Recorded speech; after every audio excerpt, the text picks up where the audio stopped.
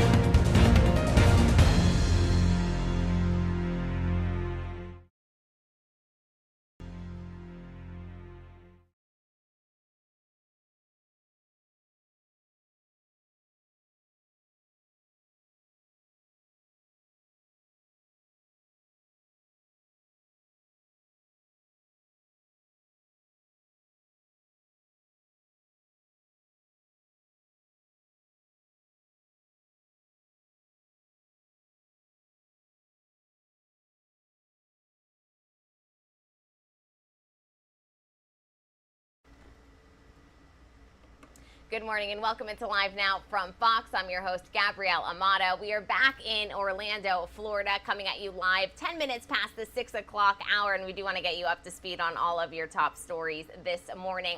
We do want to take you out right now to a triple box view of all of the top stories that we are monitoring on this Thursday morning. Here's a live look at the White House, a live look at California, and also a look back at the NASA Crew 4 arriving at the International Space Station this morning. This is just a couple of the top stories that we are monitoring on this Thursday morning. We do want to begin with the big one, not only the big box on your screen, but the big event of the morning. President Biden set to speak at the White House at 10:45 a.m. Eastern Time. He is expected to ask Congress for a new set of funds to provide a new set of aid and a new aid package to Ukraine during these remarks this morning. This new package is intended to fund the U.S. military, economic, and humanitarian support to Ukraine through September 30th. The new fiscal year begins October 1st, which is why President Biden is set to make this announcement. We will bring those remarks for you in full on day 64 of this war in Ukraine. We also are monitoring the border situation. A federal judge has issued a temporary restraining order blocking President Biden and his administration from phasing out the Trump-era Title 42 border policy. We will get you up to speed as our reporters are covering this situation from a 360-degree angle. Last but certainly not least, the SpaceX has had a successful mission. Not only have they launched, but NASA's Crew 4 have been welcomed aboard the International Space Station. We'll bring you that arrival and the remarks from those 4 astronauts a little bit later on in the show. You also see that map of California on your screens because we are monitoring a drought situation out there on the West Coast. About 6 million people have been ordered to cut their outdoor watering to 1 day a week as an extended drought plagues the state following yet another dry winter. So all of this is going to be coming at you live this morning, but we do want to begin with the big story that we broke to you just yesterday. A rare moment of cooperation between the United States and Russia that brought home former Marine Trevor Reed back to the United States. Here is video coming into our newsroom of Trevor Reed being handed off into U.S. custody. The Biden administration announced the release of Trevor Reed, and we do want to bring this video back up for you, announced this release just yesterday, and we actually brought this to you live, raw, and unfiltered here on Live Now from Fox. We do want to touch base with our Fox News correspondent, Lauren Blanchard, who has more details on this release from Washington. Let's take a listen. The administration announcing they have successfully conducted a prisoner swap with Russia at a time when the relationship between the two nations is at its lowest with the war in Ukraine. My constituent, Trevor Reed, a Texan, a Marine, and a patriot, has been released from a Russian prison after being held for an anguishing 985 days as a political pawn. American Trevor Reed on his way home. He was 3 years into a 9-year sentence for allegedly drunkenly assaulting a Russian officer, which the U.S. said was unjust and his parents believed him innocent. Trevor was in good spirits. He's looking forward, as you might imagine, to being reunited with his family. Reed's release in exchange for a convicted Russian drug trafficker serving a 20-year sentence in the U.S. Konstantin Yaroshenko had already served more than half of that sentence. Reed's family, who has fought for his release since he was arrested in 2019, celebrated the news. Finally, after waiting all this time, I'm going to be able to hug my kid, put my arms around him. The swap could be a good sign for other Americans detained in Russia. However, the administration does not believe it is a sign of improving relations or a breakthrough with the war in Ukraine. This was about one issue and topic, and I don't think we should read into it further. Reed was not the last American being held by the Russians. Paul Whelan and WNBA star Brittany Griner remain behind bars. In Washington, Lauren Blanchard, Fox News. And thank you to Lauren for that report. We continue to monitor the situation on the ground, and here's video of President Zelensky visiting children in the hospital. We are expecting the UN Secretary General, Antonio Guterres, who is in Kyiv. He is going to meet with President Zelensky today. The meeting comes after Guterres met with President Vladimir Putin in Moscow just a couple of days ago. But we continue to monitor the situation on the ground. Once again, as I have said, that we have hit day 64 of this war as Russia is intensifying its attacks on both eastern and southern Ukraine. As Russia continues its ground offensive in Ukraine, tensions with the West are actually escalating. Our Fox News senior foreign affairs correspondent Greg Palkot is in Lviv, Ukraine, to explain why the Kremlin's latest move could be just the beginning. Let's take a listen. The brutal war in Ukraine got wider and nastier today. Russia using its most dangerous economic weapon, energy, against its opponents, cutting off natural gas to Poland and Bulgaria, two important supporters of Kyiv, with a threat other countries could be cut off as well. It comes as no surprise that the Kremlin uses fossil fuels to try to blackmail us. Early today, an ammunition dump in Russia just across the border from Ukraine was set on fire, one of several recent incidents at Russian military support facilities. The Ukrainian spokesperson would not confirm or deny. If you Russians decided to attack another country in its entirety to kill everyone there indiscriminately, he wrote, then sooner or later you will have to pay the debt. There were more mysterious explosions in a Russian-backed breakaway region of Moldova. Russia suspected of false flag attacks. And Russian forces hit what they claim was a depot in the center of Ukraine for weapons from the U.S. and the West, just one of many infrastructure targets hit by the Russians in recent days. Russian President Vladimir Putin ominously declaring today nothing and no one was off limits.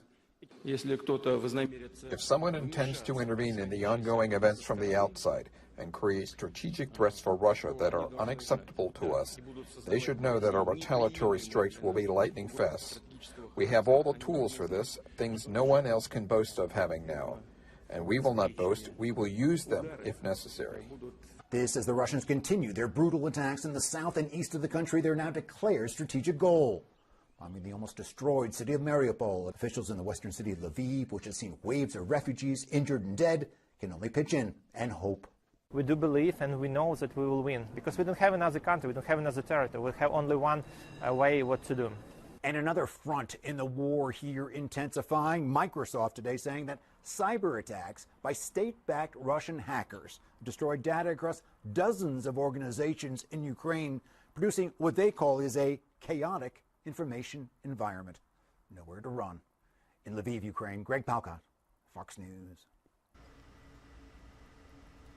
And thank you to Greg for that report. Europe is accusing Russia of gas blackmail after it has cut off gas supply to two NATO countries. Our Fox News correspondent Griff Jenkins has more from Kyiv, Ukraine. Let's take a listen.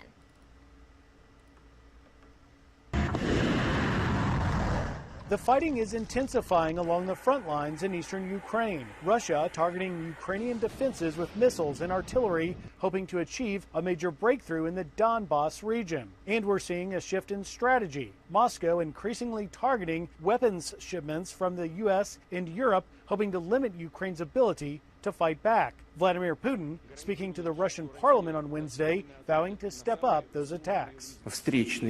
Our response to counterstrikes will be immediate. Quick. We have all the instruments that one could brag about.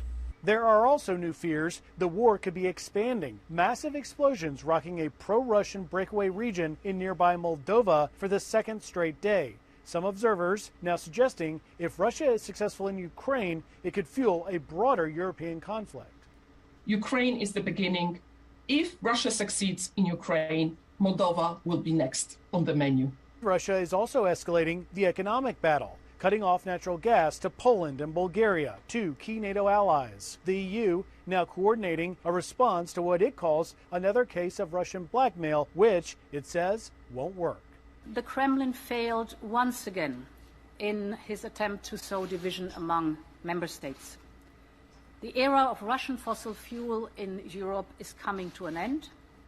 The White House says it's working on finding alternative energy sources for Europe, including Asian countries that might have a surplus. In Kyiv, Ukraine, Griff Jenkins, Fox News.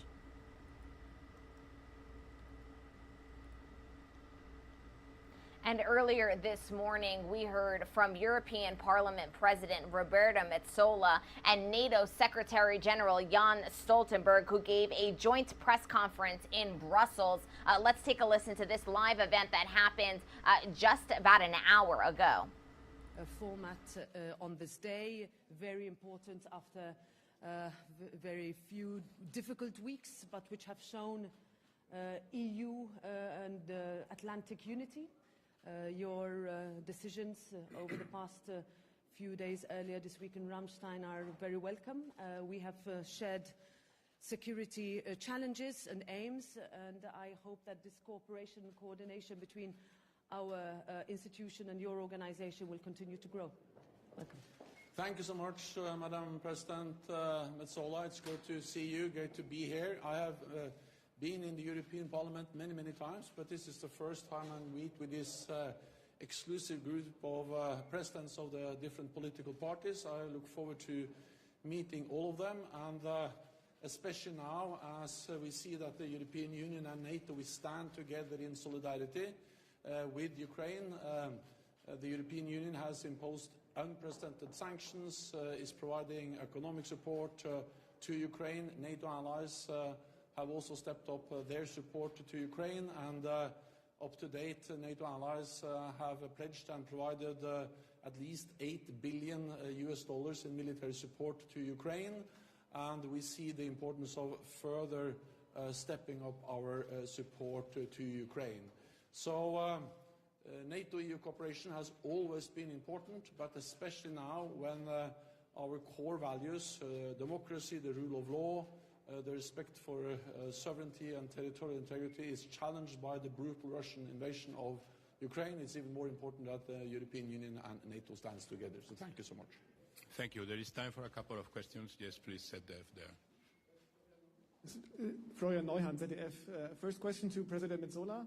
Since this is the first time you invite Mr. Stoltenberg to the Conference of Presidents, what is your personal message to him, and what do you expect from NATO? As also with your background of being in Kyiv a couple of weeks ago. And a question to you, Secretary General. There are two states, partner states of NATO, Sweden and Finland, who might join the NATO. How fast would this go? How fast would the alliance take in those new members if they want to join? Thank you.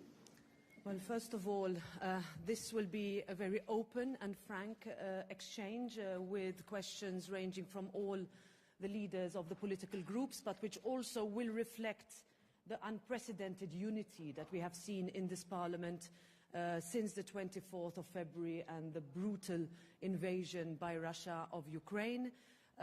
This Parliament, in all its resolutions, has been resolute, and following on also from my discussions with President Zelensky just over 3 weeks ago, that there was need for more military support, that there was need for more effective assistance to Ukraine. That is something that we have called for. We will continue to call for further sanctions, and we will continue to call for the enforcement of the current packages of sanctions in a better way and more effective way.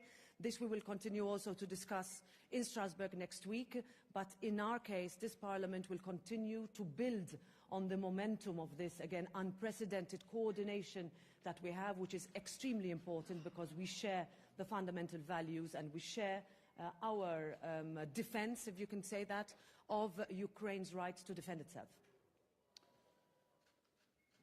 It is, of course, for Finland and Sweden to decide whether they would like to apply for membership in NATO or not. But if they decide to apply, Finland and Sweden will be welcomed with open arms to NATO. Finland and Sweden are our closest partners. They are strong, mature democracies, EU members, and we have worked with Finland and Sweden for many, many years.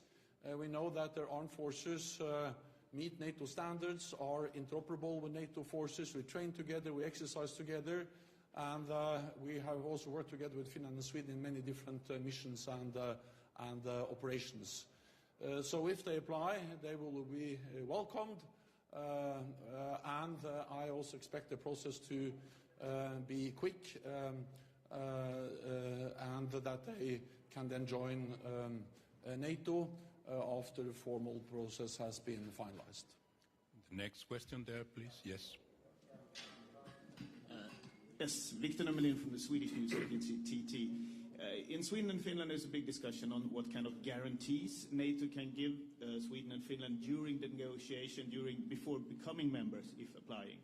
What kind of help and how fast would that possible help go? And for the President, if Sweden and Finland joins, the European Union will be almost completely inside NATO, except for 4 countries. How do you see this? What is that having for consequences? The reality is that Finland and Sweden are already very close to NATO, and we work together, we operate together, we exercise together. And as soon as we take the decision to invite them, that will send a strong political message that the security of Finland and Sweden matters for all NATO allies. And then I'm also certain that we will be able to find arrangements for that interim period between Finland and Sweden applies and until the formal ratification is finalized in all 30 parliaments. So I'm confident that there are ways to bridge that interim period in a way which is good enough and works for both Finland and Sweden. In these days in the European Parliament, we're also discussing how we can truly establish a proper defence union. This has long been called for. This would mean also that member states can feel secure. We have Article 42.7 of the treaty that would cover also those members that are not members of NATO. But again, here we are talking about an alliance and shared aims and core values.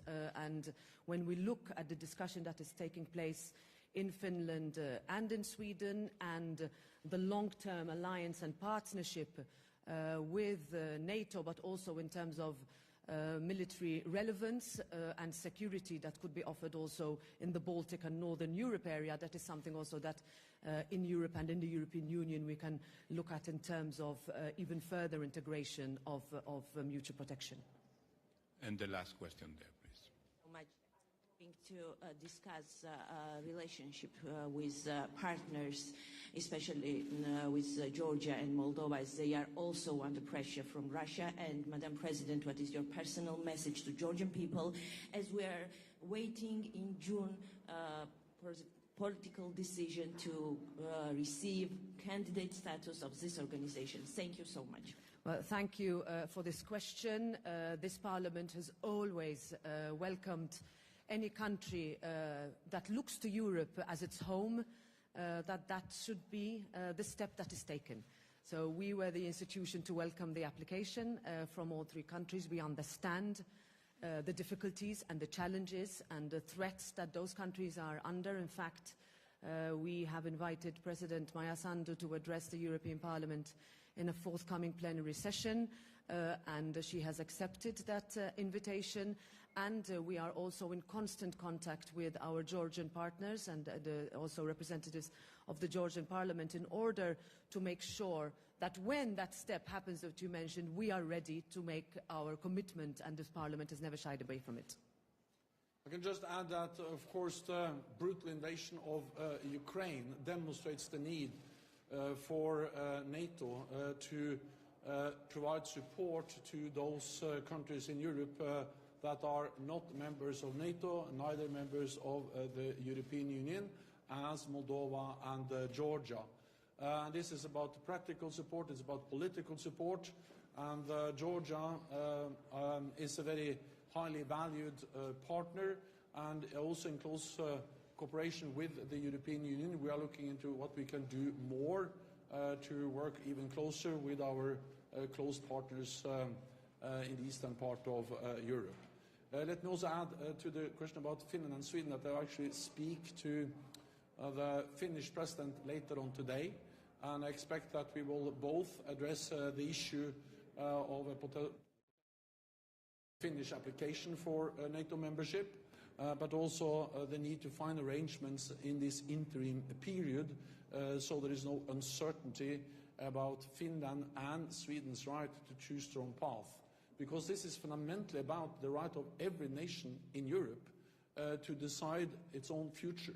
So when Russia tries in a way to threaten, to intimidate Finland and Sweden from not applying, it just demonstrates how Russia is not respecting the basic right of every nation to choose its own path.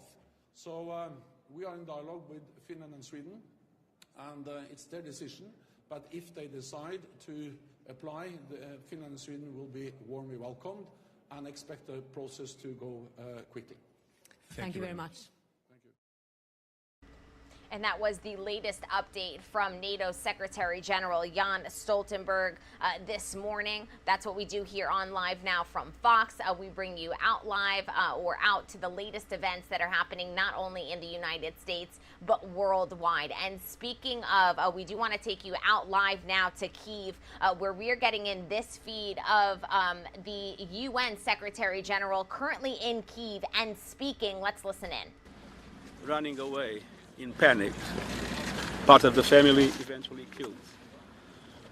So the war is an absurdity in the 21st century. The war is evil. And when we see these situations, our heart, of course, stays with the victims, our condolences to their families, but our emotions are there is no way a war can be acceptable in the 21st century. Look at that. An administration that would include several villages around. Але це була громада велика, тобто тут буде також буде. So we'll meet on the next station, right? I'll be there. Thank you very much. Thank you very much.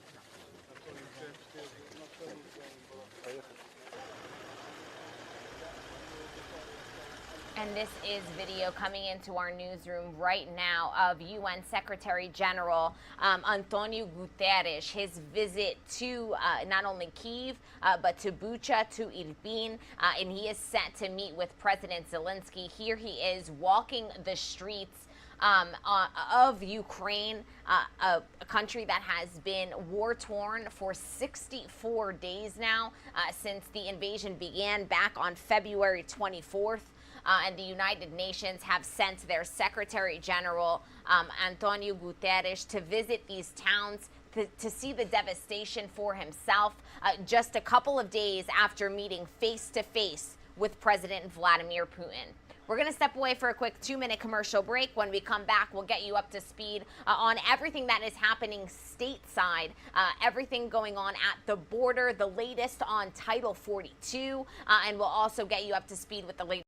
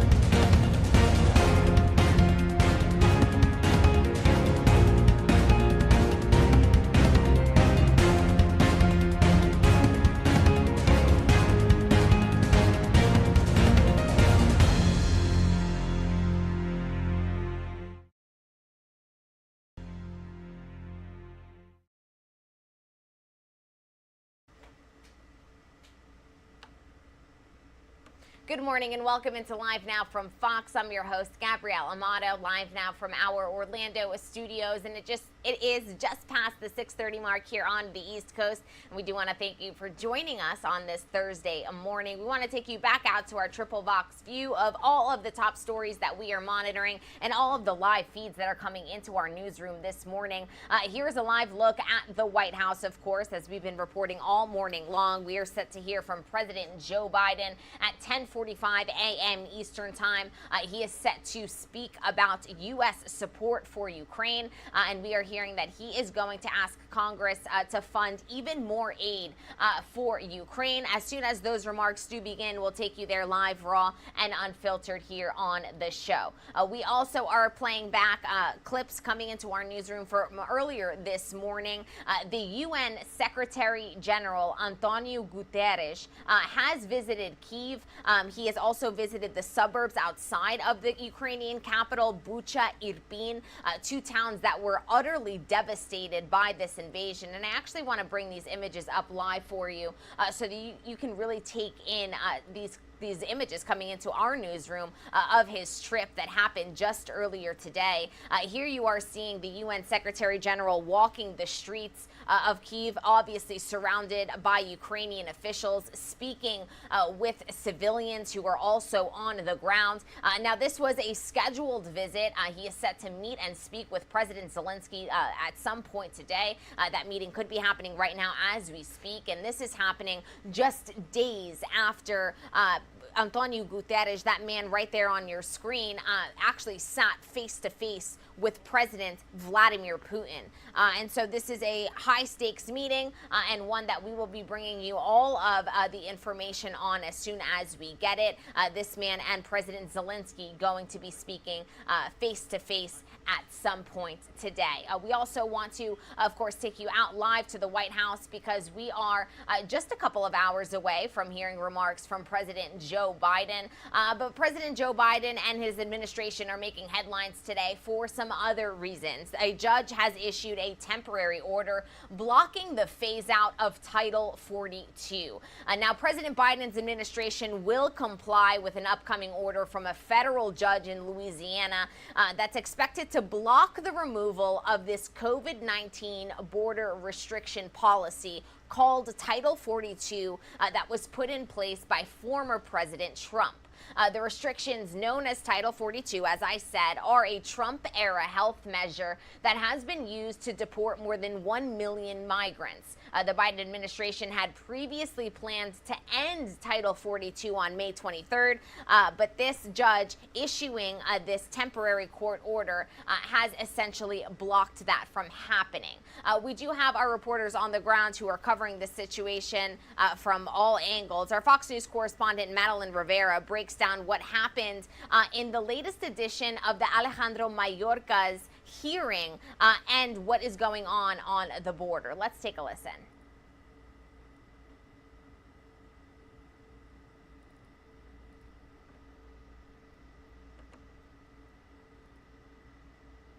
On the moment, you've been called upon to resign by myself and others.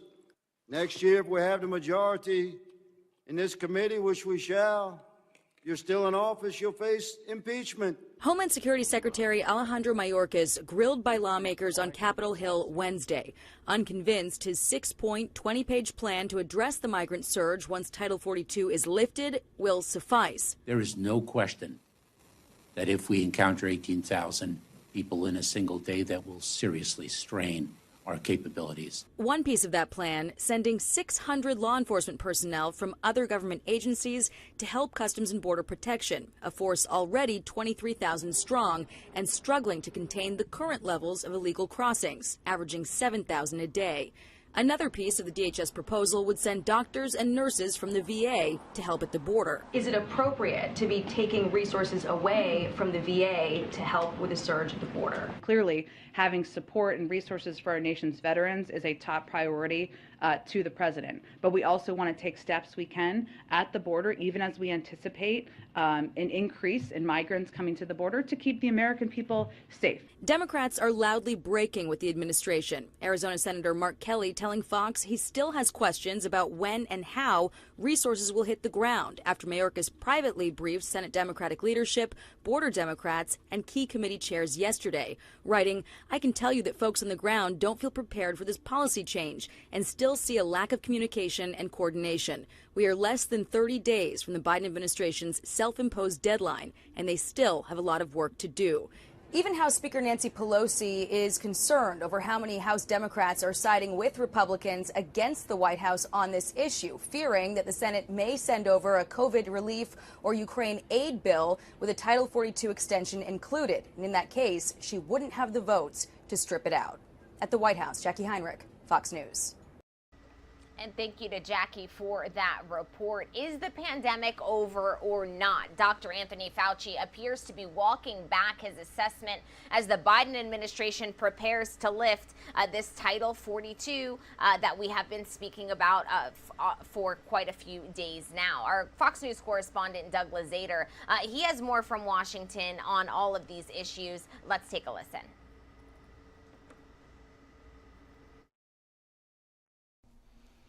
Homeland Security Secretary Alejandro Mayorkas will be back on Capitol Hill this morning after a rough appearance yesterday, and he is not the only administration official facing heat over COVID restrictions.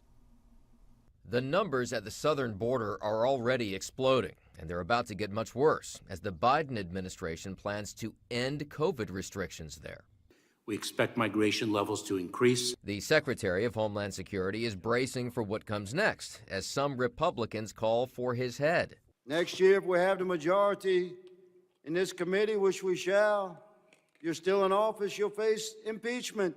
So is now the time to lift what are referred to as Title 42 restrictions. For the Republicans to be using Title 42 is so ridiculous because they are insisting that there's no need for vaccines or masks.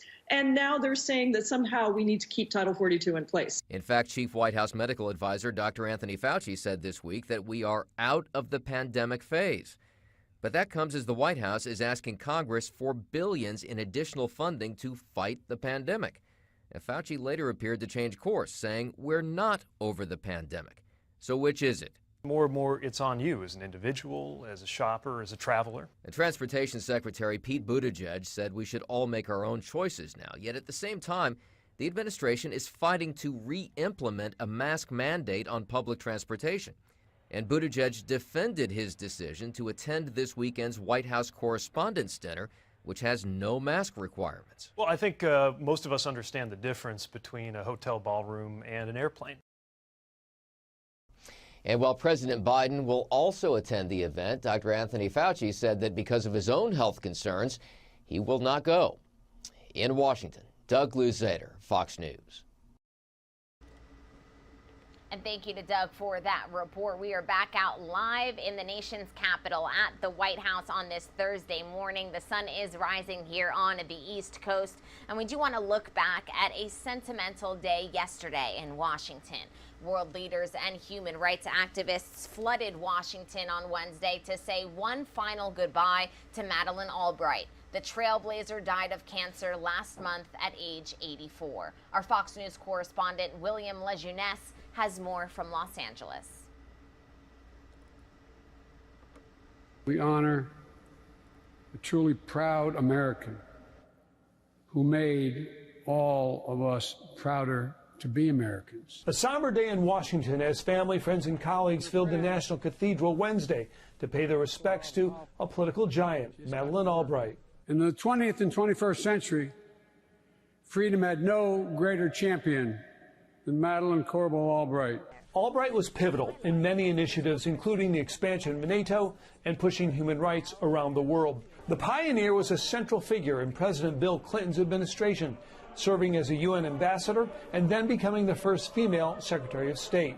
The former president saying he spoke to Albright just 2 weeks before her passing. She was just as strong-minded as ever. The only thing that really matters is what kind of world we're going to leave to our grandchildren. I will never forget that conversation as long as I live. It was so perfectly Madeleine.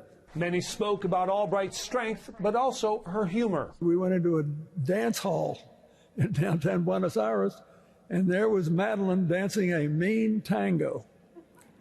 During the eulogy, her daughters saying their mother taught them a lot in life, including how to be successful in a tough world. We had to make sure our ideas were heard, and that meant being willing to interrupt. Albright's groundbreaking accomplishments earned her the Presidential Medal of Freedom in 2012. In Los Angeles, William Lajeunesse, Fox News. And thank you to William for that report. We're going to step away for a quick 2-minute commercial break. When we come back, we're going to head out live to California to give you the latest on a serious drought that is causing 6 million people in California.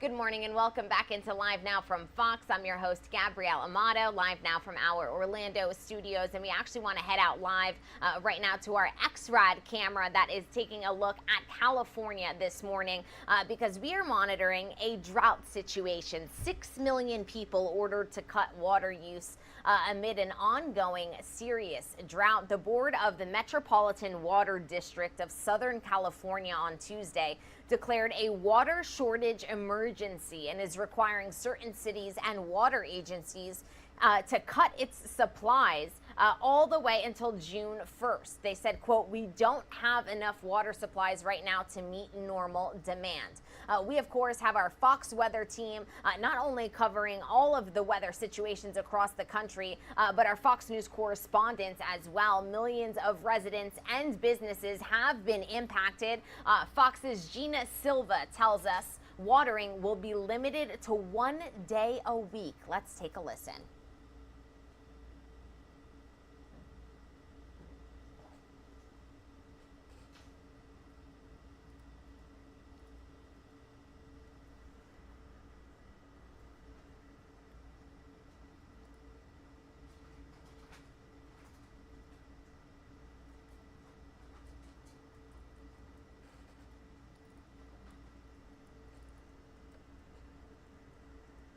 See my plant dying?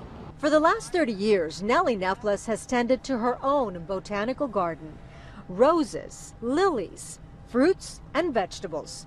Understandably, a new water restriction has her worried. I don't know, but I don't want to kill my plants. Under the new restriction imposed by the Metropolitan Water District, Southern California residents have two options. Limit outdoor watering to once a week or reduce total water usage below a certain target. These changes are getting mixed reaction. I don't really want our gardens to die, I really want there to be water, but there is a huge, enormous, gigantic crisis in the whole world called climate change that a lot of people don't believe in, and we all have to do our part. The restrictions apply to LA County customers of LADWP, Las Virgenes Municipal Water District, Upper San Gabriel Valley Municipal Water District, and Three Valleys Municipal District. In Ventura County, Calleguas Municipal Water District. In San Bernardino County, the Inland Empire Utilities Agency. Those companies will have to monitor their customers' water usage. If they don't, they will face hefty fines. That's ridiculous. That's crazy to me, I would say. I just only do a little bit. Nellie is already pretty good about conserving water. She measures every drop. But limiting watering to once a week could destroy her beloved plants. My tomato, at least. I have to water it every other day. I hope everybody truly understand. I don't like to see my plant dying. For the last 30 years, Nellie Nefles has tended to her own botanical garden. Roses. And back out live to the White House we go. We are also keeping not only a close eye on President Biden, who is set to speak here this morning at 10:45 a.m. Eastern time, but at 10 a.m. Eastern time, the Johnny Depp versus Amber Heard trial is set to continue.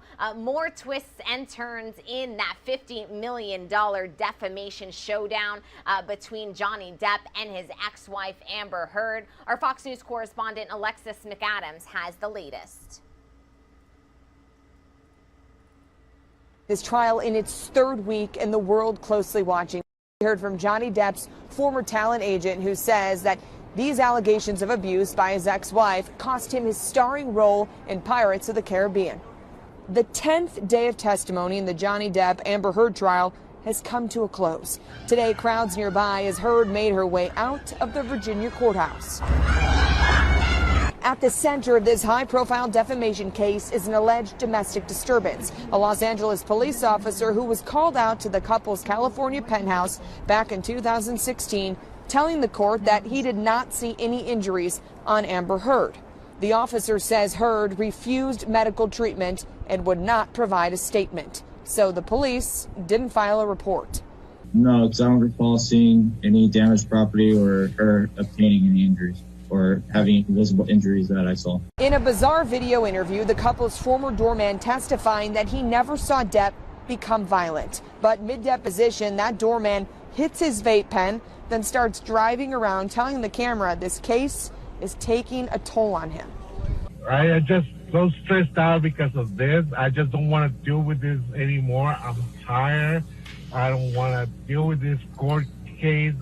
Everybody got problems. Johnny Depp starts laughing after that video plays in court. Now, throughout the trial, he's also been spotted sketching and doodling. Videos of that star drawing now viral on TikTok. Johnny Depp gaining 2 million followers from the start of this trial. We're also learning that James Franco and Elon Musk, who both dated Amber Heard and were set to testify, are no longer on the list. In New York City, I'm Alexis McAdams, Fox News. And thank you to Alexis for that report. We have been covering the Johnny Depp trial since the very beginning, each and every day live in that courtroom. And our very own Daytona Everett broke down everything that happened yesterday so that we gear up for today. Yet another day of twists and turns. Let's listen into this recap. We want to break down everything that happened today. I want to bring in Katie Cherkasky. Katie, we heard from officers. We heard from a building manager right there. We heard from an agent for Johnny Depp. It was explosive testimony today, and a lot of it not really in favor of Amber Heard. Well, that's very true to some extent. We have to kind of remember that overall here, Johnny Depp has to show that Amber Heard was not a victim of domestic abuse at any point. And so we've had a lot of testimony come out and even text messages and audio exchanges between the two of them that can tend to favor the idea that this was an abusive relationship. In today's testimony, there was a lot of discussion about specific instances and whether or not the other witnesses that were around confirmed or corroborated Amber Heard's version of events for that particular abuse. So if Johnny Depp's team can show that Amber Heard is not credible, then perhaps they can show that overall she was making up the idea of being a victim of abuse. I don't know that disproving or showing that there was people that kind of inconsistently witnessed something that she claims happened disproves her entirely, but I think that was the intent of Depp's team today. That's right. And we heard from Los Angeles police officers who testified about when they were confronted with Depp, with Amber Heard, and they all said that they didn't see any visual injuries or, marks in which Amber Heard showed up to a courthouse 6 days later seeking that restraining order. And it was a pretty noticeable mark. That's really the day that it got to the tabloids that there might be some issues between Johnny Depp and Amber Heard here. This feels like pretty physical evidence with so many people testifying in that way, along with that building manager also saying he didn't see anything visibly. Well, if the jury is convinced that Amber Heard is not credible, that she's completely fabricating these claims of abuse, which is what Depp's team has said, that this is some sort of elaborate hoax on her part, then that may favor him. But again, this is not a criminal trial. It is a defamation suit. So it's kind of more broad than proving or disproving specific instances of assault. They are trying to show she was not a victim in any sense. And I still think that based on the totality of the testimony that's come out, there's not much dispute that this was an abusive relationship. Whether that takes the jury all the way there to say that she was in fact a victim and therefore he loses is unclear at this point. But I think that these particular instances are just one in many. If this were a criminal case and they were trying to prove that he assaulted her on this occasion, that would be much stronger evidence. But because of the nature of the trial, it's a lot different in terms of what they have to overall show. So let's get into the defamation aspect of this. This is his agent, Christian Carino. He was friends with Amber Heard and Johnny Depp. But he said that the allegations that Heard made had a, quote, traumatic impact on Depp's image and cost him the Pirates of the Caribbean franchise. So we're seeing them taking steps into what you just said, the defamation part of Johnny Depp's trial. What did you make of that? Well, sure. Of course, the whole idea here is that Johnny Depp is suing Amber Heard because he says he lost so many career opportunities and really his entire career in many respects because of the supposed allegations that she made in that op-ed. So it's indisputable that he did face consequences, I think, for these allegations, but whether they're true or not is really the bigger question. So certainly Depp's team is going to show the damage that he sustained to his reputation, to his career, and trying to prove that really it was her fault because of a false claim. But to show that it was entirely false, that she's not a victim, is a very high burden for them. So taking each of these instances piecemeal and trying to paint Amber Heard in a light that shows her as not credible is really the only approach that they can really take at this time. Okay. What do you foresee as the approach from Amber Heard's team? Because she's going to take the stand too. Yes, Amber Heard is going to take the stand, and I expect that she will detail every instance of alleged abuse that she is making against Johnny Depp, and will give specific details, particularly with the finger incident. I think she has a completely different version of events that the jury is going to hear about that is going to paint Johnny Depp in a very probably unfavorable light if they are to believe her testimony. So this is all, again, Johnny Depp's case. This is the witnesses that his team has wanted to present to try to discredit Amber Heard, but she's going to have her shot on the stand and give her version of events, which remains to be seen. Yep, there's definitely two sides to this story. I'll be really interested to hear what she says. Talking about testimony and witnesses, there's still more to come on Johnny Depp's side, but unfortunately, we're all waiting for the fact that Elon Musk and James Franco might be testifying in favor of Amber Heard. Well, the attorney for Elon Musk saying he is not going to be taking the stand, and we're getting reports that James Franco might not either. What do you make of that? Well, I think that because of the allegations that Amber Heard was in relationships with these people around the time of her relationship with Johnny Depp, they could have offered some information about whether she had reported abuse by Johnny Depp or things of that sort. But certainly, if they're not going to testify, they may not have anything that useful to offer in terms of anything specific to this case. Yeah, it's just a bummer. Would have been good. great television. Definitely interesting. Yeah, having been watching this trial, we're 3 weeks into this. Has anything surprised you or stuck out to you in actually watching it all unfold? I think it has been surprising, the very behind the scenes portrayal of Johnny Depp. And it's really quite sad to see the chaotic relationship that they were both in and how deeply he was involved with substance abuse. And it really shows, I think, to many people, the dangers of that everyone knew, but really to see somebody at such a high level succumb to that so frequently is quite stunning. Right. We read all of this in tabloids, in reporting, and now we're actually hearing from the people themselves, sharing their stories about what their relationship was actually like behind closed doors. They're people, they're humans, just like you and me. And so we'll be watching this all unfold with more witness testimony going into tomorrow. Katie Tchaikovsky, any last thoughts? Well, I'm definitely looking forward to Amber Heard's testimony. I think that Johnny Depp does have a difficult case to prove here, but he's very beloved by many. He's a great actor. He's endeared himself to millions of people across the world, so maybe he'll do the same with this jury. Yeah, we'll see. Thank you so much for being with us here on the show. We'll talk to you soon.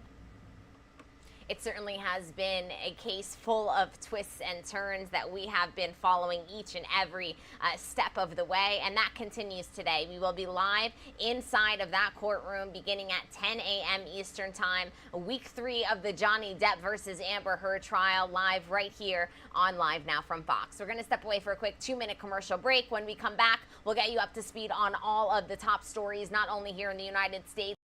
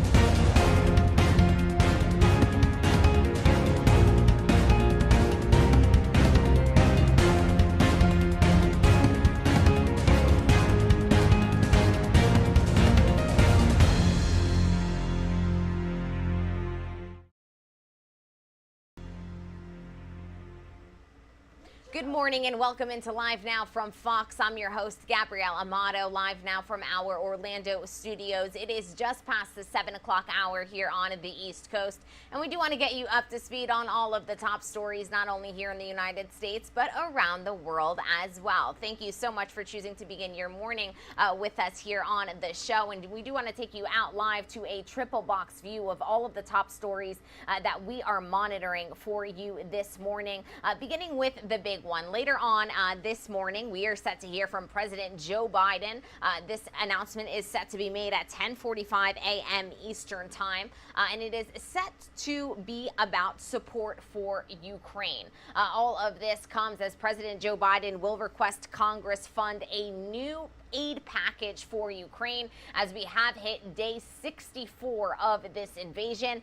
We also have just gotten into our newsroom video footage of UN Secretary General Antonio Guterres meeting with Zelensky today, but we got images of his tour around Kyiv and around the suburbs just outside of Kyiv, Bucha and Irpin. We'll bring those to you in just a moment. We also are monitoring the latest news of a judge in Louisiana issuing a temporary order blocking President Biden and his administration's attempt to phase out the Title 42 border policy.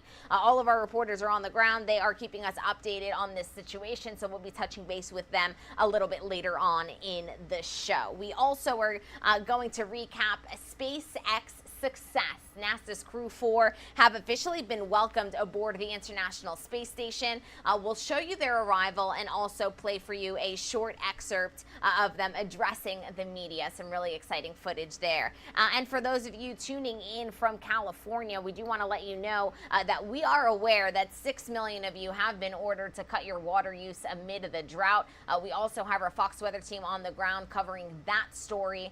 So we will be live wide and worldwide this morning. But we do want to begin first and foremost with the situation on the ground in Ukraine. And this video coming into our newsroom, I do want to lower this audio for you, but this is video that just arrived about half an hour ago. UN Secretary General Antonio Guterres is meeting with Zelensky today, and this is video footage of him being shown around Irpin and also being shown around Bucha. Obviously, two sites that have suffered mass devastation as a result of this invasion. He did give some brief remarks as well. We'll be listening into those a little bit later on in the show and also bring you up to speed on the latest out of that meeting with Zelensky as soon as we have information on that. We also want to recap a major event that we brought to you live here on the show. Russia releasing former Marine Trevor Reed in a prisoner swap yesterday. This was actually news that we brought to you live, raw, and unfiltered here in yesterday's show. A rare moment of cooperation between the United States and Russia. The Biden administration announcing the release of a Marine veteran who had been imprisoned by Moscow for nearly 3 years. This, in exchange, the United States agreed to return a convicted Russian drug trafficker serving a long prison sentence here in the United States. Our Fox News correspondent Lauren Blanchard has more details on this story from Washington.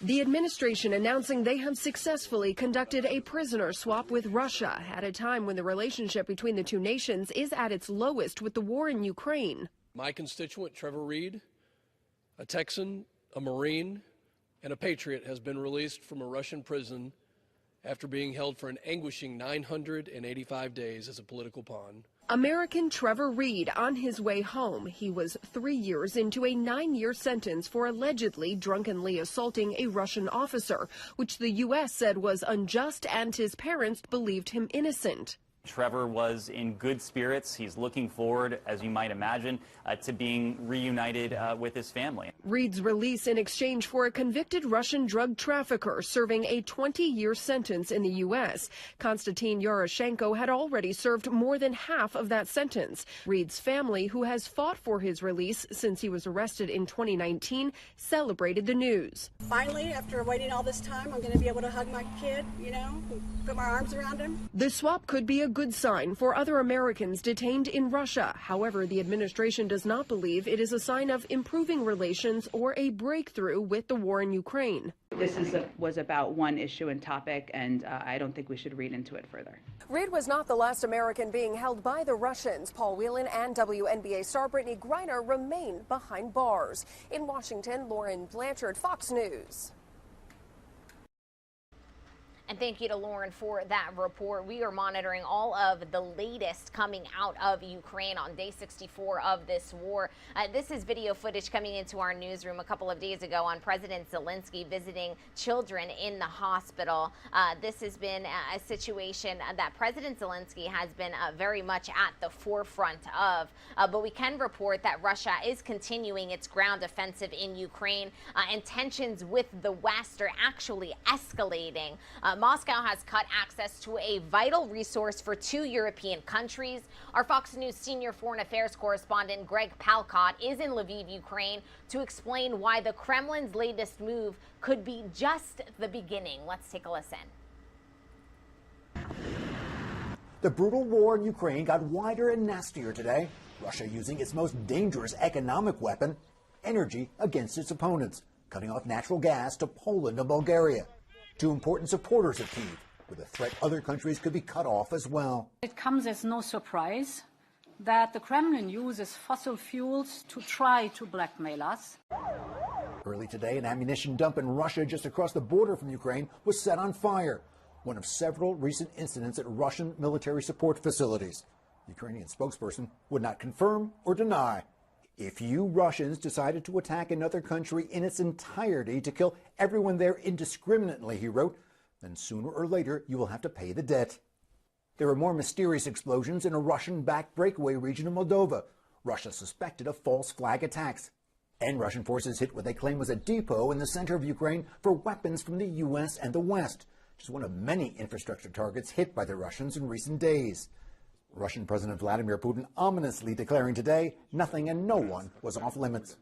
If someone intends to intervene in the ongoing events from the outside and create strategic threats for Russia that are unacceptable to us, they should know that our retaliatory strikes will be lightning fast. We have all the tools for this, things no one else can boast of having now. And we will not boast, we will use them if necessary. This as the Russians continue their brutal attacks in the south and east of the country, their now declared strategic goal. Bombing the almost destroyed city of Mariupol, officials in the western city of Lviv, which has seen waves of refugees injured and dead, can only pitch in and hope. We do believe and we know that we will win, because we don't have another country, we don't have another territory, we have only one way what to do.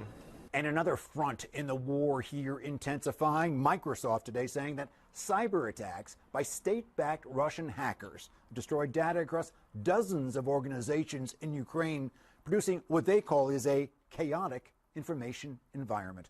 Nowhere to run. In Lviv, Ukraine, Greg Palkot, Fox News. And thank you to Greg for that report. We do want to remind you all that President Joe Biden is set to speak later on this morning on the situation in Ukraine and on support for Ukraine. We will bring you those remarks live, raw, and unfiltered here on Live Now from Fox. But since the very beginning of this invasion, we have heard updates from President Zelensky himself. We do have another update from the president of Ukraine announcing an important decision by the European Union is being prepared. Let's take a listen to this latest update from him.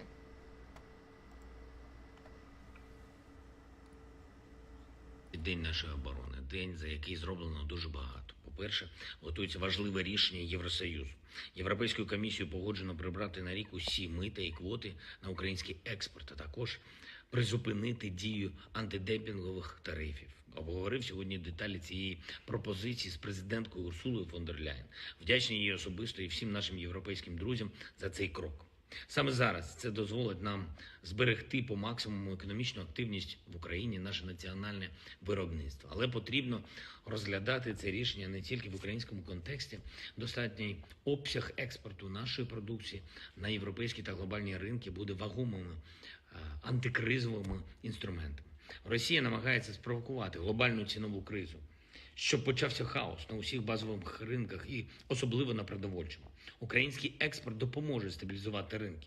Отже, це вигідно не тільки нам, а усім європейцям, мешканцям усіх країн, по яких можуть вдарити російські деструктивні амбіції. На черзі ще нові рішення партнерів для лібералізації нашого експорту. Також узгоджуємо з Євросоюзом, як збільшити потенціал транспортних коридорів на нашому західному кордоні.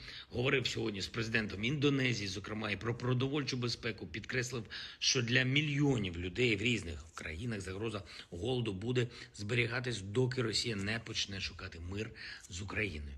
Саме через цю війну, розв'язану Росією, десятки держав опинились в умовах, коли вони не можуть бути впевненими у стабільності для своїх людей. Вдячні Індонезії за підтримку територіальної цілісності і суверенітету нашої держави, за чесну і відповідальну позицію під час голосувань в ООН. Вдячні також за запрошення взяти участь у саміті Великої Двадцятки цьогоріч. Відбулася розмова з прем'єр-міністром Італії. Подякував пану Драгі за долучення до розслідування злочинів, скоєних російськими військовими. Проінформував про ситуацію в зонах бойових дій. Ціную підтримку Італії справді ефективних санкцій, які здатні припинити війну. Цього тижня керівництво Росії почало нову серію енергетичного шантажу європейців. Рішення обірвати постачання газу в Польщу і Болгарію – черговий аргумент на користь того, що ніхто в Європі не може сподіватись на збереження будь-якої нормальної економічної співпраці з Росією. Росія розглядає як зброю не тільки газ, але й будь-яку торгівлю.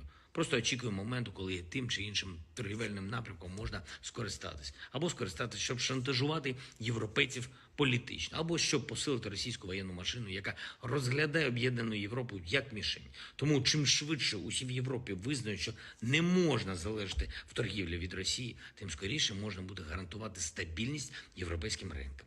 Сьогодні відбулося засідання Конгресу місцевих та регіональних влад. Перше засідання за час війни, повномасштабної війни. Обговорили комплекс питань, зокрема відбудови нашої держави. Вже опрацьовуємо усі деталі, щоб проект післявоєнної відбудови реалізувався швидко, максимально ефективно. Підкреслив, що від місцевої влади ми очікуємо конкретних запитів і пропозицій, щоб ми могли говорити предметно з нашими партнерами, з Європейським Союзом, з міжнародними донорами.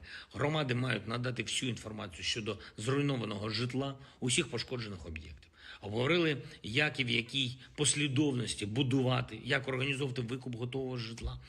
Наша мета – не просто відновити усе, що було зруйновано окупантами, але й вирішити застарілі проблемні питання, проблеми, які є з житловими чергами.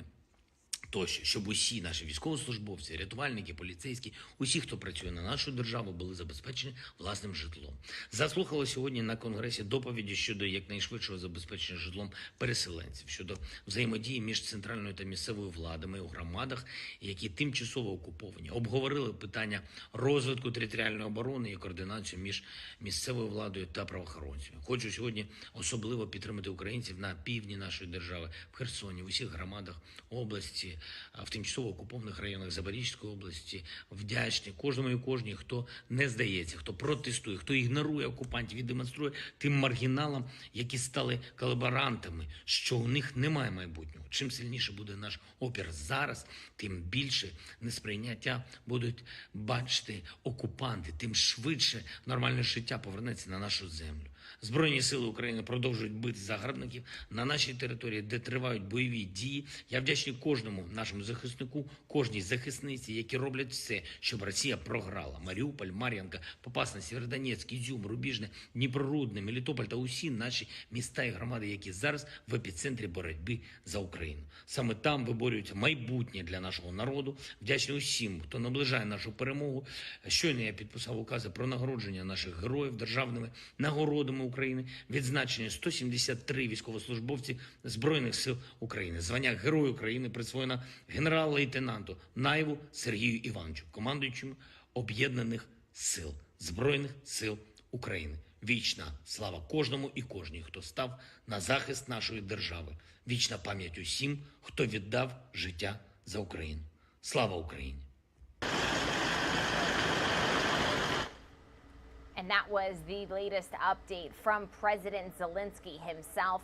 I did want to play out this video for you of UN Secretary General Antonio Guterres visiting Kyiv and the suburbs just outside of Kyiv ahead of his sit-down meeting with President Zelensky. That is set to happen today. As soon as we have details emerge from this meeting, we'll be sure to bring it to you live, raw, and unfiltered here on the show. This just comes days after Guterres met with Putin. I actually want to listen into these remarks. Let's take a listen. That is now destroyed and black. I see my granddaughters running away in panic. Part of the family eventually killed. So the war is an absurdity in the 21st century. The war is evil. And when we see these situations, our heart, of course, stays with the victims, our condolences to their families, but our emotions are, there is no way a war can be acceptable in the 21st century. Look at that. Powerful words from the UN Secretary General Antonio Guterres condemning the destruction and the violence by Russia on Ukrainian soil, saying that he can imagine his own grandchildren, his own family running from this devastation, and that war is simply not acceptable in the 21st century. As soon as we do have an update on that meeting with Zelensky, we'll be sure to bring that to you live here on the show. We're going to step away for a quick 2-minute commercial break. When we come back, we're going to get you up to speed on the latest coming out of Title 42 and all that surrounds that. We'll get you up to speed on the latest COVID-19 news, show you the NASA astronauts arriving at the International Space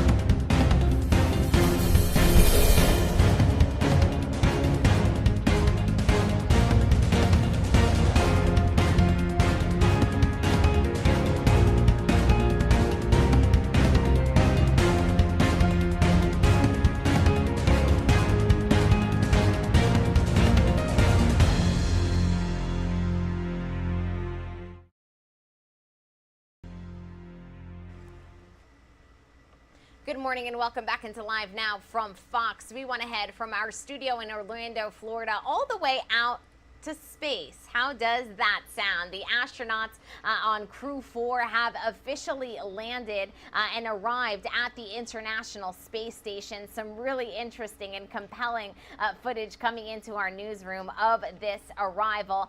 They were welcomed aboard the International Space Station after a 16-hour launch and ride from launching from NASA's Kennedy Space Center right here in Florida. It actually marked one of the fastest flights by SpaceX to the International Space Station, being just under 16 hours. They actually also spoke to reporters and gave an update not only on their trip, but on the arrival, the welcome that they got. Let's listen in here.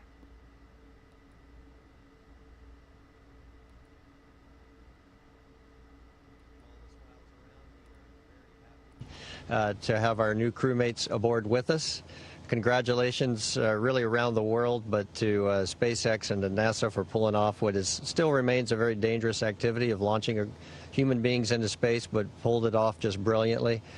And really dynamic weeks here. We've just said goodbye to our private astronaut mission crewmates. There's a Russian EVA that's going to start here in just a few hours. So we're really happy our Russian crewmates could join us here for this event. And we're ready to go to work and get started. We couldn't be more excited to be all together here on the space station.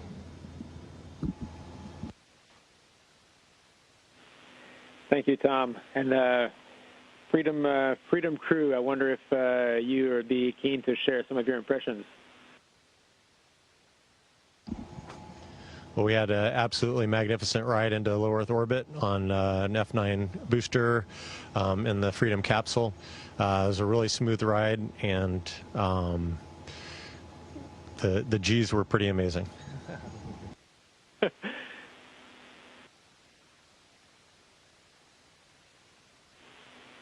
Bob, I saw you smile about G's. You know about G's? Smile about G's. You know about G's?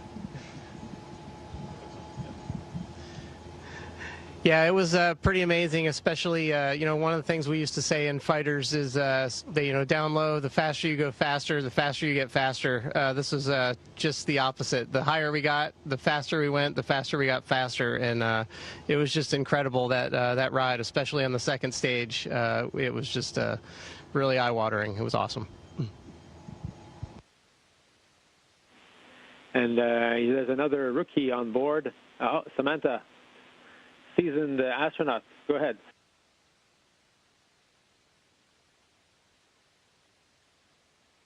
Just wanted to add how amazing the ride has been, and also how incredible it's been to get back to space station. It feels so incredibly familiar, and it's been so heartwarming to be welcomed by Crew 3 or by our Soyuz crewmates, and especially Crew 3. Our colleagues have been up with us this last few hours, getting a lot of work done with us as we are getting our space legs. So heartfelt thank you for this wonderful welcome.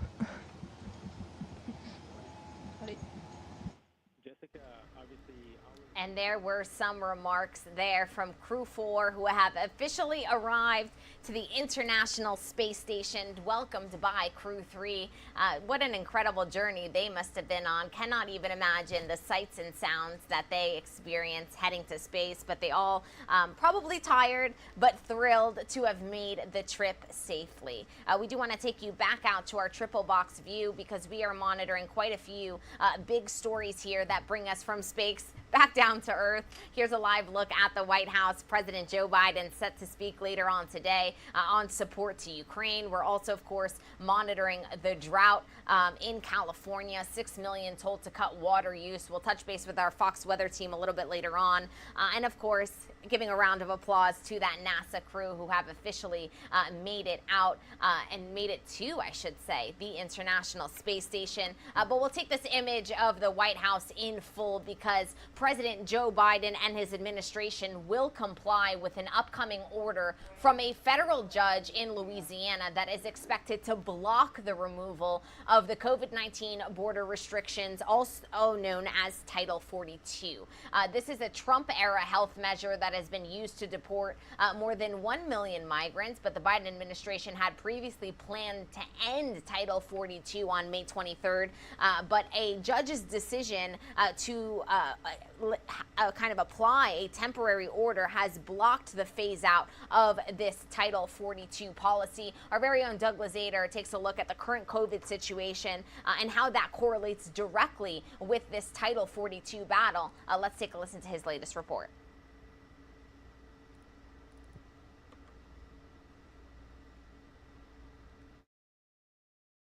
Homeland Security Secretary Alejandro Mayorkas will be back on Capitol Hill this morning after a rough appearance yesterday, and he is not the only administration official facing heat over COVID restrictions. The numbers at the southern border are already exploding, and they're about to get much worse as the Biden administration plans to end COVID restrictions there. We expect migration levels to increase. The Secretary of Homeland Security is bracing for what comes next, as some Republicans call for his head. Next year, if we have the majority in this committee, which we shall, you're still in office, you'll face impeachment. So is now the time to lift what are referred to as Title 42 restrictions. For the Republicans to be using Title 42 is so ridiculous because they are insisting that there's no need for vaccines or masks. And now they're saying that somehow we need to keep Title 42 in place. In fact, Chief White House Medical Advisor Dr. Anthony Fauci said this week that we are out of the pandemic phase. But that comes as the White House is asking Congress for billions in additional funding to fight the pandemic. Now, Fauci later appeared to change course, saying we're not over the pandemic. So which is it? More and more, it's on you as an individual, as a shopper, as a traveler. And Transportation Secretary Pete Buttigieg said we should all make our own choices now. Yet at the same time, the administration is fighting to re-implement a mask mandate on public transportation. And Buttigieg defended his decision to attend this weekend's White House Correspondents' Dinner, which has no mask requirements. Well, I think most of us understand the difference between a hotel ballroom and an airplane. And while President Biden will also attend the event, Dr. Anthony Fauci said that because of his own health concerns, he will not go. In Washington, Doug Luzader, Fox News. And thank you to Doug for that report. Yesterday was a somber day in Washington, D.C. World leaders and human rights activists flooded Washington Wednesday to say one final goodbye to Madeleine Albright. The trailblazer died of cancer last month at age 84. She was, of course, the first female Secretary of State. Our Fox News correspondent William Lejeunesse has more from Los Angeles.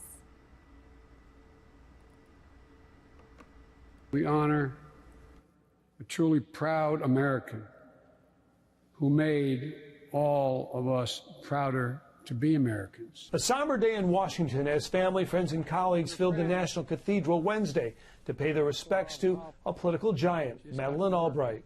In the 20th and 21st century, freedom had no greater champion than Madeleine Albright. Albright was pivotal in many initiatives, including the expansion of NATO and pushing human rights around the world. The pioneer was a central figure in President Bill Clinton's administration, serving as a UN ambassador and then becoming the first female Secretary of State. The former president saying he spoke to Albright just 2 weeks before her passing. She was just as strong-minded as ever. The only thing that really matters is what kind of world we're going to leave to our grandchildren.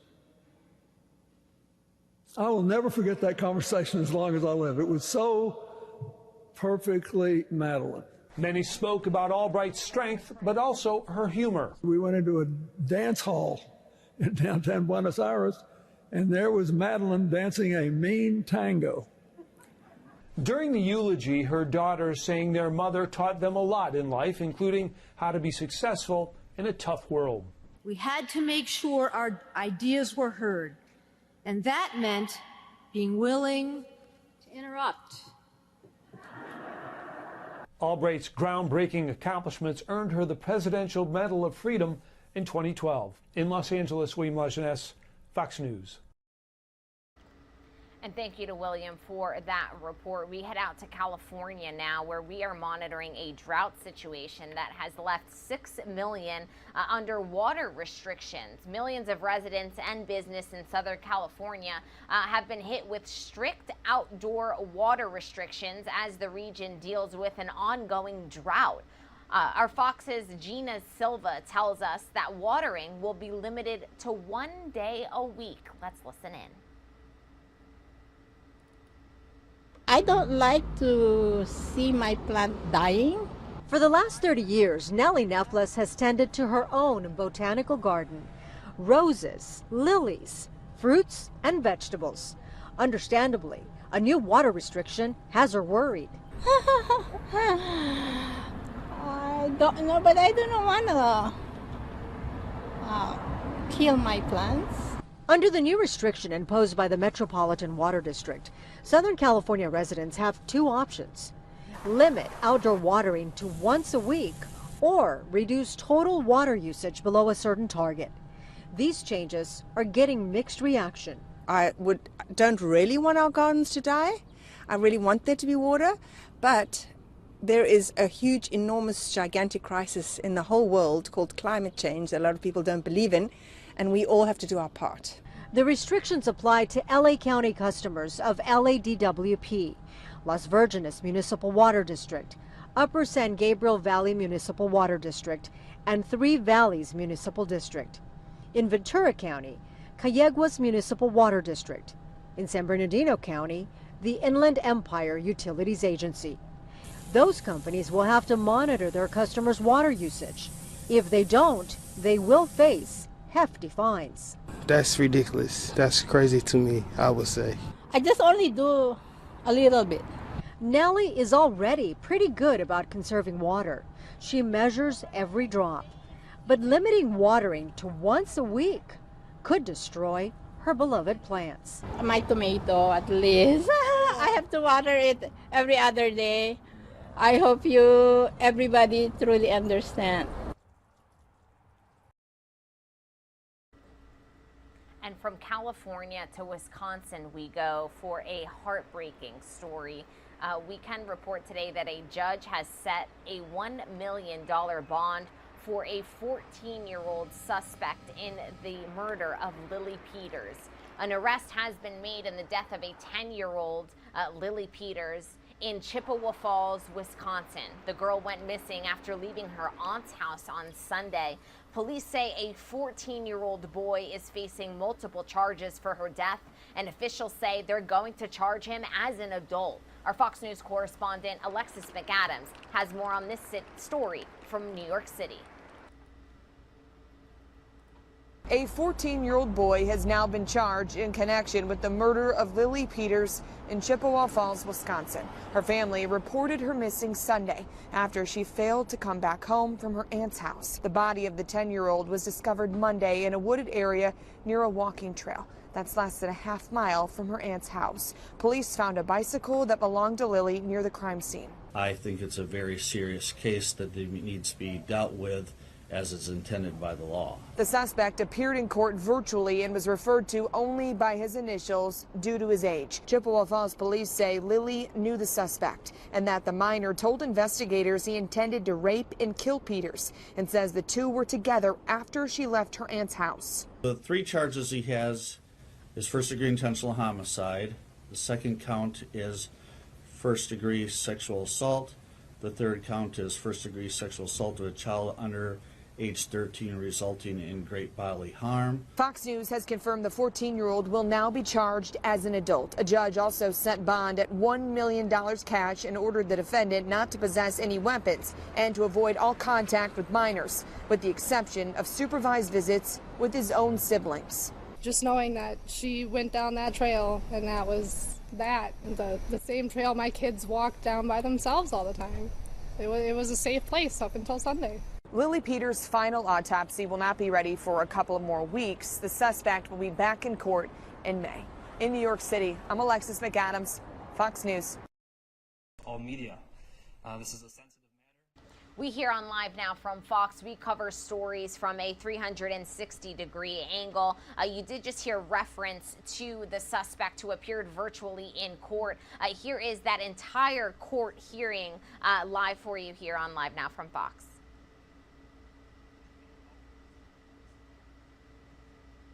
And so please comply with the rules that have been posted and provided to you prior to this hearing.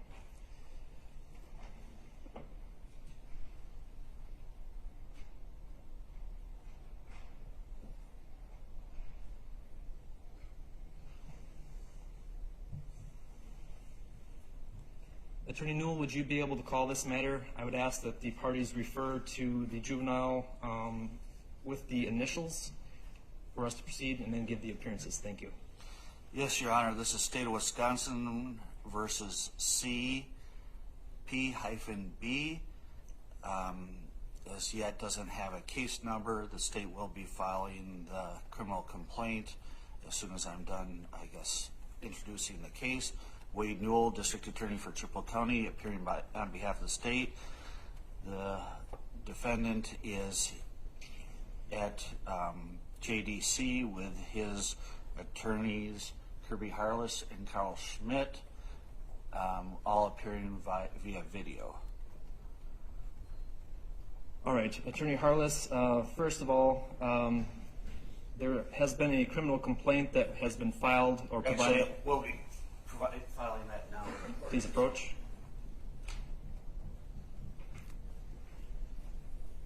And Attorney Harless, have you been able to receive a copy of that criminal complaint and discuss the charges and maximum penalties with your client?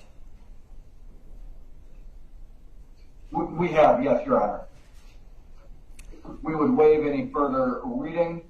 We would waive the time limits for a preliminary hearing, which we have discussed with our client, and we are requesting that it be set for a hearing next week.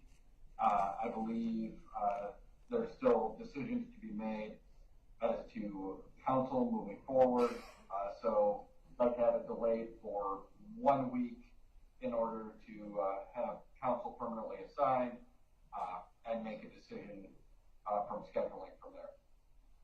All right. Attorney Newell, did you have any arguments on bond for this matter? Yes, Your Honor. The state is requesting a $1 million cash bond with the condition that he have no contact with any juveniles and not possess any dangerous weapons. The state understands the state is asking for a very high cash bond for a defendant of 14 years of age, but given the statements that the defendant made to law enforcement that his intention was to rape and kill the victim from the get-go when he left the house with the victim going down the trail, the state believes that there is a need to protect the community and also a concern regarding the defendant fleeing. Given the severity of the punishment he is facing for all three of these charges, that gives them a very big incentive not to resolve the matter and to flee the area, but the protection of community also is necessary in this case, given his statements, once again, regarding his intentions and also his statements regarding the fact that when he did get off of the trail, punched the victim in the stomach, knocked her to the ground, essentially strangled her, hit her with a stick before strangling her to the point of death before he then sexually assaulted her. Based upon all that, the state believes that a $1 million cash bond is appropriate with the two conditions outlined. All right, Attorney Harless or Attorney Schmidt, any objections? Yes, Your Honor, to the cash amount. This is Attorney Schmidt. I'll be addressing the bond argument. We're asking the court to impose a $100,000 cash bond. We agree that cash is appropriate in this case. The charges are extremely serious. We do not feel that setting bond in excess of $100,000 is necessary or appropriate in this case. We do not believe that Mr. PB is a flight risk. He is 14 and an 8th grader. He cannot drive. He is not in a position to raise much money, frankly, at all on his own. He resides with his mother. He is a lifetime resident of Chippewa County. We believe that a $100,000 cash bond should be adequate to ensure that Mr. PB does not flee, that he has a realistic opportunity for some sort of pretrial release, as limited as I think that would be, I believe that in light of his age and that circumstance, that setting that bond any higher than $1,000 is far beyond what's necessary to serve the goals of bail. I think that all it would do would be essentially to index distaste at the details of these offenses. That's all then. All right, thank you. All right. The court has considered the arguments of counsel here today. This is a serious charge, and because of serious charges, there are serious consequences, which gives a greater incentive for individuals not to want to return to court when they are facing those charges. And so I also need to consider the threats to the community. The information that was disclosed by the district attorney shows that this was a serious threat to the community, and so the court is concerned that this could be a further threat if the individual was no longer in custody. The court will order a $1 million cash bond with the conditions that the defendant not contact any juveniles and have no dangerous weapons. Attorney Harless or Attorney Schmidt, I believe, or I'm not aware of whether or not the defendant has any siblings that I could accept this from that could be supervised. I would allow that to have supervised contact between any family members that are his siblings as long as that contact is supervised.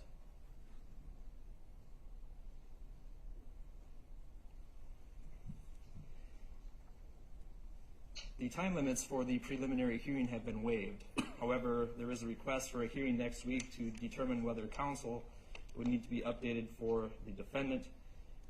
I have some dates. At this time, I would like to go off the record to go through our calendars to make sure that there would be time that works for the parties. We are off the record. Attorney Harless, I have next Thursday, May 5th. I can do a time between 3 and 4:30, and Friday, May 6th, a time between 8:30 and 10 a.m. Do any of those times work for you for the defendant?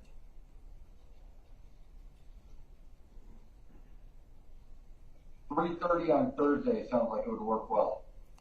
Attorney Newell, does that work for you? 3:30 on May 5th, yes, Your Honor. All right. We are back on the record in this matter. We have set a return hearing in this matter for 3 p.m. on May 5th of 2022 to address the issues raised by counsel in this matter. I do need to comply with our constitutional amendment known as Marcy's Law as well. Are there any victims present who wish to speak in this matter? Not to my knowledge, Your Honor. One thing is, at the same time as filing the criminal complaint, the state has also filed the victim key. I would ask that that be filed confidentially and sealed, only available to the parties. All right. I'm going to do a few things here. Were there any issues from any victims or victim representatives regarding the schedule of next week's hearing at all? All right, hearing none. I will order that the clerk file the criminal complaint that was recently given to the clerk here at this hearing, that criminal complaint be sealed and available to the parties. If for any reason that this is released to anyone that is not a party, that the clerk redact all references to the name of the defendant. However, in the caption of the criminal complaint, the clerk shall keep the initials of the defendant on. All future filings in this case by all parties and all representatives of any party, including attorneys, shall use the defendant's initials going forward. Attorney Newell, were there any other items to address for today before we meet again next week? When the court ordered the bond condition, made the reference to any siblings that need to be excluded, was there a response to that? I did not hear anything. Attorney Harless, was there a sibling of the defendant that we may want to add an exemption for under the bond that he may want to visit with supervision? Yes, there are siblings. I'm sorry, I thought the order was just being made to allow for the supervised visitation with siblings. Any objections on that, Attorney Newell? No, Your Honor, as long as supervised means that there's another adult in the room and that he not be alone even with his siblings at all. I agree. I think that should be supervised through any law enforcement or any professionals through the JDC. If that's where he will be retained until further order. Attorney Harless, was there anything else, or Attorney Schmidt, anything from your side that you wanted to make for the record today? Just a clarification on scheduling. It was my understanding that we were setting this for 3:30, and then when we went back on the record, the court indicated 3 o'clock. I just want to make sure I got my calendar right. All right. 3:30 works, Attorney Newell? Yes, sir. Right. Let's set it for 3:30 then on May 5th for the next appearance in this matter. And I would ask the state to set up video for that date as well if the defendant is still remaining at the JDC. And because that is one of the required court appearance, or I guess no, it's just a status, so it's not required. Never mind, Your Honor. I guess we did not deal with today as the defendant had the right under the statute to appear in person. We didn't, I guess, address that out front. It may be good to address that now to make sure that the defendant is okay with this hearing having been done via video and not in person. Under recent law, Attorney Harless and Attorney Schmidt, all proceedings and criminal proceedings are able to be conducted by video, including this one today. Was the defendant agreeable to having this matter conducted by video with him appearing from the JDC with counsel present with him rather than here in the courtroom?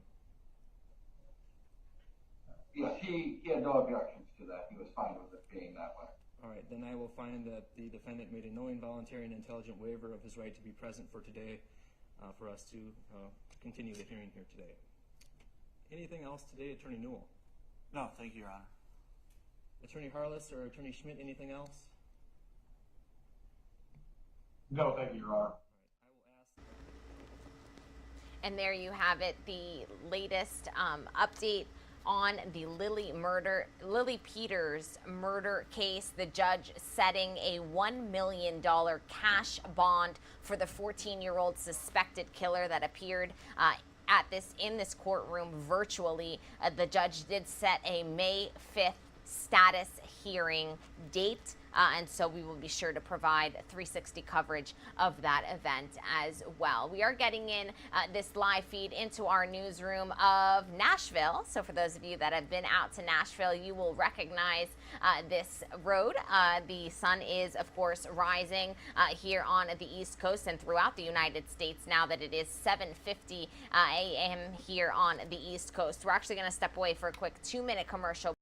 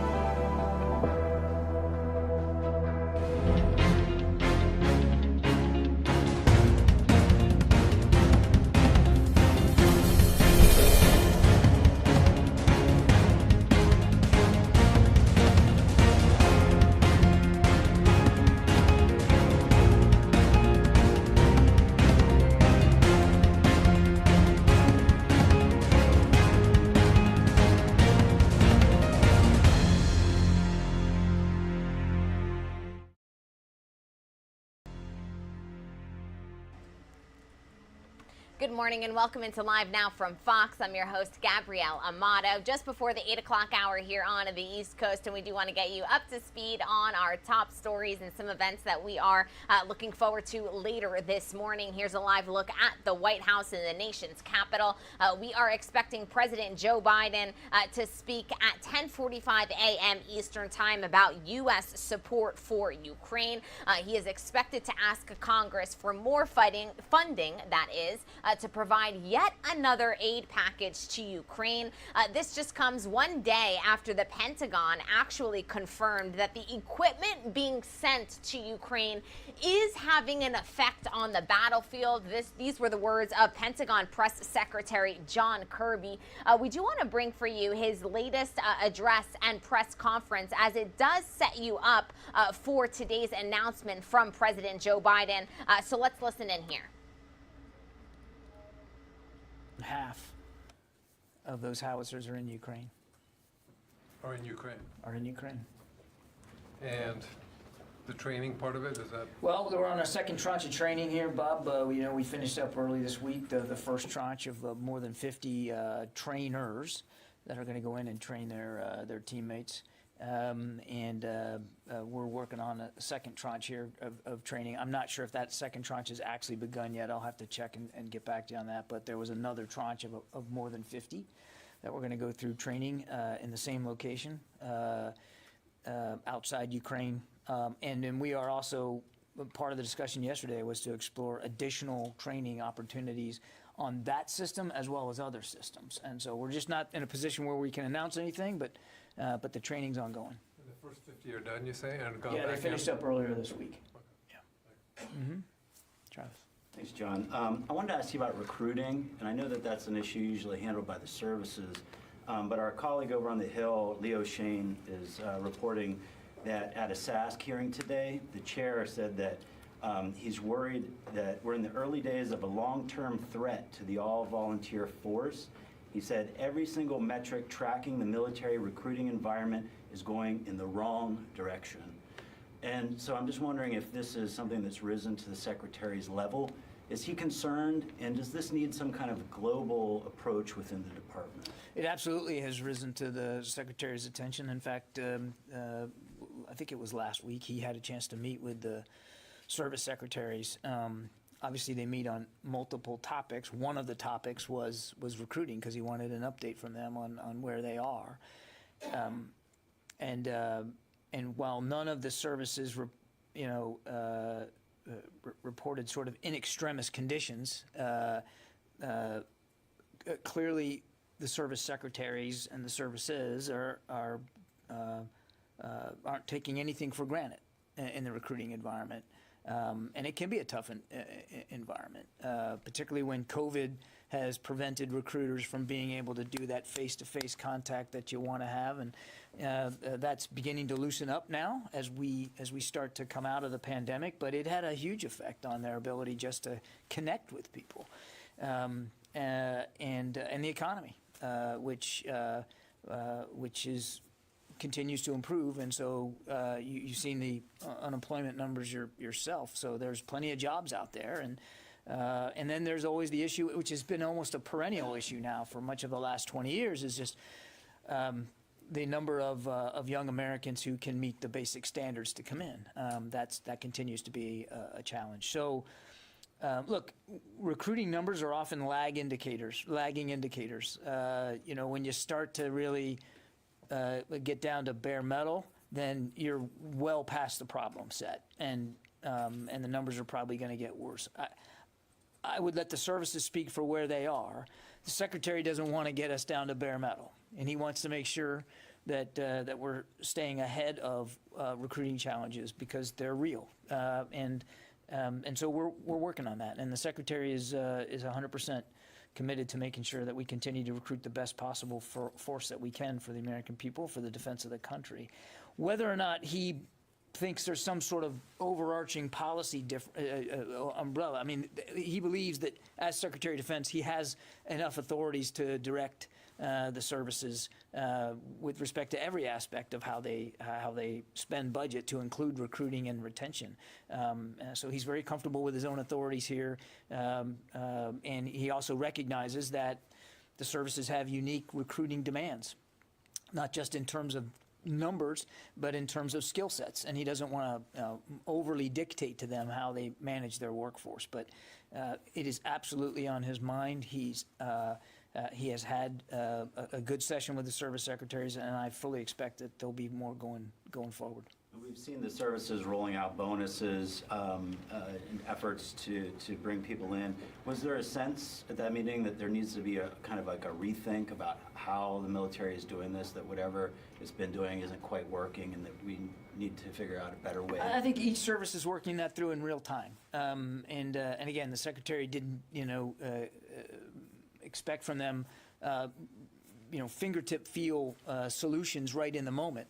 He wanted to express that he too is concerned, making sure that recruiting is healthy going forward. He wanted to get their assessments, and they each, and I'll let them and the services speak for themselves, but they each offered him a view of where they are in recruiting, and I think all participants agreed that this is an issue worth constantly staying on top of and discussing going forward. But there's no, there was no individual solutions put forth in that discussion. Courtney.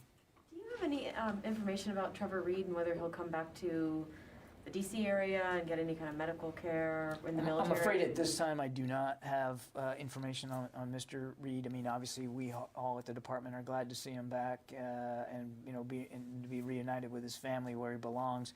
But this is really a State Department issue to speak to, not a DOD issue. The only reason I ask is it's pretty common that if somebody's held hostage, I know he wasn't necessarily a hostage, but that they are brought into military medical care afterwards. So do you have any indications at all that he's either eligible for that or if that's even under consideration?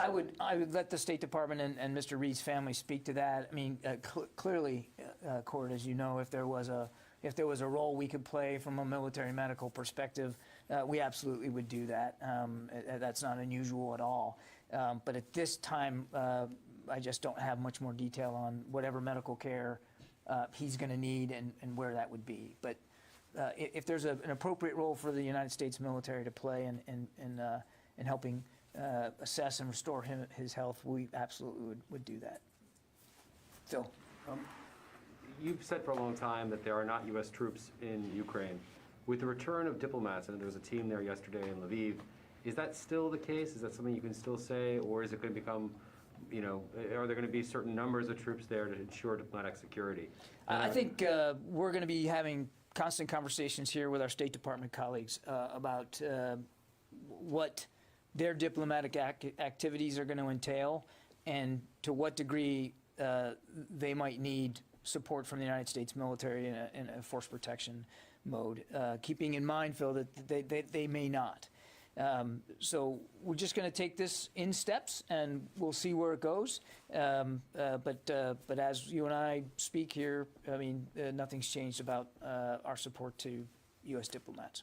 And secondly, is there any sense after the conference in Ramstein yesterday that that the Ukrainians have enough munitions right now and artillery and everything they need to repel the Russians in the southeast, or is that still to be determined? It's an active kinetic fight there in the Donbass every single day, including this day.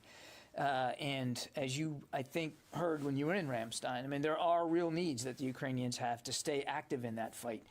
And you heard the Secretary say very clearly that we're going to be trying to meet those needs as best we can, not just from the United States, but other countries as well.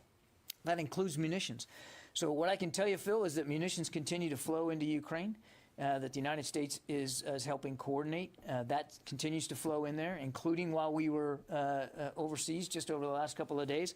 And efforts to get those munitions into Ukrainian hands will also continue going forward, as they are in a very active fight. You're asking, do they have enough? I mean, I think that question is something that changes every hour, depending on their rate of consumption and what is actually going on the battlefield. So it'd be a difficult question for me to answer, here, thousands of miles away at the Pentagon. All I can tell you is that we know they're expending rounds every single day. of all different types and calibers. And we're doing everything we can. The flow continues to make sure that they can stay in the fight.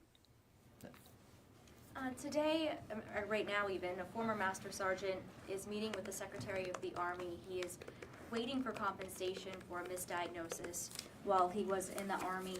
Does the Pentagon have a response to his case and the hundreds of others who are waiting for their repayments here? And why is this taking so long to happen? Well, look, I won't talk about the specific case that you're speaking of. I mean, that's really for the Army to speak to. I'm aware that that there is going to be a meeting this afternoon if it hasn't already happened. And again, I'll let the Army and the family speak to that. As you know, the Military Claims Act is governed by law. We follow the law. And we do the best we can in every case to make sure that all claims are treated fairly and appropriately and judiciously.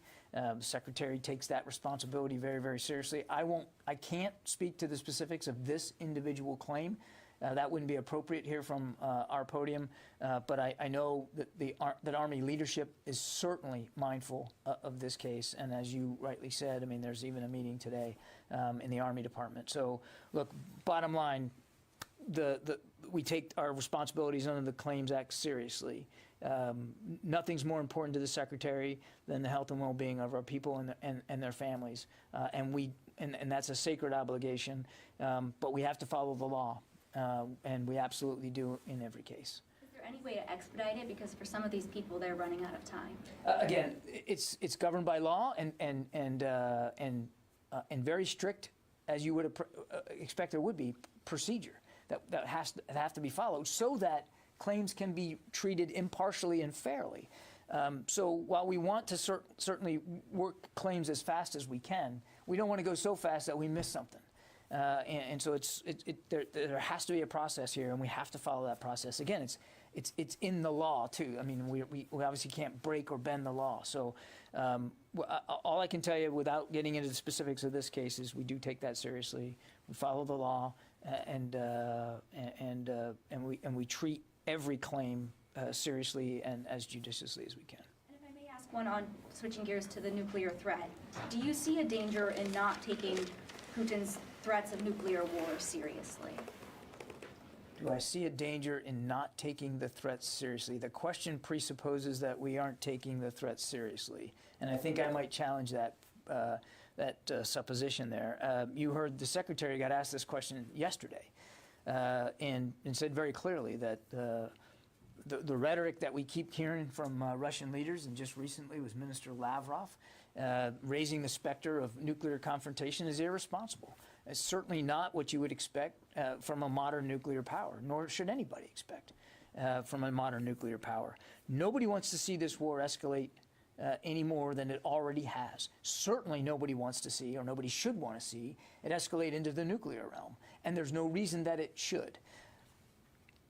Mr. Putin can do the right thing right now by ending the war, moving his forces out of Ukraine, sitting down in good faith with President Zelensky and coming up with a negotiated settlement. Now, clearly, he doesn't appear interested in doing that because they're still fighting in the Donbass and in the south.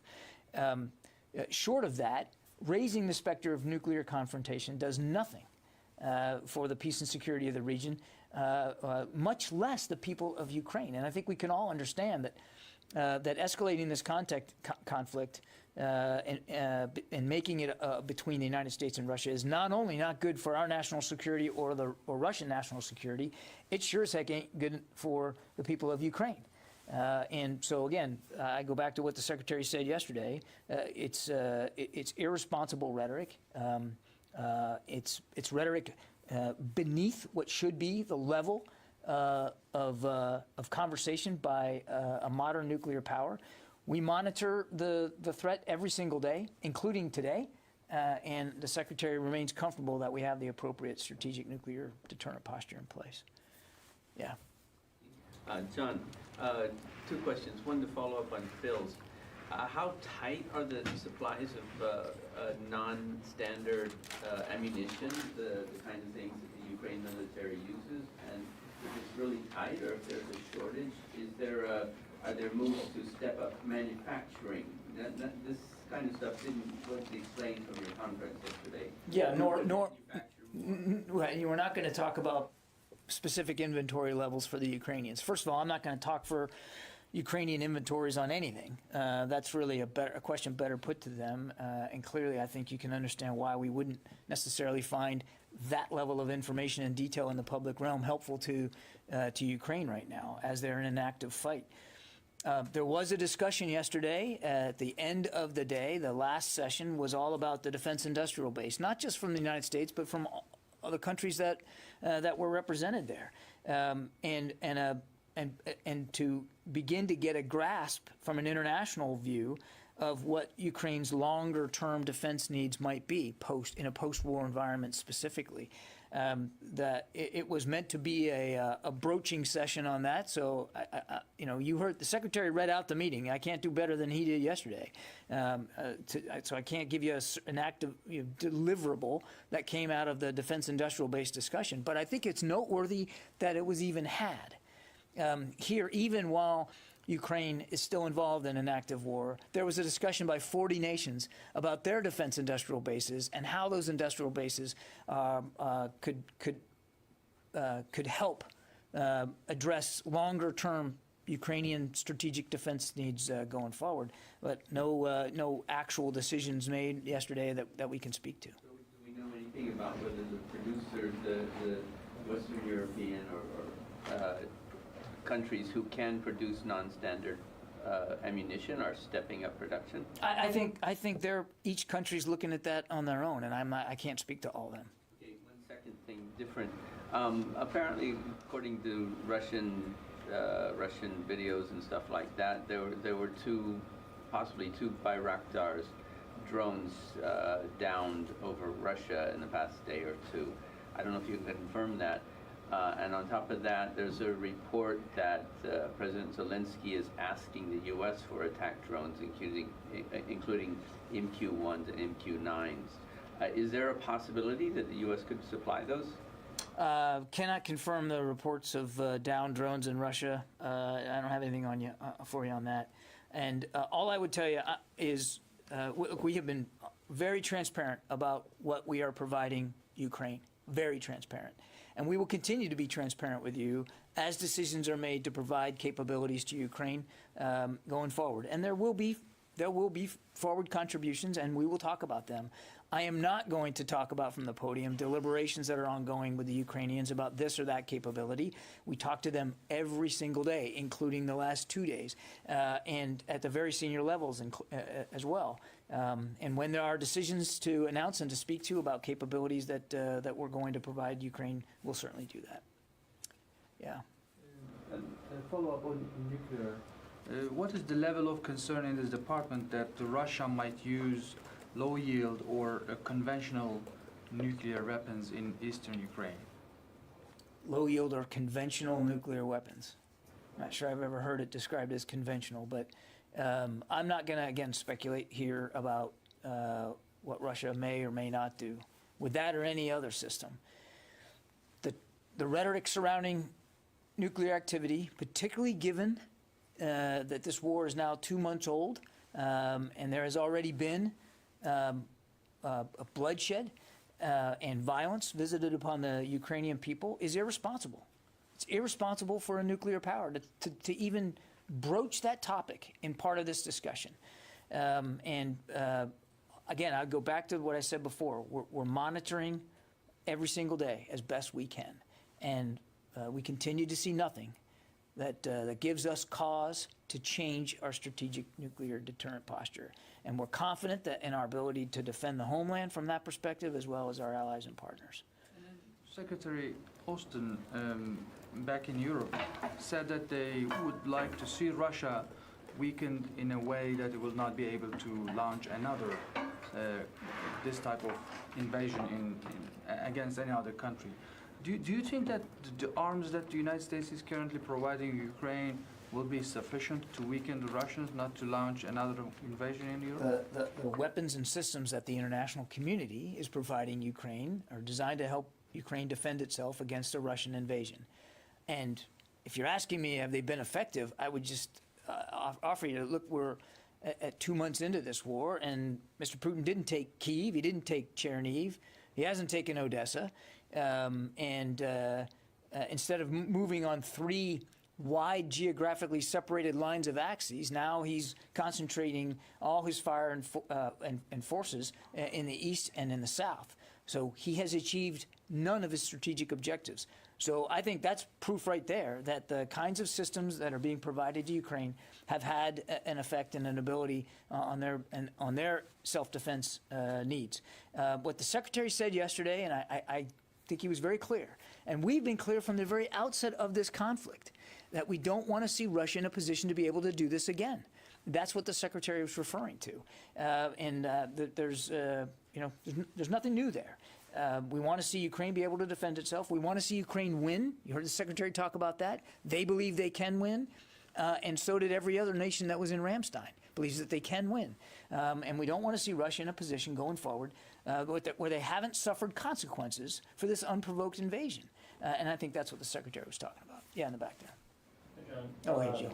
So on Monday, there was a $700 million tranche, and more than half of it was financing for allies in Eastern and Central Europe to backfill the equipment that they've been sending to Ukraine.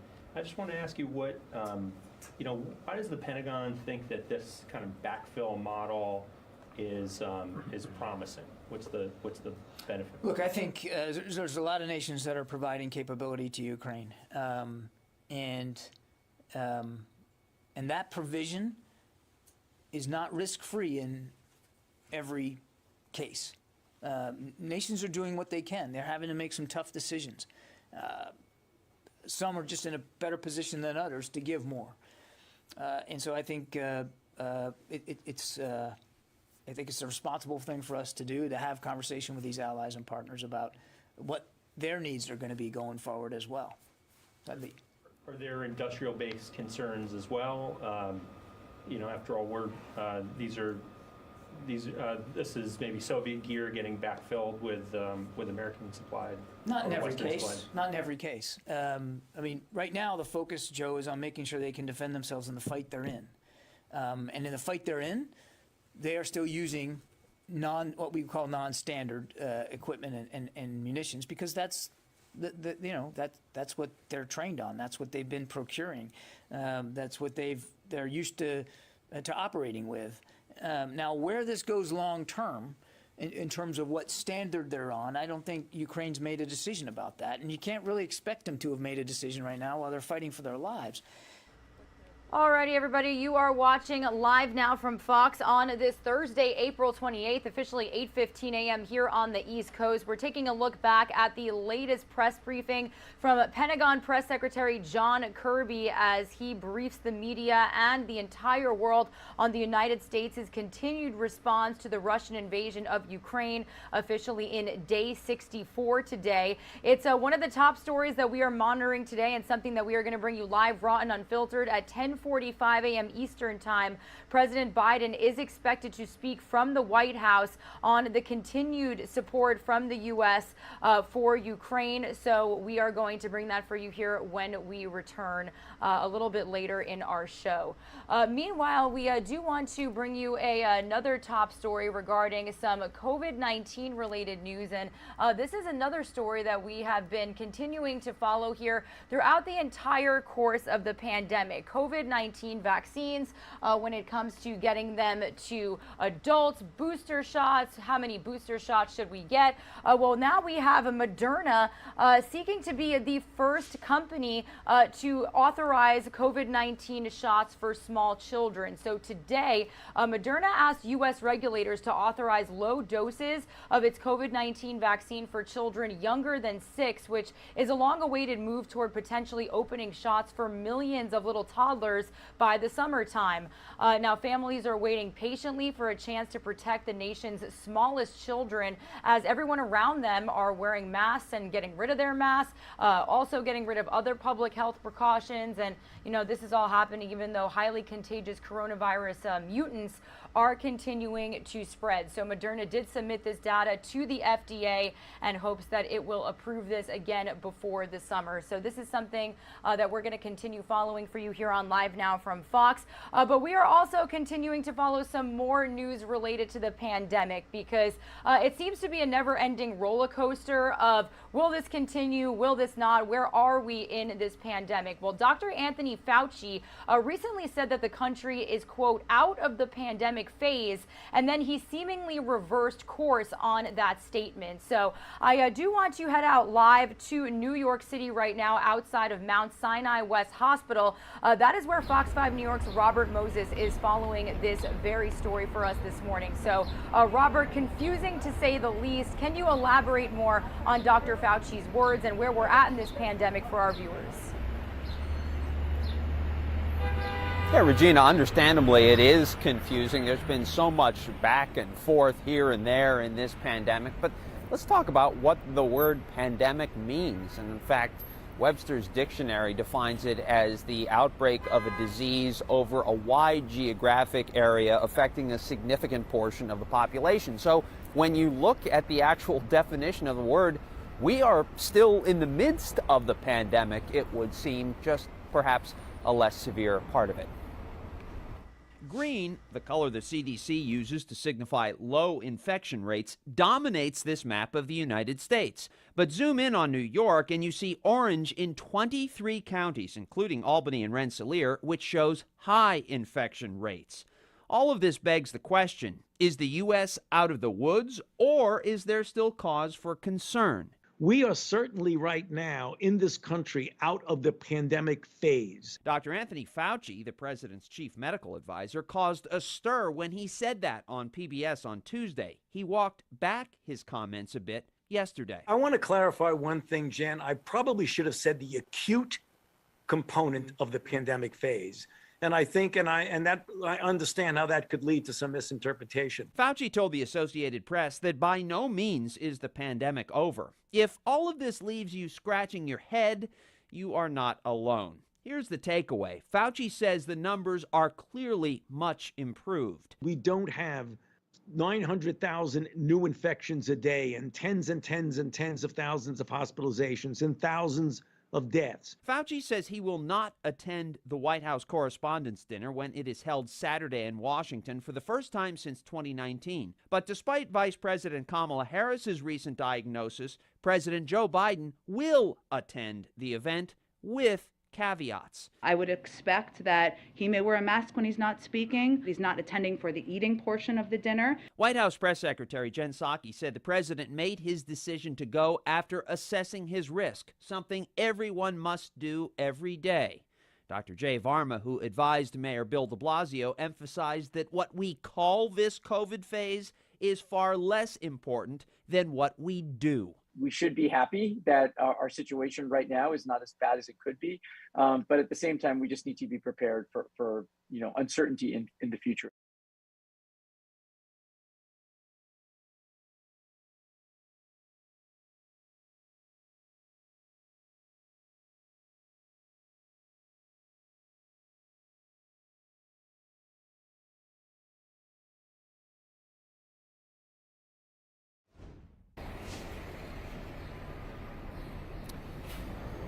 New York State yesterday reported 19 new COVID deaths. So clearly we are not out of the woods just yet, and the positivity rate continues to tick up here in the state. It is now above 7%. So yes, the conditions have improved a whole lot since those darkest days. I remember standing outside this hospital with refrigerated trucks parked here. We are nowhere near that, but the medical experts agree COVID remains a threat. Regina?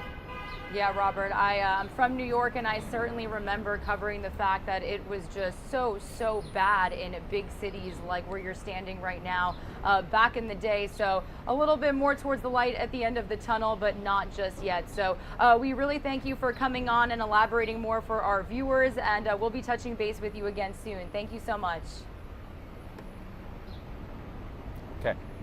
All right, everybody. Regina Gonzalez with you here on Live Now from Fox. Again, we are continuing to bring you all of the major top stories, breaking news, and some live events that we are anticipating to get into our desk here within the next couple of hours. Thank you so much for starting off your day with us. When you return, we are going to bring you the very latest on the Russian invasion into Ukraine, as well as some more top stories that we are following. But we really want to start with that when we come back. Here is a Live Now look at the White House in Washington, D.C., because we do want to let you know that at 10:45 a.m. Eastern time, could be a little earlier, could be a little later, depending on when President Biden steps up to the podium. We're going to monitor this announcement for you because we do have President Joe Biden set to speak and announce the request for Congress to fund a new supplemental aid package for Ukraine.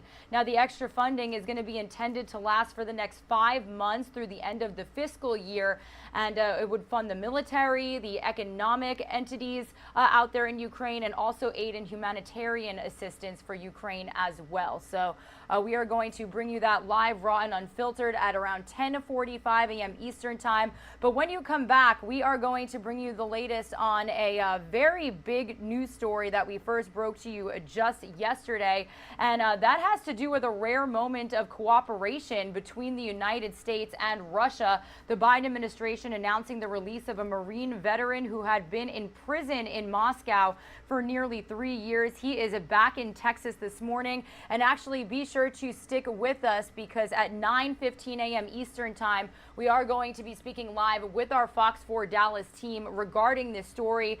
This is Trevor Reed. We did hear from his parents yesterday as soon as he returned home. So when we come back, we'll get you all up to speed on this situation as well as what's going on out there in the ground there in Ukraine. We did have United Nations Secretary General Antonio Guterres visit Kyiv earlier today. He actually is still there as we speak. This is some footage of him taking a look at the damage that has been seen in suburbs around the nation's capital. He is expected to meet with Ukrainian President Vladimir Zelensky at some point today. So we're going to be monitoring feeds coming out of the capital of Kyiv as well. So stay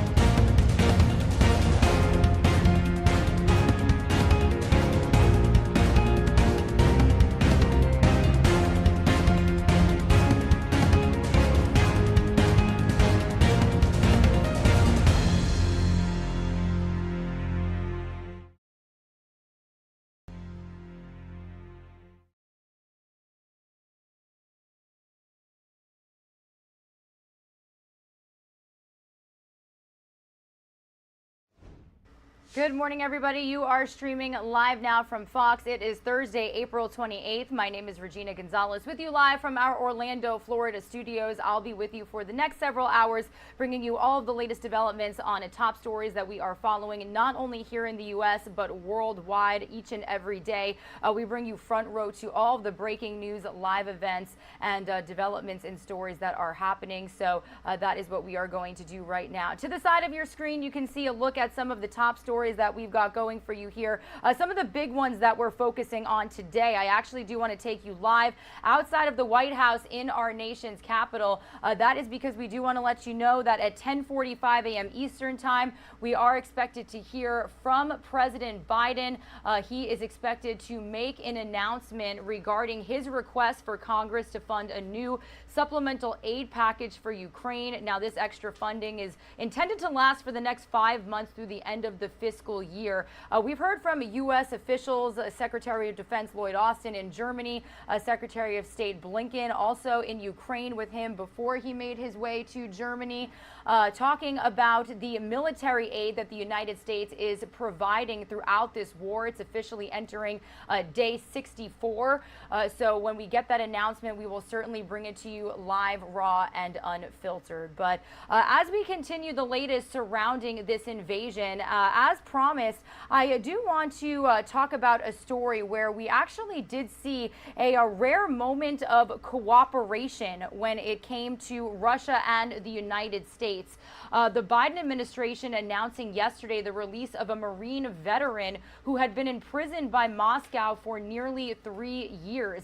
In exchange, the U.S. agreed to return a convicted Russian drug trafficker serving a long prison sentence in the United States. So Fox News correspondent Lauren Blanchard has more details from Washington.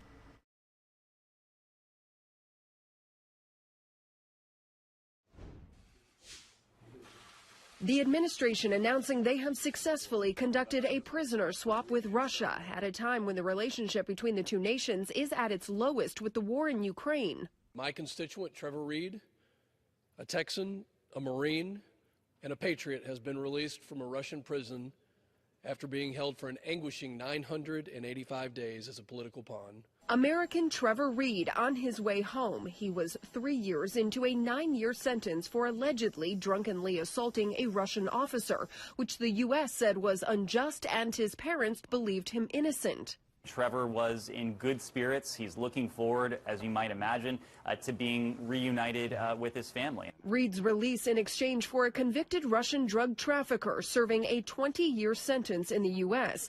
Konstantin Yaroshenko had already served more than half of that sentence. Reed's family, who has fought for his release since he was arrested in 2019, celebrated the news. Finally, after waiting all this time, I'm going to be able to hug my kid, put my arms around him. The swap could be a good sign for other Americans detained in Russia. However, the administration does not believe it is a sign of improving relations or a breakthrough with the war in Ukraine. This was about one issue and topic, and I don't think we should read into it further. Reed was not the last American being held by the Russians. Paul Whelan and WNBA star Brittany Griner remain behind bars. In Washington, Lauren Blanchard, Fox News.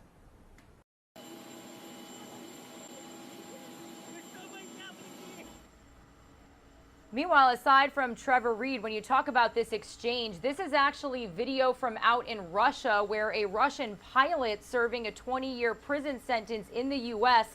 Was released Wednesday as a part of that prisoner swap between the U.S. and Russia, like we've been reporting on. This is video of the moments Konstantin Yaroshenko was reunited with his family in Moscow. He was serving 2 decades in prison for smuggling cocaine here into the United States. And like we said, in exchange, American Marine veteran Trevor Reed, who had been in prison for almost 3 years in Russia, was returned back home. Again, be sure to stick with us in about 45 minutes, 9:15 a.m. Eastern time. We will be heading out to Dallas to touch base with our Fox 4 Dallas team live regarding the return of Trevor Reed. We are also going to bring you a full press conference in a little bit from his parents, who actually spoke outside of their home in Texas after Trevor Reed was returned. following this major story when it comes to the Russian invasion. And like I said, a very rare cooperation between the U.S. and Russia. I do want to continue our coverage with an interview segment from our very own Daytona Everett. She spoke with a legal expert surrounding more of the legalities and how this exchange was even possible. So let's listen in here on Live Now from Fox this morning. Welcome back here to Live Now from Fox. I'm Daytona Everett. Want to pull in a shot for you that we just got in here. This is in North Texas. This is the family home of Trevor Reed, the man we were just talking about, the U.S. Marine who has since been freed in exchange for a convicted Russian drug trafficker. Fox 4's Alex Boyer has been following this the entire time. Alex, you are joining us from Texas right now. This is an exciting moment for this family who's been calling on this for a while. Yeah, that's right, Daytona. Good afternoon. You know, we actually spoke with Reed's parents outside of their home there in Granbury, Texas, just hours after they got news that their son was going to be released in that prison swap. Now, they tell me they're not sure at this point where he is going to end up. They know that he got on a plane and is being tended to. They imagine, though, that he's being taken to a military hospital. All right, everybody, and as soon as we brought you this segment, I actually do want to exit because we are actually getting a live event into our desk at this very moment. As you know, we've been following the latest from on the ground there in Ukraine when it comes to the attacks by Russian forces. Well, we are going to listen in live right now to the IAEA director, the Director General, I should say, Rafael Grossi. He's holding a news conference after visiting the Chernobyl nuclear power plant in Ukraine. This is coming right after they marked the 30th anniversary of the deadliest nuclear power plant attack on Chernobyl. So let's listen in live, raw, and unfiltered. You can see our experts. This photo is from this morning or yesterday? Yesterday. This happened yesterday. There you can see the excavations. You can see them. And our experts who traveled with me taking the measurements. So an important aspect also of the mission, as I mentioned before, was the connectivity, our ability to have the remote monitoring capabilities that were interrupted. I had shown to you on previous occasions this table, which quite obviously, when you see red, indicate the loss of connection and information coming to us, which is absolutely indispensable because there's a lot of spent fuel over there, and we were losing these capacities. Our safeguards experts who came with me, of course, you see the two Deputy Director General here, Madame Albright, in charge of the entire safety and security operation at the agency, and this particular action, and of course Mr. Aparo, safeguards. And we went there with an antenna that we needed to replace, and you can see already, this is what, this morning, Max? Yes. This morning you can see that we are getting back the information, which is indispensable for us, and I suppose that over the next few hours it will look as it should, or green. This is a very important information that I would like everybody to be aware of, and it has to do with the levels of radiation that we were able to determine and identify after the first measurements that we took. This is a very simplified chart, but it gives you an order of magnitude.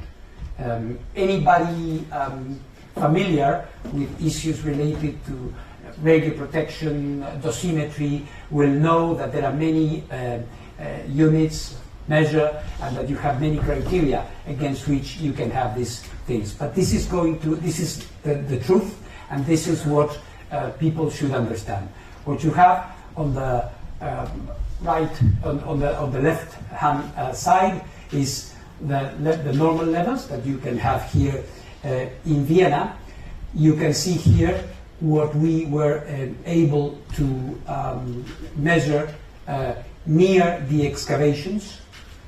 This is on the excavations inside these places, and as you can see, this is 3 times or more lower than the authorized levels for workers in areas exposed to radiation. So this gives you the impression, I'm busy. This gives you the impression that, or the information, sorry, that of course, yes, there was an increase, but this increase is still significantly below the authorized levels for workers in an environment with this type of radiation. So with this, what do we want to, or what I would like to transmit is, of course, there was an increase in the levels, but the situation is not one that could be judged as posing great danger to the environment or to people at the moment that we were taking these measurements. So this is the I would say the introductory information I wanted to give you so that you can have an idea of what was done, what is going to happen, but I'm sure that through your questions we will be able to explore a little bit more what was done. So I stop here and I'm open to your questions. Yes, Jordi. Hello, Jordi from Agencia. This last level of exposure for radiation you were talking about, is that in relation to the reports about Russian soldiers who are supposedly exposed to high level of Yes, is yes. that not possible? Is that what you're saying? Well, no, what I'm saying, these are the levels we measure. These are the levels we measure. So you can extrapolate that to the hypothetical situation of people there. We have asked about possible exposures or situations. We haven't received any answer. But we're talking about the red forest.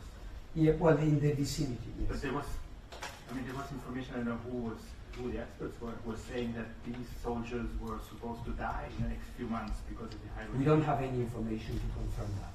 And this is the situation in terms of radiation. Any further questions? Johannes Berschmüller for CGTN. Could you tell us the current or the latest information from the Zaporizhzhia power plant concerning ongoing warfare close to the plant, as well as the current state of the facility?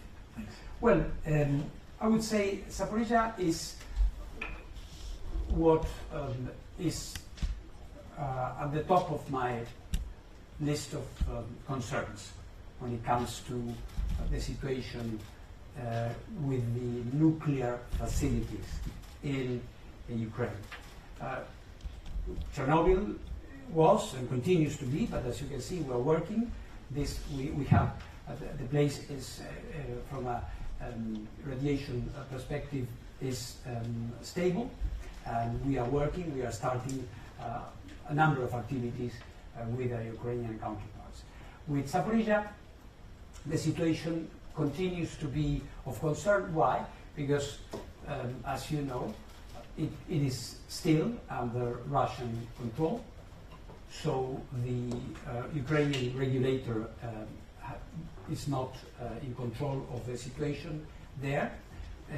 And there are a number of activities that need to take place, will have to take place in terms of both inspections and safeguards activities there that we will have to perform sooner rather than later, and also from a safety and security point of view.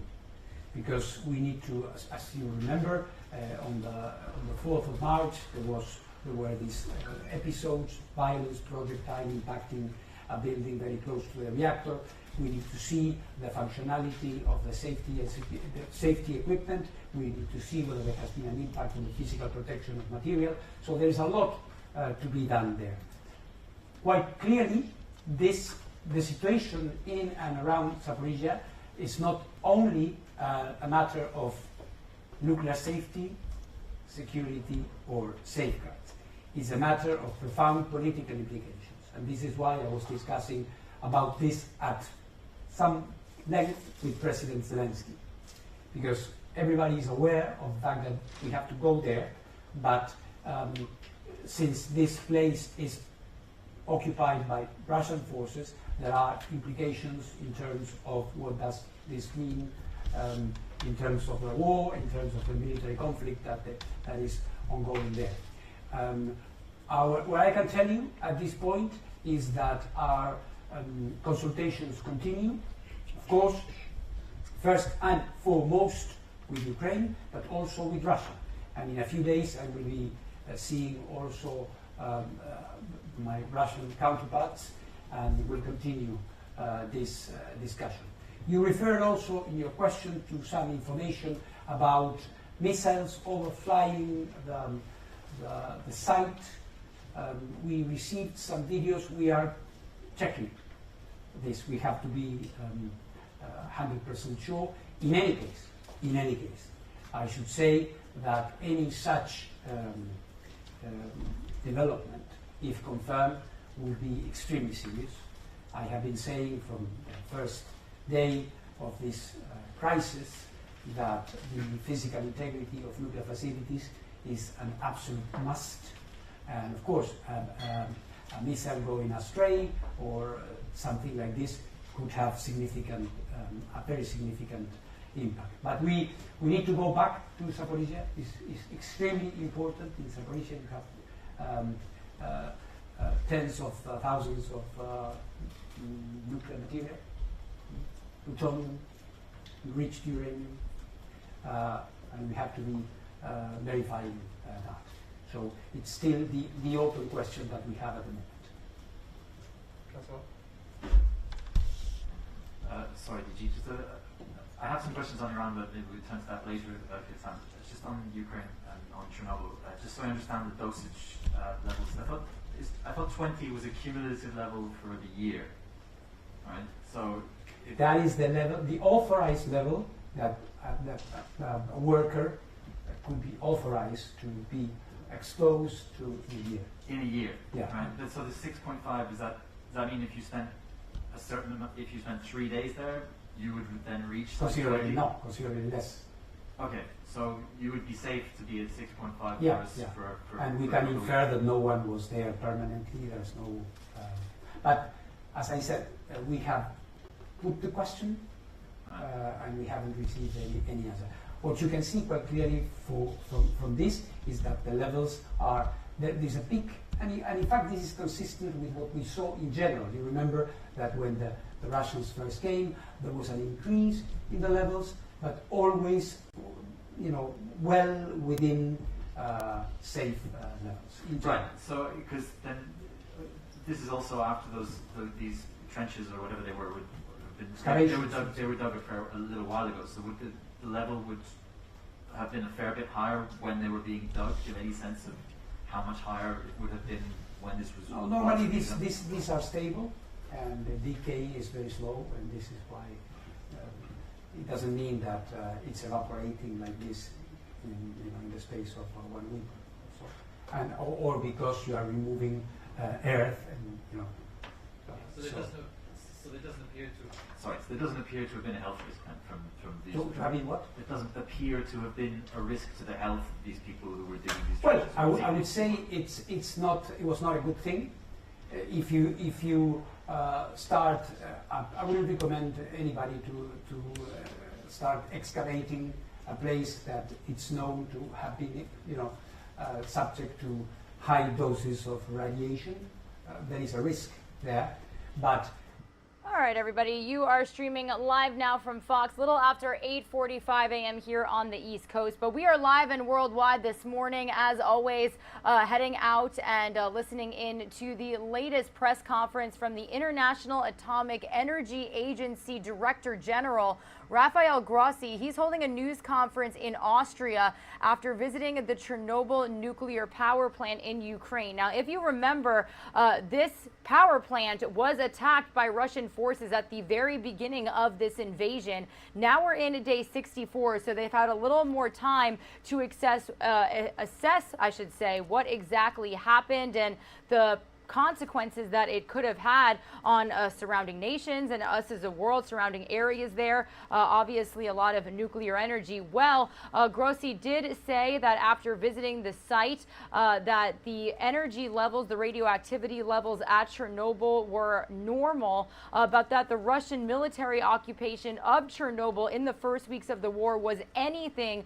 but routine. You actually heard him say, I don't know if we were very close to disaster, but the situation was absolutely abnormal and very, very dangerous. Now, in a sign of those continuing nuclear risks, 2 low-flying missiles that came from the Black Sea flew over another nuclear power complex early on Tuesday of this week before landing in the town of Zaporizhzhia, according to a source out there. So obviously huge concern for the nuclear power plants in this area as Russian forces continue to invade Ukraine. That one that I just mentioned actually ranks as the largest of Ukraine's 4 nuclear power plants. So wanted to bring you this live update here on Live Now from Fox, because obviously we are here to bring you all of the latest developments when it comes to the invasion.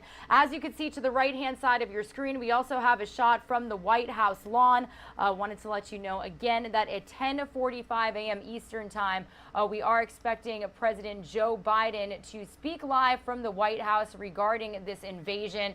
He is going to announce the request for Congress to fund a new supplemental aid package for Ukraine. So we're going to depart Austria. And before I send you to a quick 2-minute commercial break, I do want to let you know that we are monitoring some breaking news here this morning. It has just come in to our Live Now from Fox desk. Twitter posting their quarterly earnings of $513 million days after it agreed to be sold to billionaire Elon Musk. So the social media company saying today that revenue rose 16% to a total of $1.2 billion in the 3 months to March compared with the same period of time last year. Now, Twitter is based in San Francisco and reported an average of 229 million daily active users in the quarter, which was about 14 million more from a revised 214.7 million daily users in the previous quarter. Now, Twitter actually canceled a conference call with executives and industry analysts that usually accompanies their results. So there will be little further insight into the company's current financial condition. And then Musk's $44 billion deal to buy Twitter was announced earlier this week. We brought it to you here on Live Now from Fox, and the deal is expected to close later this year. Musk's purchase of Twitter is expected to close sometime later in the year. But before the deal is completed, shareholders are going to have to weigh in, as well as regulators in the U.S. and in countries where Twitter does business.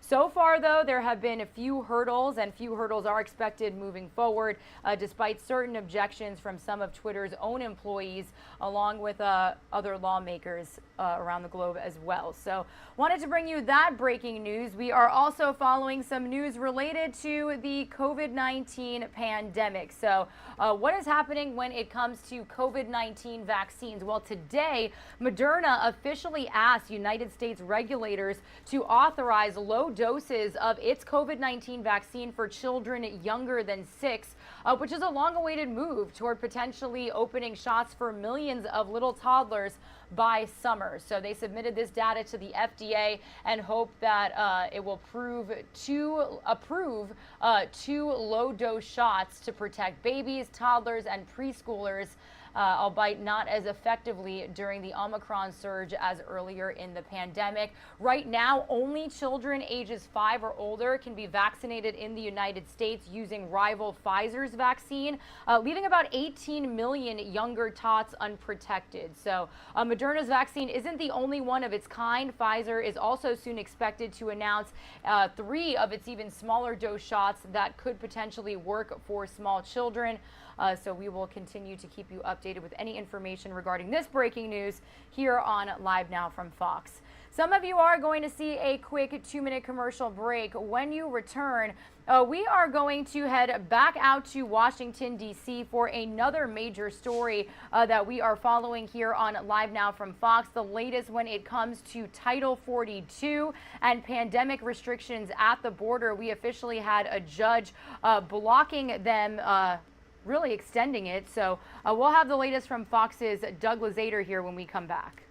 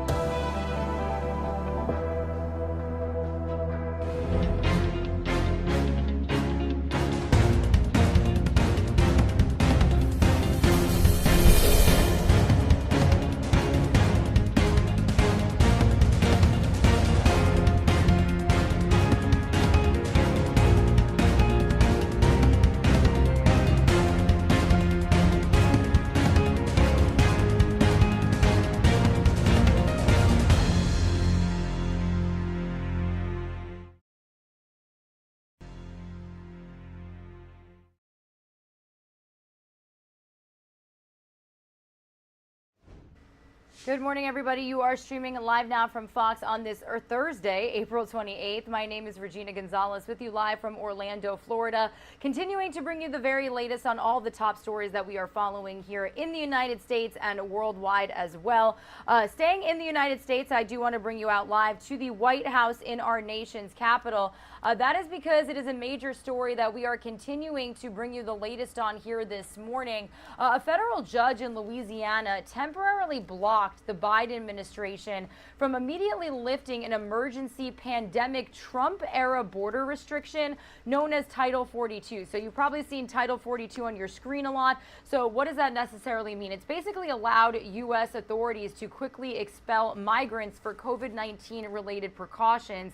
That restriction is set to end on May 23rd, which has come under much criticism from Republicans and certain Democrats. The order prohibits the Department of Homeland Security from taking steps to begin its wind down of Title 42, like processing more migrants using normal immigration channels. Now, all of this is coming, if you were just tuning into our show at around 8:15 a.m. Eastern time, so more towards the top of this past hour.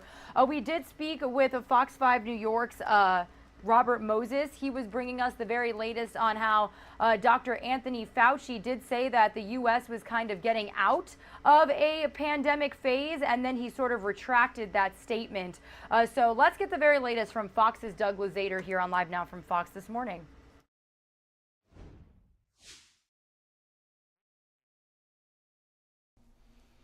Homeland Security Secretary Alejandro Mayorkas will be back on Capitol Hill this morning after a rough appearance yesterday, and he is not the only administration official facing heat over COVID restrictions. The numbers at the southern border are already exploding, and they're about to get much worse as the Biden administration plans to end COVID restrictions there. We expect migration levels to increase. The Secretary of Homeland Security is bracing for what comes next, as some Republicans call for his head. Next year, if we have the majority In this committee, which we shall, you're still in office, you'll face impeachment. So is now the time to lift what are referred to as Title 42 restrictions. For the Republicans to be using Title 42 is so ridiculous because they are insisting that there's no need for vaccines or masks. And now they're saying that somehow we need to keep Title 42 in place. In fact, Chief White House Medical Advisor Dr. Anthony Fauci said this week that we are out of the pandemic phase. But that comes as the White House is asking Congress for billions in additional funding to fight the pandemic. And Fauci later appeared to change course, saying we're not over the pandemic. So which is it? More and more, it's on you as an individual, as a shopper, as a traveler. And Transportation Secretary Pete Buttigieg said we should all make our own choices now. Yet at the same time, the administration is fighting to re-implement a mask mandate on public transportation.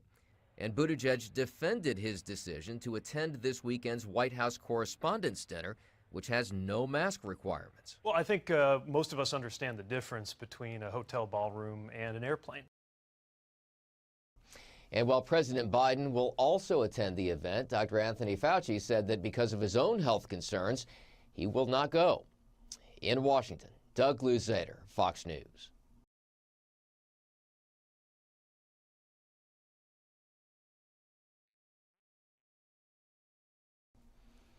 Homeland Security. All right, thank you to Doug Luzader for that report. Meanwhile, we do want to stay in Washington, D.C. for just a moment because right here on Live Now from Fox, we brought you inside of a hearing on Capitol Hill where Homeland Security Secretary Alejandro Mayorkas did testify about the Biden administration's border response before two House committees on Capitol Hill. So our very own Fox News correspondent Madeleine Rivera has the latest on his testimony. House lawmakers are kicking off a series of high-profile hearings with Homeland Security Secretary Alejandro Mayorkas, who is adamantly defending the Biden administration's border response. We have effectively managed an unprecedented number of non-citizens seeking to enter the United States. He says that's despite inheriting a broken immigration system. But Republicans and some Democrats feel otherwise, especially as the Department of Homeland Security preps for the end of Title 42, a Trump-era COVID rule that's allowed for quick deportations. There are many strong feelings and points of view on Capitol Hill in the House and in the Senate about Title 42. It wasn't a decision made by the White House. It's a decision made to lift it by the CDC.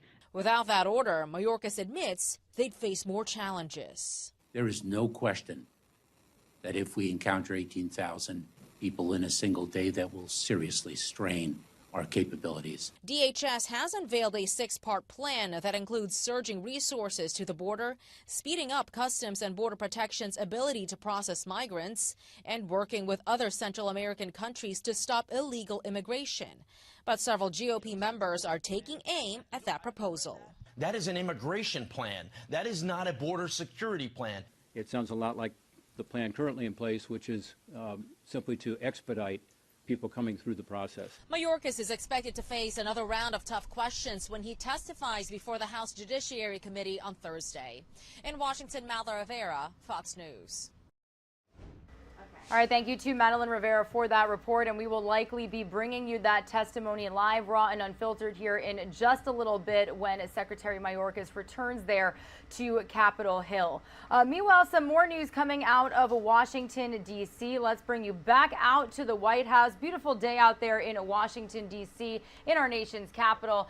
There are signs that the White House is seriously looking at canceling student loan debt. I'm sure a lot of people are happy to hear about that. But progressives are warning their voters that voters should expect Democrats to make good on the campaign promise the president ran on in 2020. Now, Fox News correspondent Lauren Blanchard has more on what we can expect from the White House and all the kind of rumors surfacing around about this news. So let's listen in.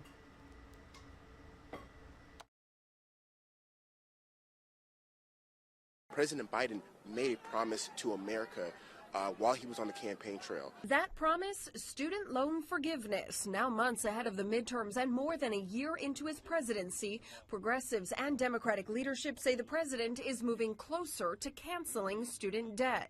I think the president's moving in our direction. He can do it without congressional action. The White House says the president will make a decision before the current freeze on loan repayment ends on August 31st. He's looking at executive actions and authorities. According to the Department of Education, nearly 44 million Americans are carrying a total of $1.6 trillion in student loan debt. Republicans say canceling that debt at a time of record high inflation will only drive prices up and increase the cost of education.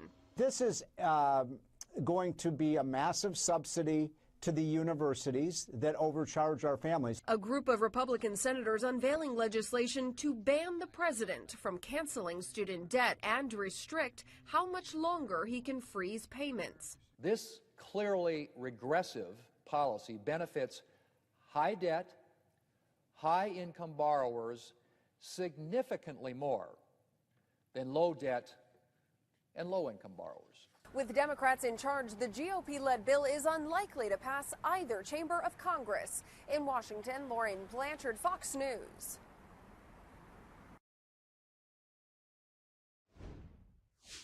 All right, thank you to Lauren Blanchard for that report. Good morning, everybody, and thank you for streaming live now from Fox on this Thursday, April 28th. We are officially a little past the 9 o'clock Eastern time hour, so we do want to run you through some of the major stories that we are following here this morning. We did just get some news coming to our desk reporting that the U.S. Commerce Department is saying the economy shrank for the first time since the pandemic started, raising concerns about a recession. Now, this is all while we are seeing some record high inflation within the last couple of months for the first time in decades, really. So we're going to continue to follow all the latest on the economy here on Live Now from Fox. As you can see, we are slowly waiting for stocks to start trading. We've seen a lot of wild swings on Wall Street this week when it came to the Elon Musk news, when it comes to inflation, and also when we talk about the continued reaction and response to the Russian invasion of Ukraine, which has officially entered day 64. I also do want to bring you out to a Live Now look we have of the White House in Washington, D.C. That is because at 10:45 a.m. Eastern time, we are expecting President Joe Biden to speak on the United States' continued support for Ukraine as this war continues to rage on overseas. He is expected to announce the request for Congress to fund a new supplemental aid package for Ukraine. Now, the extra funding is intended to last for the next 5 months through the end of the fiscal year, and the extended package is going to specifically go towards more military aid, more aid when it comes to the economy in Ukraine and rebuilding it once this war is over, and humanitarian assistance as the United Nations is continuing to count how many refugees have fled since the invasion began 64 days ago. We are also following some breaking news here on Live Now from Fox this morning related to COVID-19 vaccines. So Moderna is actually seeking to become the first major company with COVID-19 shots for small children. We got this news into our desk just about an hour ago. Moderna officially today asking U.S. regulators to authorize low doses of its COVID-19 vaccine for children younger than 6. Now, right now, only children ages 5 or older can be vaccinated here in the United States using rival Pfizer's vaccine. So that leaves 18 million younger toddlers unprotected. So Moderna's vaccine isn't the only one of its race. Pfizer is actually soon expected to announce 3 of its even smaller dose shots that could work for the world's smallest children. So we're going to continue to follow this for you here on Live Now from Fox. We also do have some news related to finances and to Twitter that we have just gotten into our desk recently within the last couple of minutes as well. Twitter posted quarterly earnings of $513 million days after it agreed to be sold to billionaire Elon Musk. We first broke that news to you at the beginning of this week. The social media giant saying that revenue rose 16% to $1.2 billion in the 3 months to March compared with this same time last year. Now, Twitter is based in San Francisco and reported an average of 229 million daily active users in the the quarter, which was about 14 million more from a revised 214.7 million daily users in the previous quarter. Now, Twitter canceled a conference call with executives and industry analysts that usually accompanies its results, so there will be little further insight into the company's current financial condition. So wanted to also bring you this news here on Live Now from Fox as well. But we are just minutes away from bringing you a live update on another major story that we have closely followed for you here. So we're talking about a rare occasion where Russia did cooperate with the United States. So I do want to read you the very latest of what we've got going on here when it comes to Russia releasing a United States Marine veteran known as Trevor Reed, his name is Trevor Reed, in a prisoner exchange. The Biden administration announced yesterday the release of Marine veteran Trevor Reed. He'd been imprisoned by Moscow for nearly 3 years. Now, in exchange, the U.S. agreed to return a convicted Russian drug trafficker serving a long prison sentence in the United States. So let's get you the nuts and bolts of this situation here, because in just a couple of minutes at 9:15 a.m. Eastern time, we are going to be touching base live with our Fox 4 Dallas's Shannon Murray, because we do have Trevor Reed back specifically in the state of Texas. And just yesterday, we heard from his parents on the front lawn of their home when he was returned safely into their custody. So let's first get you the nuts and bolts of this story here on Live Now from Fox.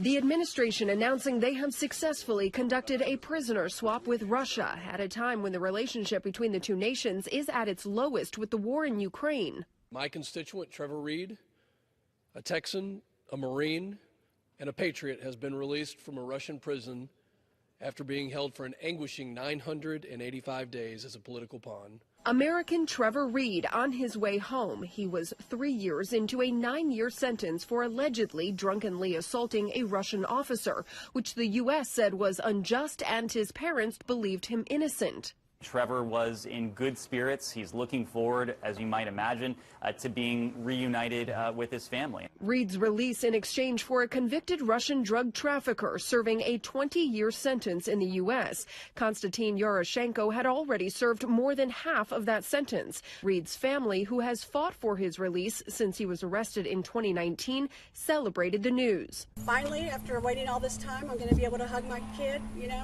put my arms around him. The swap could be a good sign for other Americans detained in Russia. However, the administration does not believe it is a sign of improving relations or a breakthrough with the war in Ukraine. This was about one issue and topic, and I don't think we should read into it further. Reed was not the last American being held by the Russians. Paul Whelan and WNBA star Brittany Griner remain behind bars. In Washington, Lauren Blanchard, Fox News. All right, thank you to Lauren Blanchard for that report. Some of you are going to see a quick 2-minute commercial break, and when you return, we're going to continue our coverage of this story. We're just moments away from playing you a full press conference from Trevor Reed's parents. You can see some excerpts of it right there in Lauren Blanchard's story. But when we first come back, we're going to touch base live with our Fox 4 Dallas reporter Shannon Murray. She's been on all of the details surrounding this story all morning long and is going to get you all up to speed here. If you're maybe just getting up to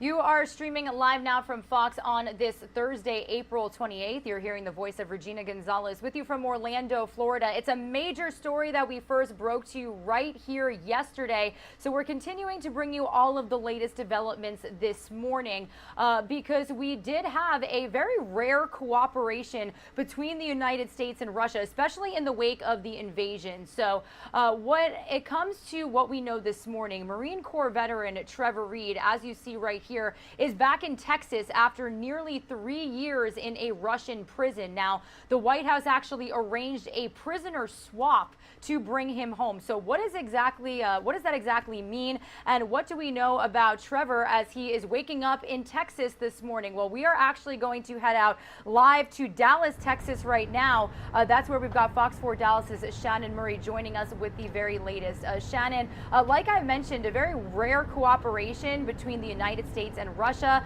and now we have this Marine vet back in the Lone Star State. So what can you tell our viewers this morning? Right, and he is from North Texas. His parents still live in Granbury, a suburb of this area. And, you know, this is the day they have been fighting for. Their son, Trevor Reed, finally back home. Take a look. These pictures just came in early this morning. He is with his parents right now. He touched down in Texas early this morning, overnight. A congressman was also there and shared these photos online. You know, Russia released Reed in a prisoner exchange, and video yesterday from Russian state media appeared to show him being escorted to a plane in Moscow. And in 2019, Russian authorities arrested him after they say he assaulted an officer while being driven to a police station following a heavy night of drinking. Well, his family, of course, denies those claims, and he was sentenced to 9 years in prison. Some U.S. officials even calling those charges bogus. His family also became concerned about his deteriorating health and even met with President Biden at the White House to push for their son's release. Yesterday, they finally got the call, and now they say they're ready to make up for lost time. Take a listen. We got the call early in the week when they said something might be occurring this week, and I said, am I going to have a happy Mother's Day? And they go, well, we can't say, but just, you know, be ready. So yes, it's a perfect Mother's Day. It's better, well, not better, but almost as good as the day he was born. We're so thankful for President Biden meeting with us and then taking this swift action after meeting with him. We believe that he probably saved our son's life. Certainly a heartfelt reaction from two parents who I can imagine for the last 3 years have been nothing but worried about their son. But Shannon, as mentioned at the very beginning of this story, this was a prisoner swap. So what do we know about the prisoner that exited the United States in exchange for Trevor? So, Regina, Reed is being exchanged for a convicted drug trafficker named Konstantin Yaroshenko. He's a Russian air pilot who was sentenced to 20 years for conspiring to smuggle cocaine into the U.S. And President Biden did release a statement saying this was not a decision that he made lightly. There were a lot of difficult decisions that he had to make. And he did call the Reed family yesterday to speak with them. Regina, at first, kind of funny, they didn't answer the phone because they were on the other line with their son. They didn't recognize the White House number, they say, but eventually they did call the president back, and they say that he invited all of them to come visit at the White House. Yeah, and you know, this was certainly quite an effort by the Biden administration to get Trevor home. I know we did get a full statement from the White House just yesterday, also mentioned in the White House press briefing by Jen Psaki. So when it comes to him being home, Shannon, how do we move forward? How do Trevor and his family move forward? Is he allowed to just continue going about his life like he did years ago in the United States? Does he have more legal proceedings? How does this kind of work within these next steps? Right, well, his family has said that they've been really concerned about his health, his physical health, because they believe he has tuberculosis. They say as they've seen pictures of him and videos of him over the last couple of years and spoken to him recently, they realized that he was not doing well. They were very concerned about his frail appearance. So they said that once he got back here, first things first, they wanted to make sure he got to a military hospital for any medical treatment that he may need.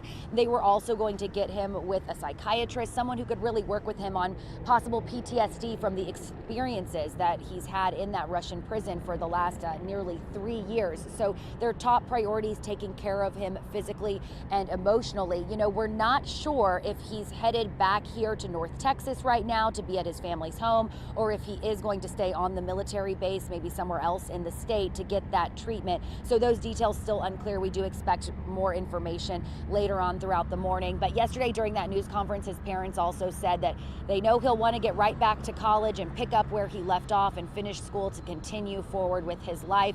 But right now, they're just happy to have him home. Yeah, and you know, you mentioned it perfectly. College, he's so young. He was literally so young and is still so young with all of this unfolding.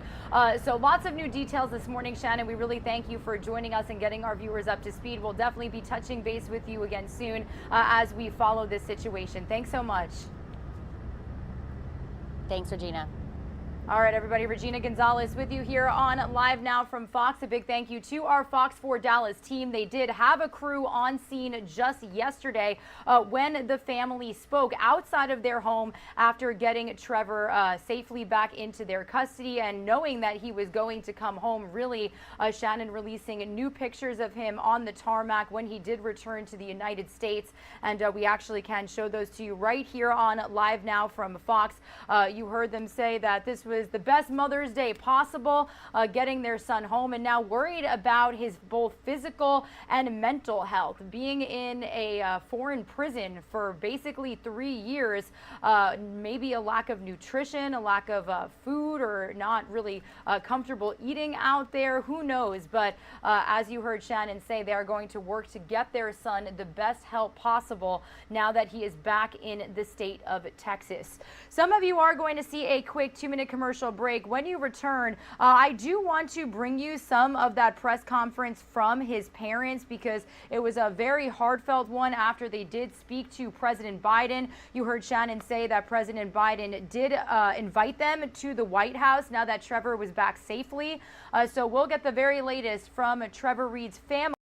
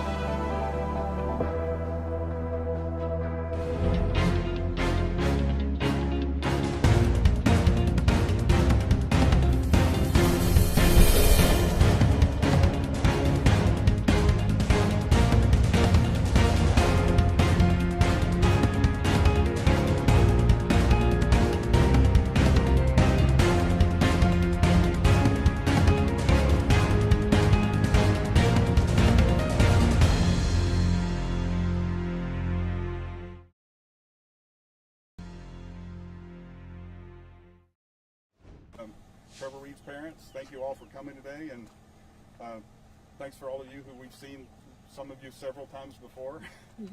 And and we like to say this right off the bat, it's, you know, you're also a big part of why Trevor's home today, and you can thank yourselves for that. Without the media and public attention, our government doesn't work the way it's supposed to, and the media makes that happen. And in our case, you've done a wonderful job, and we want to thank you for that. From the bottom of our hearts, seriously, thank you. So And I guess I guess real quick, I should also mention certain people in the media at the national level. Patrick Revell with ABC News. While I was in Russia for 14 months, he and some other correspondents there befriended me, and they covered his story. The story was originally broken by a reporter for the New York Times, and then followed up the next week with ABC and Reuters. And then it kind of took off from there. And then Jonathan Franks here, with the help of Montel Williams, helped us several months down the road start bringing all that together and getting our word out about our son. So we want to thank them in particular, and Jake Tapper from CNN, who's just unbelievable. Yeah. And and everybody at all the networks. But the little local guys are okay. Oh no, we love all you local guys. We're saying, like, y'all stood out in the rain and the snow with us at the VA Center, so we appreciate that, really. And I'll have to pull out my list to go through all of you. So, yeah. But yeah. So about today, we got a call early in the morning. Well, we've had we've had several interviews already today, so we'll just kind of go over what we've been asked before. Is we had a little forewarning that something might happen this week. Because they didn't want to just, wake us in the middle of the night, and obviously the government knew something was brewing. And so we had that, and so, we were on pins and needles every phone call. We're hoping that will be the call. And then this morning about 4, something like that, we got a call from Roger Carstens, the SPIHA, Special Presidential Envoy for Hostage Affairs, and he said, hey Joey, I've got somebody here I think that y'all might want to talk to. And so it was our son, obviously, and they were in the air, and I believe they were flying out of Turkey, where the exchange took place. Yeah, and the first phone call that we got from Trevor, we've had 2 today. So the first phone call we got, he did not sound like himself. He was very subdued, and we were hyped up and all excited and kind of expected him to be excited as well, but he wasn't. So I don't know if it was just shock or if it was too early in the morning for him or whatever, but he was not his normal self, so that kind of concerned us. But later in the afternoon, we got a second phone call, and he must have eaten and had some fluids in him, and he was his normal self. So he was happy-go-lucky, and he's, he still looks terrible, but he sounded better. He sounded more like himself. He was cracking jokes and talking, for a few minutes, and so he was more like Trevor. We introduced him to some of the people from the DOD and the State Department who were here helping us today, and introduced them, and then we asked him some questions, and he was, making some smart remarks about, his ordeal, and in particular today. We asked him if he said anything to Mr. Yaroshenko as they passed each other on the tarmac, and he said no, but we kind of looked at each other, and I asked him, you didn't say anything to him in Russian, because Trevor, through his ordeal, now speaks fluent Russian. So his going to Russia to learn some Russian for his college courses here, that end of it was probably the only positive thing about his entire ordeal in Although Russia. he paid for those Russian lessons, and the prisoners in the jail said, you didn't have to pay for those, we're going to teach you Russian here. Right. So anyway, and then after we spoke to him the first time this morning, we were obviously watching the news, and we started seeing the videos of him getting out of the FSB van and with his guards, and it looked like they were having to help him walk. He was kind of walking hunched over. It looked strange to us, like somebody who was shackled, and then they had to help him get into the plane, and his eyes looked sunken in, from dehydration or malnourishment. And from what he's told us and told Lena, his girlfriend, for months, the food at IK-12 in Mordovia is horrible. They generally, for dinner, give you a piece of fish and some soup, and they throw in a piece of potato or cabbage with it. And the stray cats at the prison and the barracks won't eat the fish, and neither will any of the Russian prisoners. And they asked my son, why do you eat the fish? And he said, because that's the only place I can get any protein. And so he was very conscious about his physical conditioning before he left. When he left here, he was in great shape, and went to the gym, worked out, and was muscular. And he ate very clean, very healthily. So he thinks about his nutrition, and which he's had none for almost 3 years.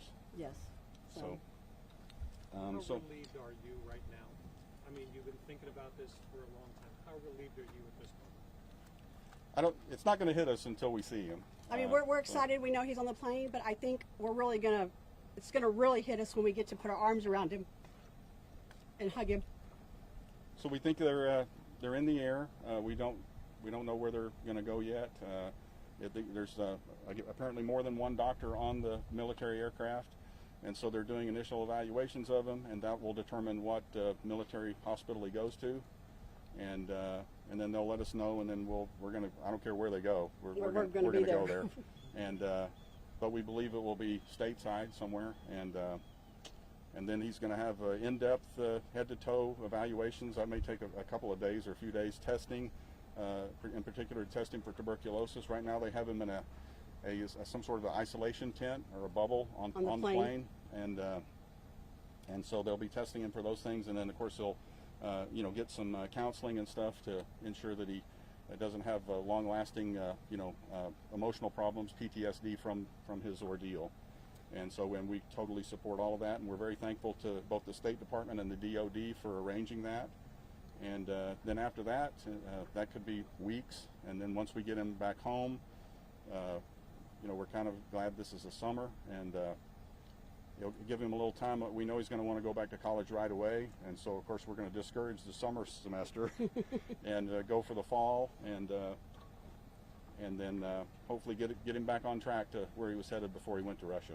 What did you say to him in that phone call this afternoon or this morning?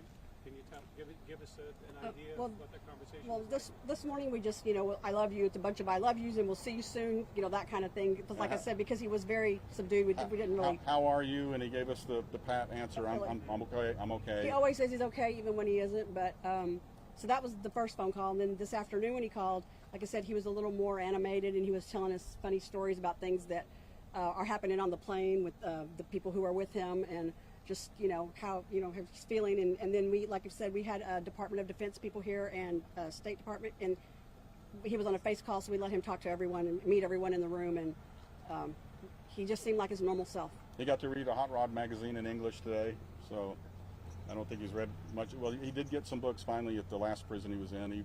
First 2 years he had 2 books in English. They refused to give him books in English. They refused to allow him letters in English. All of the letters that he wrote to us had to be handwritten in Russian. Again, not things that we do to Russian prisoners in our prisons. Did you ever start to lose hope that maybe this day wouldn't come? We planned for the worst, and as our son said, we always say plan for the worst, hope for the best, but Trevor says plan for the worst and don't hope for the best. Yeah. And he said, if you have any hope, don't tell me about it, because I don't want to get my hopes up to be dashed. I'd rather just plan on being here for 9 years or longer. We always feared that they would add additional false charges. That's a regular FSB tactic to keep someone or get something from them. So we always feared that might happen. And we don't want to go without saying this. We want to thank President Biden. Absolutely. We have so many people to thank. We'd be here all day. Our Congressman August Pfluger, just wonderful, fantastic. He talks to us every few days. We've spoken to him today. We'll probably 4 or 5 times. Probably see him tomorrow.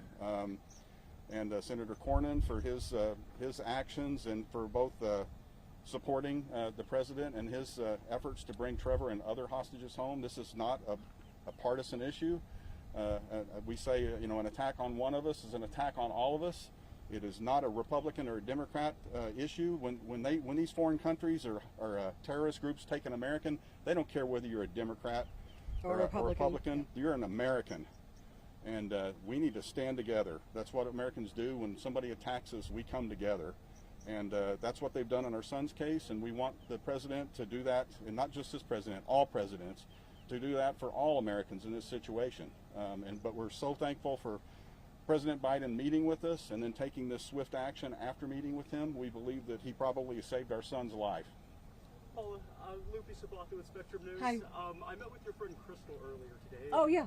She started tearing up when I asked her, what this meant to her.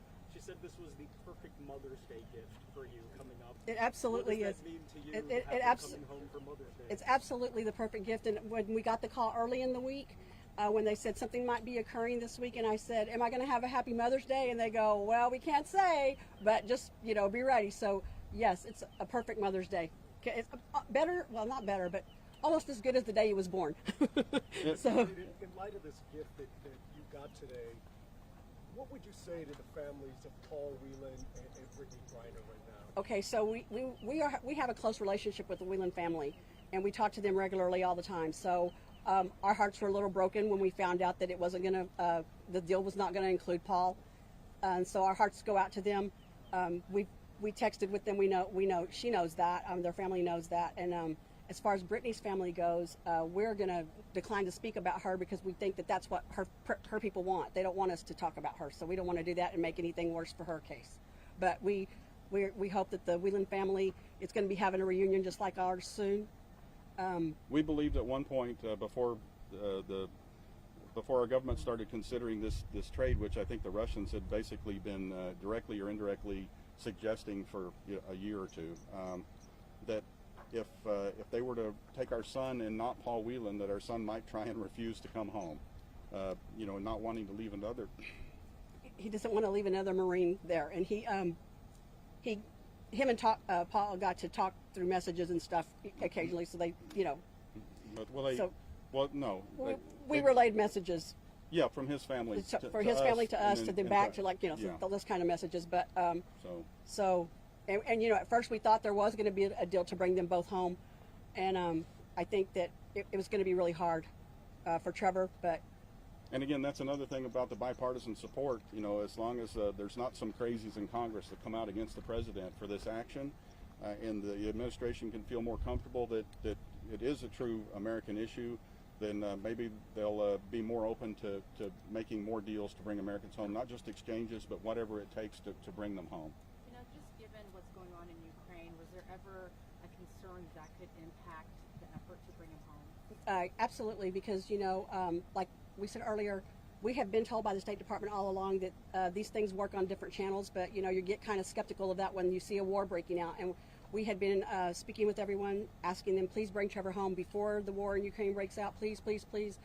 And that didn't happen. So I have to say, in the first few days after it happened and we were told that the communications were cut for a little bit, we were a little bit down.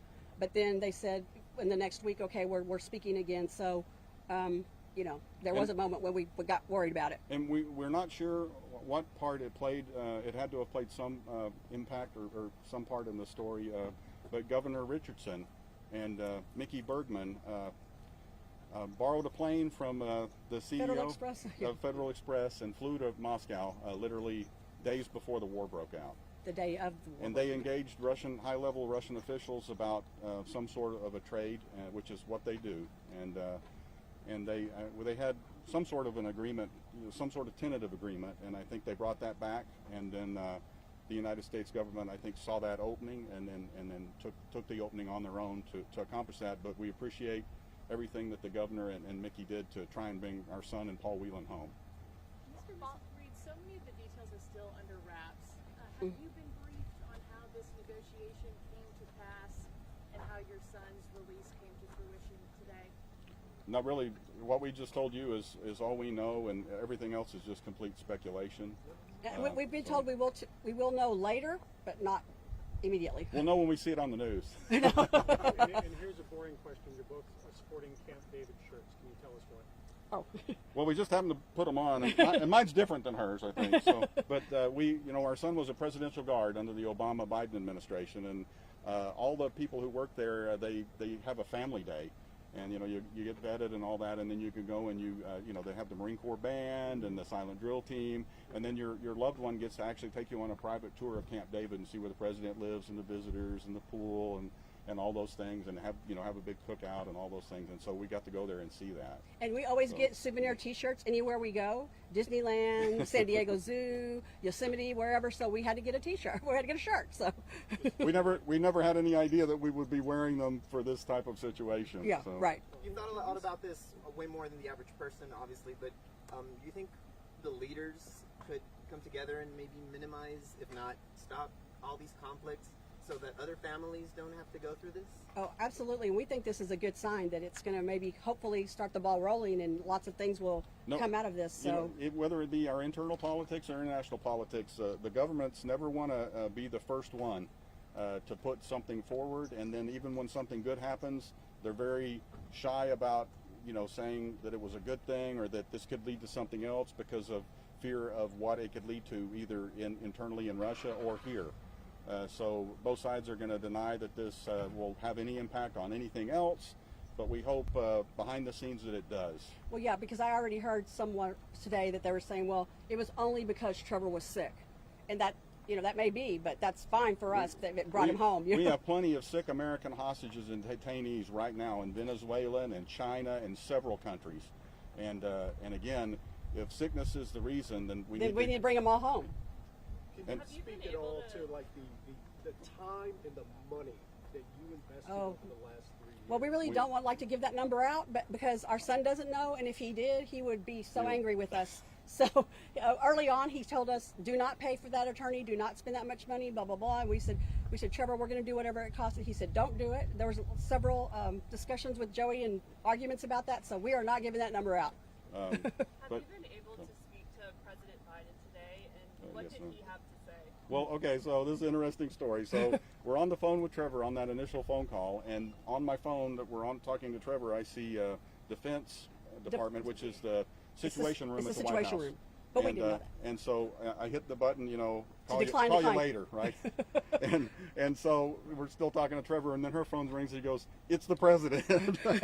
So I hung up on the president. I'm sorry, Mr. President, didn't mean to do that. But so anyway, they connected through. We told Trevor, hey, the president's calling on the other line, and so the president was talking to us, and Trevor was kind of on hold, and Trevor was having a hard time hearing us. But then the president says, hey, I would have called you earlier, but I didn't want to mess anything up, and I didn't want to wake you up in the middle of the night, but I understand that he's on the plane. And we said, we're talking to him right now, and he goes, oh, well, hey, you need to talk to him. You'd rather talk to him than me, so I'll get off here. But he says, I want to have your family, come to see me in the White House, and I'm so glad that we were able to get him out of there. And we told him we were thankful and we're grateful, and that when we saw him, obviously we were going to give him a couple of big hugs, and he said he would give us some big hugs back. So yeah. Did you expect after your meeting with him that this would happen as quickly as it did? We've said for a year, any of you who followed us, that we believe if we can just get to the boss, if we can get to the top man in our government, the executive, that we can make this thing happen because of his personality and what Americans know about him. You may not like his politics, you may not like certain things about him, but anyone who says that he's not compassionate and kind man is a liar, or they are just an idiot. Okay, Yeah. So and we've learned that firsthand, and we want him to do the same thing for other Americans and get them out of there, and yes, and we think it had a major impact, that and our son's illness, and probably Governor Richardson's visit. So that there were several things in play here, but our visit was and thank you for being there. You briefly spoke of the video of your son earlier today that was released, and you talked about it looking like he appeared to be shackled. Can you walk me through just those moments of seeing that footage and what was going through your mind and your heart? Well, she was sitting on the couch and I was sitting on a chair, so I couldn't see her face, but I know I was crying when I was I'd seen it. I was talking to someone and kind of saw it out of the corner of my eye earlier, but when they started showing it again, I looked at it and I went, oh my gosh, because like I said, it looked like he was hunched over and he was kind of walking like this, and they grabbed his bag and then they were helping him get up in the plane. He looked very frail, and immediately, like Joey said, I immediately tears just came to my face because he just didn't look like himself, and that's a really hard thing to see, And I said, because he's so healthy normally. And I'm thinking shackles because his girlfriend got to visit him once at the prison camp the same day that Ambassador Sullivan went there, and that was the only way that they would let her see him, I think, that day. But anyway, when she went to get her pass at the window, they said, "You're here to see the American?" And she said, "Yes." And they said, "Well, how long do you know him?" And she says, "Well, I've been dating him for 5 years, and he's my fiance." And they said, "Well, he's an American spy." And she's like, "He's not a spy." And so the reason we believe they said that was when they brought him to the prison camp, they brought him in a heavily armed convoy with all fully geared up, like tactical officers carrying AK-47s, and he was shackled. And all the prison guards are like, "What is going on?" They don't bring you to prison like that in Russia, even if you're a mass murderer. So all these rumors started. So. And we still kind of wonder, why in the world did they do that? They're in the middle of Russia. It's not like someone's going to try and... Like you said, his body looked hunched over, so we thought he was shackled, and we even asked him on the phone, were you shackled? And he said no. But he just looked like he was not walking very well. But even today, he said there were about 20 FSB agents with him in the truck and on the plane. And then he told us before we saw the video later, the other video that's out is of the swap actually going down. And he said he said it was crazy. They parked the planes next to each other, and we got out and we crossed past each other like something in a movie. and then they started showing it on TV, and it's crazy. That's exactly what it looked like. And we know a few details about what your son went through behind bars, nutritionally, health-wise. Can you talk about, as his parents, what you endured for the past 3 years, and how you were able to get on with day-to-day life every day? Well, as he was losing weight, we were gaining weight. Well, we gained weight. We lost. Yeah, it was just and hair and everything. Yeah, else. yeah. My hair went white, and it's just a lot of things. Like I said, a lot of things bad for us, but nothing in comparison, obviously, to what he went through. But it has been hard. It's been really a lot of stress between Joey and I, between our and our daughter. I feel for my daughter because. She says, it's all things Trevor. So we kind of joke about it. And so she'll say, Mom, I want to come over and see you. So it's no things Trevor this weekend. And I go, okay, that's fine. But it's just, it's all consuming. It really is. And it's just been hard. And, you have to keep functioning and get on with your life and do things. But it is hard. And every time you go somewhere fun or whatever, like I see things and I think, oh my God, Trevor would love that, or this would be cool, Trevor, if Trevor was here. So it's just been hard. And we'll still do, things. We'll go out to eat, or we'll go. I go to a movie occasionally, but every time you do, you feel guilty. Yeah. Like what's happening with Trevor right now. Yeah.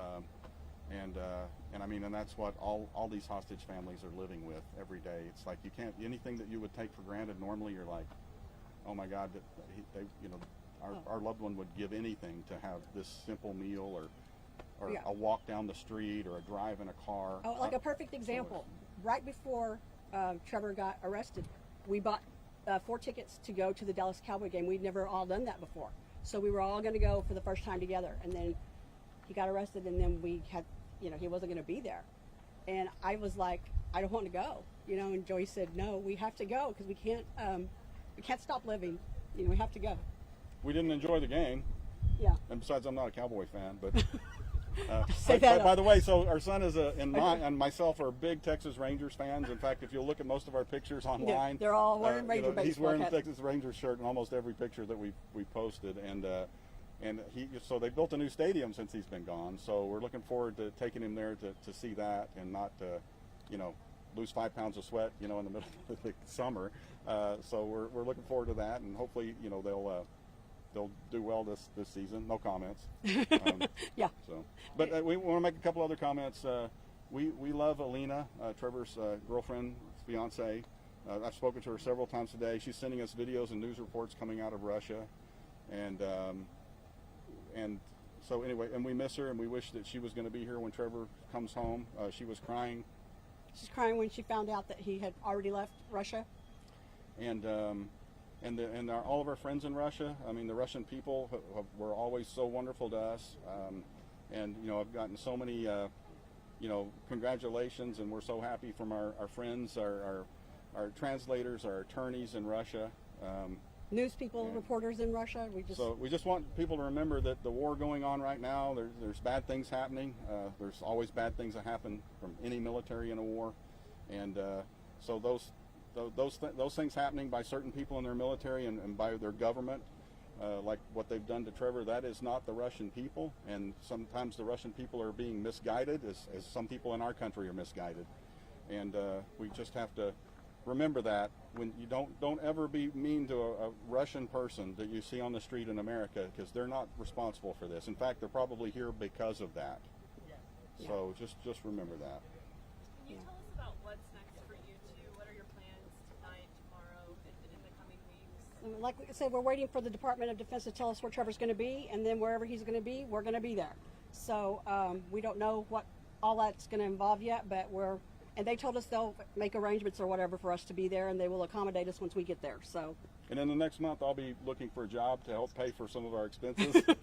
So if anybody knows of a small town that needs a fire chief, I'm available and totally certified. So. And I'm not going to work. I'm going to stay home with Trevor every day and make him anything he wants every day. His favorite meal every day.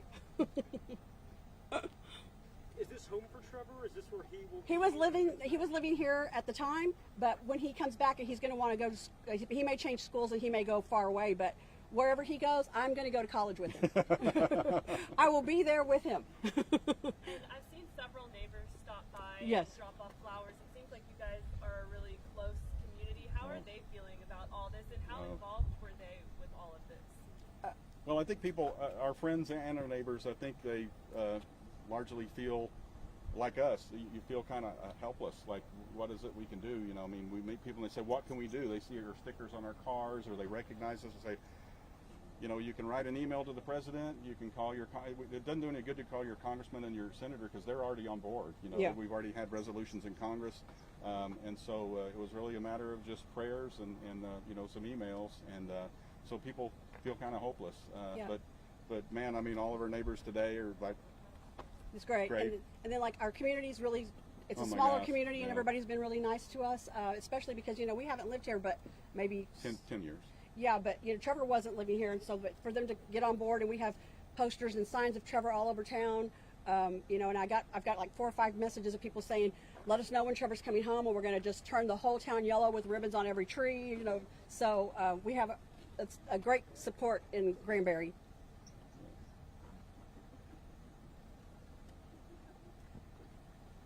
Thank you all so very much. Thank you. Okay, we're good. Right. Thank you. Thank you again, everybody. Yes, really. Thank you. Thank you. If anybody needs a bottle of water or anything. Thanks to everybody for coming out. Yeah. If you need anything, you all know where to find.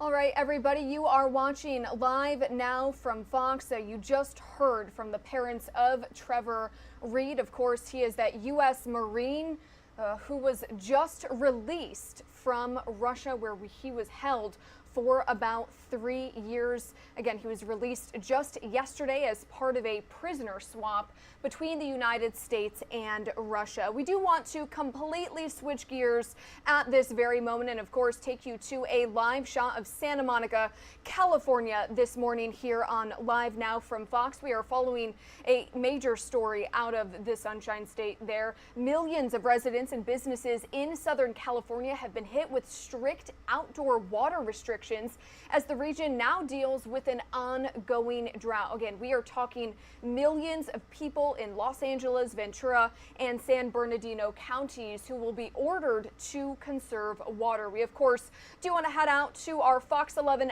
LA's Bob DeCastro, who is joining us live this morning. Bob, thank you so much for joining us here on Live Now from Fox. We know that California is used to droughts, but this is major in terms of these water restrictions.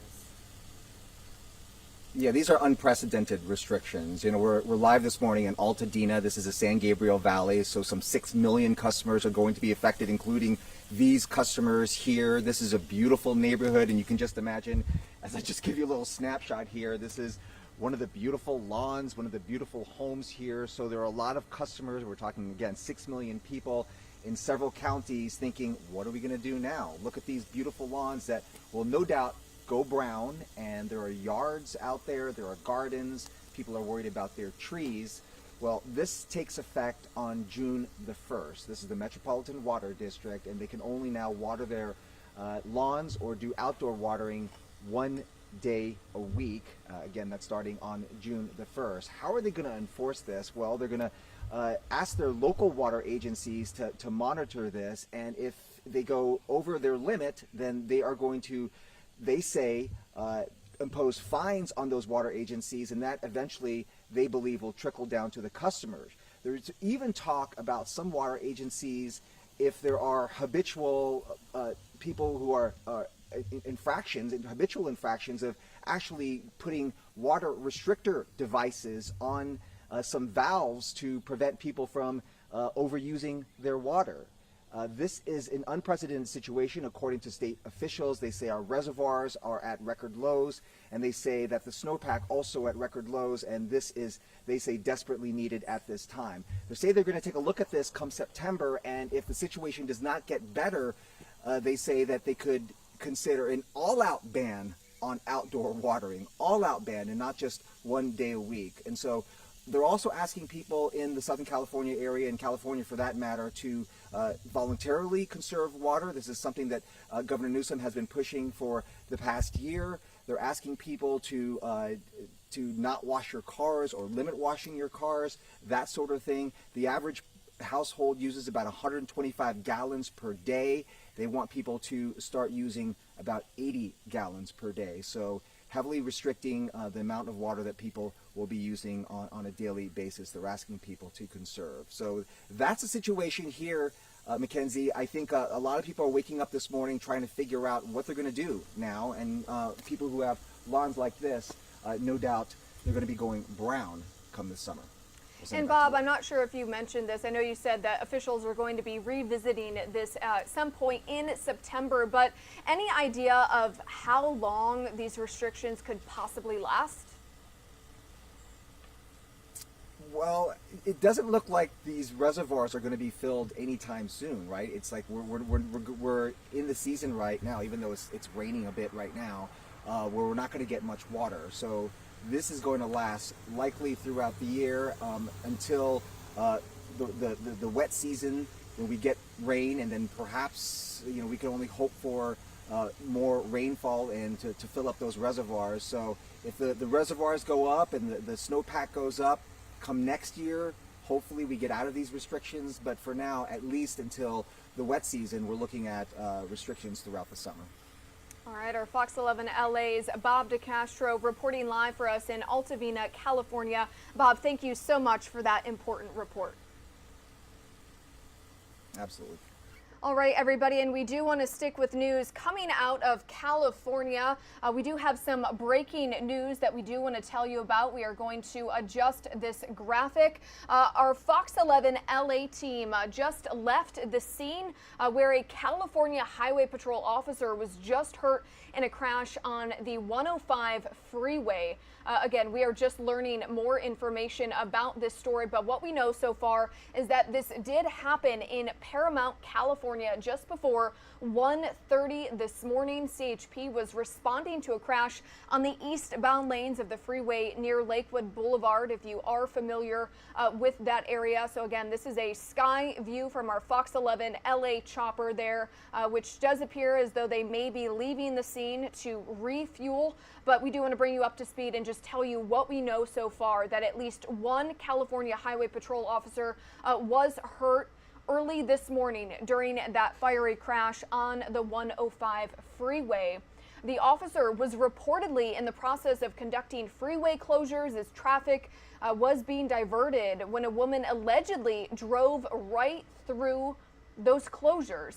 Again, as traffic was being diverted, you're taking a look there at a car that does appear to be completely torched from this fiery crash. So again, a very, very serious accident involving a California Highway Patrol officer early this morning, again, happening about 1:30 this morning. So again, according to our Fox 11 LA team, a woman allegedly drove right through the safety flares and into the CHP patrol vehicle that was parked on the side of a highway.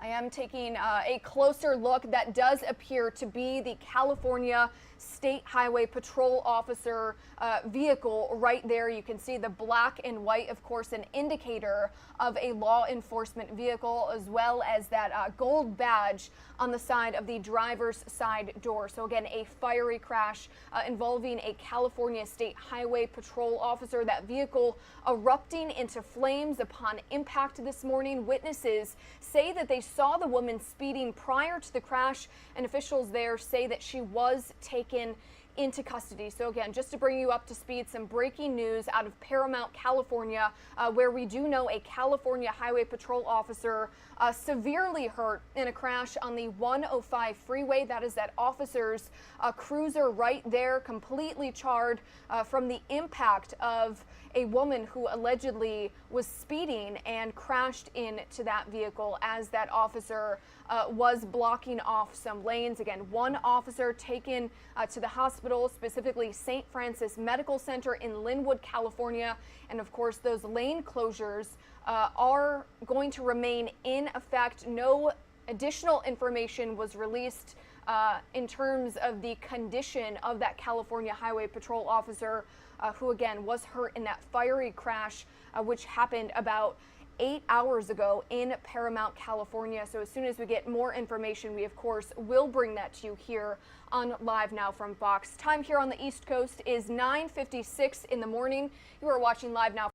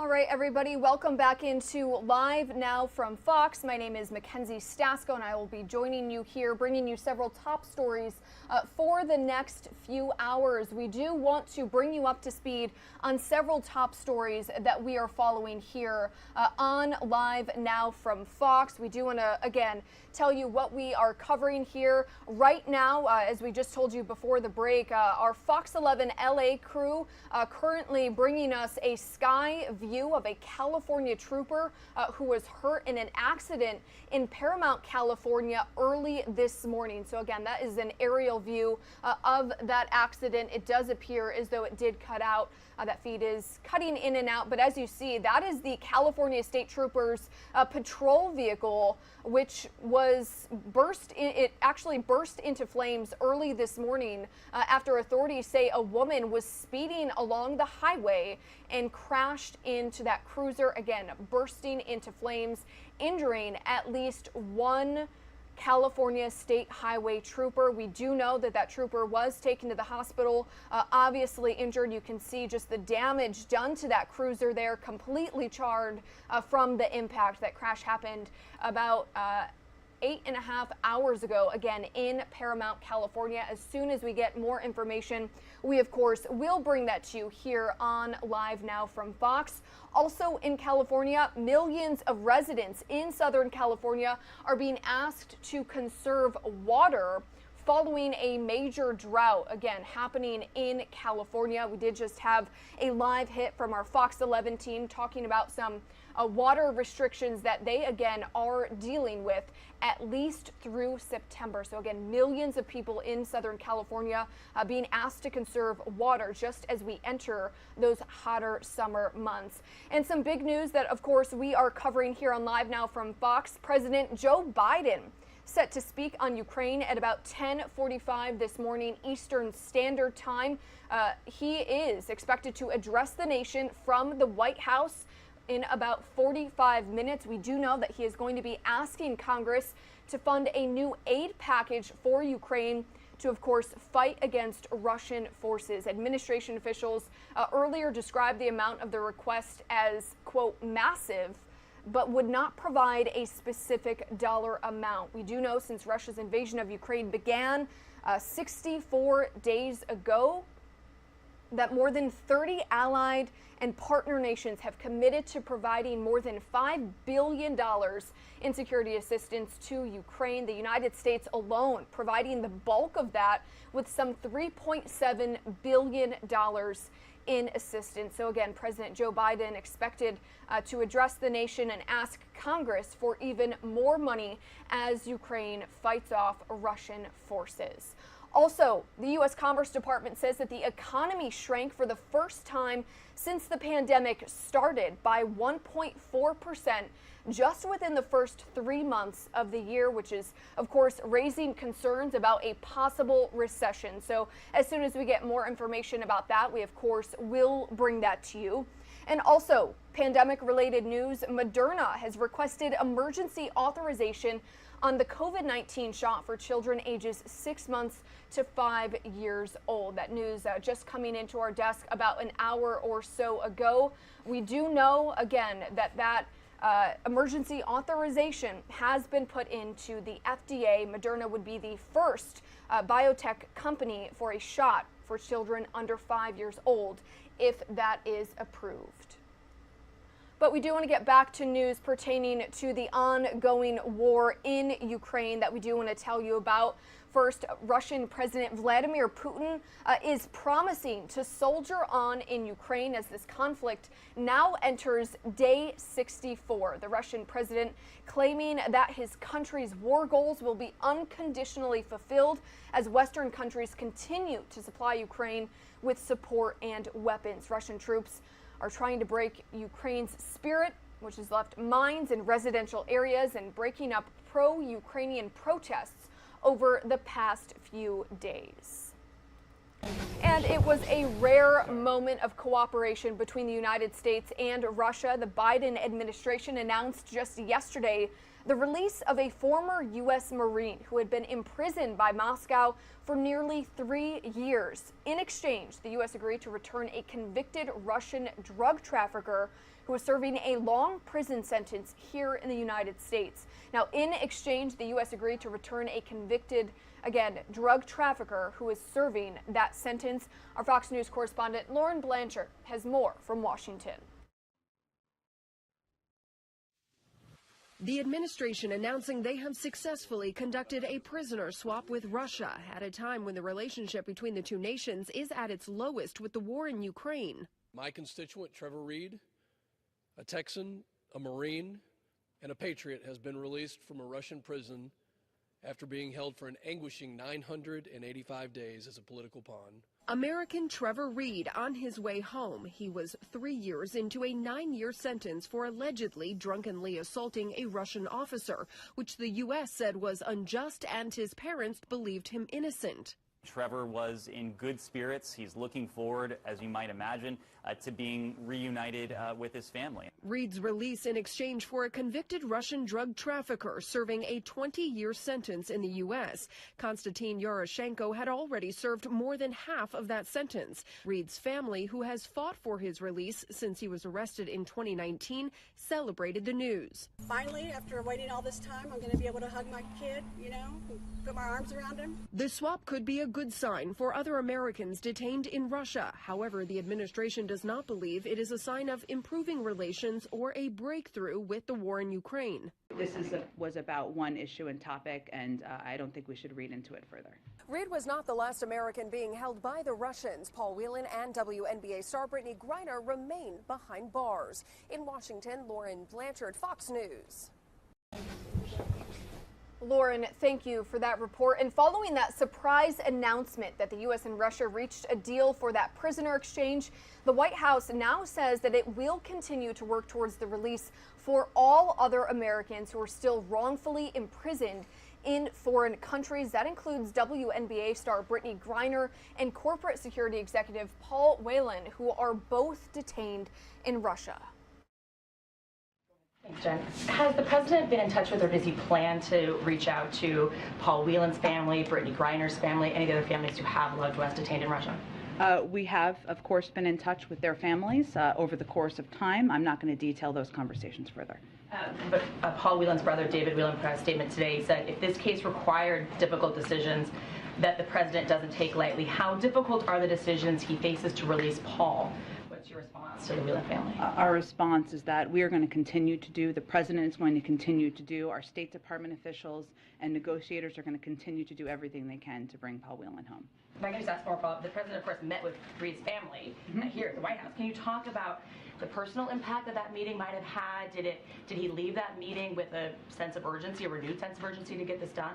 I would say the president has had a sense of urgency about bringing Americans home long before that meeting. Of course, he enjoyed that meeting he had with them. He also spoke with them on the phone when he went and traveled to Texas. And again, I know he was intending to reach out to them this morning as well. Go ahead. All right, and that was White House Press Secretary Jen Psaki again speaking about the United States' efforts to bring home those other Americans who are currently being detained in Russia.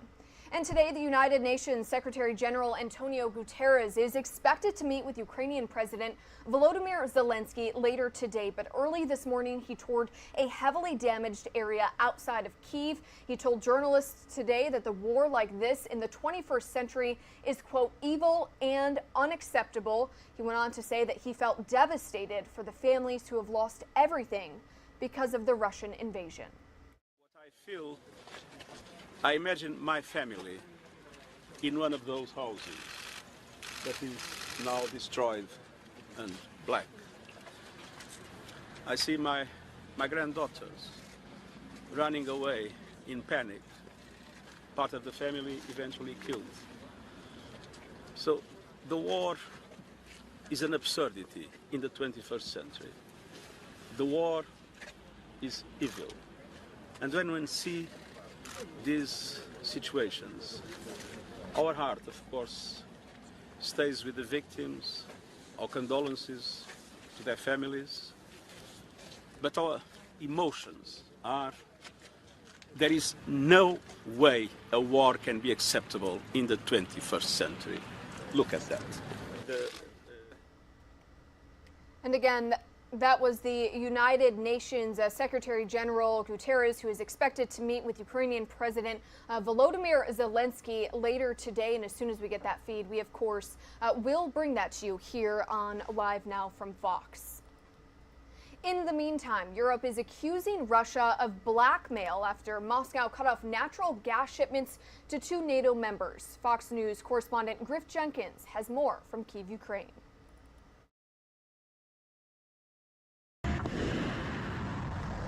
The fighting is intensifying along the front lines in eastern Ukraine. Russia targeting Ukrainian defenses with missiles and artillery, hoping to achieve a major breakthrough in the Donbas region. And we're seeing a shift in strategy. Moscow increasingly targeting weapons shipments from the U.S. and Europe, hoping to limit Ukraine's ability to fight back. Vladimir Putin speaking to the Russian parliament on Wednesday, vowing to step up those attacks.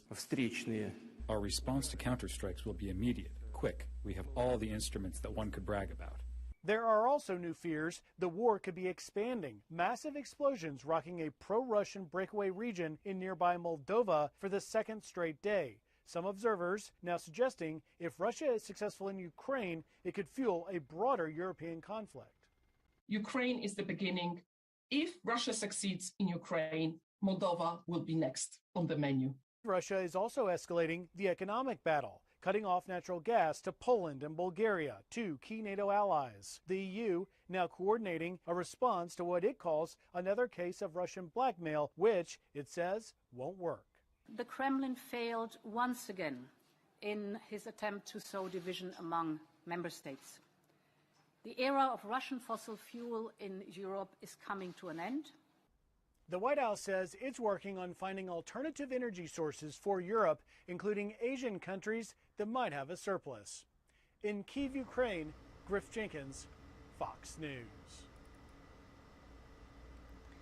And switching gears pertaining to the war in Ukraine, again, as we mentioned, we do want to switch gears to a different topic. This is video of residents in Israel coming to a standstill as sirens blare across the country for Holocaust Remembrance Day. People stopped in the middle of the street and got out of their cars on highways to bow their heads in memory of the 6 million Jews who were murdered during the Nazi genocide.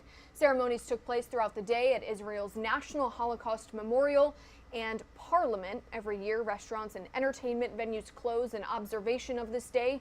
Radios do play somber music, and TV stations devote their programming to documentaries and shows about this tragic time in history.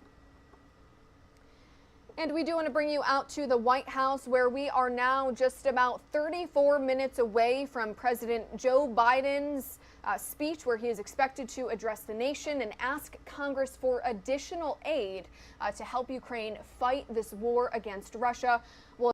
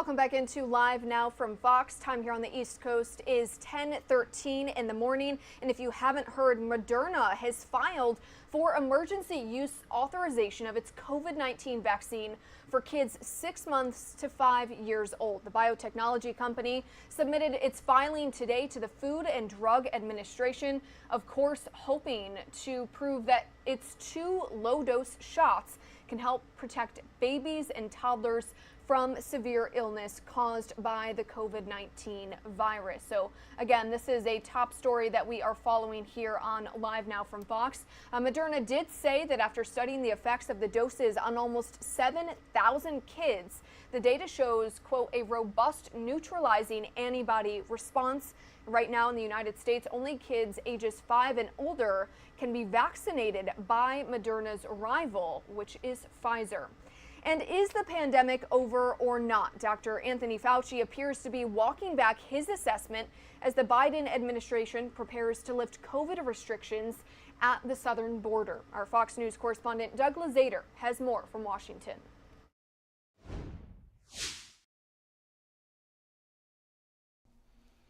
Homeland Security Secretary Alejandro Mayorkas will be back on Capitol Hill this morning after a rough appearance yesterday. And he is not the only administration official facing heat over COVID restrictions. The numbers at the southern border are already exploding, and they're about to get much worse as the Biden administration plans to end COVID restrictions there. We expect migration levels to increase. The Secretary of Homeland Security is bracing for what comes next, as some Republicans call for his head. Next year, if we have the majority in this committee, which we shall, you're still in office, you'll face impeachment. So is now the time to lift what are referred to as Title 42 restrictions. For the Republicans to be using Title 42 is so ridiculous because they are insisting that there's no need for vaccines or masks. And now they're saying that somehow we need to keep Title 42 in place. In fact, Chief White House Medical Advisor Dr. Anthony Fauci said this week that we are out of the pandemic phase. But that comes as the White House is asking Congress for billions in additional funding to fight the pandemic. And Fauci later appeared to change course, saying we're not over the pandemic. So which is it? More and more, it's on you as an individual, as a shopper, as a traveler. And Transportation Secretary Pete Buttigieg said we should all make our own choices now. Yet at the same time, the administration is fighting to re-implement a mask mandate on public transportation. And Buttigieg defended his decision to attend this weekend's White House Correspondents' Dinner, which has no mask requirements. Well, I think most of us understand the difference between a hotel ballroom and an airplane. And while President Biden will also attend the event, Dr. Anthony Fauci said that because of his own health concerns, he will not go. In Washington, Doug Lazater, Fox News. Was her All right, Doug, thank you for that report. We do want to bring you to several feeds that we are following today. Of course, the Johnny Depp versus Amber Heard defamation trial currently happening in Fairfax, Virginia. We have been bringing this to you since the beginning, where Johnny Depp, of course, took the stand last week. We are waiting to see when Amber Heard will take the stand. Again, this is coming in from Fairfax, Virginia. Also, in about 25 minutes, we are expected to hear from President Joe Biden, who's going to be speaking about Ukraine at the White House, asking Congress for more money to help Ukrainian forces fight off Russian troops. And in the bottom right-hand screen, we do have a live feed coming in from space. The Russian cosmonauts currently up there right now to perform a spacewalk at the International Space Station. But we do, again, want to head into the courtroom where Johnny Depp and his ex-wife Amber Heard have been squaring off in this bombshell defamation trial that opened back on April 11th, accusing each other of physical and emotional abuse. Let's go ahead and listen in. Prior expertise in that policy area, that they can speak in detail about the area, that they are aligned with the ACLU's policy views of the area, and that they have significant following so that their communications to the public that we support reach a wide variety of people. Of those criteria, which did Ms. Weitz identify as the most important, if any?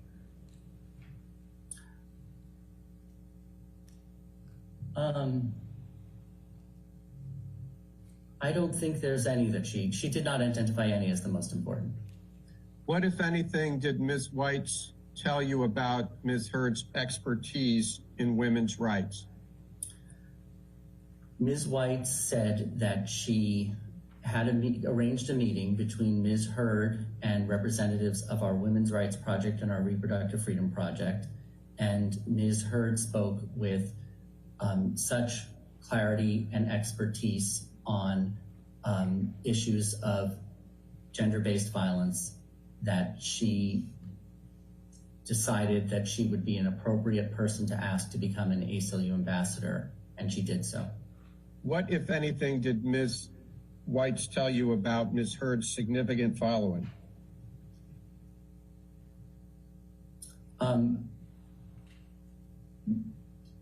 Ms. Weitz said that she looked at Ms. Heard's social media.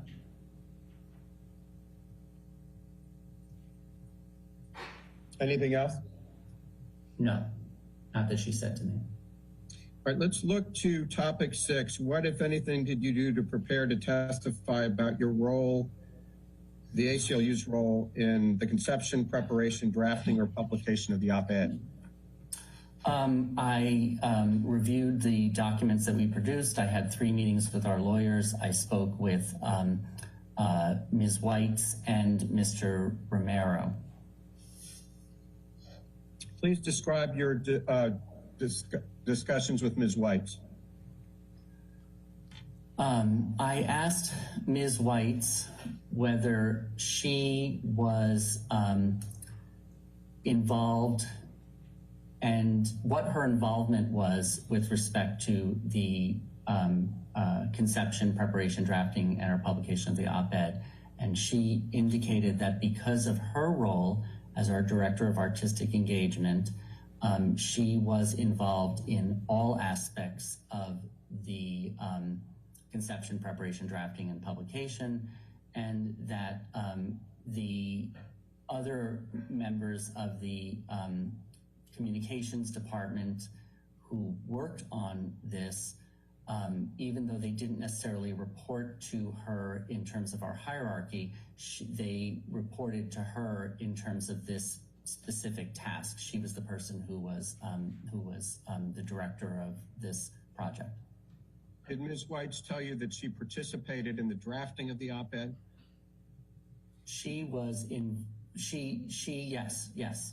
Yes. Other than Ms. Weitz, were there any other lawyers at the ACLU involved in the drafting of the op-ed? Ms. Weitz is not a lawyer. So were there lawyers involved in the drafting of the op-ed? I believe it was the drafting of the op-ed was all done within the communications department. What is Ms. Weitz's academic background? I don't know her academic background. Was any ACLU lawyer, and I mean in-house lawyer, involved in the drafting of the op-ed? I believe the answer is yes. I believe that there are documents that support back and forth between support for the op-ed, but I don't recall. Sitting here today, do you know how many ACLU lawyers were involved in the drafting of the op-ed? No, I don't. Were there any ACLU lawyers involved in the reviewing of the op-ed before it was submitted to the Washington Post? Yes, there were. How many?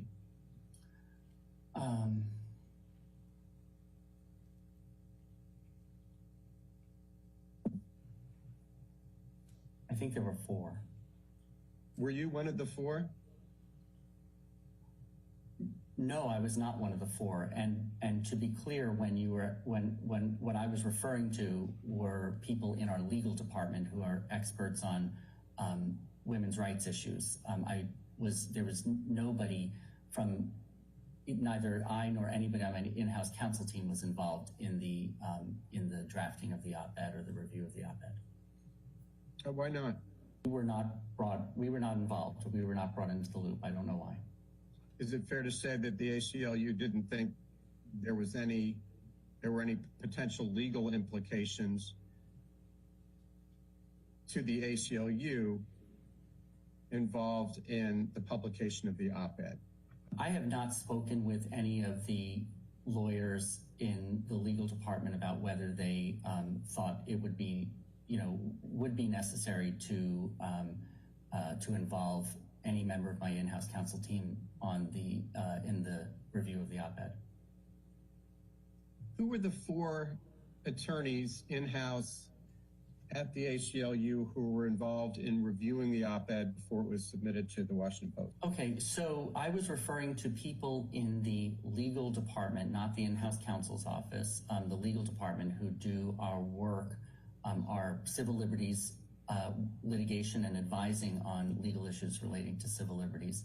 And I believe that the op-ed, the 4, was reviewed by Lenora Lapidus, David Cole, I believe Louise Melling was involved, and there may have also been a fellow that was involved in reviewing it.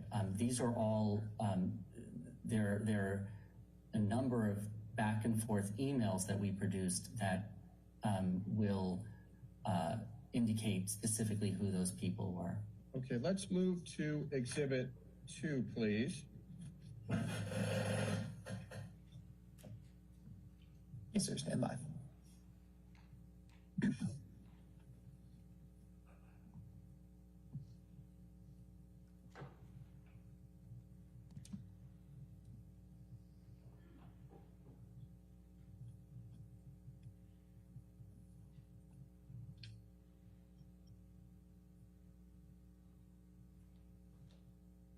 Mr. Doherty, have you ever seen this document before?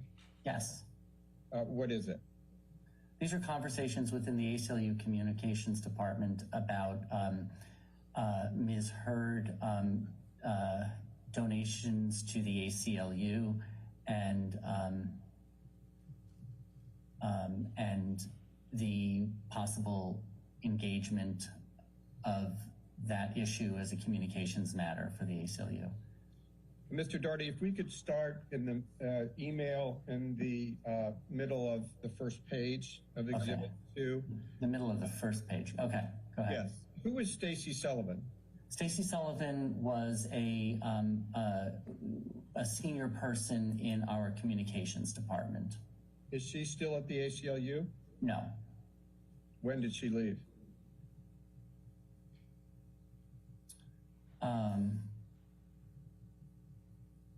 I don't recall the date. Who is Stephen Smith? Stephen Smith, at the time, was our Associate Director for Strategic Communications. Now he is the Deputy Communications Director. And I believe you testified earlier that Mr. Romero first came to learn about this through Elon Musk. Is that right? Correct. Tell us exactly who ACLU Media is. You said it's an email account that is monitored by members of the communication staff so that when media inquiries come in, rather than them going to a specific individual in the communications department who could be working on something else or on leave, it goes to a central email account that is then monitored and emails within it are directed to the appropriate people. Who's Sandra? I assume that is Sandra Park, who is a lawyer in our Women's Rights Project. Was Ms. Park involved in the op-ed in any way, either reviewing or approving? I believe she was. And that coverage is good for the ACLU, correct? Yes. And the press coverage, among other things, enabled the ACLU to promote its work helping victims of domestic violence, correct? Correct. Specifically, how does the ACLU record donations? We record donations in our donor database. It's referred in the trade as a CRM, a constituent record management system. And at this time, we our CRM was a company called PIDI. At this point, our CRM is with Salesforce. Is there anyone at the ACLU who interacts or who interacted with PIDI? There are many members of our development department that interacted with PIDI with respect to the functioning support of that system and the vendor relationship. And I'm not sure if you're asking this, but then there are a number of people in the development department who can input donor information into this database. I don't see them as having interaction with PIDI, but it's with our database. What type of information is input?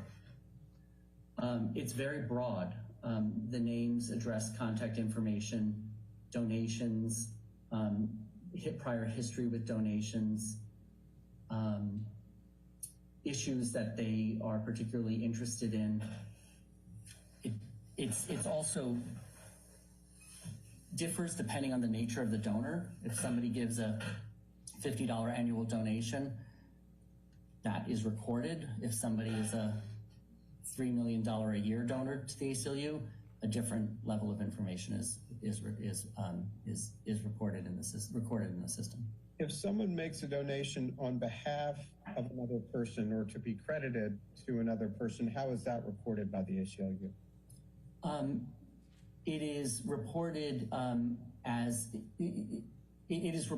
such, as relating to, but there's many different ways that could somebody could give on behalf of somebody else. People can make a gift in honor of somebody else. People can make a gift in order to fulfill someone else's pledge. People can make a gift. A donor may help bring another donor to the ACLU. All of that information is recorded in our systems. Can a donor earmark his or her donation for a particular purpose? Absolutely. After Ms. Hurd announced her donation to the ACLU, what specifically did the ACLU do to document that donation? Well, we sent out a note to Amber thanking her for the donation. That is like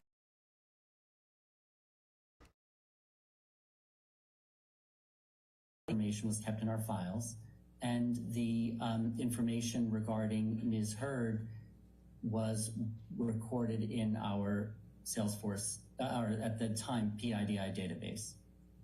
At the time the ACLU sent Ms. Hurd the acknowledgement letter, was it the ACLU's expectation that the $3.5 million would be paid by Ms. Hurd in all at once in a lump sum? No, I do not believe it was. I believe that we believed that it would, based on the Elon Musk email, we thought that it might be, that it was intended to be over a 10-year period, although that was never specifically confirmed. Well, that's interesting. What email are you referring to? I believe that the first email from Elon Musk to Anthony Romero said that it was over a 10-year period.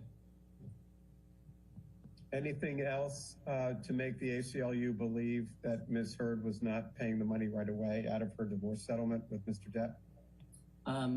Anthony, in his communications with Ms. Hurd, referred to the amount as a pledge, and a pledge is generally what a pledge means is that the amount is not necessarily paid all at once. It's pledged to the organization rather than just sending a check. There's a some kind of varying levels of commitment made to give amounts over a period of time, which is, excuse me, useful for the charity to know so that it can make future projections as to income. Mr. Doherty, who, if anyone at the ACLU, was assigned to handle or track Ms. Heard's donation? That would have been two different people, depending on what you mean by track. There is a person in our leadership gifts department, which is the department that deals with high-level donors. His name is John Moresco, and his role is to, in addition to facilitating, maintaining the relationship with those donors, is to oversee the back and forth with those donors for annual giving. So in this case, that would include Ms. Heard's gifts to the ACLU. And then there's a second group within the development department that is the team that maintains the overall donor database, the then PIDI, now Salesforce database. Okay, was Exhibit 9 prepared in the ordinary course of the ACLU's business? It's not back up on the screen yet. Okay, here it is. Yes, it was. Is it maintained in the ordinary course of the ACLU's business? Yes. Were these emails, to your knowledge, prepared contemporaneously with people having knowledge of the contents? Correct. Okay, if we could please move ahead to Exhibit 11. Yes, sir. Stand by.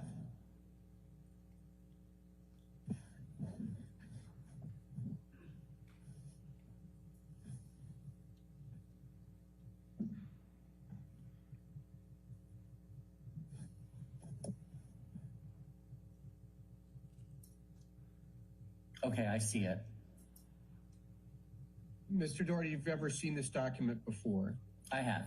Is this one of the documents that you reviewed in preparation for your deposition today? Yes. Was this prepared in the ordinary course of the ACLU's business?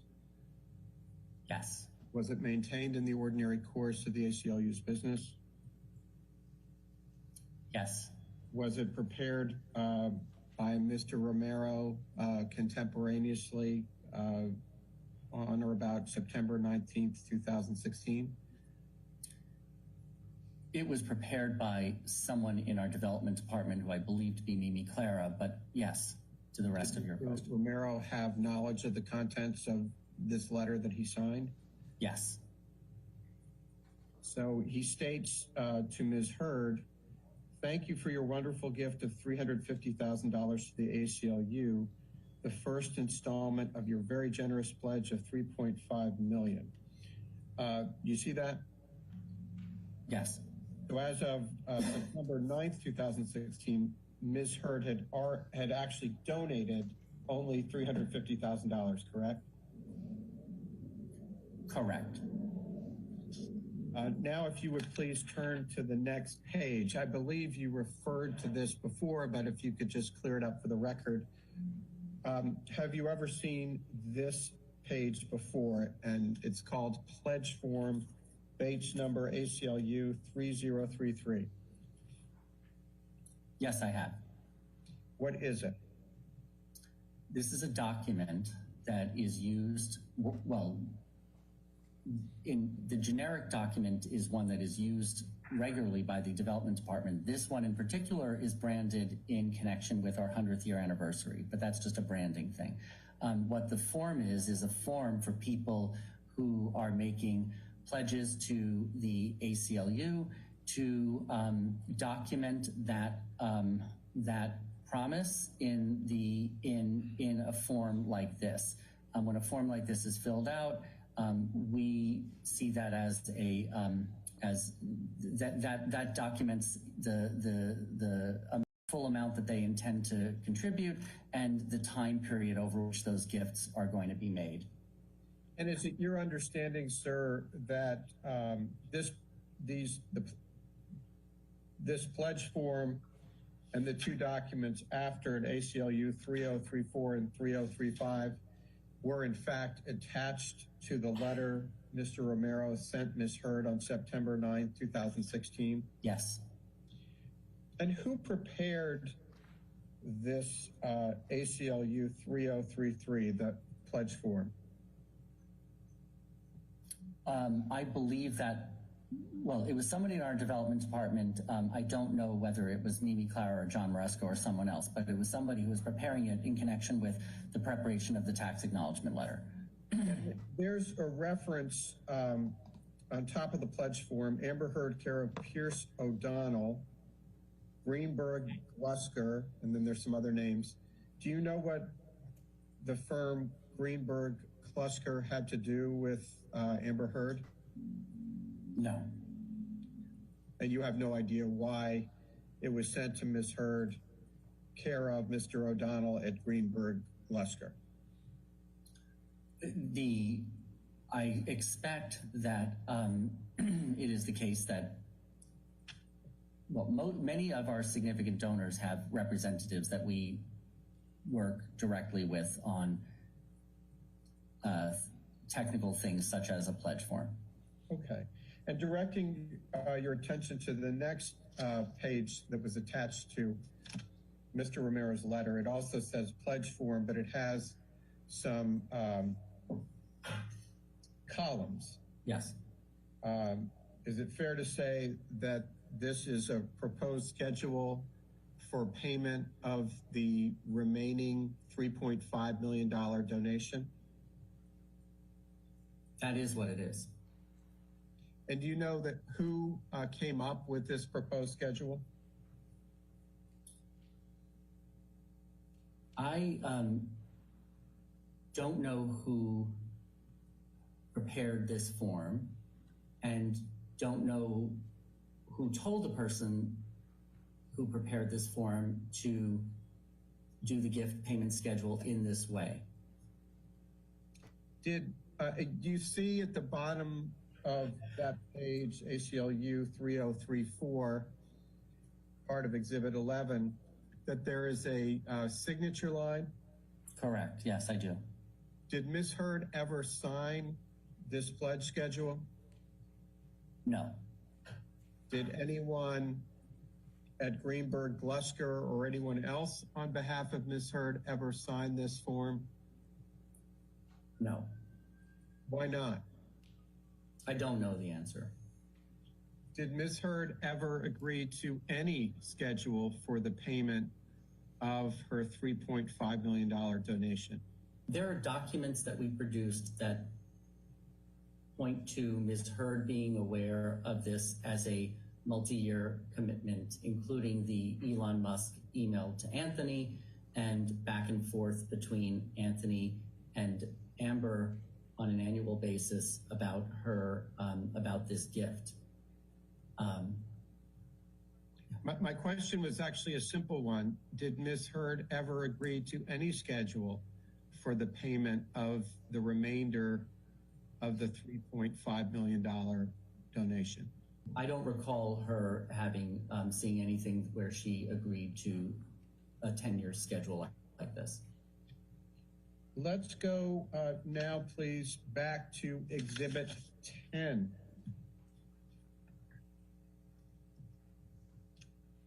Sir, stand by.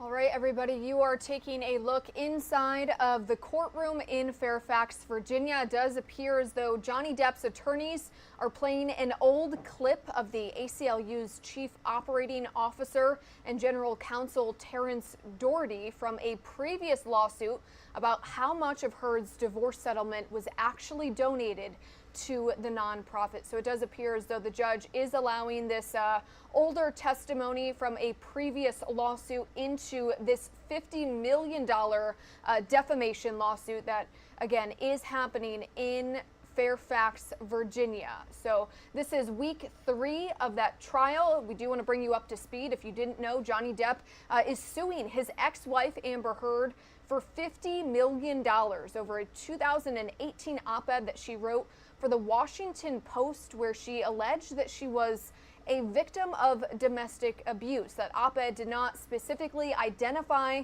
Depp by name, but the actor says that those allegations in the op-ed damaged his career and made him a, quote, pariah in Hollywood. Heard, in turn, countersued her ex-husband for $100 million, accusing him and his former attorney of conspiring to destroy her. So again, we are now on week 3 of this trial in Fairfax, Virginia. We are following several top stories today. Of course, you can see stocks open right now, trading up about 6 points this morning.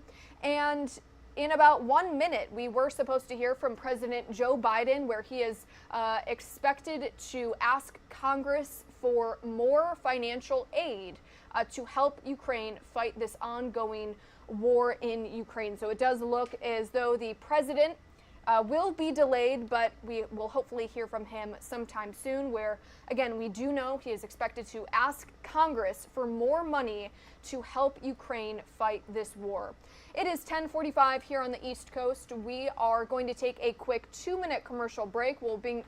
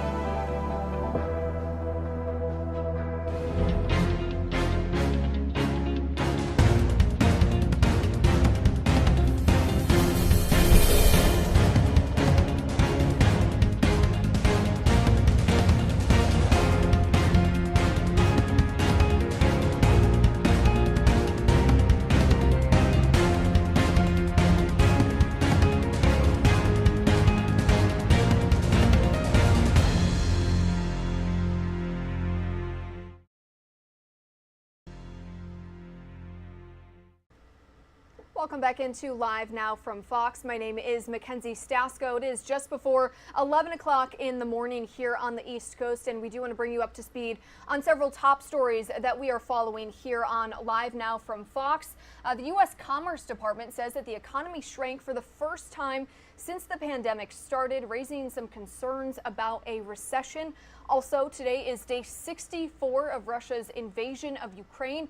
We do know that Russian forces are intensifying their attacks on the Azovstal steel plant in Mariupol, which is the last Ukrainian holdout in the southern port city of Ukraine. Also, just a few hours ago, we learned that Moderna has requested emergency authorization on its COVID-19 shot for children ages 6 months to 5 years old. If the FDA does approve that, Moderna's COVID-19 vaccine will be the first for children under 5 years old. Also, relating to that economy news, you can see stocks trading right now up about 23 points just a few hours after learning again that the U.S. Commerce Department says that the economy shrank by 1.4% within just the first 3 months of 2022. Also, In just a little bit, we are expected to hear from President Joe Biden, where he is expected to speak about the ongoing war in Ukraine, which, as we mentioned, is now going on day 64. The president is expected to ask Congress for additional money, additional funding in a new aid package for Ukraine in its fight against Russian forces. Administration officials earlier described the amount of the request as massive, but would not provide a specific dollar amount. But we do know since Russia's invasion of Ukraine began 64 days ago, back on February 24th, more than 30 countries have committed to providing more than $5 billion in security assistance to Ukraine as it fights off Russian forces. The United States alone providing the bulk of that with some $3.7 billion in assistance. So at any moment, we again are expected to hear from President Joe Biden. And also the Johnny Depp versus Amber Heard defamation trial is continuing in Fairfax, Virginia. You can see Amber Heard and Johnny Depp right there inside of the courtroom. Right before the break, we were hearing to a pre-recorded deposition by the ACLU's chief operating officer, Terrence Doherty, who is testifying that Heard has only paid about $350,000 directly to the ACLU. She initially pledged to provide $7 million of her divorce settlement to the nonprofit. So again, this is part of the defamation trial, which is now going on week 3. So let's go ahead and listen in. To Mark Weir. He says, we have more folks than I knew who followed TMZ. Here's their latest report. Amber Heard calls BS on Johnny's charity donation. Now you owe double. What's that a reference to? I don't really know specifically, other than to say that this is more indication that we were unclear of whether the Johnny Depp gift would count toward the amounts that Amber said she wanted to contribute to the ACLU. And then directing your attention to the top email in Exhibit 10, Mr. Weir responds, she's calling Johnny out on the $14 million in the press. What does that refer to? I don't know. I'm not aware of how 14 million plays into any of this. Okay, let's move ahead to Exhibit 12, please. Mr. Doherty, have you ever seen this document before?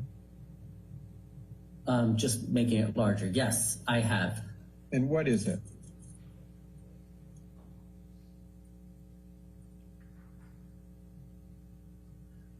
This is Amber confirming that we can cash Mr. Depp's check.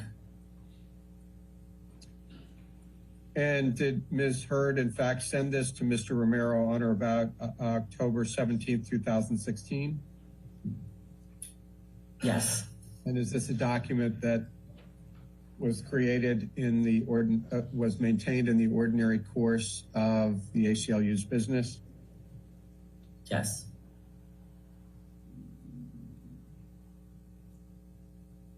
And it's true that the ACLU ultimately deposited Mr. Depp's check for $100,000, correct? Correct. Did the ACLU credit the $100,000 paid by Mr. Depp toward Ms. Heard's $3.5 million pledge or donation? We do credit that $100,000 amount toward the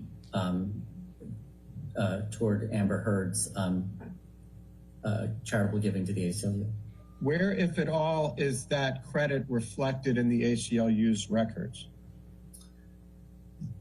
There are documents that we produced that show the fact that this was considered part of Amber Heard's charitable giving to the ACLU.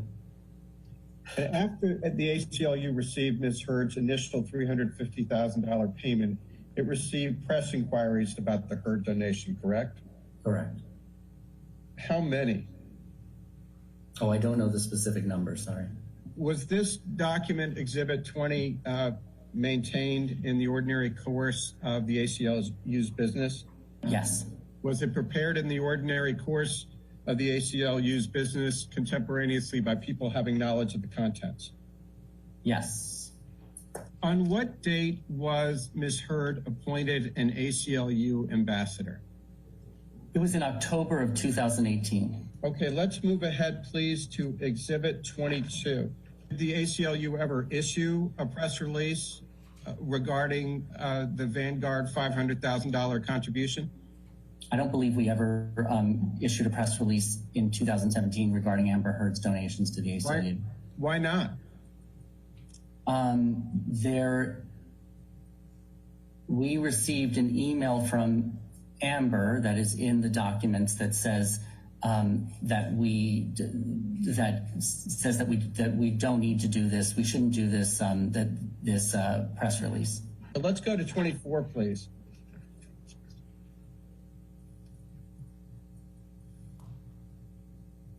Stand by.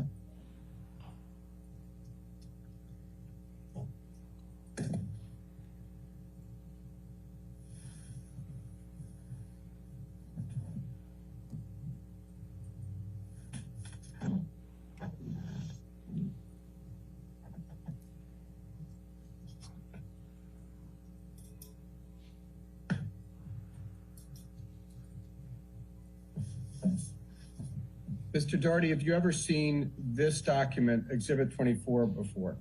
Yes. What is it? This is Anthony in his email to the one we just saw said that his comms people were going to be reaching out to Amber's people.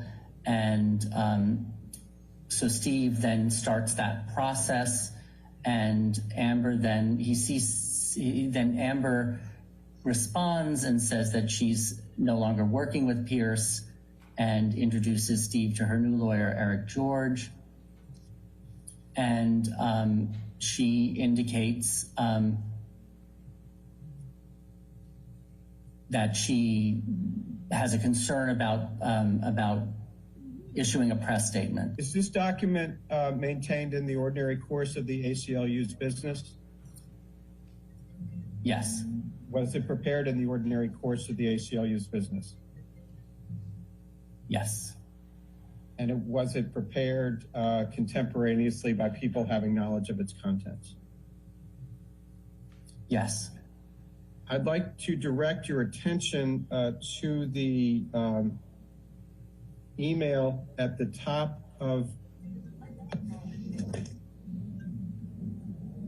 the page.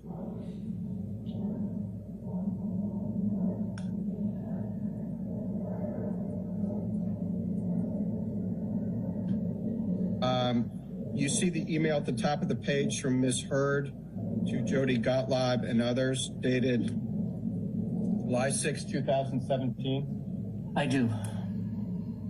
Have you ever seen this document before? Yes. What is it?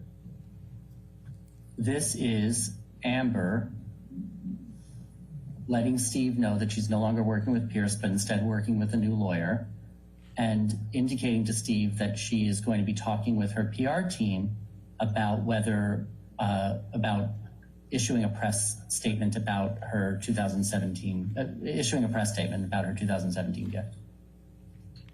And directing your attention, she writes, their concern is that the press could potentially spin the fact that this is an installment and not the entire lump sum, as you well know, isn't possible due to the structure of the settlement agreement.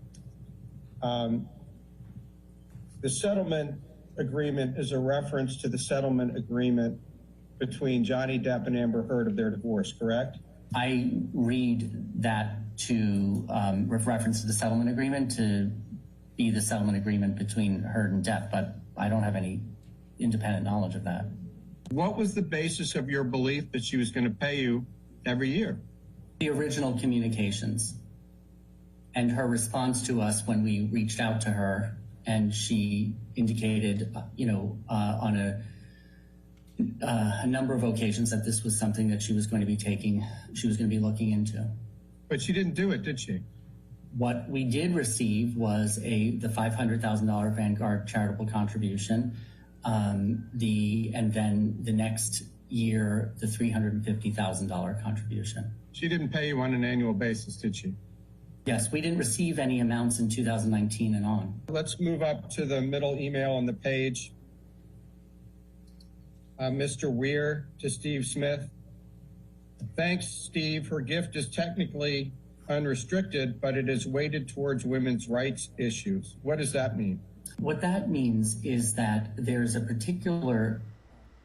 All right, everybody, again, you're taking a live look inside of the courtroom of Johnny Depp in Fairfax, Virginia, as he does sue his ex-wife, Amber Heard, for $50 million over that defamation in a Washington op-ed that she wrote back in 2018. We do want to bring you some breaking news that we are just learning here on Live Now from Fox. President Joe Biden expected to speak at that podium at the right-hand corner of your screen at any moment.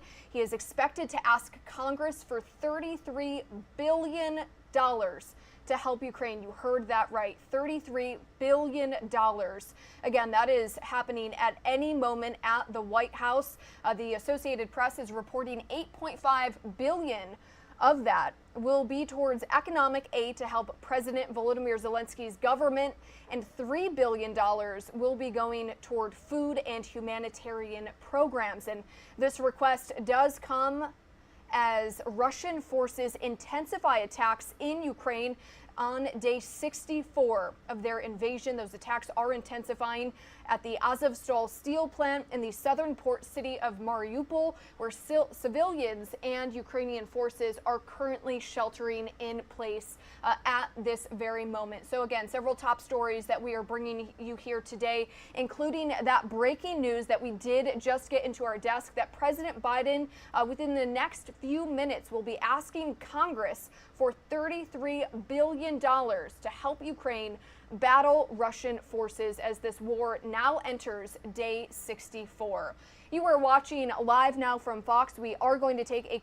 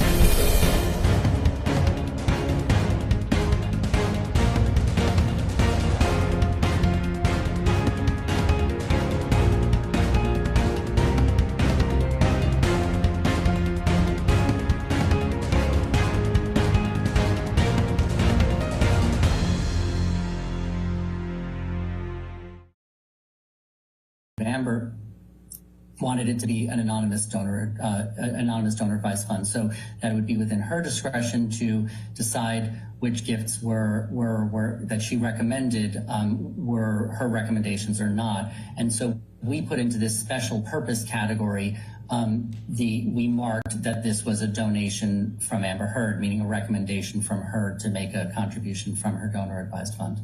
So this is an anonymous donation for someone in Amber Heard's name, correct? It is anonymous to when this donor advised fund was set up, it was determined that that the gifts would presumptively be anonymous unless she were to recommend to state otherwise. And did she ever state otherwise? We believed that this was that she indicated that this was her $350,000 gift, and that's why we put into the column that this was a donation recommended by her from her donor advised fund. But the money did not come from her, correct? The money went from her to her donor advised fund, and then she recommended that the funds be paid from Fidelity to us. So the amount that $350 we received did not come from her directly. It came from what we believe to be her donor advised fund at Fidelity that she set up. What basis, other than Ms. Heard's telling you, does the ACLU have for the proposition that Ms. Heard paid the money to Fidelity before it came and was given to the ACLU? What we have is what she told us, which is how donor advised funds that are anonymous work. The only thing that we legally needed to know was that this came from the Fidelity charitable, and that's the kind of reporting that we would do on this. For example, if we were reporting on this gift in our tax filings or anything like that, we then, our donors who have donor advised funds, they then let us know that they made that recommendation, and we then credit it to them as being associated with their giving to us in our CRM. Well, Mr. Doherty, I didn't ask you what the ACLU was legally required to do. I asked you what, if anything, the ACLU did to investigate whether, in fact, Ms. Heard provided the funds to Fidelity. And your answer is nothing, right? Go ahead. I don't believe there was anything else. I don't know what else we would have gotten. So, just so the record is clear, the ACLU relied only on Ms. Heard, that she was the ultimate source of the Fidelity funds, correct? Yes. Because you've already testified that Ms. Heard was not the original source of the funds for the $500,000 Vanguard contribution, correct? We received that $500,000 from Vanguard, their 501c3, not from any other person. Right, but Vanguard was associated with Mr. Musk, true? We believe that to be the case, yes. Okay. So after this December 2018 donation, has Ms. Heard made any donations directly or indirectly to the ACLU? No, those are the four contributions, the four that we've discussed. Well, we're almost 3 years since her last contribution. What, if any, efforts has the ACLU made to get Amber Heard to pay? We reached out to Ms. Heard. We reached out to Ms. Heard starting in 2019 for the next installment of her giving, and we learned that she was having financial difficulties. Well, let's unpack that. So when in 2019 did the ACLU reach out to Ms. Heard about making her promised contributions? I don't recall the date, but there is a document that we produced that was an email from Anthony to Amber about this in 2019. Okay, let's move ahead to Exhibit 67, please. Have you seen these documents, these attachments before? Yes, I've seen these. Okay, and we'll just go through them one by one if you don't mind. Sure. If you look at Bates number 4673, it says $350,000, December 11th, 2018. What is that?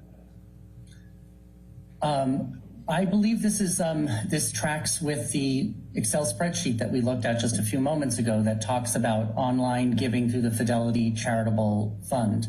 And whereas the prior one listed all of the December 11th, 2018 gifts, this one lists the $350,000 gift from the Amber's donor advised fund. Moving to the next page, it says designation donor from Amber Heard. Do you see that? Yes. What does designation mean? So this was the column in Salesforce that allows us to include additional information about gifts, in particular whether they are restricted in a certain way. And so that's why the term designation is used. And here, I think we filled into that designation field the information that we knew to be the case, which was that this was a recommendation from Amber Heard's donor advised fund. Okay, now if you move to the next page, 4675, there's just one word on that, and it's anonymous. Do you know what that means? This corresponds to the column of that same spreadsheet that listed the names of the donor advised funds that individuals set up at Fidelity, and that the name of the Amber one was anonymous. Now, when Ms. Heard made her direct payment, her first contribution of $350,000, that was not designated as anonymous, wasn't it? Was it? That was not a gift from a donor advised fund, so there weren't those columns for us to fill out. It was just a gift to the ACLU. And I do believe that in Anthony's acknowledgement letter to that included the pledge form that wasn't signed, he included a question about anonymity and whether we could list her as a donor in our annual report. So that was our first connection with her. So, we weren't sure whether her giving would be anonymous or not. Well, the first donation wasn't anonymous, correct? No, because it was not anonymous. But what I'm saying here is that this is the name. I believe this is the name of her donor advised fund at Fidelity. And the first time she gave us a gift, I think it came right out of her own,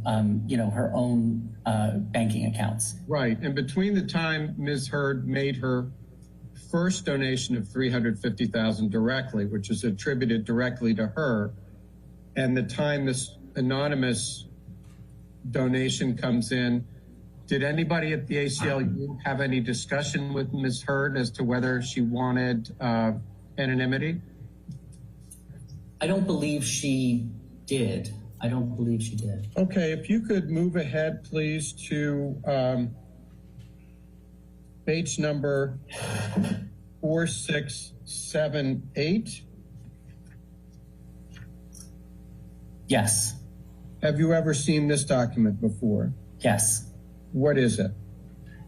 This is the document that Vanguard Charitable, so Vanguard's 501c3 nonprofit, uses when someone makes a recommendation from a Vanguard Charitable donor advised fund to give an amount to a charity. And they then send this letter saying that they, Vanguard, are giving this amount to the charity. And it describes whether, this is the document that would describe whether or not the donor wants to be anonymous or even wants to indicate to us who they are. And this is the Vanguard contribution about which you testified earlier, correct? Correct. Let's move ahead, please, to 4679, which is the next page. Yes. And have you ever seen this document before? I have. And is this one of the documents that you reviewed in the context of preparing for this deposition? Yes. And directing your attention to the middle of the page, it says, remark from Amber Heard. What does that signify? This, I'm sorry, I'm counting the 3 seconds. This is a record of a wire into our accounts at JP Morgan Chase in the amount of $350,000 from Amber Heard's account And at City National Bank. And this was her first contribution. And we go out right now to President Biden here. Do this, we have to do our part as well, leading the alliance. The cost of this fight is not cheap, but caving to aggression is going to be more costly if we allow it to happen. We either back Ukrainian people as they defend their country, or we stand by as the Russians continue their atrocities and aggression in Ukraine. Every day the Ukrainians pay for the price, and the price they pay is with their lives for this fight. So we need to contribute arms, funding, ammunition, and the economic support to make their courage and sacrifice have purpose so they can continue this fight and do what they're doing. It's critical this funding gets approved and approved as quickly as possible. You know, long before Russia launched its brutal invasion, I made clear how the United States would respond. Predicted they would invade, and they surely did. We said we'd not send U.S. troops to fight Russian troops in Ukraine, but we would provide robust military assistance and try to unify the Western world against Russia's aggression. I said I would impose powerful sanctions on Russia, and that we'd destroy this myth that somehow they could continue to move without the rest of the world acting. That we deploy additional forces to defend NATO territories, particularly in the east along the Russian and Belarus borders. That's exactly what we said we would do, and we did. But despite the disturbing rhetoric coming out of the Kremlin, the facts are plain for everybody to see. We're not attacking Russia. We're helping Ukraine defend itself against Russian aggression. And just as Putin chose to launch this brutal invasion, he could make the choice to end this brutal invasion. Russia is the aggressor. No ifs, ands, or buts about it. Russia is the aggressor, and the world must and will hold Russia accountable. Russia's continued assault is yielding immense human cost. We've seen them leave behind horrifying evidence of their atrocities and war crimes in the areas they try to control. And as long as the assaults and atrocities continue, we're going to continue to supply military assistance. And I might note parenthetically, you know, there's a dinner this weekend, Celebrate the Press. Think of what the American press has done. The courage it's taken to stay in these war zones. The courage it's taken to report every single day. I've always had respect for the press, but I can't tell you how much respect I have watching them in these zones where they're under fire, risking their own lives to make sure the world hears the truth. Imagine if we weren't getting that information. It'd be a different world. It'd be a different circumstance. In the past 2 months, Russia launched its brutal attack and has moved weapons and equipment to Ukraine. We've moved weapons and equipment to Ukraine in record speed. Thanks to the aid we provided, Russian forces have been forced to retreat from Kyiv. Doesn't mean they're not going to try to come back, but they've retreated thus far. We've sent thousands of anti-armor, anti-missiles, helicopters, drones, grenade launchers, machine guns, rifles, radar systems. More than 50 million rounds of ammunition. The United States alone has provided 10 anti-armor systems for every Russian tank that is in Ukraine, 10 to 1. We're providing Ukraine significant, timely intelligence to help them defend themselves against the Russian onslaught. And we're facilitating a significant flow of weapons and systems to Ukraine from our allies and partners around the world, including tanks, artillery, and other weapons. That support is moving with unprecedented speed. Much of the new equipment we've announced in the past 2 weeks has already gotten to Ukraine, where it can be put to direct use on the battlefield. However, we've almost exhausted what we call, the fancy phrase, the drawdown authority that Congress authorized for Ukraine in a bipartisan spending bill last month. Basically, we're out of money. And so that's why today, in order to sustain Ukraine as it continues to fight, I'm sending Congress a supplemental budget request. It's going to keep weapons and ammunition flowing without interruption to the brave Ukrainian fighters and continue delivering economic and humanitarian assistance to the Ukrainian people. This so-called supplemental funding addresses the needs of the Ukrainian military during the critical weeks and months ahead. And it begins the transition to longer-term security assistance that's going to help Ukraine deter and continue to defend against Russian aggression.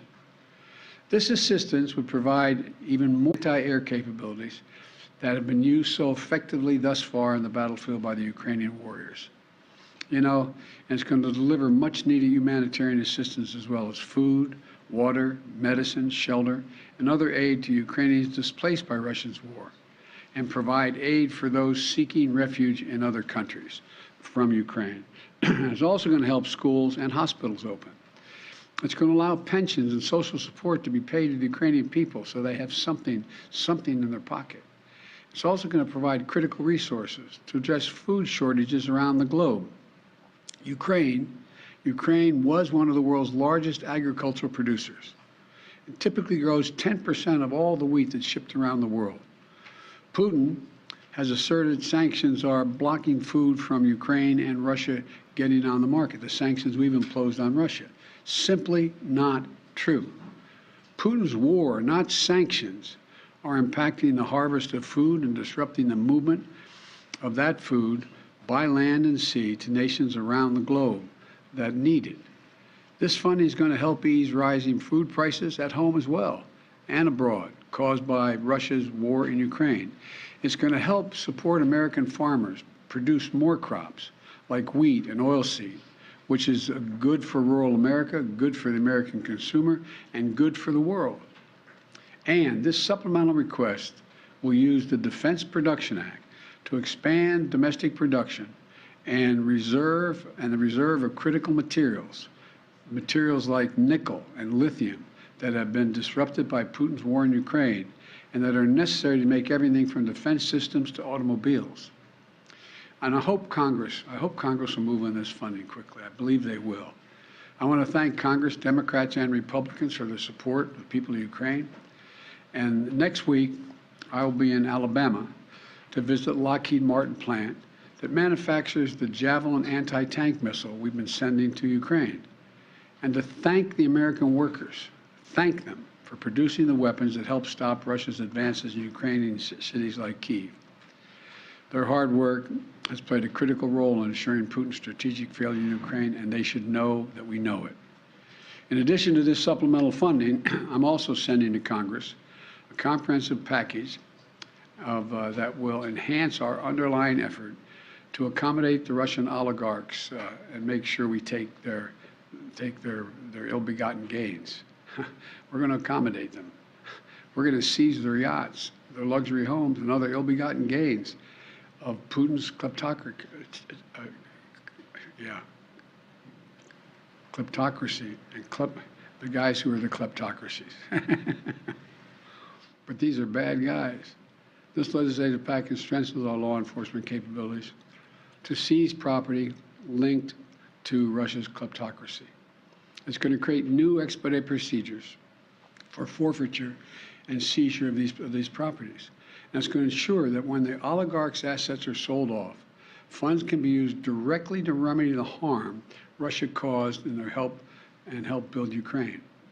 Additionally, yesterday, Russia threatened two of our allies with a cutoff of energy supplies.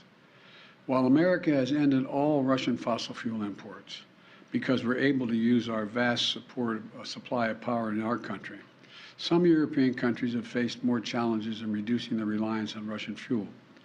Russia has long claimed to be, quote, the reliable source of energy for the world. No matter what the differences are, their customers are always going to be in good shape. But these actions prove that energy is not just a commodity that Russia sells to help meet other countries' needs, but a weapon we use to deploy against those who stand against their aggression. So let me be clear. We will not let Russia intimidate or blackmail their way out of these sanctions. We will not allow them to use their oil and gas to avoid consequences for their aggression. We're working with other nations like Korea, Japan, Qatar, and others to support our effort to help European allies threatened by Russia with gas, blackmail, and their energy needs in other ways. Aggression will not win. Threats will not win. This is just another reminder of the imperative for Europe and the world to move more and more of our power needs to clean energy. In the United States, we're doing that right now. Last year, we developed more solar, wind, and battery storage than any year in our history, enough to power 56 million American homes. Earlier this month, we acted to bolster the reliance on our nuclear energy facilities, which generates more than half of our carbon-free power. And we're just getting started. I look at this as a serious problem, but also an enormous opportunity, an opportunity. Bottom line, all these actions we've been taking are about the truth, this truth. Investing in Ukraine's freedom and security is a small price to pay to punish Russian aggression to lessen the risk for future conflicts. You know, throughout our history, we've learned that when dictators do not pay the price for their aggression, they cause more chaos and engage in more aggression. They keep moving. And the cost, the threats to America and the world keep rising. We can't let this happen. Our unity at home, our unity with our allies and partners, and our unity with the Ukrainian people is sending an unmistakable message to Putin. You will never succeed in dominating Ukraine. Finally, we're going to continue to deliver critical support to Ukraine. We must also not let our guard down in our fight against COVID-19 at home and abroad. That's why I'm again urging Congress to act on my request for $22.5 billion in emergency resources so the American people can continue to protect themselves from COVID-19. The reason we were so successful in the past is because I was able to work with drug manufacturers to order significant quantities of material we needed ahead of time to get in the front of the line. Without additional funding, we can't pre-order the amount of vaccines we need, and we risk losing our spot in line for vaccines that target multiple variants. We're running out of supply for therapeutics, like antiviral pills that we desperately need. Without additional funding, we're unable to purchase a life-saving treatment for the American people. We've donated more vaccines and treatments to the world than all other nations in the world combined. If the U.S. won't do it, no one else is really going to step up and do it. Without additional funding, the United States won't be able to help stop the spread around the world and close off ongoing sources of the supply chain disruptions. Look, let's get both of these critical tasks done. No delays, no excuses, just action, now, now. Thank you all, thank you. Mr. President, what's your message to refugees on the... Go ahead. No, you go. Okay. Mr. Watch your head, man, you're gonna get hurt. Just turn that camera on. He's a gentleman. Mr. President, I wanted to ask what your message is to Ukrainian refugees on the southwest border and those that are trying to flee Ukraine from the violence. We have made a direct means by which they can get from Europe, from Ukraine, directly to the United States without going to the southern border. In the meantime, in the southern border, we're trying to work through and make sure that it's an orderly process they're able to get in. But just so you know, we have said there's no need to go to the southern border. Fly directly to the United States. We set up a mechanism whereby they can come directly with the visa. Mr. President, thank you. How worried are you by a growing number of Russian comments in their media and on some of their officials painting this conflict as actually already a conflict between NATO, the US, and Russia? And they're painting in very alarmist terms, talking of nuclear weapons, saying it's a life or death struggle, etc. And just separately, or connected to that, Lavrov himself says it's already a proxy war, not a direct war, but a proxy war. So are either of those two things true, and do they worry you, those statements? They're not true. They do concern me because it shows the desperation that Russia is feeling about their abject failure in being able to do what they set out to do in the first instance. And so I think it's more of a reflection, not of the truth, but of their failure. And so instead of saying that the Ukrainians equipped with some capability to resist Russian forces are doing this, they've got to tell their people the United States and all of NATO is engaged in taking out Russian troops and tanks, etc. So it's number one, it's an excuse for their failure, but number two, it's also, if they really mean it, no one should be making idle comments about the use of nuclear weapons or the possibility of the need to use that. It's irresponsible. Mr. President, on that, Mr. President, Mr. President, back on the border, Title 42, a number of your Democratic friends are pressuring the White House to maintain that policy. Can you give us a straight answer whether you're going to heed that request or you're going to get rid of it? I can give you a straight answer. We had proposed to eliminate that policy by the end of May. The court has said we can't so far. And what the court says we're going to do, the court could come along and say we cannot do that, and that's it. Mr. President, you say that this is not a proxy war, but Russia clearly disagrees. They say that war means war. So how concerned are you that they may start to act accordingly, even if you disagree? We are prepared for whatever they do. What options do you have to ensure Poland and Bulgaria have sufficient supplies of gas? First of all, as you know, Poland has indicated they have significant reserves of gas that they have planned for, as does, not as much, but as does Bulgaria.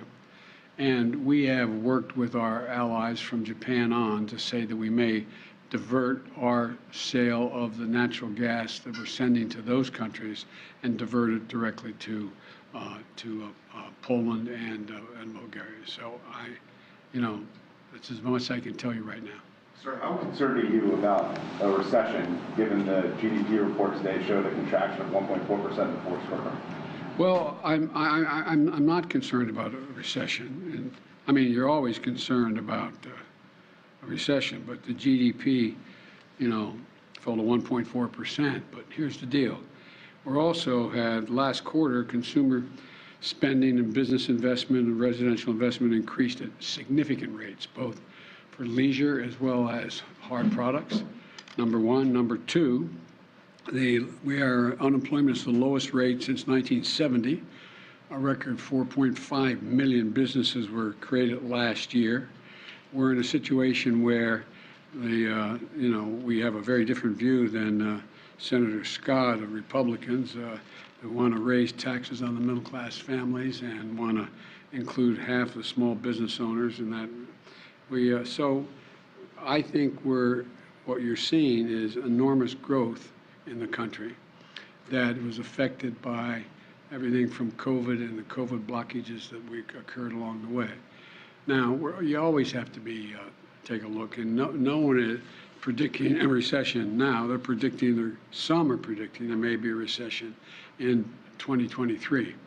I'm concerned about it, but I know one thing, that if our Republican friends are really interested in doing something about dealing with the economic growth, and they should help us continue to lower the deficit, which we've done last year over $350 billion. They should be willing to work with us to have a tax code that is actually one that works and everybody pays their fair share. And they should be in a position where you shouldn't be raising taxes on middle-class folks. You should be raising taxes on people who everyone acknowledges that the vast majority of Republicans aren't paying their fair share. I've said it 100 times. You have, 50 major corporations of the Fortune 500 companies made $40 billion last year, didn't pay a single penny. No one under our proposal, and again, their $400,000 a year, will see a penny in their taxes go up, not one penny. Mr. President, about tying COVID aid to Ukraine aid. Do you think COVID aid and Ukraine aid should be tied together in legislation? Well, I don't care how they do it. I'm sending them both up. I mean, they can do it separately or together, but we need them both. Mr. President, Majority Leader Schumer said yesterday that you're, quote, getting closer to using executive authority to cancel up to $50,000 in student loan debt. Can you confirm that? What exactly are you looking to plan to do here in the coming You mean my months? spokesman said that? Majority Leader Schumer. Look, number one, first thing we did was reform the system that was in place that didn't work for anybody, that allowed people to write off debt if they engaged in public service. We have almost 1,785,000, don't hold me the exact number, I'll get the number, 700 and some thousand have had debt forgiven, their whole debt forgiven because of their working in either as teachers or other means by which they qualify. And we continue to make that easier. Secondly, I am considering dealing with some debt reduction. I am not considering $50,000 debt reduction, but I'm in the process of taking a hard look at whether or not there will be additional debt forgiveness, and I'll have an answer on that in the next couple weeks. How high are you looking Thank at? you. Thank you, guys. Thank you Thank you, very guys. much. Thank you. Thank you, Mr. President.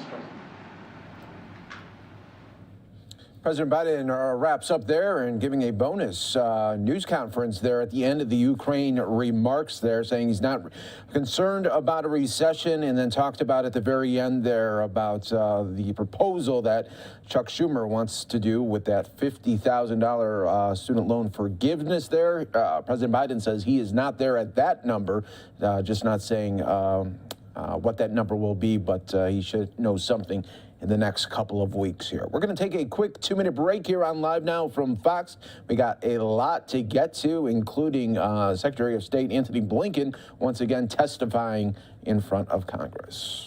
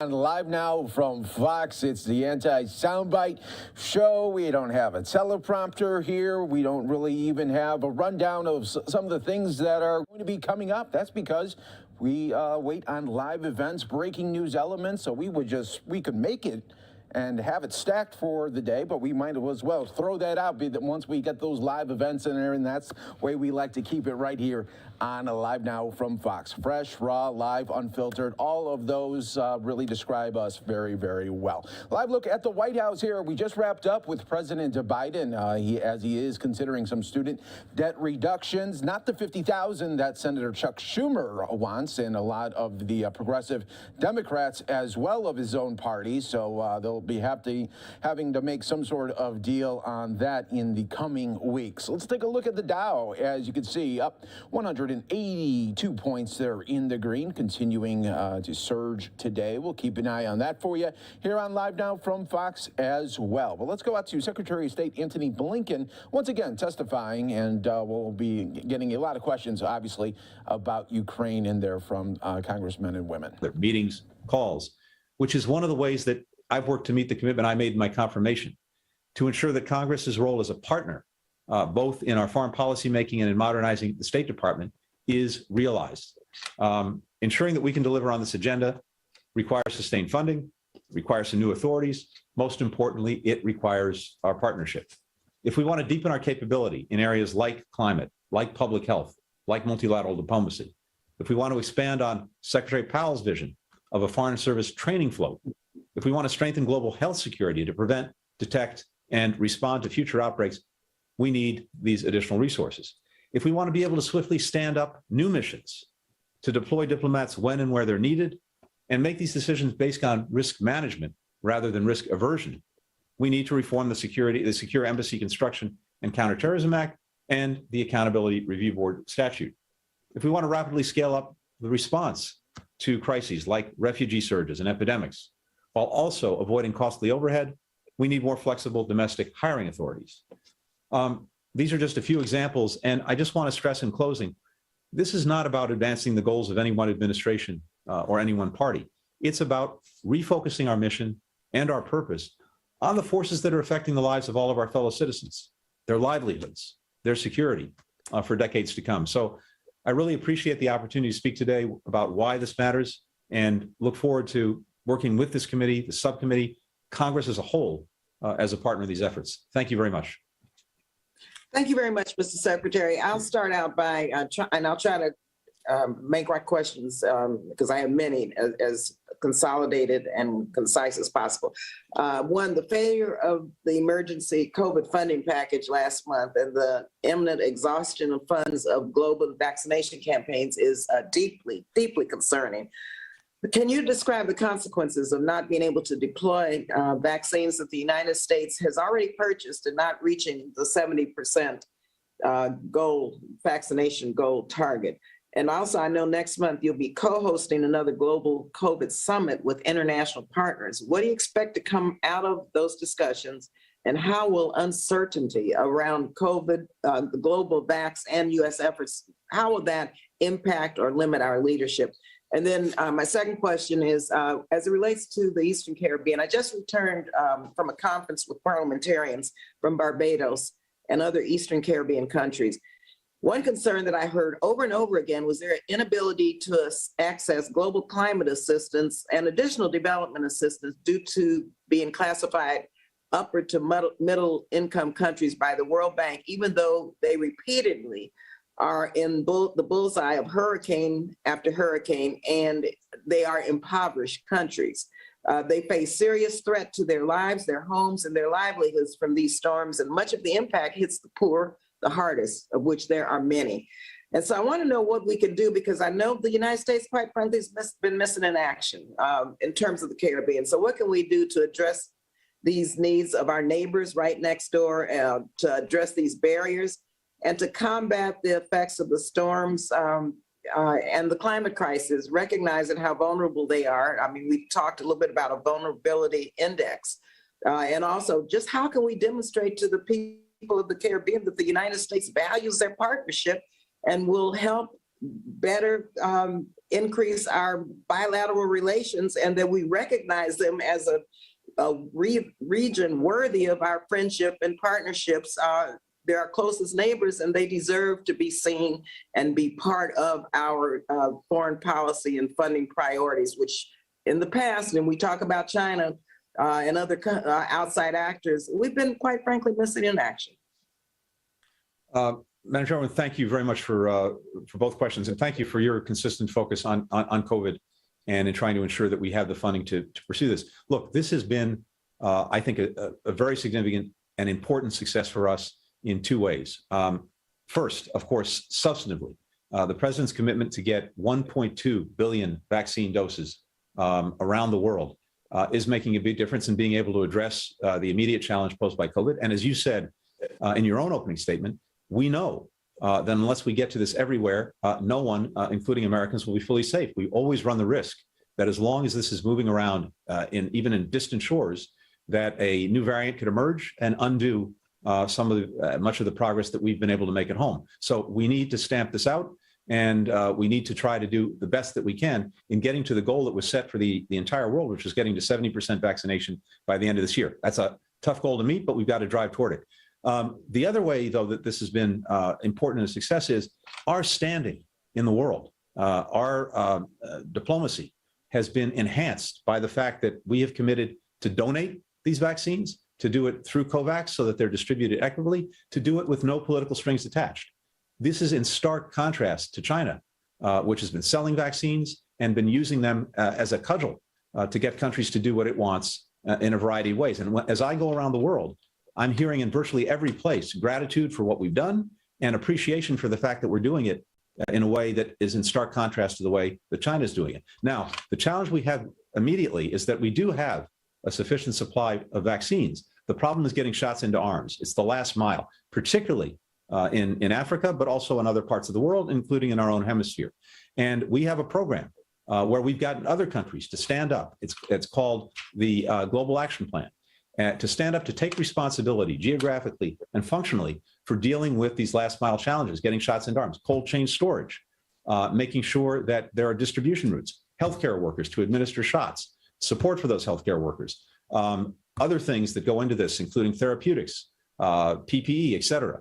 And we have countries that have stood up to do this with us, to take responsibility, but we need to continue to engage and show the way. And the money that we have to do this is running out. If we do not get additional resources to do this, we won't be able to get the job done. And I think that would be a big mistake substantively, and it would set us back in terms of our standing in the world. Quickly on the Caribbean, the president met with the leaders of virtually all of these countries at the COP26 and talked at great length about the climate challenge that they're facing, as well as other challenges. And I very much agree with you that we have an issue with this middle income trap of another kind, which is the fact that, as you said, some countries classified as middle income nonetheless are bearing the brunt of COVID and bearing the brunt of climate. And we need to find ways to more effectively help them as they adapt and build resilience with regard to climate change. We're talking to the international financial institutions about that. We're looking ourselves at what we might be able to do. We have significant resources dedicated to climate, and particularly that go to building adaptation and resilience in countries that need help. That's in the budget, and I hope we can get that done. Thank you, Mr. Secretary, and we'll follow up with you. We have some specific recommendations out of the last visit led by Chairman Price with the House Bipartisan House Democracy Partnership. And so we'll follow up with you on this. I'll yield now to Mr. Rogers. Thank you, Madam Chairman. Mr. Secretary, while we and our partners have made a strenuous exertions to support Ukraine against Putin's brutal invasion, more challenges lie on the horizon. With security assistance for the Ukraine from the initial supplemental largely exhausted, I look forward to reviewing the supplemental request we have just now received just a few moments ago. What specific new security assistance resources, including additional presidential drawdown and other military assistance, what are needed over the next 3 to 6 months to sustain Ukraine and bolster NATO's deterrence against Russia? Thank you very much. And yes, I'm glad the supplemental request is now just before you. And this is critical to sustaining our efforts in a variety of ways, sustaining our efforts in terms of security assistance to Ukraine, but also vital in helping partners and allies continue to bolster their own security. A number of these countries, for example, have themselves supplied equipment to Ukraine. They now have some gaps as a result.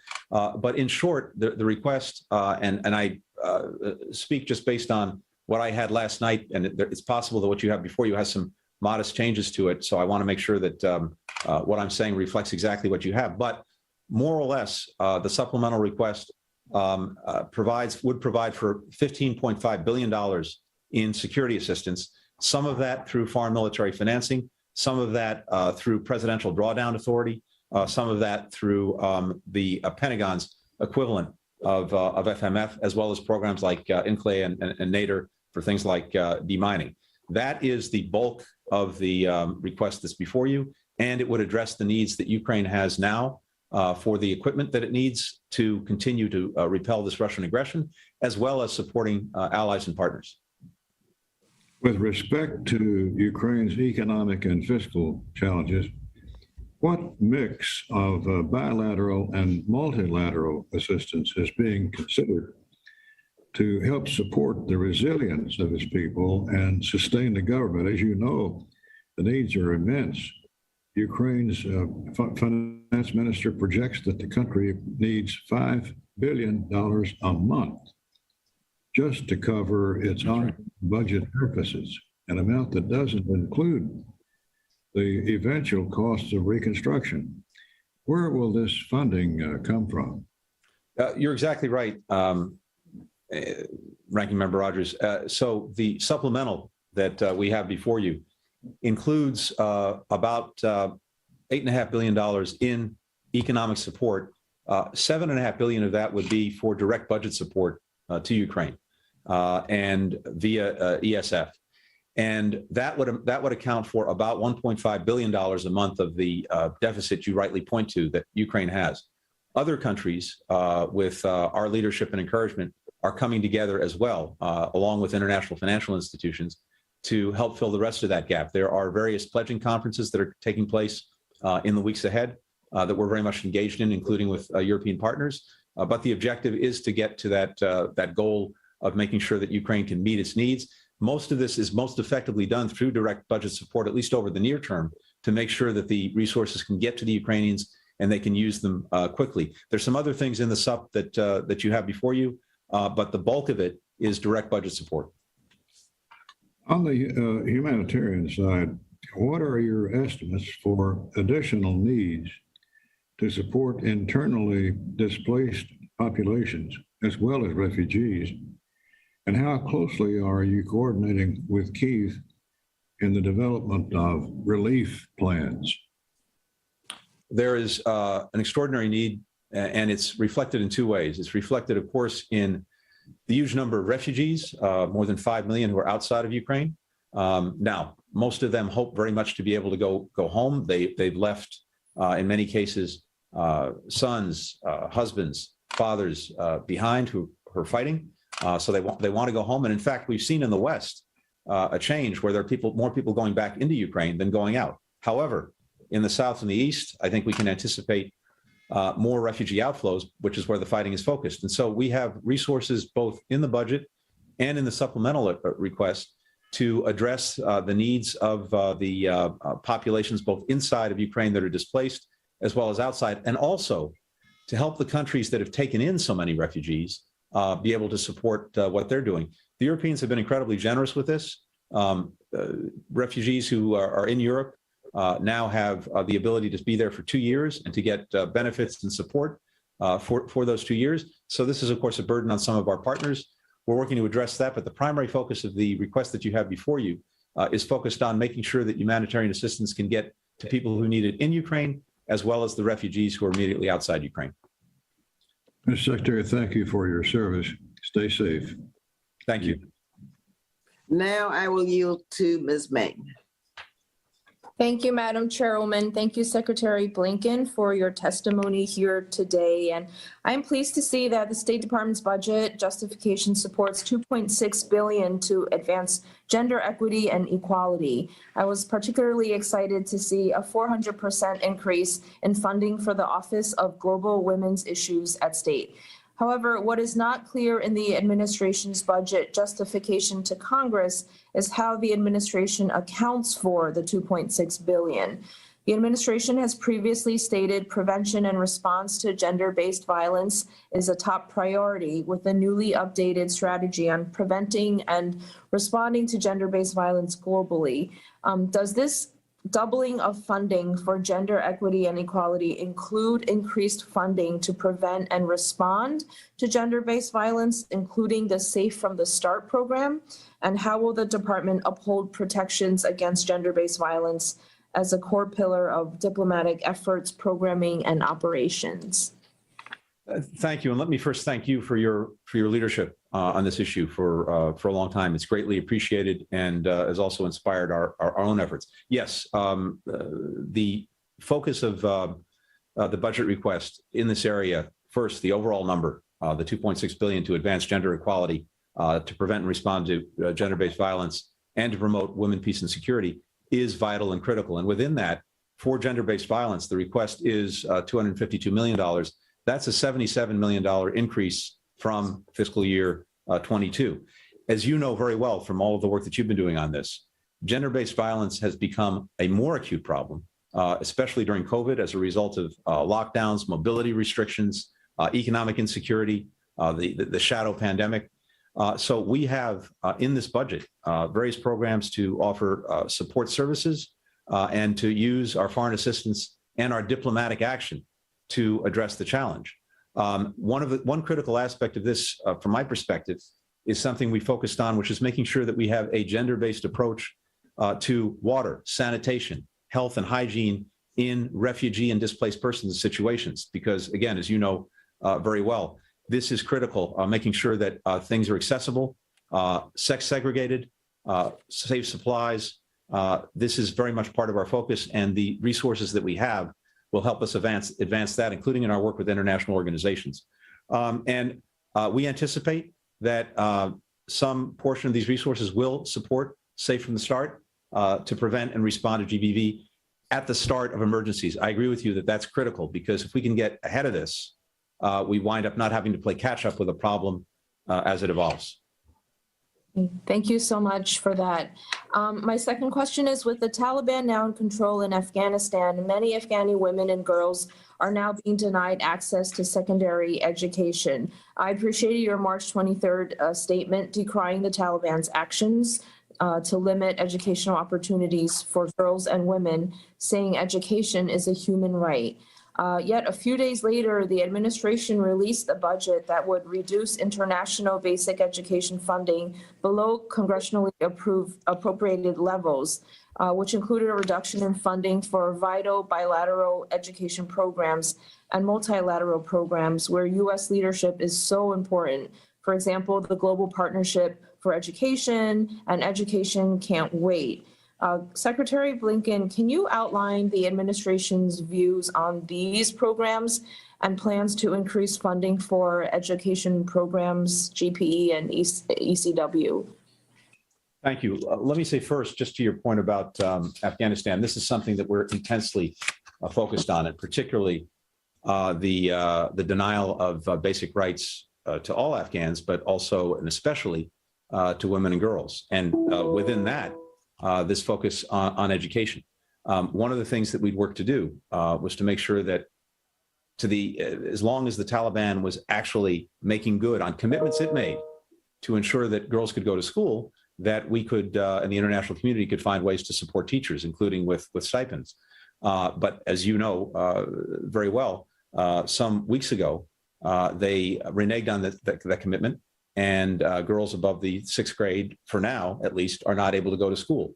This is a grievous violation of commitments that the Taliban had made, as well as, I think, a disastrous development for the future of the country.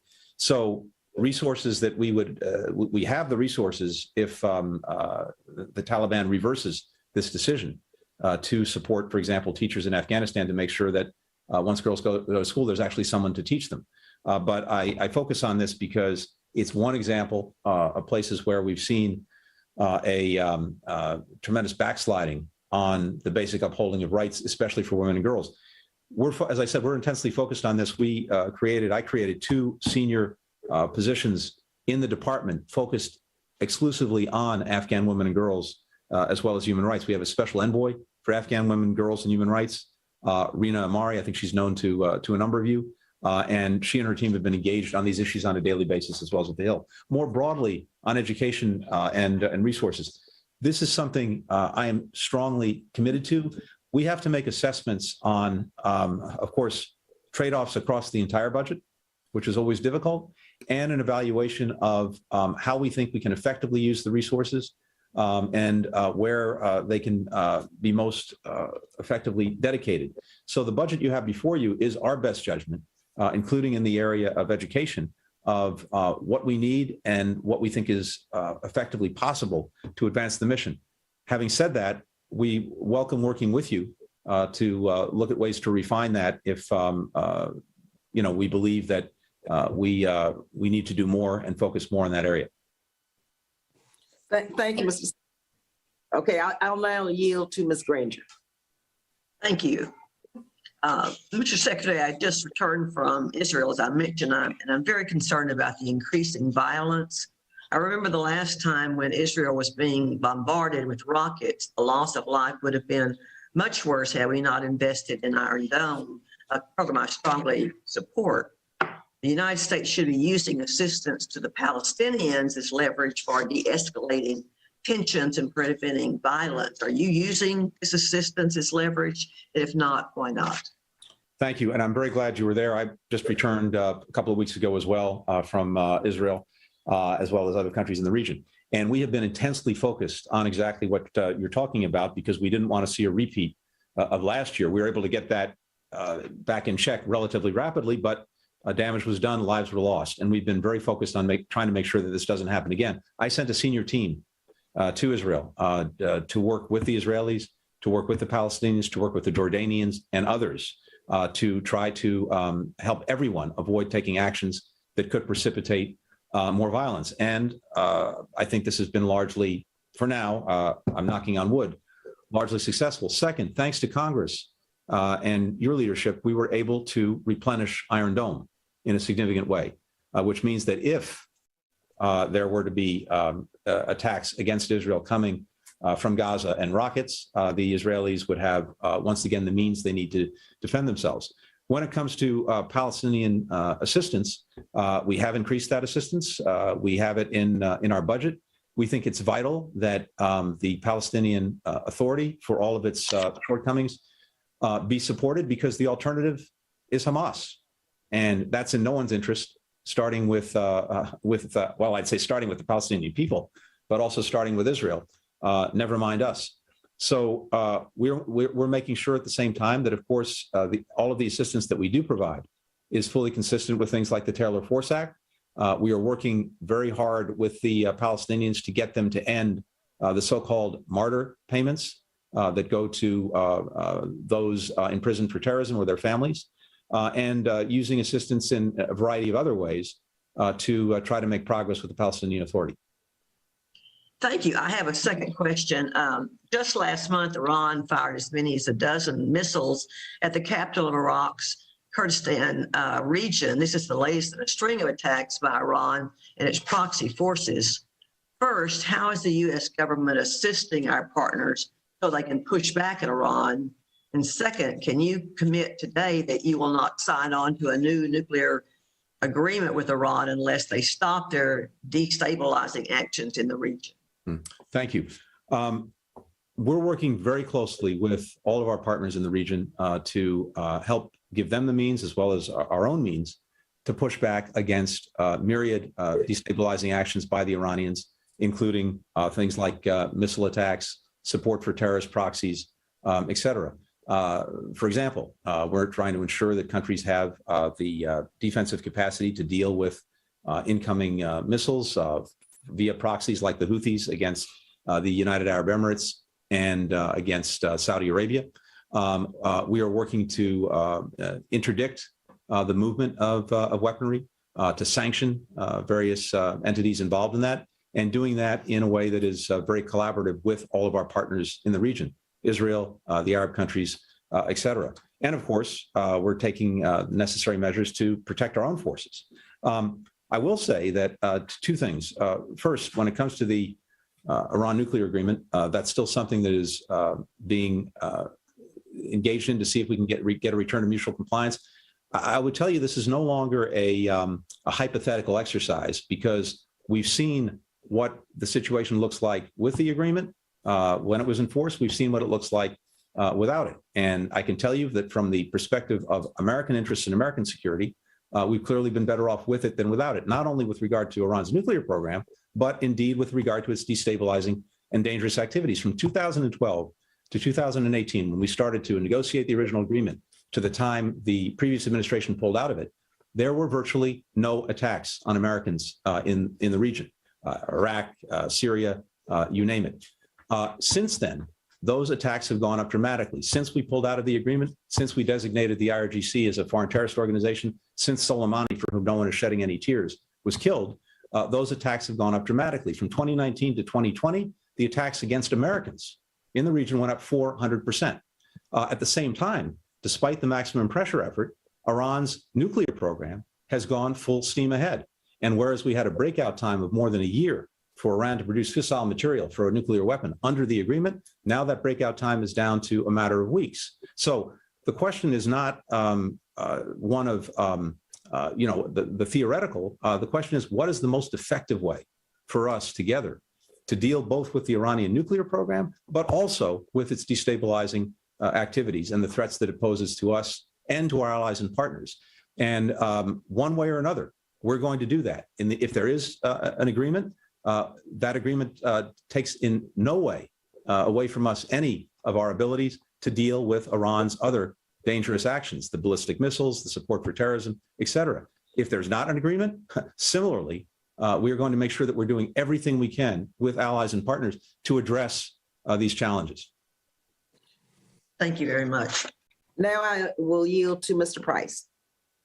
Thank you, Madam Chair, and welcome, Mr. Secretary. We're happy to have you with us and commend you and your colleagues for the hard work you're doing. And you're facing this daunting array of challenges around the globe with prioritization required, but also an attentiveness to areas that we make sure we don't let slip and let slide, because we must remain attentive. I have a particular lens on this by virtue of chairing the House Democracy Partnership, which works cooperatively with parliaments in emerging democracies around the world in a kind of mutual effort to share best practices and offer encouragement and support. And that leads us to focus on democratic progress or democratic backsliding or worse, which is going on in the countries we work with. We, of course, are distressed with the ongoing coup, the persistence of the situation in Burma. We keep a close eye on Sri Lanka, Kyrgyzstan, other countries. And I want to focus today, and I should say Ukraine. I mean, our partnership with Ukraine has been very, very solid, especially since Maidan. And we knew our Ukrainian colleagues were striving to build a democratic institution and to determine their country's course. But of course, we had no idea what brutality Russia was capable of, or what courage and resilience the Ukrainians would exercise. So we of course support every effort to back our colleagues in Ukraine. And by the way, the Ukrainian parliament has managed to meet in the midst of all this, and itself has shown great courage.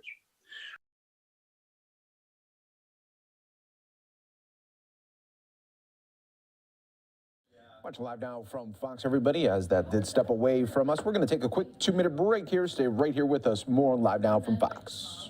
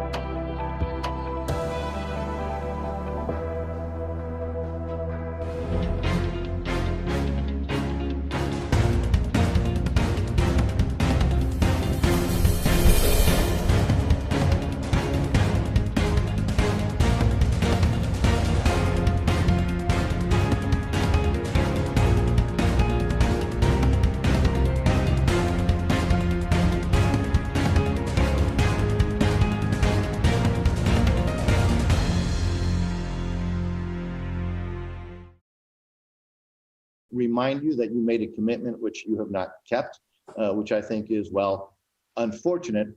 Are those conversations still taking place? What is the nature of those conversations? And is the United States looking at potentially giving concessions to the Castro regime in order to, placate this latest attempt to blackmail who they perceive to be a weak administration? Congressman, a couple of things. First, as you know, and we have the same objectives. We're focused on two basic principles when it comes to Cuba: the establishment of democracy and human rights, and empowering the Cuban people to actually determine their own future. So, same objectives. There are good faith judgments among many about the best way to do that, but those are the objectives.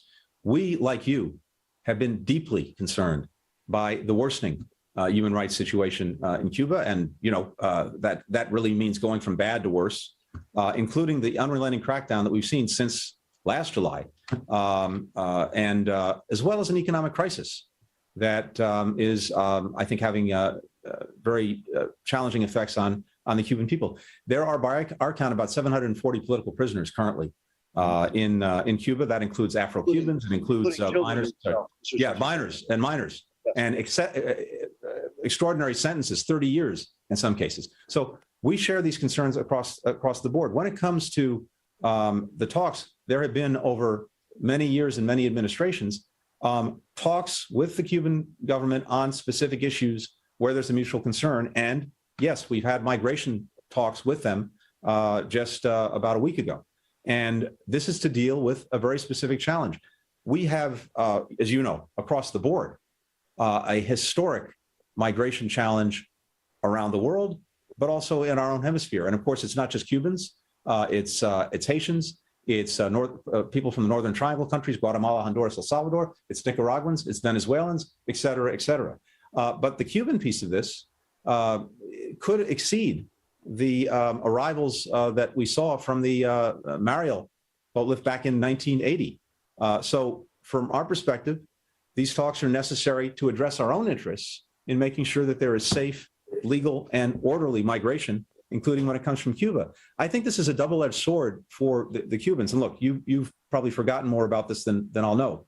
But the double-edged sword is that there's also a tremendous flight of talent from Cuba that the Cuban regime has some interest in also keeping at home for the future of the country, even the future that it would ascribe to.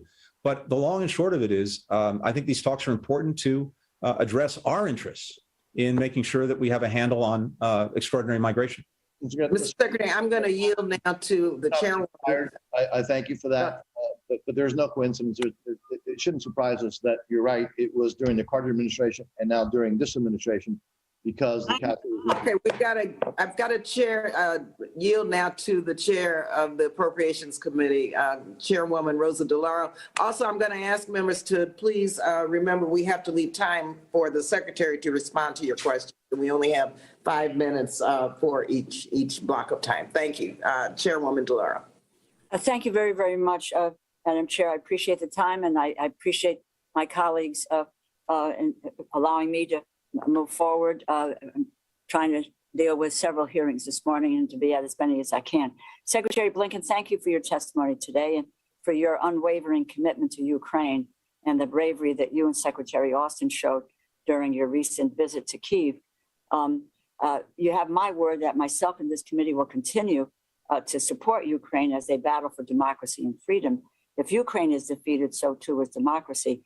I am proud that in coordination with the White House, the State Department, and with the chairwoman of the committee and the Appropriations Committee, we responded to the Russia's unprovoked war of aggression with $13.6 million in emergency assistance to support the people of Ukraine and its neighbors. We need to do more, and we must do more.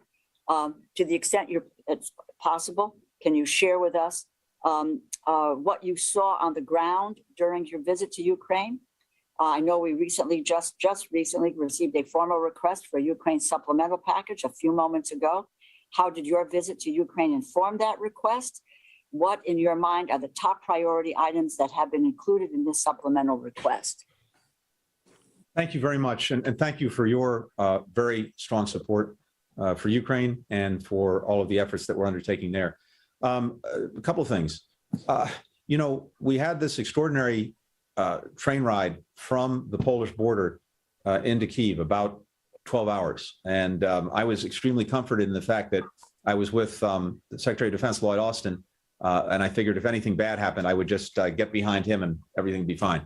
But what we saw were two things. First, as you're going through the countryside in Western Ukraine, and then as you get to Kyiv itself, the country there right now looks remarkably normal. Kyiv itself, as best we could tell from in the time we were driving in the city to get to President Zelensky, looked like it was back to something approaching normal life. People on the streets, even sitting at cafes. It was their Easter Sunday.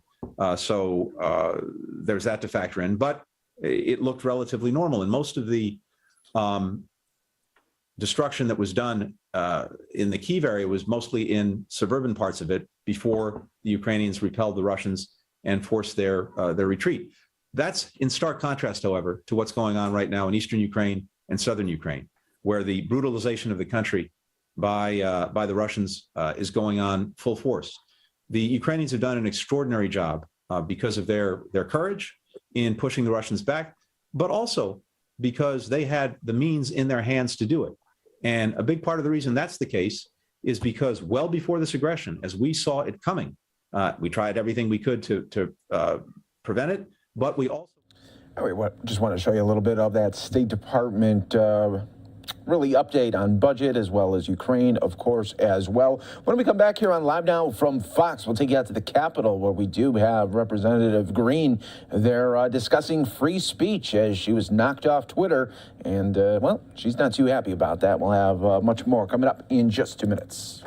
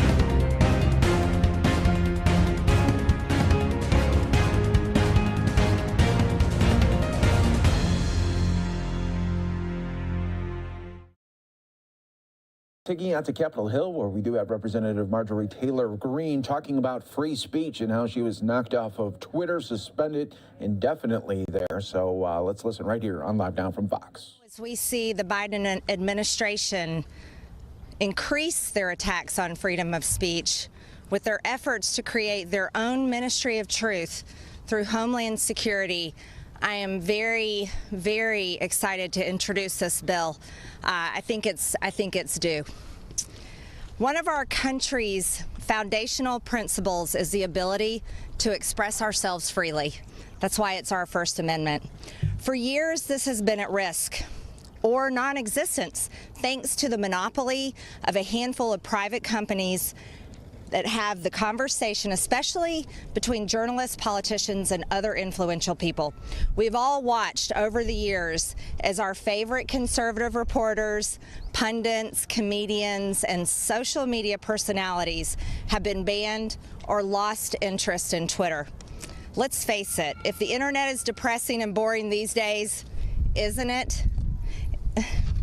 Anyone else remember how much fun it was in 2015 and 2016? I know I do. I think that spirit of rebellion and defiance and fun, as well as serious debate and open, free, and fair discussion, is one of the things that makes America who we are. Even though Twitter has a small number of American users, and they lie about their numbers constantly, it has a hugely disproportionate influence because of who those users are. Conservatives have had to wrestle with the question of whether it's right to wade in and regulate private businesses. But the public interest case is now overwhelming. Social media is important to our democracy, so just like any other vital industry, such as energy or finance, we must have rules ensuring that private corporations don't do things that hurt Americans or even elections. Facebook, Twitter, and YouTube combined host almost 6 billion users every month. These firms have grown to such a size that they now provide an essential public function, the exchange of ideas for the future of our country and the world. I am cautiously optimistic about the prospects for Twitter now that Elon Musk has taken over. I don't know Mr. Musk, but I do invite him to come talk with me in Washington, D.C. I'd be happy to put together a roundtable of all the most brilliant people who have been unjustly banned from Twitter, and he can see for himself the urgent necessity of doing right by them, which we all hope he will, as he has stated that he believes in free speech. Whatever happens with Twitter, we have got to protect Americans from the consequences of a very dangerous threat that's called corporate communism. No one is safe. They banned President Trump. They banned me, my own personal Twitter account. And I think we can all agree that they have too much power, and we need new rules and a new approach. Since Musk's announcement, the left has been in an uproar, and we know why. They can't win on their own merits, so they have to use bullying, intimidation, censorship, and violence to prevail in the debate, but no one is fooled. I'm not here to tell you their reign of terror is coming to an end. We certainly know it's not with the Biden administration's announcement. We don't need to be told what we can and can't say online by nutcases in San Francisco or other places. We don't need the voice of people silenced when duly elected officials are being removed from the public square. We don't need Democrats deciding which news stories are allowed and which aren't. The New York Post was punished for their accurate, truthful reporting about Hunter Biden's laptop. Their story has since been vindicated. It might have made a big difference to the 2020 election. I think it certainly would have. But Americans were kept in the dark and not properly informed before they voted, and the freedom of press was also violated. As a country, we need to renegotiate our relationship with Twitter and Mark Zuckerberg and to remind them of their civic duties. We need to protect America and Americans from abuses and overreach by a few powerful big tech giants. That's why I've introduced my 21st Century Free Speech Act. This bill, in the House companion to the legislation introduced by Senator Bill Hagerty of Tennessee last April. Senator Hagerty and I have been working together on this issue to empower users over the tyrannical censorship which has been all too common over the last few years. Our bill would accomplish 3 major changes. First, it would eliminate Section 230 in favor of more updated standard under which internet service providers can remove harmful content while ensuring access for everyone. The internet has changed since Congress first wrote legislation to cover it.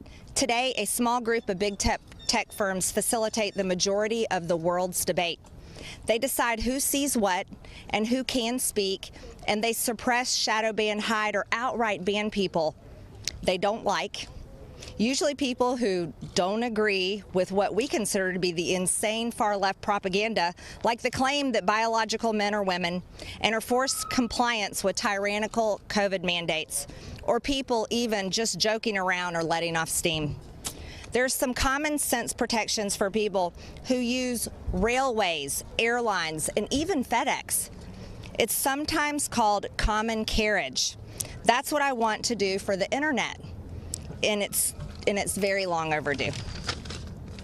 Instead of merely tinkering with Section 230, reforming it, changing it up to actually probably cause more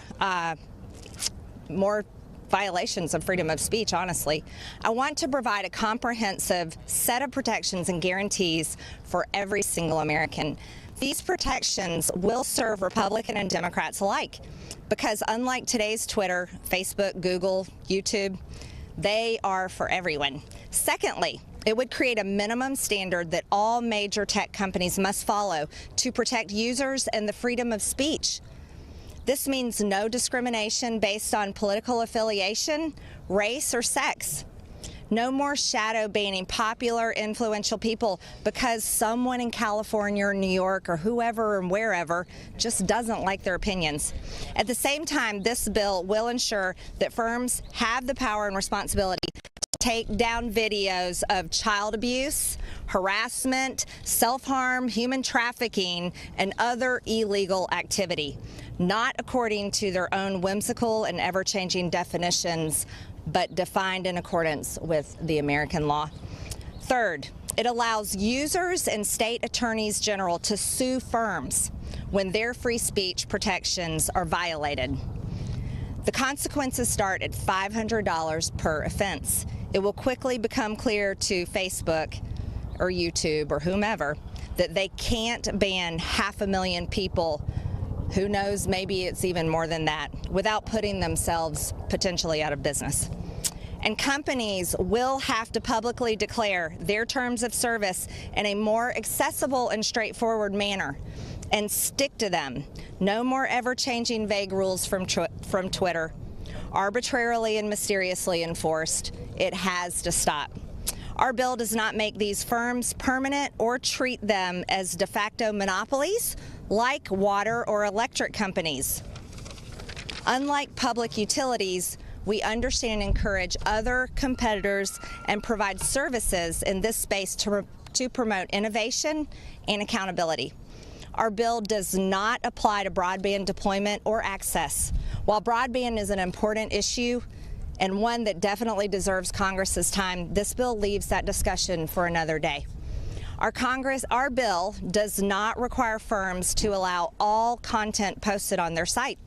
Whatever disagreements we may have on the best path forward in the big tech space, our bill would empower firms to remove pornography, spam, and other harmful content. Please do read the bill. As always, when you actually read the bill, you know exactly what it does. That's why I like to read the bills. Our bill does not sanction illegal activity published on public forums. Importantly, our bill still ensures that criminals are punished, intellectual property is protected, states are still able to innovate, communications privacy is preserved, and sex trafficking can be prosecuted to the full extent of the law. I want to thank my Senate counterpart, Senator Haggerty, for his work on this issue, and I look forward to working with my House colleagues to pursuing the best possible solutions to the discrimination so many conservatives have faced on big tech platforms. Thank you so much, and with that, I'll open it up for questions. Yes, sir. Now that Elon Musk is taking congrats with Fox News, so now that Elon Musk is taking over Twitter, are you going to make an appeal to get your account reinstated, or are you just done with Twitter and focus on other social media? Yes, I'll be definitely appealing for my Twitter account to be reinstated. Yes. Yes. Igor work with HuffPost. Okay. I was wondering which of your Republican colleagues thought about wanted President Trump to declare martial law 3 days before the 2020 inauguration? I'm sorry, I just don't recall. I don't recall that. It's a pretty big suggestion. Don't think that would have. We're talking about big tech. Yeah, I'm sorry, I don't recall. Anyone else? Yes, ma'am. So Twitter said yesterday it overcounted its users over the past 3 years by as much as almost 2 million people due to technical difficulties and technical errors. What do you think about that? I don't think this is a technical difficulty or a technical error. There's been many people, I think, I wouldn't even say we possibly know the number, who have had their accounts permanently banned and have been censored, and it's no accident. It's not an error. They've been banned purposely because of their political views and statements. Yes? Brian Mesker from Insider. Why are you so interested in getting back on Twitter when, for one, you already have the other account that your office is able to run, and secondly, former President Trump is trying to promote Truth Social, which is a platform that you've actually personally invested in? Well, I'm interested in protecting people's freedom of speech, Brian. I think that's the most important thing I can do as a member of Congress, and that's not only through legislation and voting, but it's also in action. So just as I refused to wear a mask on the House floor because I felt it was important to do so when children were being forced to mask every single day in school, and it gives courage when they see people like me in Congress willing to be an example and not just say things on television. So I'm pursuing this. I think it's important to defend people's freedom of speech, defend their ability to be engaged in the public square, so to speak, on the internet. And by doing so, I want my Twitter account back. There's also a difference between a congressional Twitter account and, say, my personal account.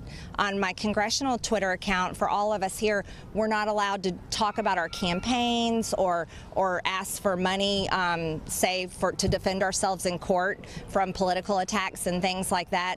So it's important for me to have my personal Twitter account, but I also think the other platforms are extremely important too.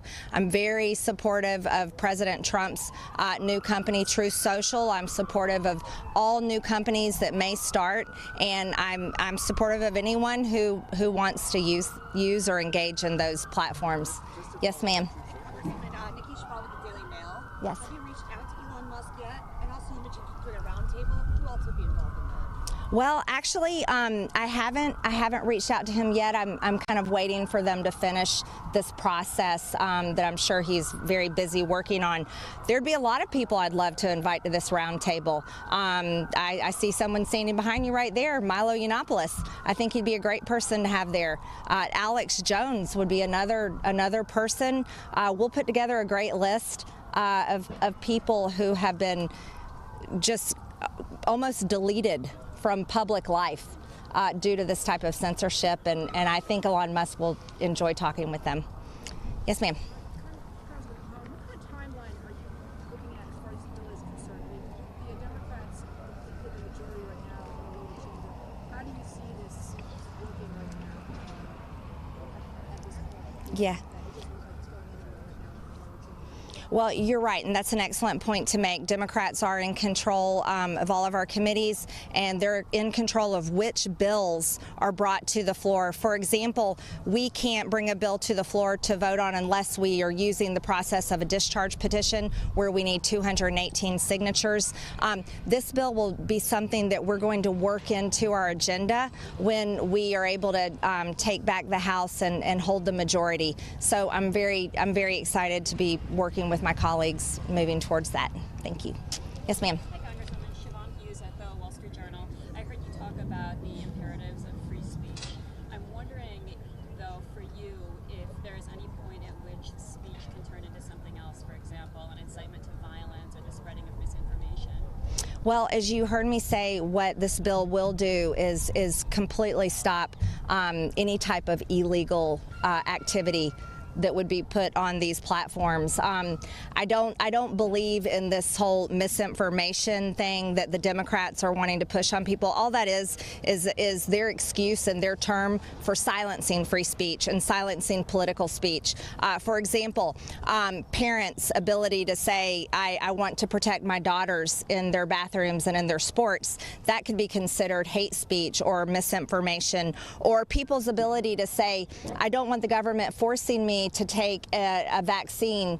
I'd like to have full control over my own health and choose if I would like to use my own natural immunity against the biological weapon of COVID-19. People that said things like that were permanently banned on social media. That's not misinformation. That's people expressing their own views, their own opinions, and that's their freedom of speech, and they have the right to make those decisions. And Twitter, Facebook, YouTube, no other big tech company has the right to remove them for stating things like that. Yep. Yes, ma'am.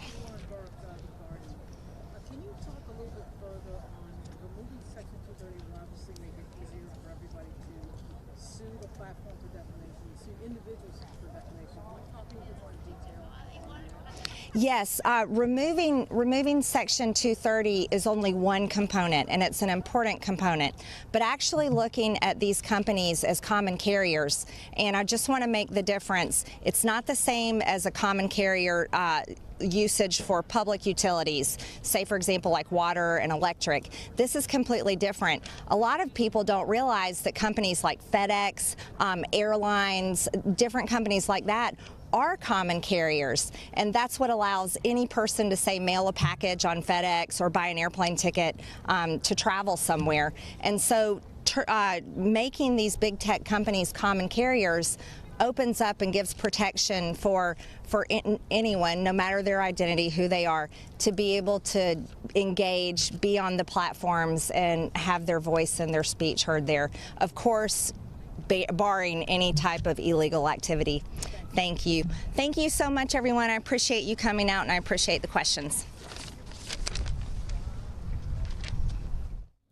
Watching live now from Fox there, as we were able to show that to you in its entirety. Representative Marjorie Taylor Greene talking all about free speech standards there and how she feels about getting kicked off of Twitter, and obviously not very happy right there. All right, everybody, we're going to take a quick 2-minute break here on Live Now from Fox. When we come back, we're going to take you out to a very, very heated border and migrant hearing here with DHS. We'll have it for you right here on Live Now from Fox.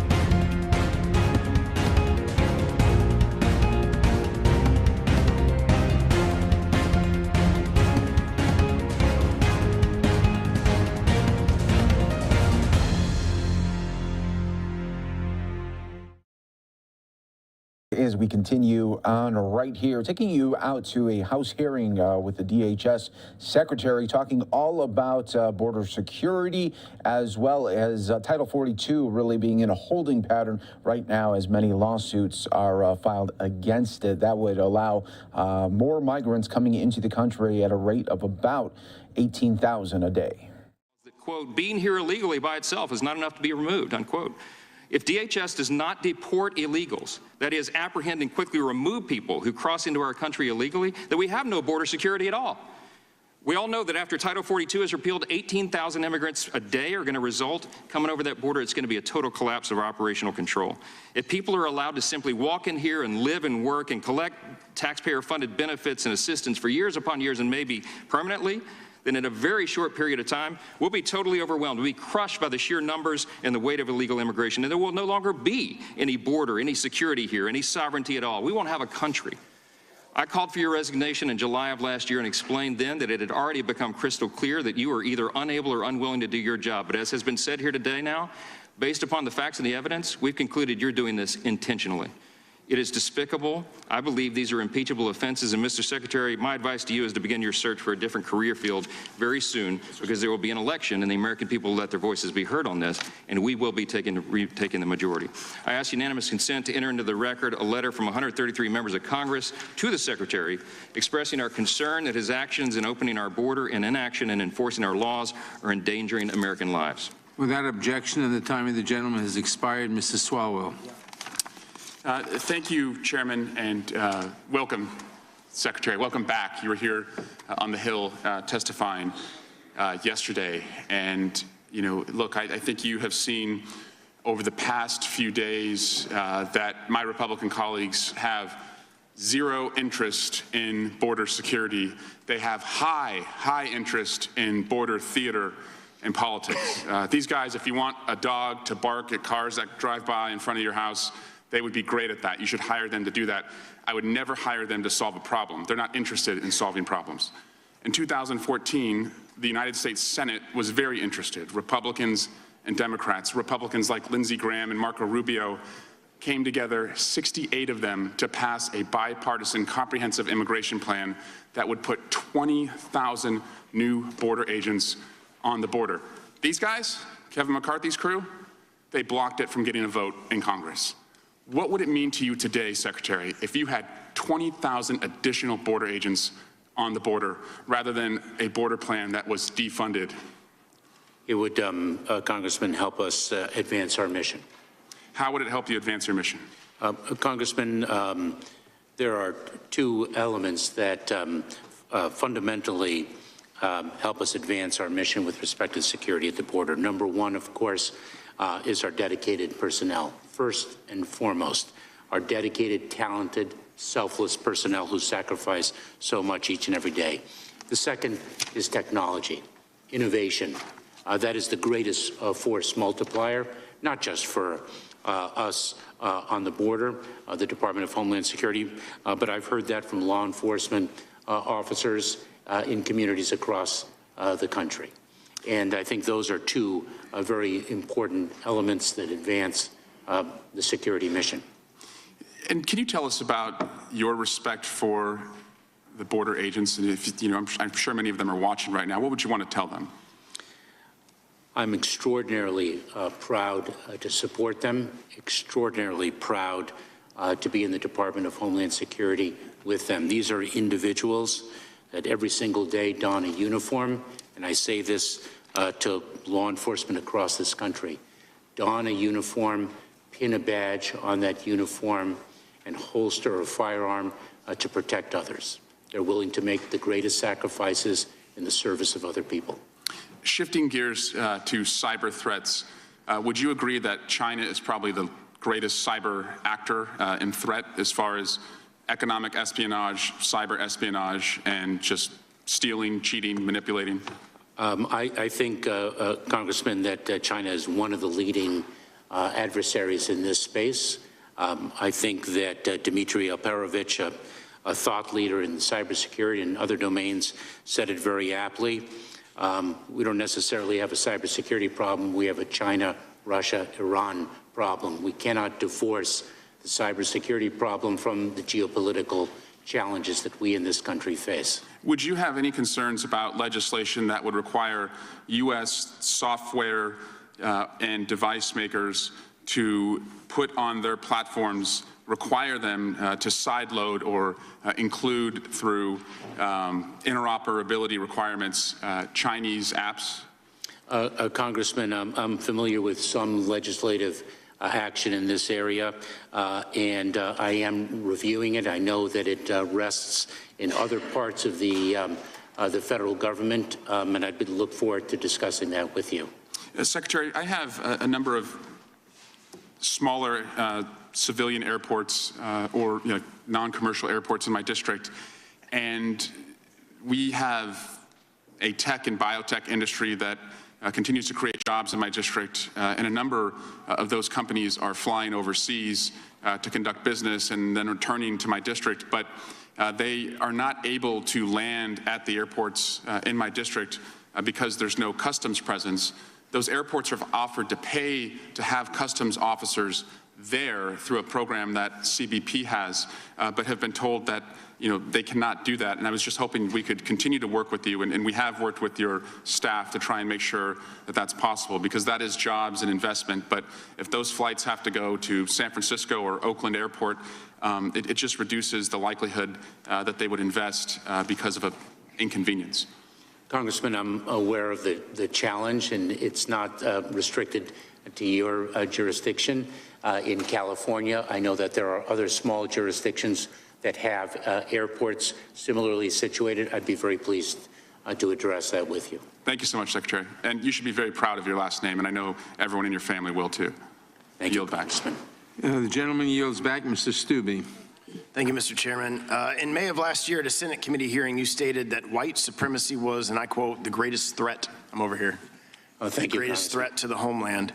Earlier this month, you doubled down and again claimed that, and I quote, domestic violent extremism was the biggest threat. When you say that term, do you include in that term Black Lives Matter and Antifa? Congressman, let me be precise, because you're not quoting me accurately, and precision is I watched the video. I am. Domestic violent extremism is the greatest terrorism-related threat. Okay, so the greatest terrorism threat. Do you include Black Lives Matter and Antifa in that definition? Congressman, I do not consider Black Lives Matter. So the riots that we saw over the summer of 2020 and the killing of David Dorn by an Antifa member, that wasn't domestic terror? Congressman, it is not in my province to address a particular case. Okay, well, what about the riots at the Department of the Interior right here in Washington, D.C. by a leftist environmental group? Would you term that domestic terrorism? Congressman, I leave it to the Department of Justice to define domestic terrorism with respect to particular incidents. Well, you're the Department of Homeland Security, and you're saying that this is the #1 threat to the homeland. So I'm trying to get an understanding of, obviously now, based on your testimony, you don't include leftist radicalized groups, only white nationalists and right radicalized groups. Meanwhile, Customs and Border Protection have had over 2.4 million interactions with illegal immigrants at the border since the Biden administration took office, with an estimated 600,000 more illegal immigrants making their way into our country undetected. So using your definition that we just flushed out here, how many cases involving white supremacists and domestic terrorists have you referred to DOJ for prosecution? Congressman, let me simple. Do you not have the number? It's a simple number. You've made some profoundly inaccurate statements. No. That I would like the opportunity to correct. I'm specifically asking you a question. You just clarified. Domestic terrorism is a threat to the homeland, #1 threat. And I'm asking you, how many referrals from Homeland Security have you made to DOJ for white supremacy or domestic terrorism? Congressman, I will provide you with that information. So you don't know? Subsequent to this hearing, I do not have. Can you name one case? That statistic. Can you name one case of a referral from DHS to DOJ for domestic terrorism? Congressman, I will provide the data to you. I'm asking you can't name one case. And let me just say. Okay, so you can't name one case yet. According to a new report from the U.S. Department of Justice, almost half of all the criminals prosecuted in federal courts in 2018 were aliens.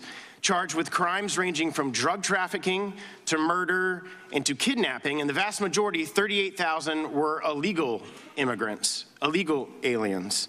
But it's still, domestic terrorism is the #1 cause of your concerns. Texas is one of the only border states that keeps detailed statistics on crimes committed by aliens specifically. The latest report from the state of Texas reports that between June 1st of 2011 and November 30th of 2021, 356,000 criminal aliens were booked into Texas jails, of which 243,000 were identified as being in the country illegally. Those illegal aliens were charged with more than 401,000 criminal offenses, including 742 murders, 47,000 assaults, 7,500 burglaries, and over 11,000 sexual assaults and other sex crimes, and that is just in the state of Texas. And you can't name one referral that DHS has made on a domestic terrorism charge to the DOJ with all of those numbers. Just in April, in a 24-hour period of time, CBP arrested at least 5 gang members who illegally crossed the border. And it's been touched on in this committee about fentanyl. I come from Florida, I hail from Florida, I represent Florida, and fentanyl is a large problem in the state of Florida. And now we are at the point where fentanyl is the #1 cause of death of Americans between the ages of 18 and 45. Do you agree with that statement? That fentanyl is the #1 cause of death between the ages of 18 and 45 for Americans. I'm aware of that statistic, and it is a tremendous threat. So that's a yes. And therefore, since it's the leading cause of death, this is just what you've captured at the border. More fentanyl to kill every American has been seized at the border, and you say it just comes in through ports of entry. And so if we're only seizing that at ports of entry or other places you guys are capturing it, just like there's 600,000 got away illegal immigrants, there's got to be a tremendous amount of fentanyl that's coming in through the southern border that you guys are not stopping, that has now leading cause of death. The time of the gentleman in America. Time of the gentleman has expired. Ms. Demings. Mr. Chairman, thank you so much, Mr. Chairman. Mr. Secretary, thank you. Thank you for your service. Thank you for your endurance. Thank you for your tolerance. Increase in domestic terrorism attacks against religious institutions, bomb threats, and other threats against America's children at historically black colleges and universities, victims of severe storms still waiting for assistance, the need for more resources at the border. Mr. Secretary, unlike my colleagues on the other side of the aisle, I'm actually concerned about all of it. I'm upset about all of it. I don't just pick and choose winners and losers based on the politics of the day. All of the things on the list that I just mentioned, we all need to be concerned and need to come together to address them. When there's a lot of talk about the border, I was looking at something in 1970 where it was determined the nation's immigration policy was in disarray. That is the word that they use. So today's problem is not new, but the political games that I think that we are experiencing have taken a new low. It took 60 pages, 60, to basically give instructions that we don't really want to do anything. Mr. Secretary, I know you know, as a former police chief, I do want to hold people accountable who break the law, but I want to hold them accountable at the border. I want to hold them accountable on our streets. I want to hold them accountable if they exist in this body. There's been a lot of talk about protecting the American people. That is our primary responsibility, but in this document, I only see the American people addressed one time. Mr. Secretary, the sky would be the limit. We could do great things on behalf of protecting the American people if this body would take 1 minute to get its act together.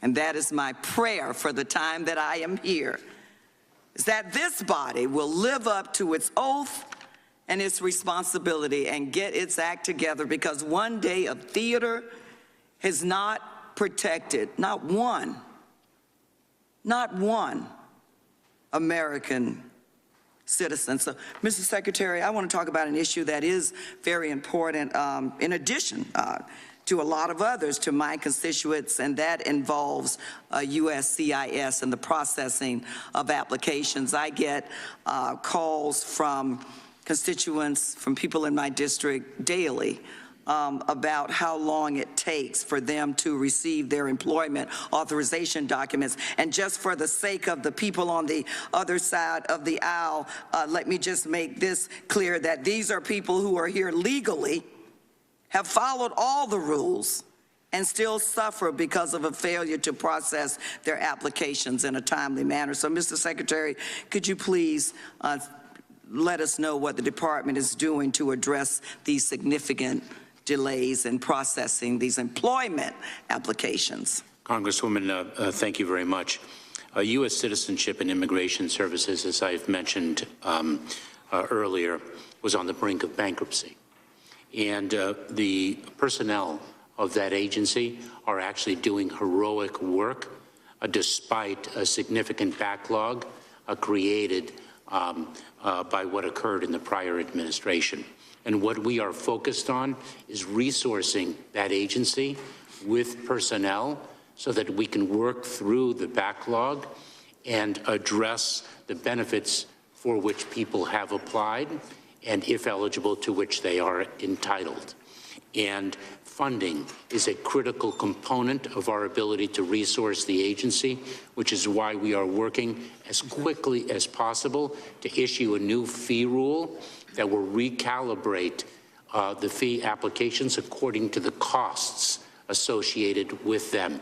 That is the way we will fund that agency primarily, and the President's budget for fiscal year 2023 also requests appropriated funds for certain positions so that we can address certain responsibilities in the jurisdiction of that agency. Could you talk a little bit about staffing for processing those applications? How will your staff increase? The time of the gentlelady has expired. The witness can answer the question. So we need to increase that staffing significantly, Congresswoman, and I can provide you with specific data depending on the particular immigration benefit category. We've calibrated the needs. I would like that. Thank you so much, Mr. Secretary. The gentlelady yields back. Mr. Roy. Thank the Chairman. Mr. Secretary, there have been over 1 million plus individuals put into proceedings or released into the United States on your watch. I've asked multiple Border Patrol personnel, not the union, mind you, if we double, triple, quadruple the CBP budget, would that 1 million release go down? And they categorically said no, it would go up. Do you agree, yes or no? I'm not sure I understand your question, Congressman. With the addition... With the number of people being released in the United States under current law, would it go down no matter how much you increased your budget? And it would not. As they said, do you agree, yes or no? Congressman, if I understand your question correctly, when individuals are in the United States and they make a claim for asylum... So the number would not go down is the answer, right? Yes or no? That's what they said, and I think you just answered it. It would not go down. The only plan that you offer, the plan you just offered, is to process aliens faster and encourage more to come. We know that to be true. I know it's true. You know it's true. Cartels know it's true, and people around the world know it's true, and that's why people are coming. That is false. It's not false. Yes, it is. The entirety of your plan says that. The Secure Offense Act of 2006 says what? That the Secretary of Homeland Security shall take all actions the Secretary determines necessary to achieve and maintain operational control over the entire international land and maritime borders. Will you testify under oath right now, do we have operational control, yes or no? Yes, we do. And we have operational control of the borders. Yes, we do. And Congressman, we are working to... Listen what operational control defined. In this section, the term operational control means the prevention of all unlawful entries into the United States, including entries by terrorists, other unlawful aliens, instruments of terrorism, narcotics, and other contraband. Do you stand behind your testimony that we have operational control in light of this definition? And Congressman, I think the Secretary of Homeland Security would have said the same thing in 2020 and in 2019. No, the Secretary would have at least had a basis for saying that we have some sort of control of the border. But the fact is, we currently have people flowing across the border, including dangerous narcotics and dangerous members of terrorists, which your own agency sent a letter to my office after 8 months. We sent a letter saying there are 42 people on the terrorist watch list that are in the United States, which you just said to Mr. Jordan, you don't even know where the hell they are.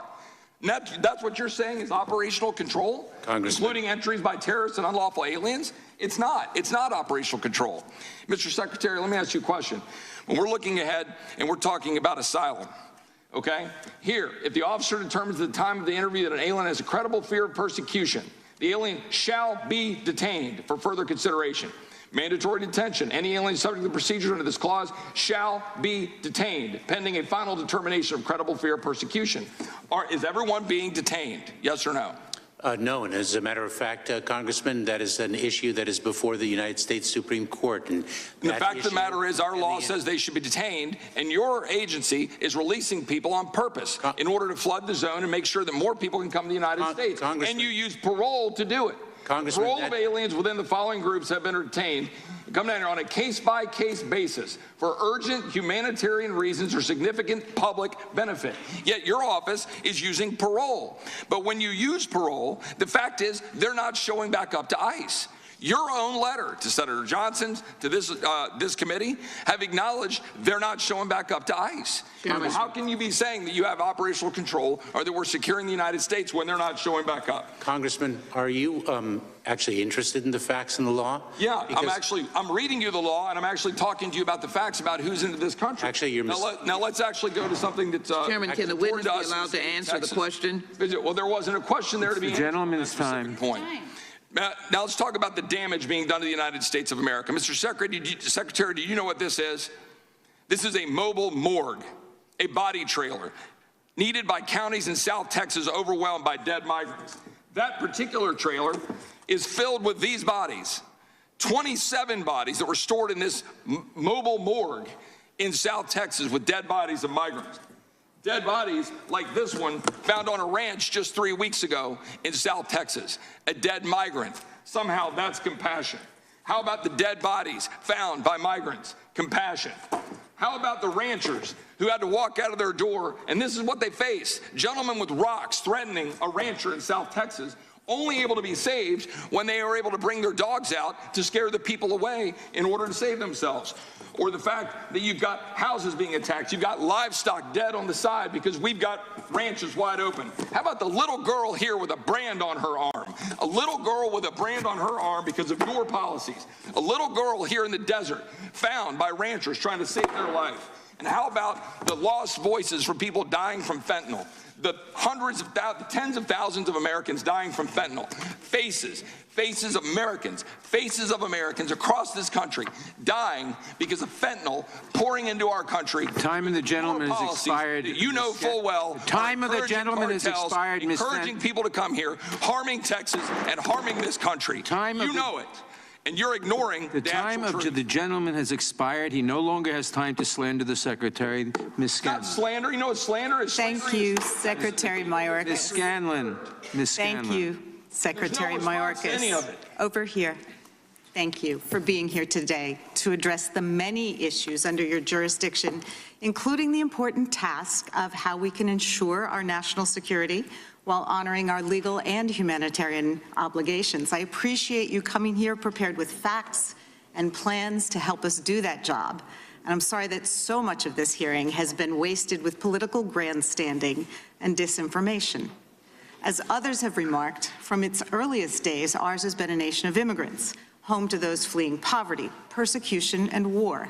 I'm incredibly proud of the diversity of my district in Pennsylvania and the generations of Americans who welcomed immigrants into our country.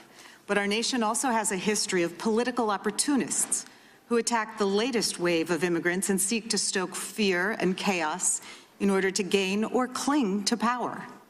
Whether those attacks were made against my ancestors, the Irish, yours, Secretary, from Cuba, those coming to our southern border today, or so many other groups in between, we've heard the same language and scare tactics. But then and now, those attacks are a sham, vile attention-seeking to divide and distract us from their proponents' lack of seriousness, their lack of solutions, and even at times, their own misconduct. I do want to echo several of my colleagues in thanking you for your efforts to reunite children who were separated from their families at the border under the last administration. Like you, I've met with children who were separated from their parents and seen the lasting trauma that caused. As a mother, it made me weep. It still makes me weep.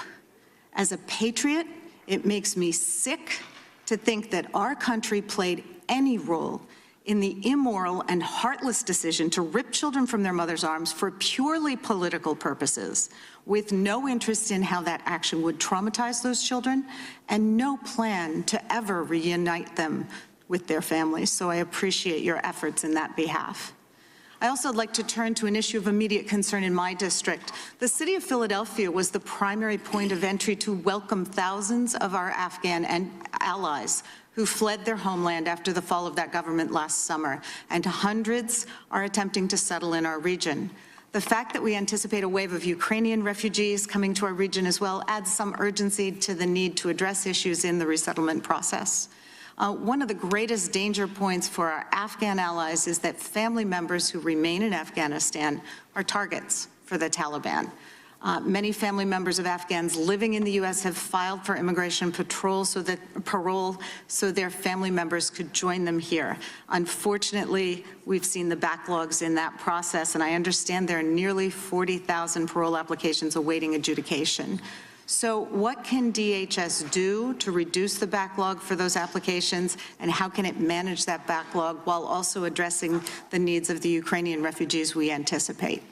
Congresswoman, thank you very much for your statements that precede your question and for your question which focuses on a very vulnerable population of individuals.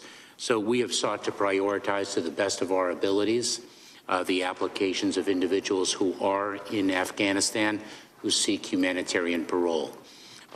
We have dedicated personnel to that effort. We're very aware of what the delays are, and we're trying to work as best we can with the limited resources that we have to work through that group of people and that critical body of applications, understanding the urgency. I must say that the personnel of USCIS are just doing extraordinary work, meeting the moment in a number of different regards, given the situation in different parts of the world. Thank you for that. And we have worked with USCIS people in our region, and we know that they are working really hard. I am concerned about reports that Afghans are nervous about affirmatively applying for asylum. And according to immigration advocacy groups, there's not sufficient legal assistance to help them. We know how complicated immigration law is. Many of our colleagues have trouble understanding it. And it's particularly difficult if you're coming from another culture and speaking another language. So what can DHS do to ensure that our Afghan allies are able to navigate our system? So we've done a number of regards, Congresswoman, in that regard. First of all, we have worked with organizations to make sure that we are matching the individuals who might not otherwise know how to seek relief to be able to educate them on how they can. Individuals already present here in the United States who have become naturalized, who have the cultural sensitivity and the understanding and the language capacity to match them with the individuals seeking relief. We've also worked with law firms to be able to provide pro bono assistance so individuals can access the humanitarian pathways that our laws provide. We're trying a number of different ways in which to match individuals' needs with the resources that are already resident here in the United States. Thank you. I see my time has expired, and I yield back. Gentlelady yields back. Mr. Owens. Thank you, Chairman Nadler and Ranking Member Jordan. Mr. Secretary, about a year ago, I visited the border town of McAllen, Texas, and what I saw was devastating. There was overcrowded facilities, families, and unaccompanied children gathering under a bridge to be processed. Within hours, these illegal immigrants with taxpayer dollars were put on a bus or a plane to travel to the interior of our country. It was unlike any humanitarian crisis I've ever seen in my lifetime. My Republican colleagues and I spoke with Border Patrol agents who were overworked and overwhelmed. Days before our arrival, there was a surge of unaccompanied children, alone, confused, and helpless. They were sitting on the floor in the facility looking at these adult strangers with no idea what to expect next. There are about 250 children packed in rooms designed to accommodate 40. I'll never forget a little 7-year-old child, little girl, that was by herself without siblings, mother or father. She was autistic, alone and afraid, and could not communicate anything about her family with authorities. She represents the 40,000 unaccompanied children that have been trafficked through our borders under your watch since last November. I noticed her because every time I looked over in her direction, she had tears in her eyes. The agents told me that she'd been crying for days and could not stop. We'll never know if she was stolen from her parents or abused by cartel perpetrators. It has become obvious to me that DHS doesn't know and doesn't care. In another committee meeting yesterday, it was pointed out that some of these children were used over and over again by the cartel, taken back and forth like cattle. By the way, the reported cost for these children, each child is $5,000. If that's not slavery today, I don't know what is. You visited the border a few weeks after we had, and had a polar opposite experience.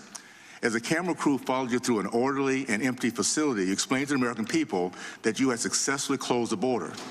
You didn't see the little 7-year-old child because these children had been moved to another facility, out of sight, out of mind, on the same property. I love our country because of the good people who live here. Our American culture is one of compassion and empathy. We serve, protect, and provide for our most vulnerable. It is within our DNA, if we see human suffering, that we act, especially when it comes to our children. Mr. Secretary, over the last year, you have failed to act. Over the last year, you have overseen the dismantling of our border, the villainization of our border agents, and have purposely refused to enforce U.S. immigration laws. You did not inherit this. You created this. Under your watch, the Mexican cartel is now earning about $6 billion a year. $6 billion a year as they profit from human trafficking and child exploitation, as they rape women and girls on their trek to our southern border, as they smuggle Chinese-sourced fentanyl into our country. Last year, we lost over 100,000 Americans to fentanyl. After 20 years in Vietnam, our American body count was 60,000. I'd like to share some quick feedback from our constituents from Utah's 4th District, and I quote, "The Mexican cartel seems to be in charge of our border and who crosses it. Removing Title 42 is wrong, reckless, and plain stupid. The Biden administration has shirked their responsibilities to control the illegal immigrants on our southern border. Mr. Secretary, we look back on our history and we see the stain of human labor and sex trafficking. We call it slavery, which survived as long as it did only because government bureaucrats chose to close their eyes to this evil. Profit and power were prioritized over compassion and empathy. We're living Groundhog Day 2022 today. I encourage you to change courses to end your empathy-free open border policies. If not, I promise you, American history will not treat you kindly. Thank you, and I'd like to yield the remainder of my time to Ranking Member Jordan. Thank you. Mr. Secretary, yesterday you announced the formation of Disinformation Governance Board at DHS. You put out a bulletin 2 months ago, big fancy bulletin here, red, white, and blue. You said that misleading narratives, dis and malinformation, MDM as you call it, misleading narratives undermine the trust in government. I was just wondering, when the head of the CDC, Ms. Walensky, said that the vaccinated can't get the virus, did that undermine trust in government? When the highest paid official in our government, the smartest man on the planet, Dr. Fauci, when he said the virus didn't come from a lab, did that undermine trust in government? And will that be something that this governing board will look at? How about this one? How about when 51 former Intel officials told us that the Hunter Biden story had all the earmarks of Russian misinformation? Will that be something that this governance board that you just formed, will you be looking into that? Congressman, the Disinformation Board addresses disinformation that imperils the safety and security of our homeland. And one of the primary areas that we are focused on is the dissemination of disinformation and its potential connectivity. But that's not what your bulletin talked about. The gentleman's time has expired. I am permitting the witness to answer the question. But the gentleman can say nothing now. It's witnesses' let me know privilege to answer the gentleman's question. Yeah. And continue your answer. And its connectivity to violence. Thank you, Mr. Chairman. Gentleman's time has expired. Mr. Correa. Thank you, Mr. Chairman. Mr. Secretary, welcome again.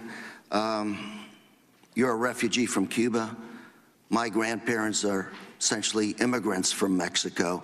And as I look around this room, I would say probably everybody here is the descendant of a refugee, an immigrant, economic or otherwise. There's a lot of violence around the world right now, Mr. Secretary, a lot of wars. I also recently had the opportunity to travel to the border, this time to San Isidro, but this time to look and observe what's going on with the Ukrainian refugees from the Russian-Ukrainian war. There's about 1,000 refugees from Ukraine reaching Tijuana on a daily basis, 1,000. We've allocated 100,000 temporary protective status tickets, those golden tickets. You get into the U.S. under TPS. The UN report, yesterday the UN reported an estimated 8 million Ukrainian refugees expected to leave Ukraine this year alone. I bet that 100,000 cap, TPS, is going to be hit pretty quickly. Mr. Secretary, what do we do when 100,000 Ukrainian refugees are admitted into this country? Are we going to blow through that cap, or can we give them more admissions to the U.S.? Congressman, let me first, if I can, make sure that the language we use is precise.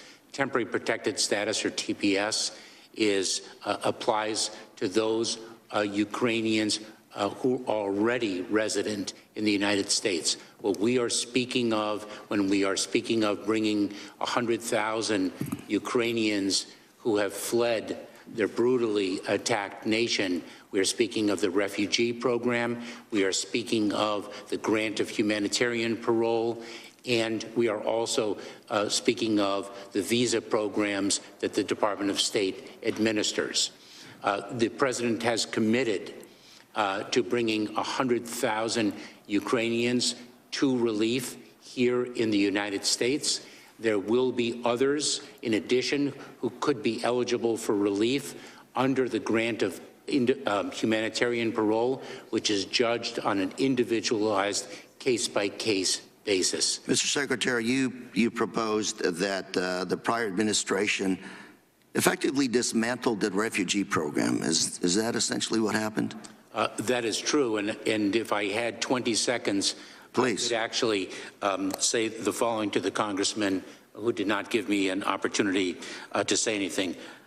Number one, we have intensified efforts to dismantle the transnational criminal organizations and human smuggling networks in an unprecedented level. Number two, we've brought greater efficiency to the process of unaccompanied children and uniting them.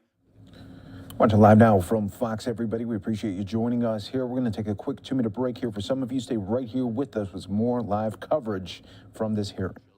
And deliberately made them unaccompanied. Mr. Secretary, my concern is with what is going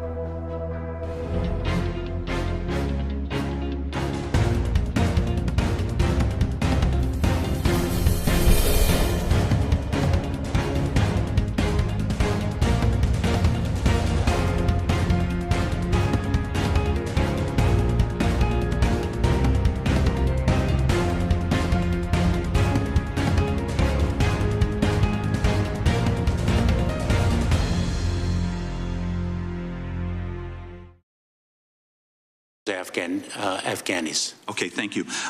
Here's a headline from last year. Second major felon found on Afghan evacuation flight. Aggravated robbery by one, the other one a rapist. They had been deported. They came back in on those flights. Here's a CNN document that says some Afghans fleeing their home country have arrived in the United States without paperwork.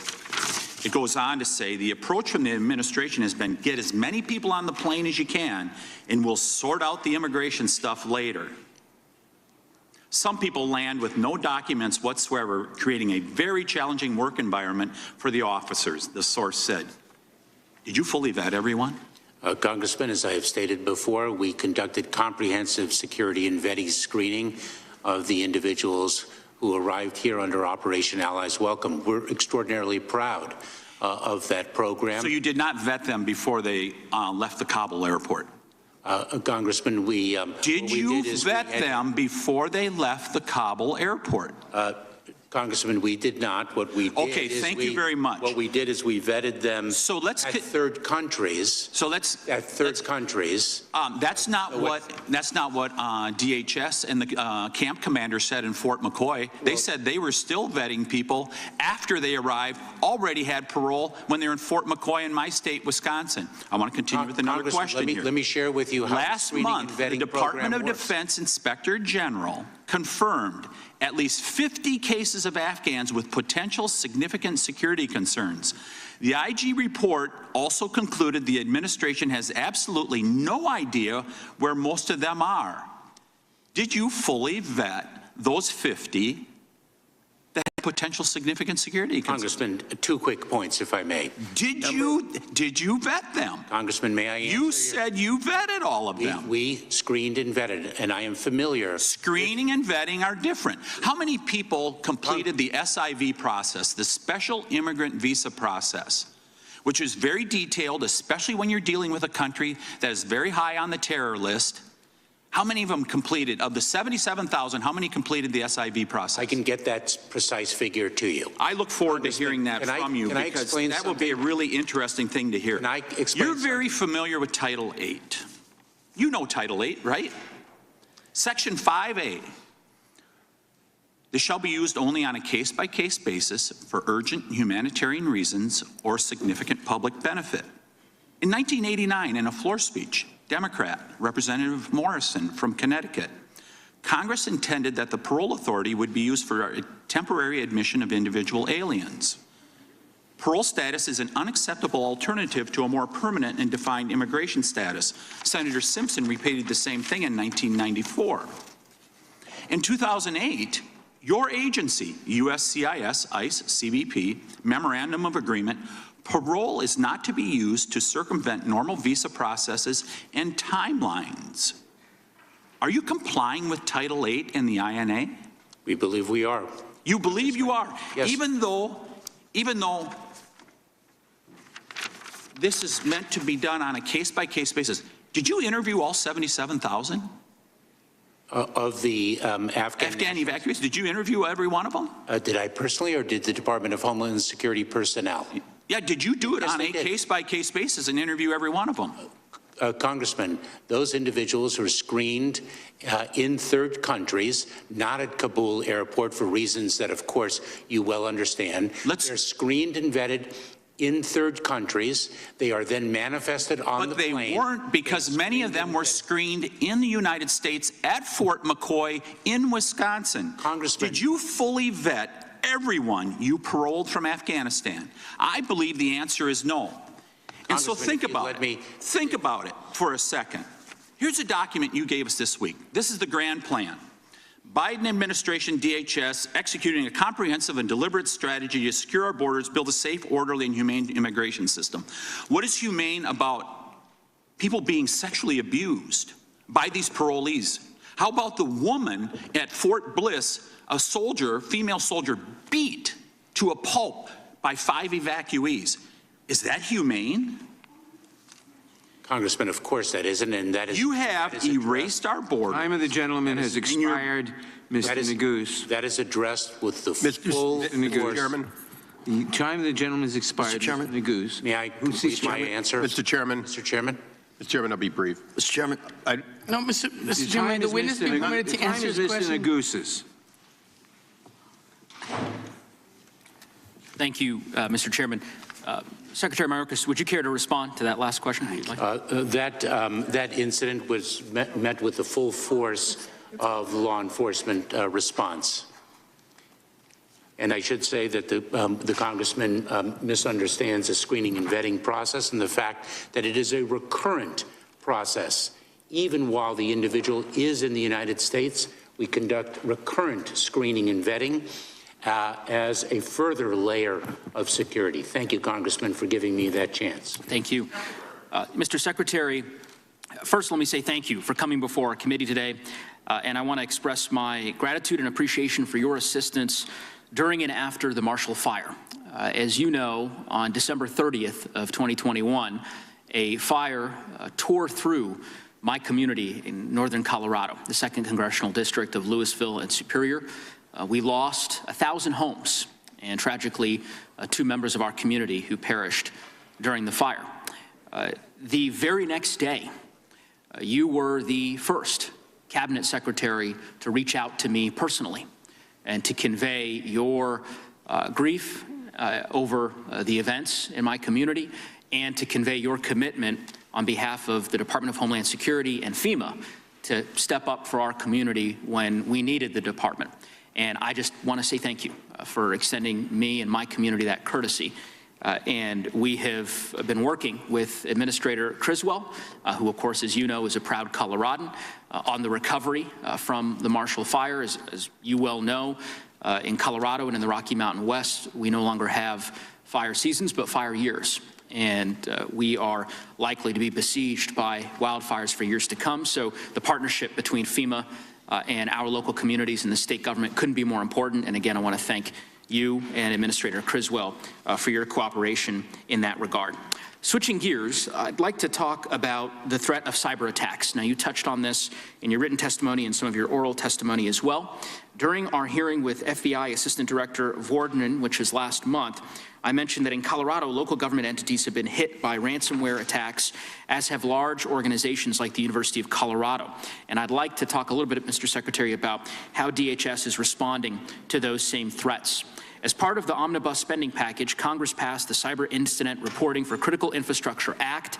As you are aware, I'm sure, the legislation requires critical infrastructure companies that experience a hack to notify CISA in certain cases, including within 72 hours of discovering a cyber intrusion and within 24 hours of paying ransomware attackers.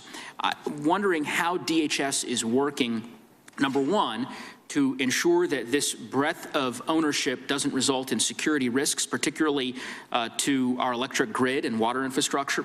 And then secondly, the law does leave some details to be hashed out by CISA via the rulemaking process. And I'm wondering how DHS is working with companies to ensure that the most essential information is captured. Congressman, thank you so much. So very quickly, the threat of ransomware has only grown. And we developed, in collaboration with the Department of Justice, the first ever one-stop shop online to really provide information to the potentially affected and the affected community, stopransomware.gov. And it's really a resource for individuals and organizations of whatever size and of whatever resource to be able to address the threat of ransomware. And we, of course, have our advisors in Colorado and in every state throughout the country. The mandatory reporting legislation is really a game changer for us, and we're incredibly indebted to Congress for passing that piece of legislation. What we are going to implement is the notice of proposed rulemaking, and through that vehicle, through that regulatory vehicle, receive input from industry so that we can fashion the implementing regulations that address the cybersecurity. Watching live now from Fox, everybody. We are going to take another quick 2-minute break here. For some of you, stay right here with us. More to come. An incident very well while they are tackling the incident itself. And we want to be mindful of that and also not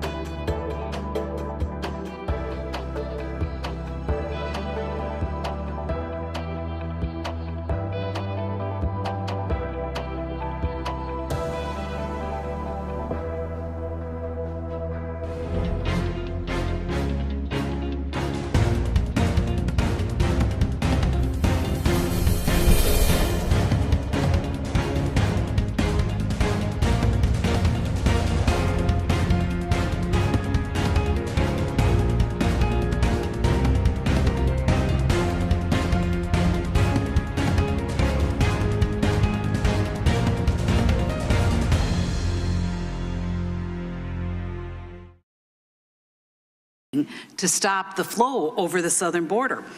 And I would love to ask you all those questions, but I only have 5 minutes. So I will start with one that you probably won't have an answer for. Similar to Mr. Shabbat, I would love to know how many immigrants have been relocated to Minnesota. Congresswoman, I will provide data with respect to relocation to the best of my ability. Well, and since you don't have it here, I am formally requesting it now that you send that to my office, and I would appreciate, and you know what, on behalf of Mr. Shabbat, I would ask for you to send that to his office or anyone else who would request that, because I think that's important for our constituents to know. One of my colleagues also asked about your plan to stop the flow of illegal crossings at the southern border. And do you have a real plan? I mean, do you have a plan where there's action, where you are going to be doing something to actually stop that flow? Oh, most certainly, Congresswoman, and I published details about that plan 2 days ago, and those preparations have been in the works for months and months. And in fact, I set up a Southern Border Coordinating Center to bring together the resources of the Department of Homeland Security, and not only the resources of our department, but the resources of the federal government in the interagency. And when do you expect that to? When do you expect that to take effect, so that we can see something happening at the southern border? The implementation is well underway, Congresswoman. So it's in effect? It's working? I mean, are you seeing actual results of that plan? Congresswoman, we are continuing to build on the plan. It is an advancing and increasing effort on the part of not only the Department of Homeland Security, but the entire relevant federal government agencies. And Mr. Secretary, I would love for you to put together a little something to the effect that we could see, you could tell us what's actually happening, if there's actual results. I would love to have that to my office. Congresswoman, so thank you so much for that, and I'll be looking forward to seeing that. But can you tell me, what do you think securing the border really means? I mean, what does that mean to you, securing the border? Stopping the flow, slowing it? What does that really mean?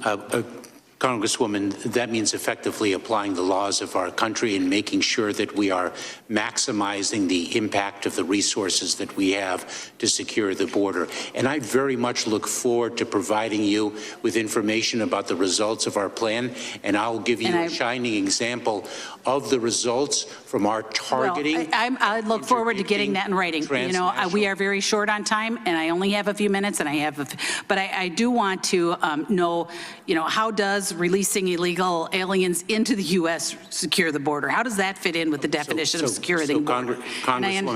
Congresswoman, under our laws, individuals who make a claim for asylum have a right to vindicate their claims in immigration court proceedings. All right. Well, I understand that you're not going to address what I'm asking, because you're releasing them. I'm not talking about those necessarily asking for asylum. But it is my time, so I'm going to continue. And I just want you to know that some of those questions that I'm getting were asked here today, about how much are we spending on this, that you couldn't answer that one. Why are there no COVID protocols, and what are you really doing to secure the border? Congresswoman, there are COVID. Well, that was a question I had. I'm not asking it. I'm just telling you that was one of the questions I got. But I will follow up actually with your office, because I do want, there's a lot of questions that we have. Really quick, I want to change courses right here, because I got this morning. Recently, U.S. Customs and Border Protection made the decision to reduce hours at the port of entry in Lancaster, which is in my district. My office was told that the management engaged with stakeholders at the local, state, and federal level.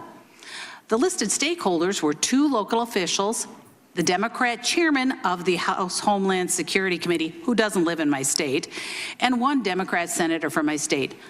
As the Congresswoman who represents the communities that port is, that is around the communities for that port, why was I not considered a stakeholder? Why were we not included at all? I mean, is there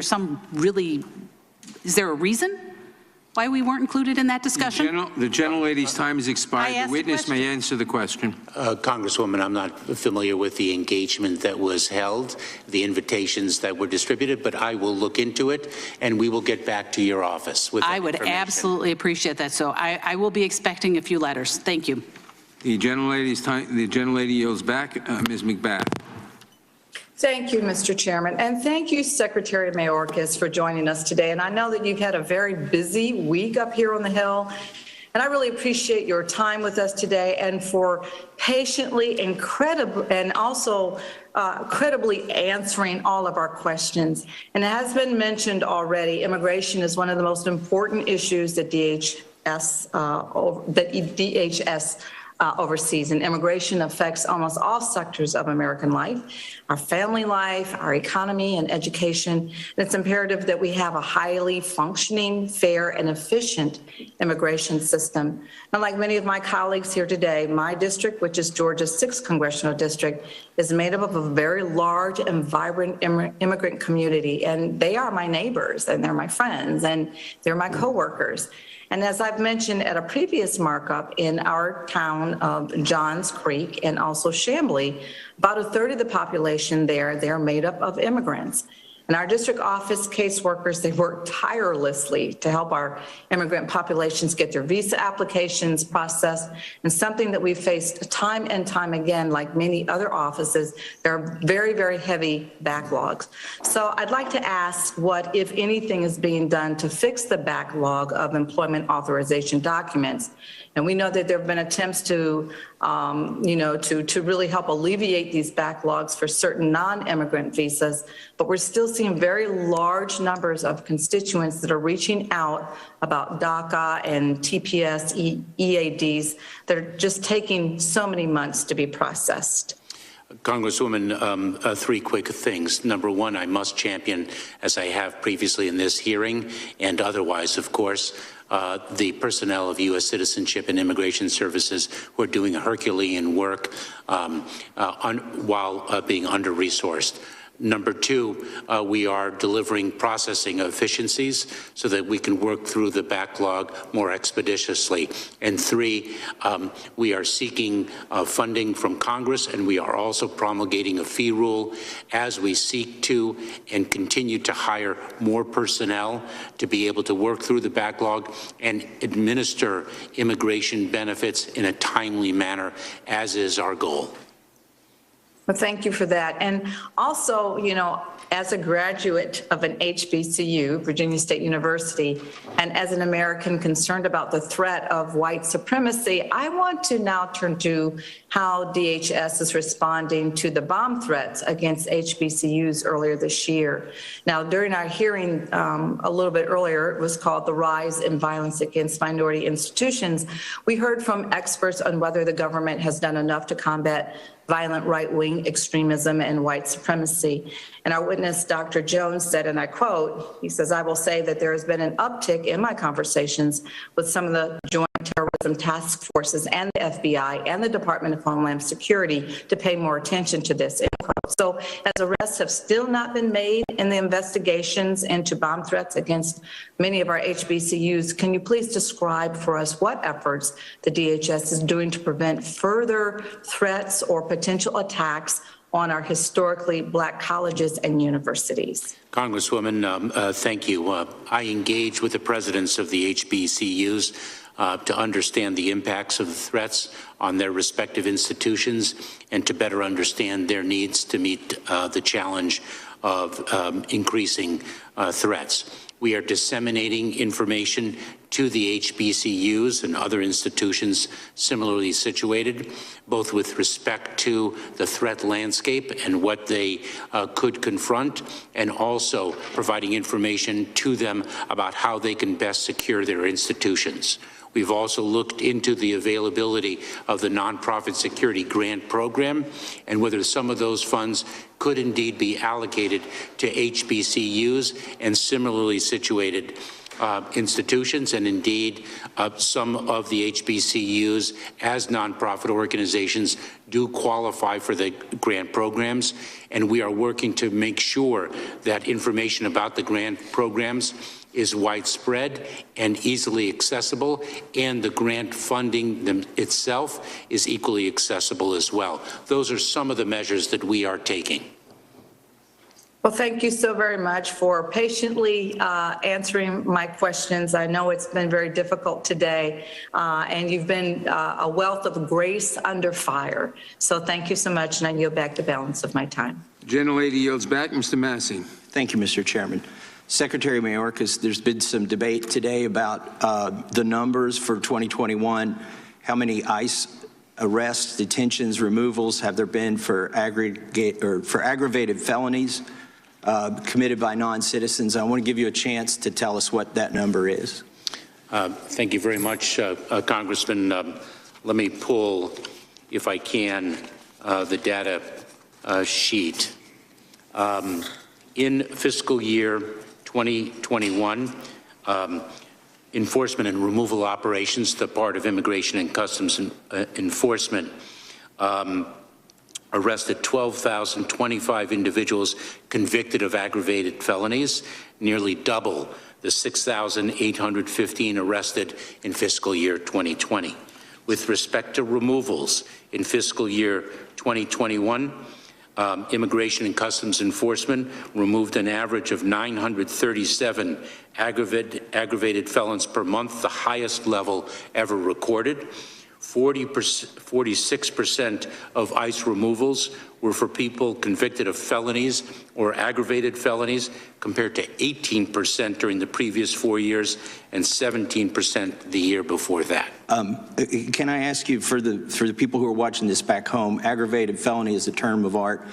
Can you, a legal term? A legal term. Can you tell us what's included in aggravated felonies? Does it include homicides? What kind of crimes does it include? It includes a series of serious crimes that Congress has identified as qualifying as aggravated felonies. So that would be homicide, sexual assault, robbery, kidnapping. Those would be included. I'd have to take a look at the precise statutory language. Homicides. There are also, Congressman, if I may, there are also certain serious crimes.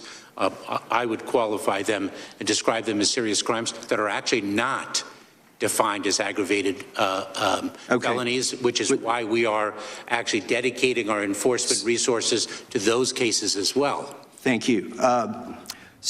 And thank you to all of our viewers watching here with us on Live Now from Fox. Right now, we are listening in to a hearing on the border security as Title 42 expected to end here near the end of May. We are going to continue to listen into this. Also, we'll keep an eye on a couple other things. Not only are stocks doing really well in the green, despite President Biden announcing this morning he's going to look for more money to be sent in aid to Ukraine. We do also have a Russian spacewalk happening up in the International Space Station. So we are going to be sending some viewers off to a 2-minute break. We'll be right back here listening into this testimony from our DHS secretary right here on Live Now from Fox.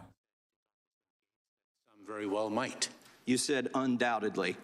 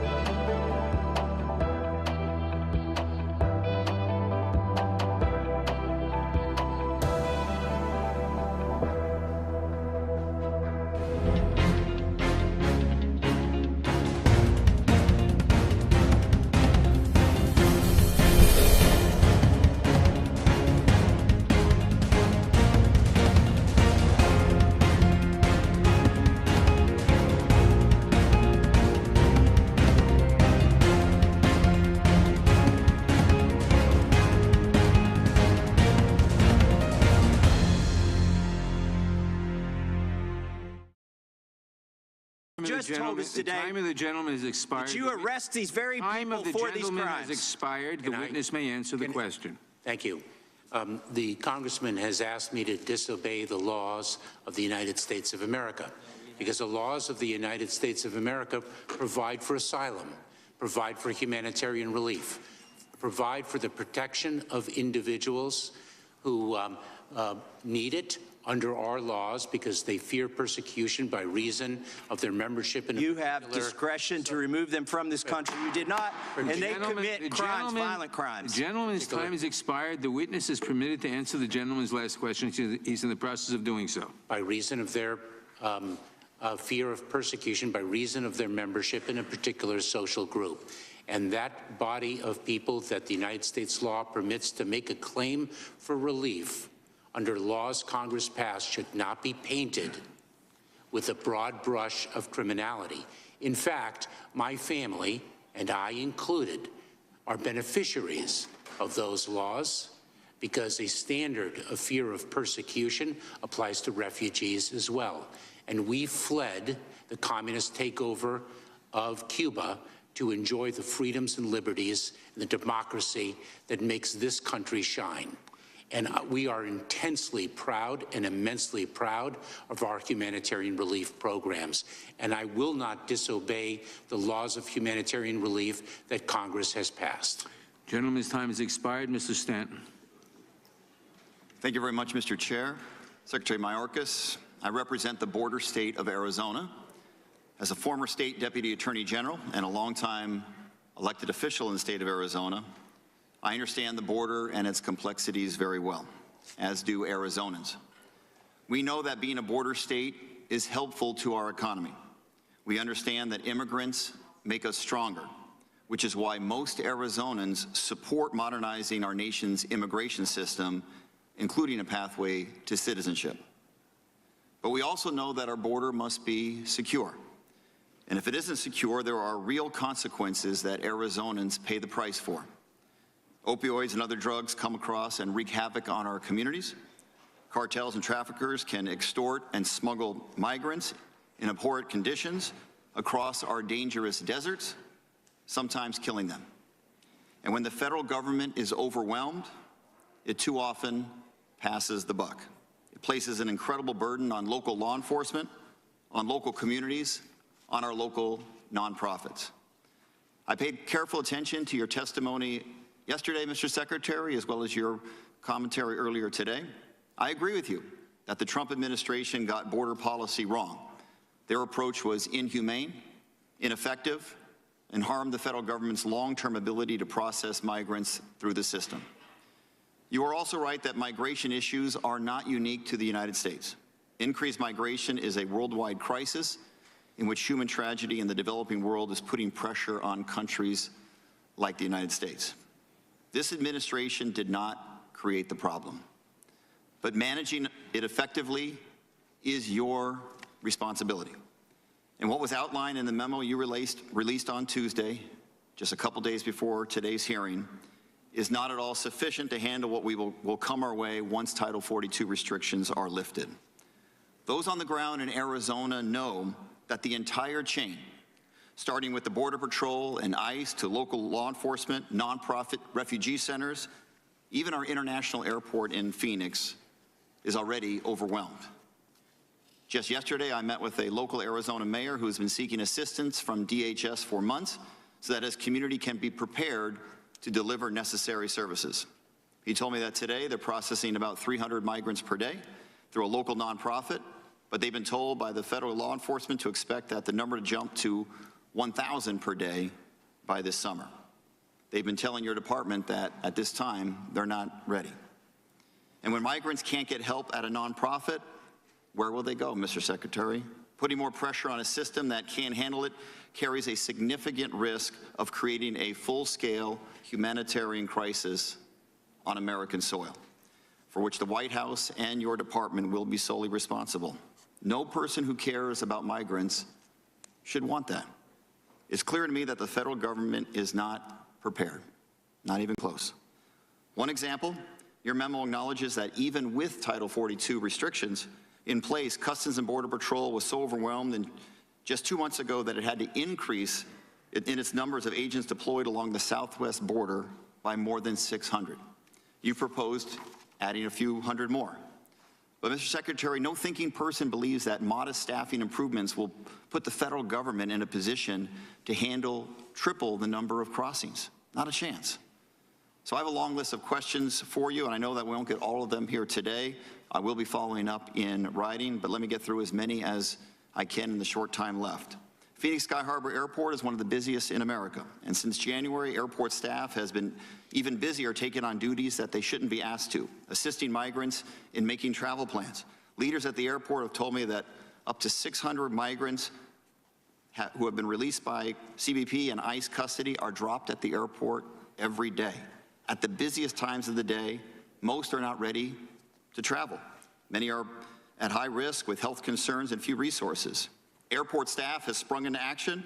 They're setting up phone banks, providing translation services, and many are even donating clothing and food. They're making trips to the store to purchase belts and shoes and shoelaces with their personal funds.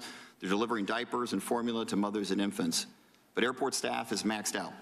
And even with the expected surge this summer, there will come a breaking point. DHS needs to provide additional support to its nonprofit partners to ensure that all migrants arriving at transportation hubs like Sky Harbor Airport are better prepared to travel.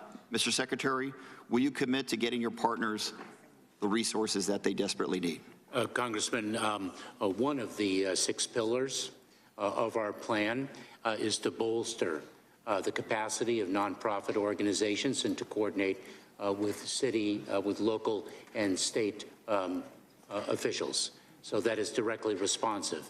And another part of our plan is to work with our countries to the south, our partners throughout the region, to address their border management opportunities and responsibilities, which is why I was in Panama last week with Secretary of State Antony Blinken.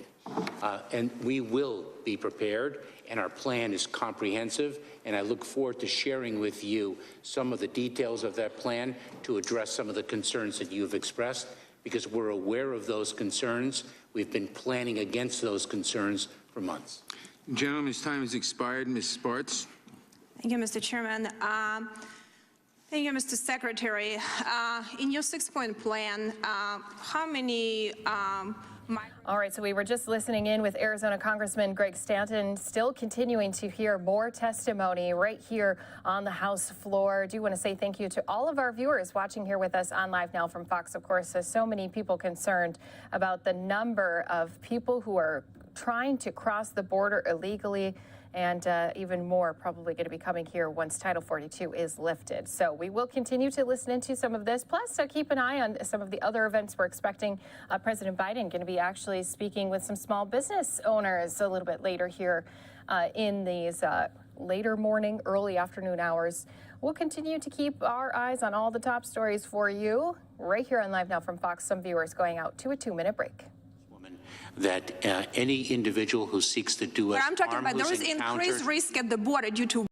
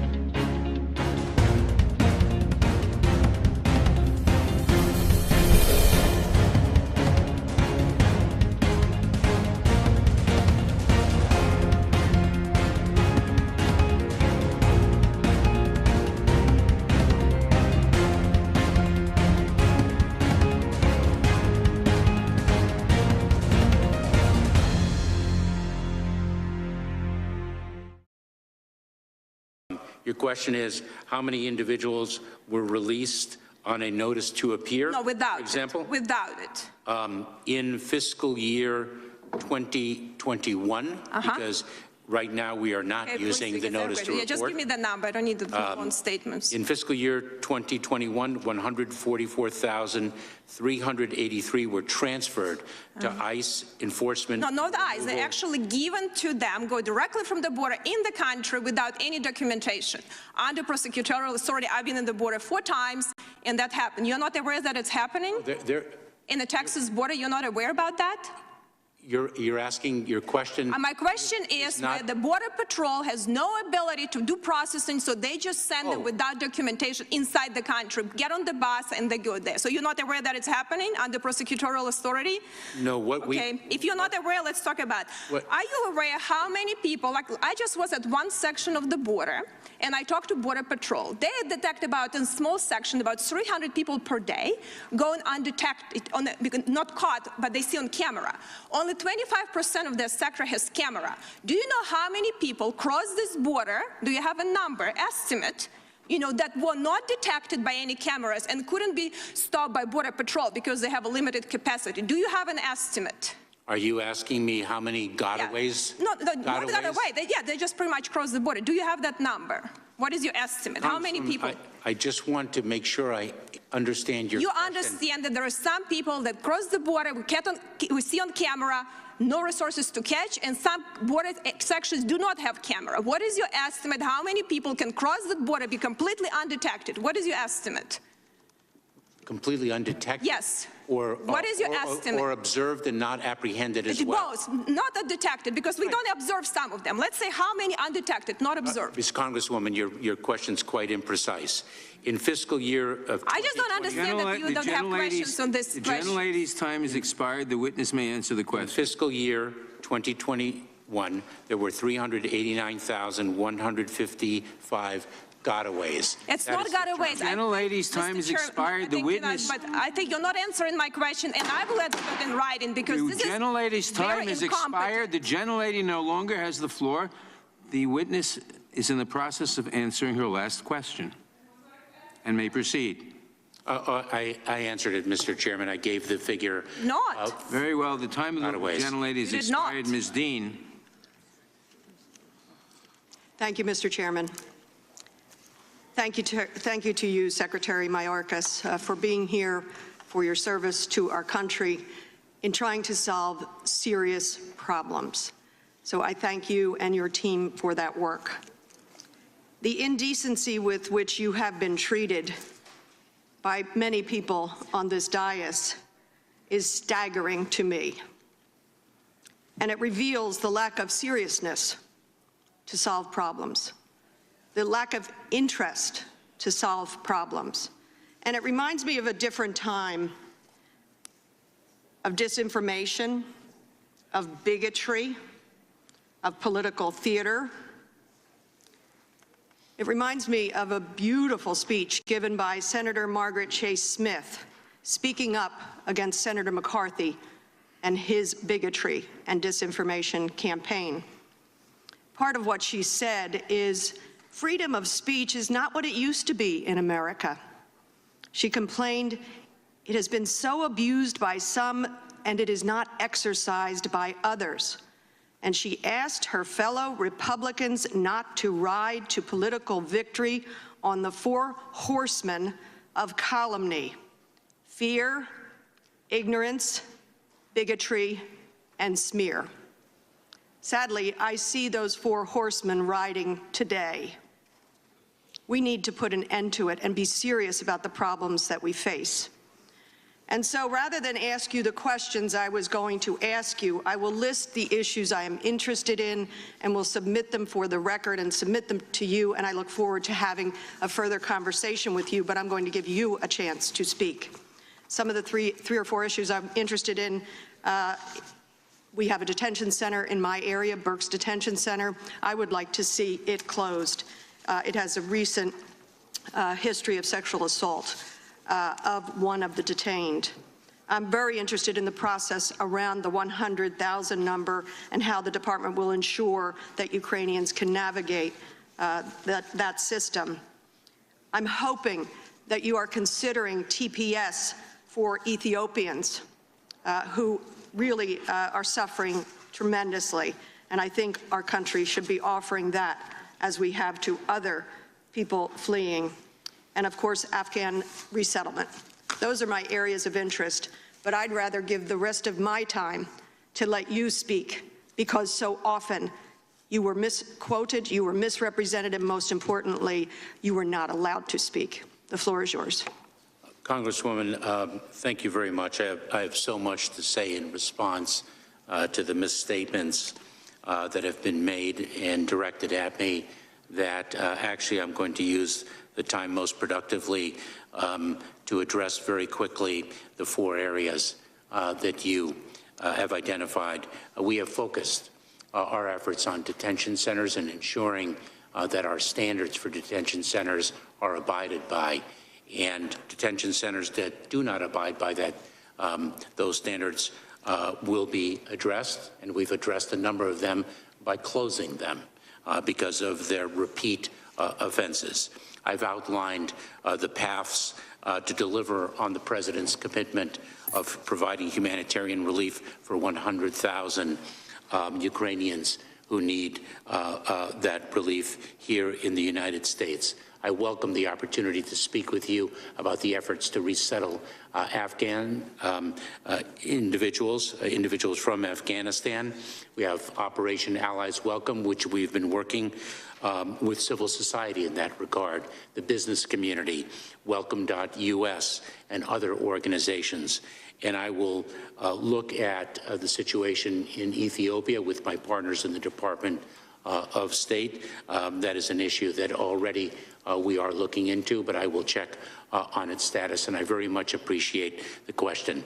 Obviously, we are very proud in this country to be a nation of immigrants and a nation of laws, and we abide by our identity in both. And it is quite regrettable that individuals who seek humanitarian relief in this country, who qualify for humanitarian relief, are being painted with a brush of criminality. And in terms of being a nation of laws, when individuals do not qualify for relief, they are removed.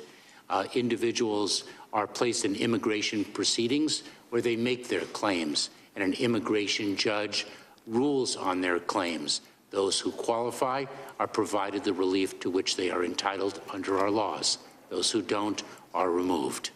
I thank you for your seriousness and your decency, and I seek unanimous consent to enter into the record the beautiful speech by Margaret Chase Smith of June 1st, 1950, Declaration of Conscience. Without objection.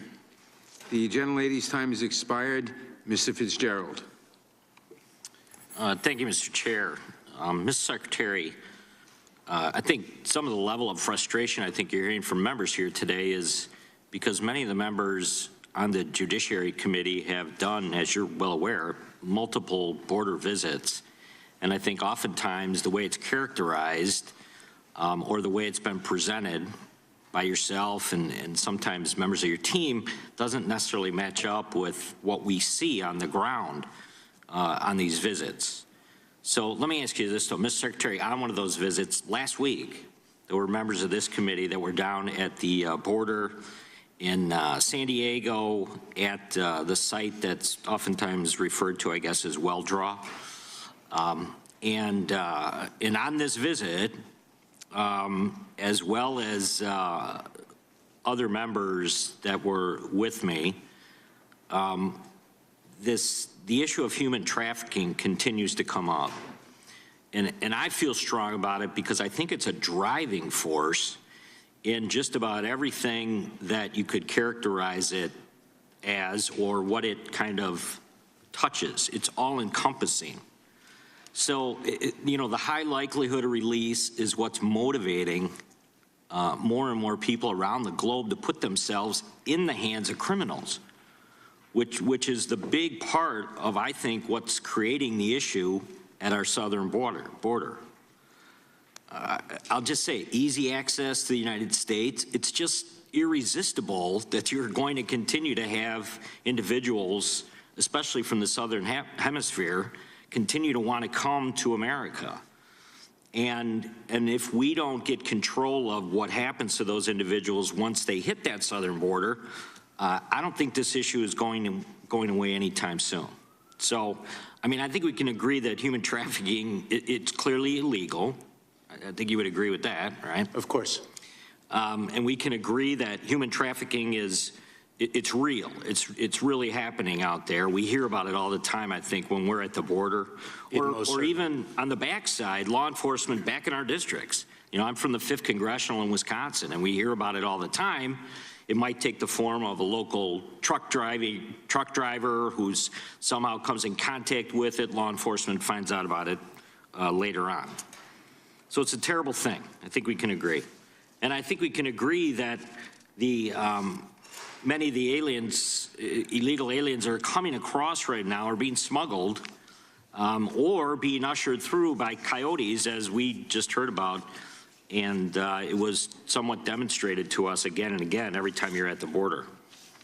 So since we agree on those kind of small sets of facts, let me just go back to the big question. Why aren't we finishing the wall? I mean, what we saw in San Diego were gaps and then stories of materials that had been there on the ground, and then suddenly Border Patrol agents noticing that someone had come and picked up those materials, and where did they go? There was a kind of a mystery that was in place for some time, and then they found out later that those materials were shipped to Texas. So, you know, I know it's kind of the big question, but why aren't we finishing the wall? And then I can't believe that it wouldn't help funnel so that agents would know who's coming and going on the border, which is probably half the battle. Not necessarily sealing off America on the southern border, but getting control of it. And then just based on human trafficking, which I said earlier is what I consider more of a motivator. There's got to be a reason for people to try and usher individuals who clearly don't have the wherewithal on their own back and forth. And then the other thing, not to mention even the illegal drugs, which is probably another great motivator in this whole thing. So can you answer that for me? Answer the simple stuff. Why aren't we finishing the wall? And why aren't we making an attempt to clearly control and close the border right now? Number of points, Congressman. Number one, the funds used to build the wall, not the most effective use of those funds in achieving border security, number one. Number two, I've approved approximately 68 projects to complete gaps and gates. Number three, we've intensified our efforts against the smuggling organizations for precisely the reason you articulate. Four, the smuggling organizations spread misinformation, and it's why we counter that misinformation. I'm going to cut you off right there. I got one more question. Let me just The gentleman's time has expired. Ms. Escobar. Mr. Chair, Thank you, there was 1 Mr. second left Chairman. when I tried to ask the question. Ms. Escobar. Can I get my time back? Mr. Chair? Ms. Escobar. Mr. Chairman. We start the clock. Thank you so much. I cut him off Secretary Mayorkas, thank you so much for being here. And let me from the onset apologize to you, your family, and your staff. What a back and forth hearing we have had here today, especially since you can really tell one side really upset with how things are going at the border, the other side trying to apologize for the way that some of these questions are being asked to our secretary there. So do want to say thank you to everyone who's been watching here with us on Live Now from Fox. We can always get back into this hearing a little bit later, but of course we have a lot more content we want to get you to right here on our stream, including President Biden is right now meeting with small business owners across America. He is talking about how there's been a recent small business boom. We'll bring this to you right here after a 2-minute break.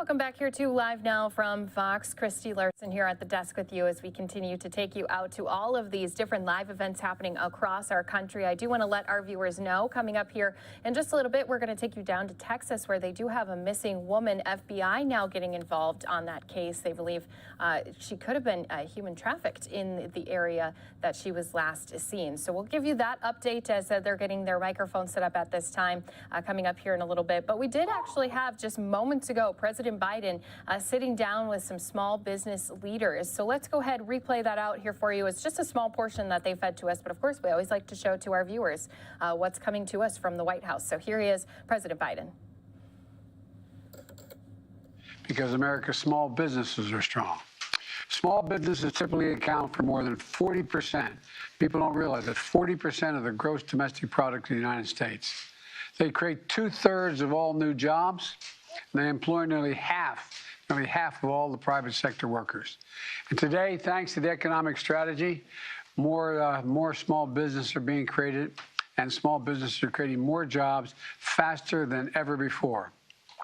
Thanks in large part to the American Rescue Plan, last year, Americans applied to start 5.4 million new businesses, 20% more than any other year on record.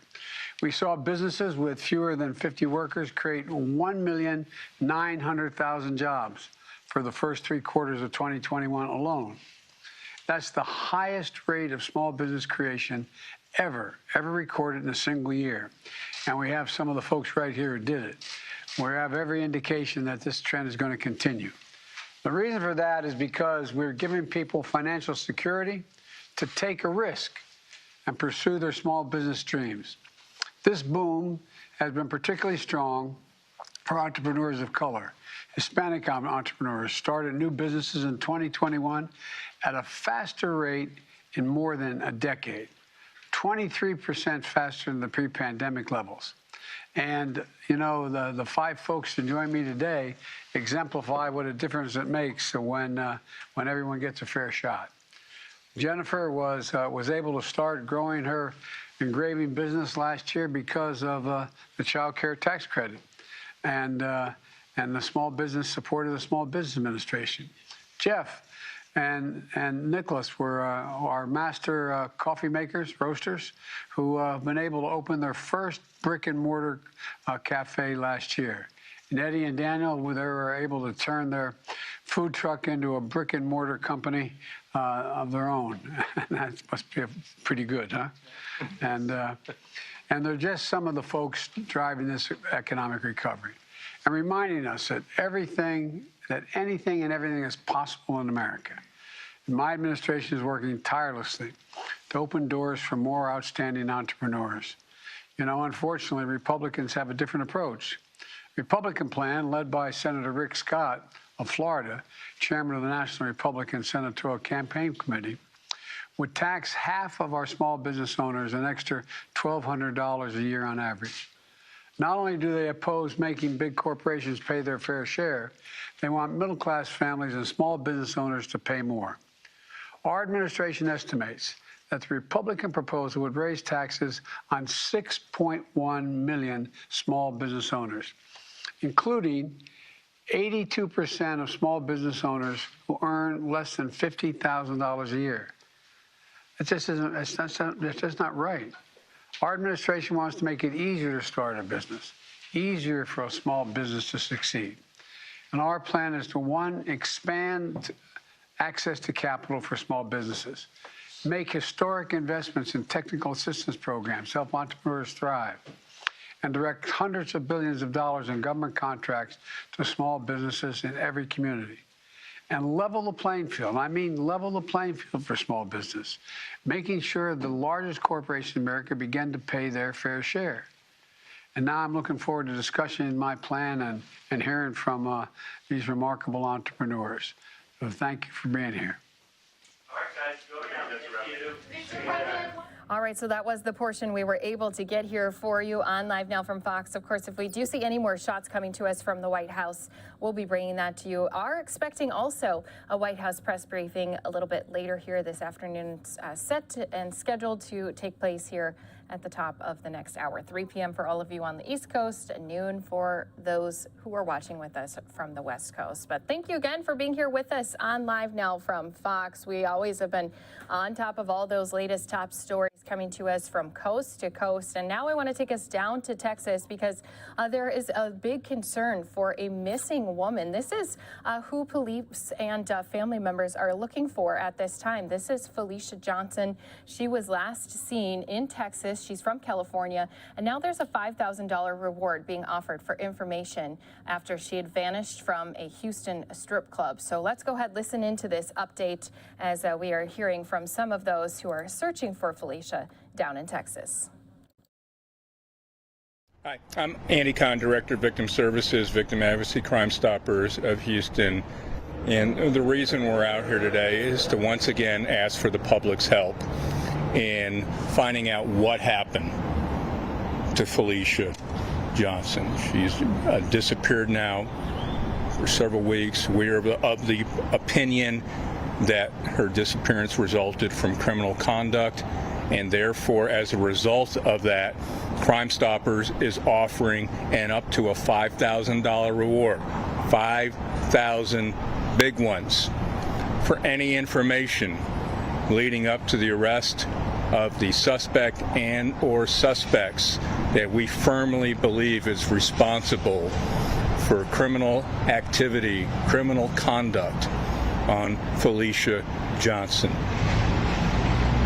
We know somebody out there knows something. You just don't disappear without somebody noticing something.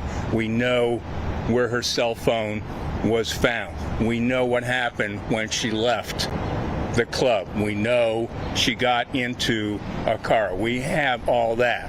We just need someone to step up to the plate and do the right thing and contact Crime Stoppers, 713-222-TIPS, online, www.crime-stoppers.org, mobile app, over 20 languages. Do this for Felicia, do this for her father, Kevin, do this for her family, and send a message out that we are not going to allow young women to just simply disappear without a trace and not getting the answers. There's many questions, obviously, that are out there, and we need the answers because right now, grief is intensified without justice. And sadly, right now, justice is lacking for Felicia and her family. And with that in mind, I'm going to bring up Felicia's father, who's been here, taking his own time from California, and I guarantee you, as a father, you will never ever give up trying to find out what happened to your child. And Kevin epitomizes that, and we're hoping again that when Kevin comes up here, that someone out there will recognize the pain, the grief, and the agony that he and his family are in, and just do the right thing. Yep.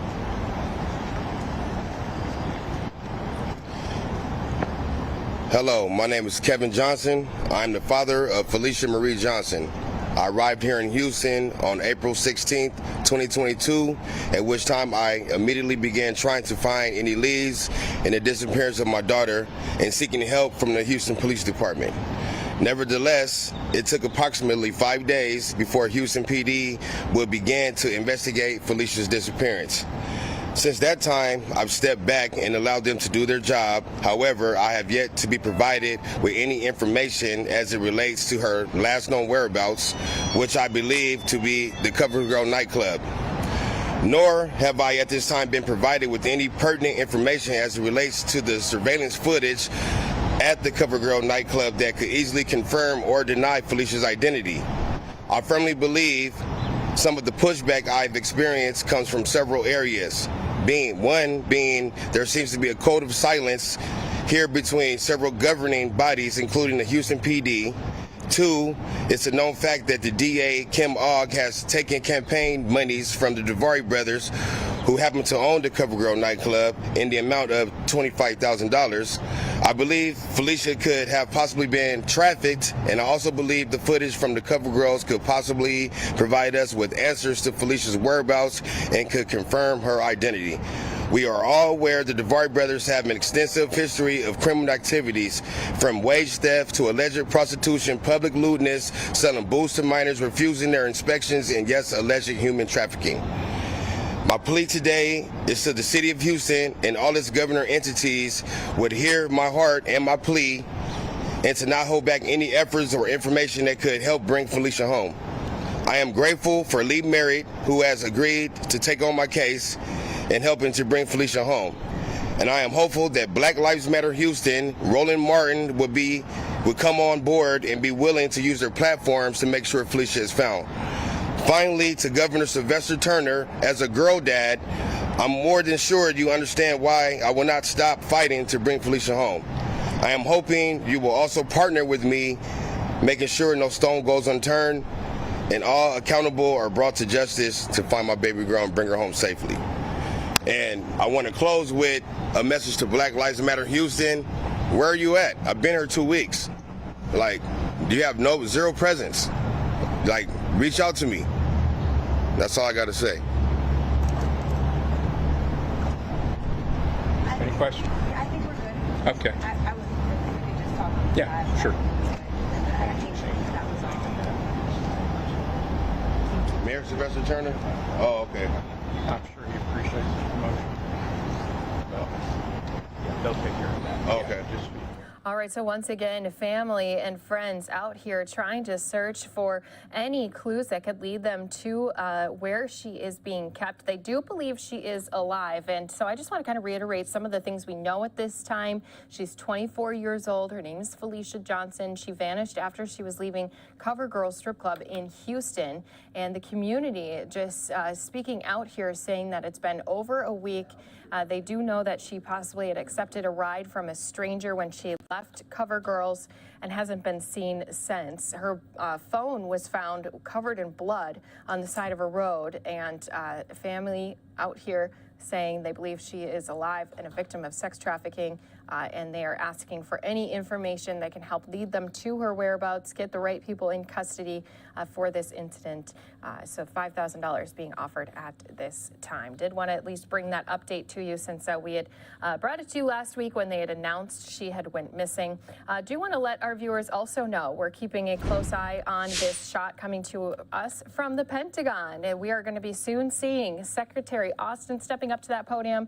Alongside him is also going to be Canada's Minister of National Defense, Anita Anand. So we'll be bringing that press conference to you as soon as it does get started. Until then, let's take this opportunity. We'll step away for a 2-minute break. We'll bring you out to more news stories right here on Live Now from Fox when we return.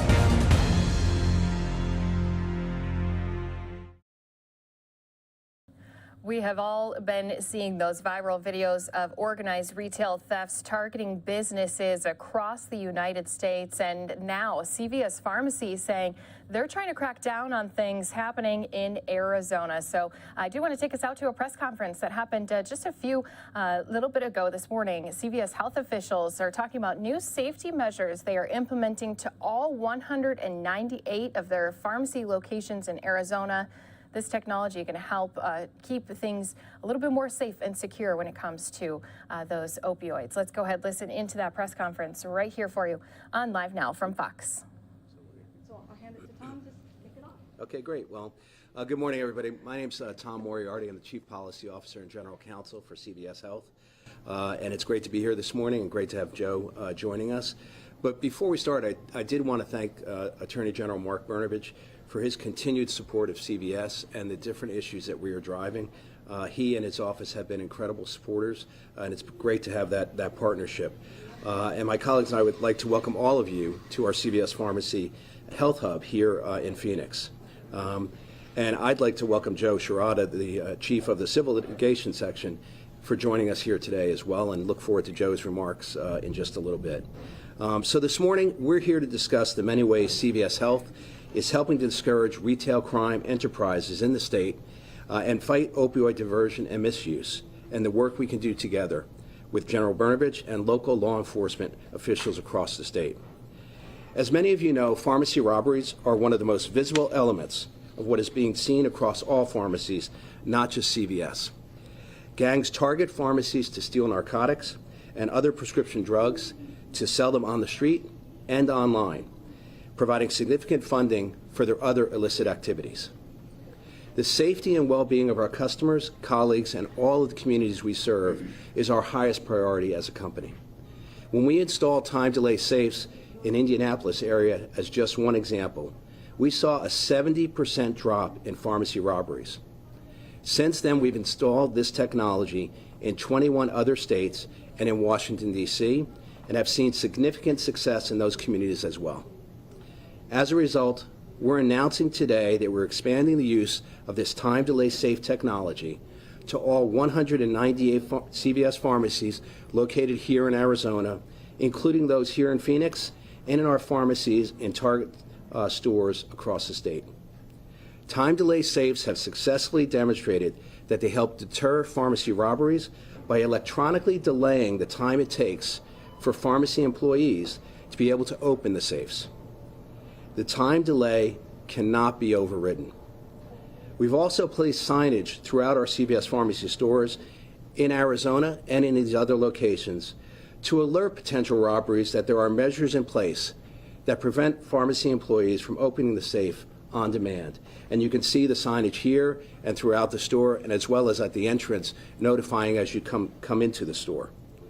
We believe this step is a meaningful contribution to our efforts to prevent prescription drug misuse and diversion here in Arizona and make every community we are part of a little bit safer. Moreover, we strongly believe that this investment in time delay safe technology will have a meaningful impact on the rate of pharmacy robberies at CVS. And it's just one of the many steps that we've taken to demonstrate our commitment to the communities here in Arizona and across the country. From raising awareness about the importance of safe medication disposal and engaging our young people about the dangers of illicit prescription drug use, to improving access to life-saving overdose reversal medications, to educating our customers about gift card scams that target our seniors, particularly around the holidays, to leading the nation in administration of COVID-19 testing, vaccines, and boosters. We are unwavering in our commitment to building safer and healthier communities while helping diverse and underserved communities get back on their feet as we exit the pandemic. Last year alone, CVS administered more than 59 million COVID-19 vaccinations in retail and in long-term care settings. The company has also awarded over $1.8 million to community health centers, free and charitable clinics, and Black churches to expand vaccine education and distribution. Again, I'd like to thank the Attorney General for his support of CVS and all of our actions, and for taking strong action in safeguarding our communities from criminal activity and serving as a leading voice on the issue of opioid diversion, misuse, and abuse. And with that, I'd like to turn this over to my friend Joe Sherrata, the Chief of the Civil Division. Joe? Thank you, Tom. Those great remarks. Good morning, everyone, and thank you for being here. It's great to be here for General Brenovich, and again, he wishes he could be here and sends his regards. And not long ago, Attorney General Brenovich stood here with Tom to announce a public-private partnership with CVS to educate Arizona consumers about gift card scams. And one of the sections that reports to me is the consumer protection section. And Tom and everybody at CVS, thank you. That program has made a real difference, an important difference, and the program we're going to announce today is doing the same. So it is great for the Attorney General's office to stand alongside Tom once again to announce another partnership to help reduce pharmacy theft, in particular opioid theft. So important for Tom to let us know what is happening here in Arizona and across the country in CVS stores regarding the program announced here today. And I want to take a moment to let you know how much efforts like what is being announced here today helps our office to fight organized retail crime. Unlike Soft on Crime California, Arizona and Attorney General Brenovich take retail theft seriously. Frankly, our office has been ahead of the curve on this issue. Late last year, the Attorney General's office launched the Organized Retail Crime Task Force with the help of the Arizona Legislature and the Arizona Retailers Association. Already, the Attorney General's office has taken substantial steps to deter organized retail theft and to ensure that the full weight of the law is enforced against organized retail theft committed here in Arizona. We currently have multiple investigations ongoing. Of course, I cannot comment on those, but they are the result of the great cooperation between our office, local law enforcement, and great partners like CVS and other retailers. When retailers like CVS add the type of additional deterrents that Tom mentioned here today, it helps to reduce increasingly frequent and increasingly violent crimes. The agents and the prosecutors assigned to the task force work closely with retailers like CVS and rely on these partnerships to investigate and ultimately prosecute what is sophisticated illegal operations. The Arizona Task Force should become a model across the United States. So the bottom line is this. The Attorney General's office and Attorney General Brenovich are here, ready, and willing to help retailers. So thank you, Tom. Thank you, CVS, and everyone affiliated with this project for the help in this fight. Thank you so much. Thank you. Appreciate you. Yeah. Well, again, thank you all. Today is an important step for the state of Arizona and for the communities here in Phoenix. I want to thank all of my CVS colleagues who are here today, as well as across the state, for the efforts that they are making to help us make every community a little bit safer, and the inspiration they provide to all of us to continue doing good and make each community better each and every day. So thank you very much. And then we'll open up to some Q&A on this topic, if there's anyone who has a question. There will also be an opportunity following the remarks today if you want individual interviews with Tom and or Joe for about 15-20 minutes. Can you describe how this delay thing works without revealing any secrets? Yeah, so we're not going to go into a lot of detail, but it is a technology that allows for the safe to stay closed and stay locked, and will open automatically at a certain time and place based off of an algorithm. What it allows us to do, though, is to have at the counter for our pharmacists to meet the demand for that day of the controlled substances. But all remaining inventory and other inventory of controls will be locked away. So when, for example, if there is a pharmacy robbery, they generally are these smash and grabs that we've seen where they hop the counter and they just take everything available that's open. They want to get in and get out very quickly. This prevents them from taking significant inventory because now it's locked up. Can you kind of touch on the extent of the problem that it has been prior to this new technology? Do you have any like statistics of how much we've seen? We're not going to go into details, in terms of that, but what we have seen, there has been a rise during the pandemic, clearly, of these types of activities. You've seen it on TV, not just at CVS, but obviously at other retail locations. And we have found this technology to be very effective, as well as other things we're doing in the store, as well as training and working with our colleagues to ensure their safety, ensure the safety of our customers. Are these for the whole store or primarily kind of the pharmaceuticals? It is for the pharmaceuticals and very specifically for controlled substances, which have a very real street value, in terms of both selling on the street but also online. And the online, element of this is very significant. And I want to applaud the Attorney General and his office for focusing on this with the Organized Retail Crime Task Force. Can you just talk a little bit about the rollout here in Arizona? Is CVS in certain areas or just all over the state? Every CVS in the state, all 198 locations now have this technology, and that's why we're very proud today to be making this announcement. And it's not just the CVS locations such as you see here, but it's also the CVS locations in the Target stores where we provide the pharmacy services for Target. Those locations are covered as well. You pick up, was there a reason why you picked Arizona to expand next to, or does Arizona have a problem? Now, what we have done nationally, we started in Indianapolis and Indiana. We've rolled this out based off of what our data is showing us where there could be issues, and issues are arising. And as a result, we've chosen to come to Arizona now and to make this investment here, and we'll continue making this investment across the country.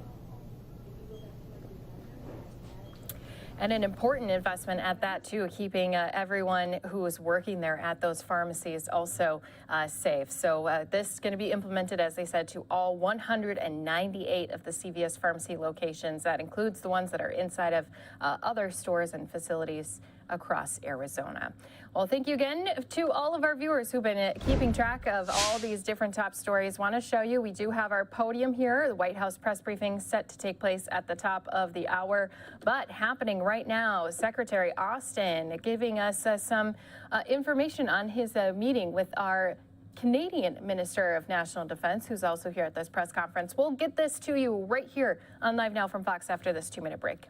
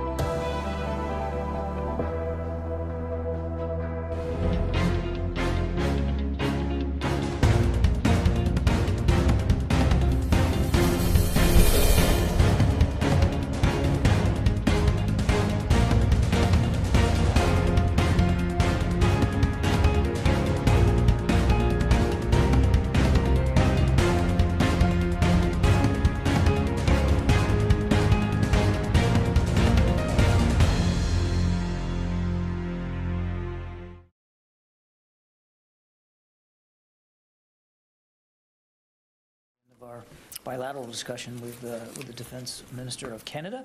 I'm going to moderate just like we've done before. We'll start out with some opening comments by Secretary Austin. then Minister Anand. And then I will moderate the Q&A. We have a hard stop here in 20 minutes at 3 o'clock, so we'll do the best we can to get through as many questions as we can, the goal being 2 on each side. But again, we'll have to see how far we can go. It would help if when you do ask your questions, you can limit your follow-ups. With that, Mr. Secretary. Well, let me start by thanking the minister for making the trip to Washington. And I know that the past few days have been pretty busy, and I'm glad that you could join us today. Now, we just saw each other Tuesday in Germany at Ramstein Air Base at this week's historic meeting of what is now the contact group on Ukrainian defense.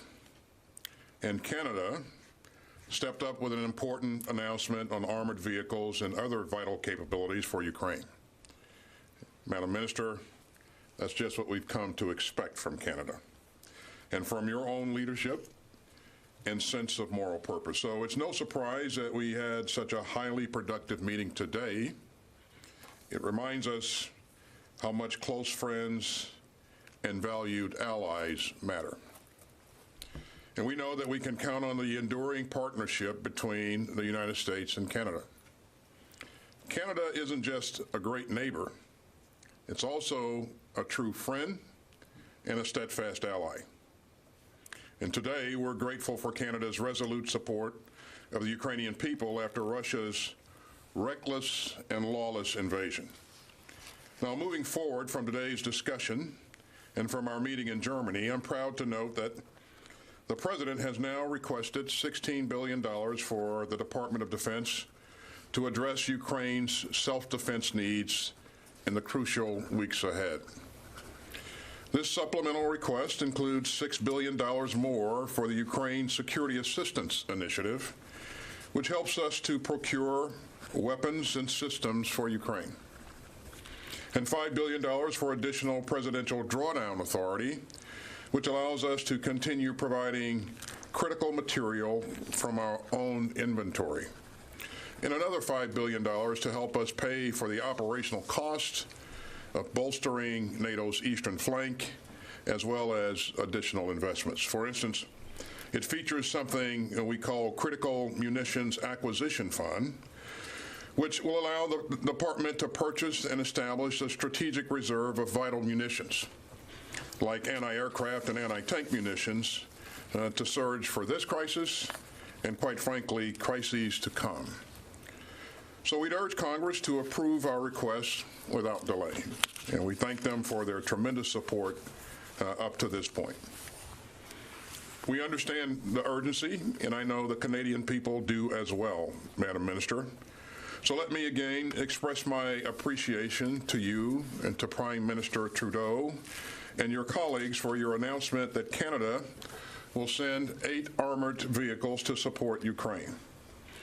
And let me applaud you for everything that Canada is doing to help Ukraine defend itself, including your extraordinary efforts to train Ukrainian forces through Operation Unifier. The United States and Canada are united in our admiration for the Ukrainian people's bravery and our determination to help them defend their sovereignty. Of course, as you'd expect with old friends and neighbors, we had a wide-ranging agenda today. We also discussed our shared responsibilities for protecting our homelands through the NORAD Command. We talked about our joint efforts to strengthen North American defense ties, including the need to ensure a stable Arctic region where international norms are respected.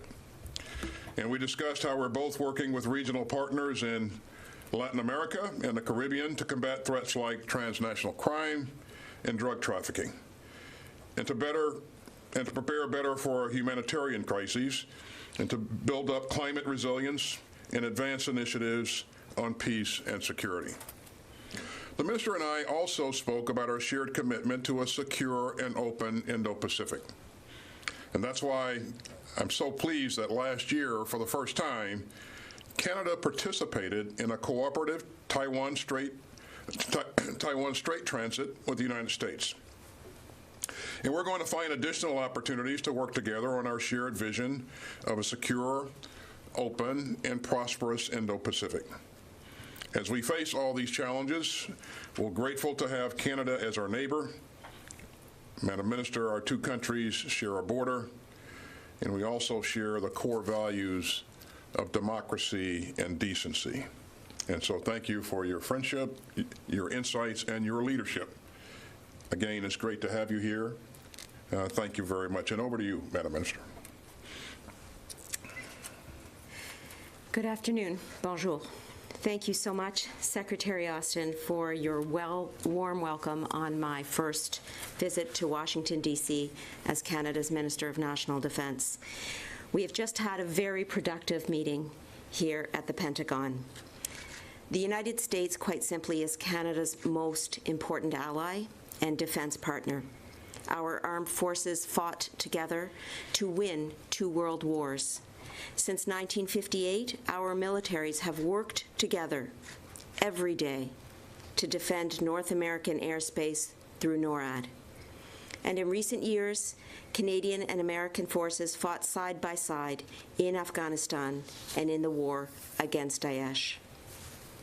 Today, the world is facing the greatest threat to international peace and stability since the Second World War. La guerre illégale de la Russie contre l'Ukraine a tué des milliers de civils innocents et c'est une attaque complète contre l'ordre international fondé sur les règles qui nous protège tous. Since day one of this attack, our Ukrainian friends have faced Putin's forces with unfailing courage and resolve. And Canada, like the United States, stands firmly with them. Since 2015, the Canadian Armed Forces have trained over 33,000 Ukrainian personnel through our training mission, Operation Unifier. And since the beginning of this crisis, Canada has donated machine guns, pistols, sniper rifles, Carl Gustaf anti-tank weapons, hand grenades, precision cameras for military drones, and this equipment is making a real difference in Ukraine's war effort. Last week, in conjunction with our American allies, we stepped up our support by delivering M777 howitzers to Ukrainian forces. And I can confirm that Canadian soldiers are now training their Ukrainian counterparts in the use of these weapons. Further, at Ramstein Air Base on Tuesday, an excellent and useful conference organized by my colleague, Secretary Austin, we announced that Canada will send 8 armored vehicles to Ukraine in the coming weeks, and we will continue to supply Ukraine with the equipment that it needs to fight and win. At this crucial time for Euro-Atlantic security, Canada's commitment to the NATO alliance is unwavering. We recently deployed a second frigate to NATO's maritime forces and added more troops and capabilities to the Canadian-led multinational battle group in Latvia. Nous avons aussi autorisé le déploiement de 3,400 membres de notre personnel si l'OTAN en fait la demande. And as we step up to protect our allies abroad, we are also keeping our eyes on threats to the North American continent. As Minister of National Defense, I have been entrusted to lead Canada's efforts to strengthen continental defense and to deliver a robust plan to modernize NORAD in collaboration with our American allies. And we will have more to say on this in the short term. Et face à des menaces accrues, nous augmentons nos investissements militaires. Last month, our government tabled Budget 2022, which invests $8 billion in new defense spending on top of the 70% increase in already planned spending under our defense policy Strong, Secure, Engaged. We are now the 6th largest defense budget among NATO's 30 countries. And in the coming months, we will update this defense policy to reflect rapidly evolving challenges to global securities. To conclude, at this crucial moment, Russia is testing the will of Canada, the United States, and our allies and partners. Russia cannot redraw maps at will to suit its own ends. Russia cannot erode the rules-based international order without consequences. Sovereign nations cannot be erased from the map, and NATO cannot be divided. In fact, as we saw in Germany this week, we are more united than ever before, and we will continue to stand with Ukraine. We remain prepared to defend every inch of NATO territory, and we will always do whatever it takes to ensure the security of our North American continent. Thank you, Mr. Secretary, for your partnership. Thank you for your friendship on this and shared defense issues generally. I appreciate it. U.S. and Canada united together supporting Ukraine. Let's take a last 2-minute break for some of our viewers. We'll continue to listen into this press briefing right here at the Pentagon when you return. To provide additional military assistance to Ukraine. The White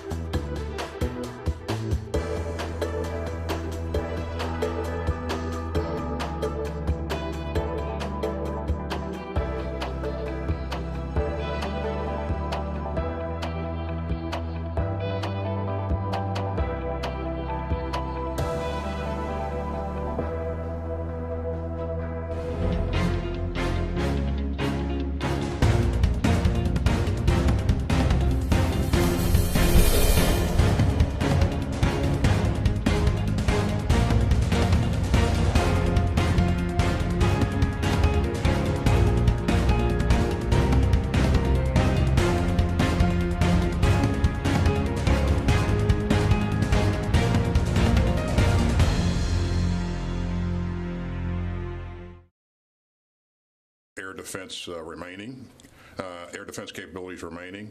They were able to deny the Russians the ability to establish air superiority. The Russians, as you would imagine, will continue to try to find ways to take out all of their air defense capabilities. And we need to stay focused on this. We need to make sure that we're providing them the capability to replenish those air defense capabilities if they are taken out. So this is a work in progress. We will continue to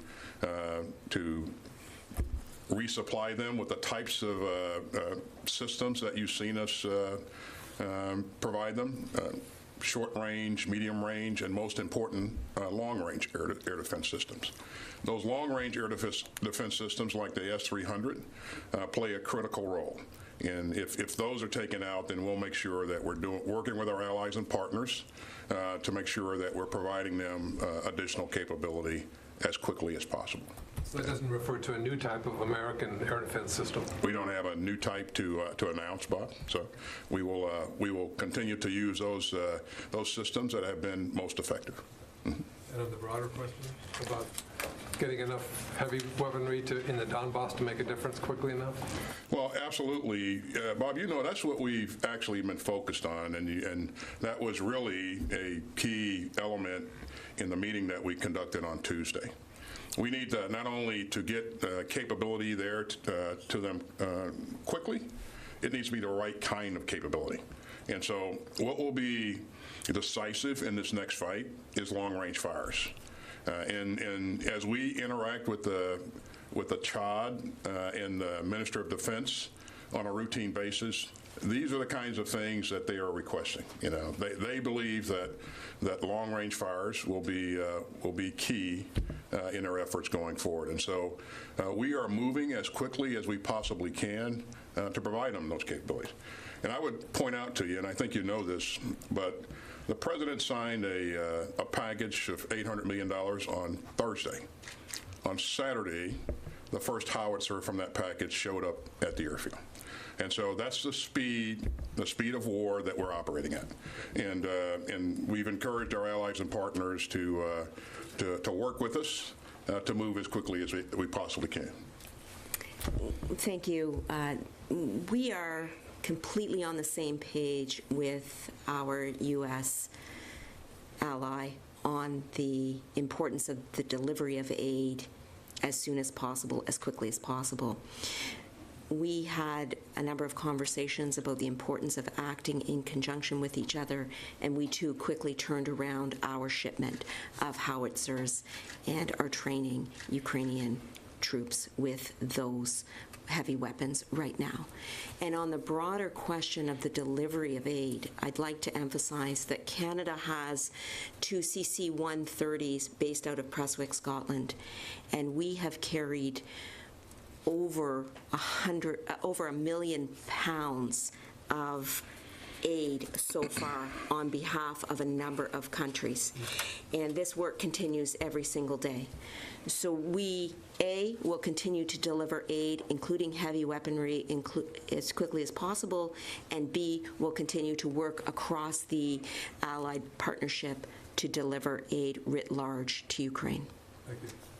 Our next question, and I'm afraid it's going to have to be our last one, given the time where we are, it goes to Azeb Vold-Georgis from Radio Canada. Ma'am? Thank you very much. I've got a first question for Madame la Ministre. Bonjour, merci d'être avec nous aujourd'hui. Vous avez dit que vous renforcez vos alliances avec les États-Unis, notamment dans l'Indo-Pacifique, également dans l'Arctique et là dans la guerre en Ukraine. Premièrement, quelle est la ligne rouge du Canada? Joe Biden a dit ce matin que ça allait être une guerre très longue. Et comment vous renforcez ces alliances-là plus précisément? Merci beaucoup pour la question. Bien sûr, nous sommes d'accord avec le président Biden aussi que ça sera une guerre très longue peut-être et nous devons être ensemble avec nos partenaires et alliés pour livrer l'aide militaire, létale et non létale à l'Ukraine. Donc ça, c'est une priorité pour notre gouvernement et nous continuons de travailler avec nos partenaires et alliés comme les États-Unis. Donc il y a des autres priorités pour nous aussi, comme vous avez dit dans votre question. Premièrement, la modernisation de NORAD ici dans le continent. Et qu'est-ce que nous allons faire? Nous continuons de travailler sur les systèmes, sur les surveillances pour s'assurer que nous allons avoir la technologie et l'interopérabilité entre nous deux, d'avoir une relation très dure et très prudent aussi. Et donc, les autres priorités, comme mon collègue a dit déjà, sont dans l'Indo-Pacifique. Qu'est-ce que nous allons faire là? Nous continuons de travailler ensemble sur les menaces là et considérer les menaces de Chine, la Russie et de s'assurer que nous allons être ensemble sur les menaces et les autres si il sera le cas. Merci. Si c'est possible en anglais pour mes collègues. Rapidement, si vous pouvez le dire en anglais. Très vite. We will continue to work with our American allies on the war in Ukraine. In particular, our continued conversations on items like heavy weaponry, on items like the sending of vehicles to Ukraine will continue to be part of our playbook in terms of how we respond with military aid to the war in Ukraine. Working across the Allied partnership with all countries to deliver aid to Ukraine as quickly as possible. I'm afraid we're going to have to stop it there, folks. We're right at 3 o'clock, and we did have a hard stop, so I apologize we couldn't get to everybody. But She's pretty tough. She'll kick me in the shins if I don't keep her on time. But let me just, and all kidding aside, she is incredibly effective and a great partner, represents Canada incredibly well, and has been completely engaged throughout on the Ukraine issue. Now, let me thank the Minister for spending some time with us here today, but let me also thank her for, and Canada, and for what you're doing to support the overall effort. So look forward to working with you in the future. Likewise, and thank you so much for hosting me here today. All right, so two countries coming together supporting Ukraine. Do you want to show our viewers that live picture once again? Still waiting for Press Secretary Jen Psaki. She's scheduled to have her press conference, a briefing on all of the top stories happening across the country, even around the world. It was set to start about 4 minutes ago, so it looks like they are running a few minutes behind. So that gives us the chance to go out to a 2-minute break. When we come back, if we don't have Jen Psaki out there at that podium, and I have to say, usually when I take a commercial break, she comes marching on out right in the middle of that 2 minutes. So I'm hoping that she either will be out. Otherwise, we're going to replay some of those remarks from President Biden earlier here today when he announced that he is asking Congress for even more aid when it comes to supporting Ukraine. So we'll have it all coming up right here again in just a few moments. Stick around.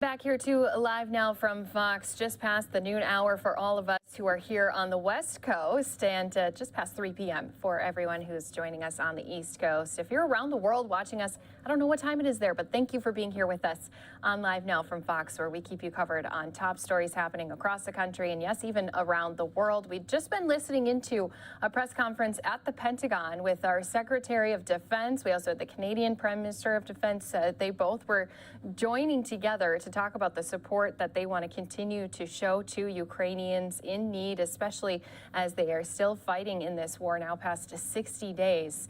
as Russia's attacks do continue. We are still also waiting on our press conference to happen in the White House. Press Secretary Jen Psaki, you can see, not up there at the podium yet. Usually, I feel like usually when I'm up here on the desk and I say I'm going to a break or waiting for Jen Psaki, as soon as I hit that break button, then she comes marching out. So surprised she's not here yet. She is running a little bit behind. As soon as she does step out here in the briefing room, of course, we're going to be taking that in full for you here on Live Now from Fox. But until then, I know a lot of reporter questions are going to be surrounding this $33 billion of aid that President Biden is asking Congress for. It's all for the Ukraine emergency supplemental funding. So we'll put it into a double box. We'll be listening in to what President Biden was saying earlier here today. We'll be keeping an eye on Jen Psaki when she steps out and is up at that podium talking about, of course, the latest things that the administration is working on. But I do want to take us back into a little bit earlier here this morning so everyone can at least start to listen into. As I mentioned, though, as soon as Jen steps out, we'll take that in full for our viewers who are here with us on Live Now from Fox. So thank you again. And let's go ahead, listen into what the president was saying just earlier here this morning. I just signed a request to Congress for critical security, economic, and humanitarian assistance to help Ukraine continue to counter Putin's aggression, and at a very pivotal moment. We need this bill to support Ukraine in this fight for freedom, and our NATO allies, our EU partners, they're going to pay their fair share of the cost as well, but we have to do this. We have to do our part as well, leading the alliance. The cost of this fight is not cheap, but caving to aggression is going to be more costly if we allow it to happen. We either back Ukrainian people as they defend their country, or we stand by as the Russians continue their atrocities and aggression in Ukraine. Every day the Ukrainians pay for the price, and the price they pay is with their lives for this fight. So we need to contribute arms, funding, ammunition, and the economic support to make their courage and sacrifice have purpose so they can continue this fight and do what they're doing. It's critical this funding gets approved and approved as quickly as possible. You know, long before Russia launched its brutal invasion, I made clear how the United States would respond, predicted they would invade, and they surely did. We said we'd not send U.S. troops to fight Russian troops in Ukraine, but we would provide robust military assistance and try to unify the Western world against Russia's aggression. I said I would impose powerful sanctions on Russia, and that we destroy this myth that somehow they could continue to move without the rest of the world acting. That we deploy additional forces to defend NATO territories, particularly in the east along the Russian and Belarus borders. That's exactly what we said we would do, and we did.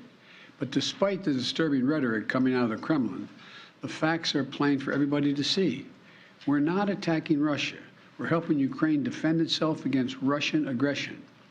And just as Putin chose to launch this brutal invasion, he could make the choice to end this brutal invasion.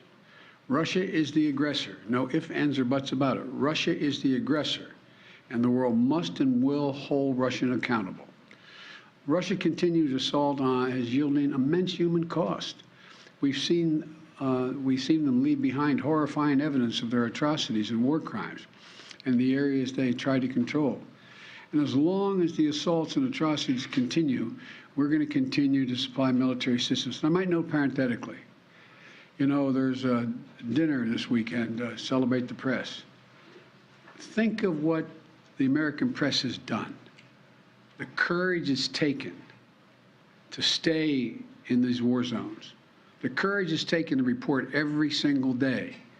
I've always had respect for the press, but I can't tell you how much respect I have watching them in these zones where they're under fire, risking their own lives to make sure the world hears the truth.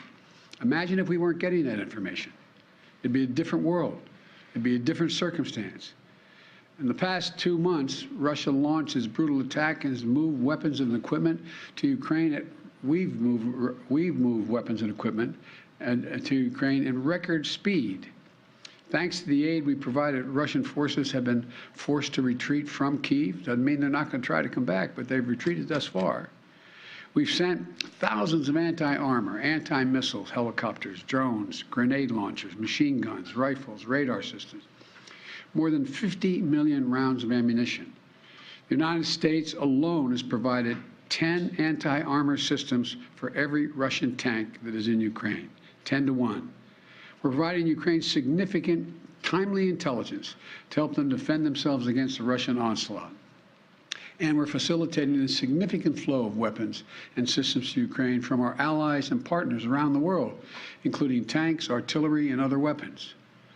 That support is moving with unprecedented speed. Much of the new equipment we've announced in the past 2 weeks has already gotten to Ukraine, where it can be put to direct use on the battlefield. However, we've almost exhausted what we call, the fancy phrase, the drawdown authority that Congress authorized for Ukraine in a bipartisan spending bill last month. Basically, we're out of money. And so that's why today, in order to sustain Ukraine as it continues to fight, I'm sending Congress a supplemental budget request. It's going to keep weapons and ammunition flowing without interruption to the brave Ukrainian fighters and continue delivering economic and humanitarian assistance to the Ukrainian people. This so-called supplemental funding addresses the needs of the Ukrainian military during the critical weeks and months ahead. And it begins the transition to longer-term security assistance that's going to help Ukraine deter and continue to defend against Russian aggression. This assistance would provide even more artillery, armored vehicles, anti-armored systems, anti-air capabilities that have been used so effectively thus far in the battlefield by the Ukrainian warriors. You know, and it's going to deliver much-needed humanitarian assistance as well as food, water, medicine, shelter, and other aid to Ukrainians displaced by Russia's war, and provide aid for those seeking refuge in other countries from Ukraine. It's also going to help schools and hospitals open. It's going to allow pensions and social support to be paid to the Ukrainian people so they have something in their pocket. It's also going to provide critical resources to address food shortages around the globe. Ukraine was one of the world's largest agricultural producers. It typically grows 10% of all the wheat that's shipped around the world. Putin has asserted sanctions are blocking food from Ukraine and Russia getting on the market, the sanctions we've imposed on Russia. Simply not true. Putin's war, not sanctions, are impacting the harvest of food and disrupting the movement of that food by land and sea to nations around the globe that need it. This funding is going to help ease rising food prices at home as well and abroad caused by Russia's war in Ukraine. It's going to help support American farmers produce more crops like wheat and oilseed, which is good for rural America, good for the American consumer, and good for the world. And this supplemental request will use the Defense Production Act to expand domestic production and the reserve of critical materials like nickel and lithium that have been disrupted by Putin's war in Ukraine and that are necessary to make everything from defense systems to automobiles. And I hope Congress will move on this funding quickly. I believe they will. I want to thank Congress, Democrats and Republicans, for their support of the people of Ukraine. And next week, I will be in Alabama to visit Lockheed Martin plant that manufactures the Javelin anti-tank missile we've been sending to Ukraine, and to thank the American workers. Their hard work has played a critical role in ensuring Putin's strategic failure in Ukraine, and they should know that we know it.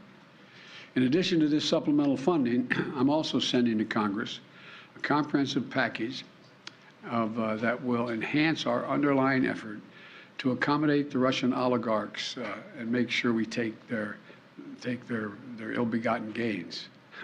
We're going to accommodate them. We're going to seize their yachts, their luxury homes, and other ill-begotten gains of Putin's kleptocracy. Well, there you have it, guys. I mentioned as soon as she marched out, we were taking it live, raw, unfiltered. Let's listen in with Jen Psaki, our White House press secretary. Small business boom under the Biden-Harris administration. Last year, Americans applied to start 5.4 million new businesses, 20% more than any year on record. And small businesses are creating more jobs than ever before. And it's been particularly strong for entrepreneurs of color. For example, Hispanic entrepreneurs entrepreneurs started new businesses in 2021 at the fastest rate in more than a decade, 23% faster than pre-pandemic levels. You heard the president say this today, but this approach is in stark contrast to congressional Republicans' tax plan, which would raise taxes by an average of almost $1,200 on nearly half of small business owners. Not only does President Biden reject congressional Republicans' plans to increase taxes on half of small business owners, he also has an economic strategy to keep the small business boom going, including expanding access to capital, making historic investments in technical assistance programs to help entrepreneurs identify resources, leveraging federal procurement to direct hundreds of billions of dollars in government contracts to small businesses, and leveling the playing field for small business owners to reforming the tax code. Also wanted to note that today the Food and Drug Administration announced 2 proposed rules, one to prohibit menthol cigarettes and one to prohibit flavored cigars.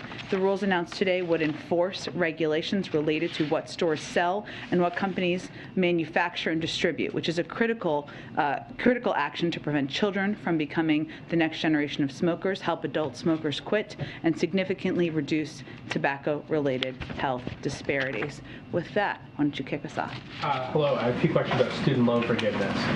First off, has the president concluded that he has the power to do this unilaterally? And secondly, does he believe that means testing is the correct approach to student loan forgiveness? Well, there's been no conclusion of any process internally yet, but you heard the president talk this morning about his ongoing consideration of how to provide additional relief to many Americans who are still have student loans, even though they have not paid a penny on federal student loans since he took office. And what was the second part of your question? Has he decided if he wants to do means testing? So he has talked in the past about how he doesn't believe that that millionaires and billionaires obviously should benefit, or even people from the highest income. So that's certainly something he would be looking at. So just want to be very clear about the power to do this. He's looking at doing this issue. Yeah. But you're not saying if he's going to send the bill to Congress or if he's actually going to do it himself. Well, we definitely know he has the ability and the legal ability to sign a bill Congress passes. So what we're really talking about is authorities through executive action, which we're continuing to look at and he's continuing to consider. And lastly, what concerns does he have with the growing cost of college? Obviously the cost of college has been rising very quickly. This would reduce borrowers' out-of-pocket costs so they can pay down some of their debt, but what about that cost of the education up front? Well, from the beginning of his administration, and I would say through the course of his career, he has expressed an interest on the increasing cost of college and the barriers that poses to people getting a 2-year or 4-year education. He has taken a number of steps already since he took office to bring down costs for Americans, including bringing down the cost of college. The American Rescue Plan provided nearly $40 billion in higher education relief for colleges and universities, much of which was earmarked for emergency financial aid to help students. To make college more affordable for college and for current and future students, he also called for and Congress passed a $400 increase in the maximum Pell Grant, the largest increase in over a decade. And additionally, we have now approved the cancellation of more than $18.5 billion in student loan debt for more than 750,000 borrowers. So while he's continuing to consider what executive actions he could take using his own authority, even though if Congress sent him a bill tomorrow, he could sign it, and he would sign it to give $10,000 of student debt relief. He has not hesitated and has also taken additional steps. And the final question, response to Republicans like Senator Romney who say this is a political giveaway to consider canceling student loan debt. I would say, the president's view is that as the leader of the country, what he needs to do is continue to provide relief to people who need it most, to help people get some extra breathing room, and that includes getting people this consideration of getting people relief who have taken steps to further their education and maybe take steps to advance their family circumstances. Go ahead. Thanks. Switching gears to Title 42, the president said today that the administration would comply with whatever the courts decide. So just to be clear, there's not a plan to fight this decision? That would be a decision made by the Department of Justice, but they haven't even done a formal ruling that they're considering at this point in time. But there's the temporary, the TRO. So at this point, the administration doesn't have anything to announce in terms of... They verbally did the TRO. They have not done, I don't believe, a more formal written one that has been looked at or considered by the Department of Justice at this point in time. Does the president disagree with this ruling? again, it's the Department of Justice to look at this. The president has talked about how the authority is given to the CDC to make a decision about when the conditions exist to lift Title 42. They made that decision, and he certainly supports that, and that's why we're preparing to lift it through the Department of Homeland Security and an interagency process. But if the CDC determined, like you just said, the order was no longer necessary, then it wouldn't make sense to not fight this, to let it just stand. Well, the Department of Justice would make that decision. There hasn't even been a formal issuing by the court. It's been a verbal report. They said they would need to look at that. They would make any announcement about any legal action. I just want to ask you, we just continue to hear these Democratic senators that were briefed this week. Corto Mazda was the latest. She was briefed by the administration and said that even though you've been saying there's this comprehensive plan to deal with the border after Title 42 is lifted, she has not seen a comprehensive plan. She said she did not hear a comprehensive plan on how they are going to address the surge or the resources needed to make sure we are addressing the drug trafficking across the border. So your response to her, and just big picture why Democrats aren't united on this? I can't speak for all Democrats. I can tell you that we share the frustration about how broken our immigration system is and how there need to be fixes at the border, whether that is smarter security funding or fixing the asylum processing system that's long been broken. And we would welcome the interest of any Democrat or Republican to work with us on that effort and talk about and work on moving forward the bill the president proposed on his first day in office. Secretary Mayorkas, who oversees this, of course, has been testifying. I think he's testifying to 4 committees, including the House Judiciary Committee today, and he laid out 6 pillars of our plan, including components that address exactly those specific pieces: how we would surge resources, personnel, transportation, medical support, how we're enhancing CBP processing, how we're administering consequences for unlawful entry, how we're bolstering the capacity of non-governmental organizations, what we're doing to target and disrupt the transnational criminal organizations, and how we're going to deter irregular migration. But this is not an immigration policy. This is how we're implementing the lifting of Title 42. So we need a longer-term, more comprehensive immigration reform policy, and we'd welcome any efforts to work with that with members of Congress. Go ahead. Hey, Jen, the request for $33 billion, how quickly do you expect it will move through Congress, and when is the deadline for when you absolutely need it? I'm not here to set new deadlines, but I can tell you that both needs are urgent. Well, I would say that need is urgent, as is the need for COVID funding is urgent. In terms of where we are with spending, just to give you a sense of the money that we've already allocated or already been putting on the ground to the Ukrainians in the form of military assistance. I stumbled through that a little bit. As you know, we had $3.5 billion in military security assistance. We have about $250 million of that left in drawdown. So obviously we will work to expedite that and provide that to the Ukrainians. But in order to continue to help assist them, help make sure they have the weapons they need, the artillery they need, the equipment they need, it is certainly urgent to move forward on this funding. And what is your view on why the economy shrunk 1.4% during the first quarter? So GDP, which is what that's a measure of, measures a couple of different components of economic data: consumption, investment, inventory, and exports. On a number of these data components, we had very positive signs in this same set of data, including consumption. Consumer spending was up by about 2.5%. On investment, business investment, residential investment, both up as well. And on exports, the number was down, but that is largely because our economy is doing better than many economies around the world. So while we were purchasing a lot of goods from other countries, there wasn't the same capacity to purchase our goods. That is why that number was lower. And then on inventory, which is another piece of data that is measured, quarter 4 of last year had the largest inventory number of any quarter in history, in large part because as the supply chain problems were being fixed, thanks in large large part to the president's efforts, businesses were able to get goods, and they made enormous purchases, largest numbers to stock their inventory of any quarter in history. And what this data is measuring is changes in growth from quarter to quarter. So because of that, even though this was the 5th largest inventory quarter in history, in comparison with the 4th quarter of last year, it showed a decrease, which led to the number. But what economists, many economists, Jason Furman has spoken to this and others, what they look at as measures of the strength of the economy and what they're monitoring closely from quarter to quarter as important indicators are consumer spending, business investment, residential investment. All of these increased at strong rates in the first quarter, and as did the overall demand, and are good signs for the strength of the economy. And lastly, to what extent are you looking at cutting tariffs on Chinese goods as a way to ease inflation?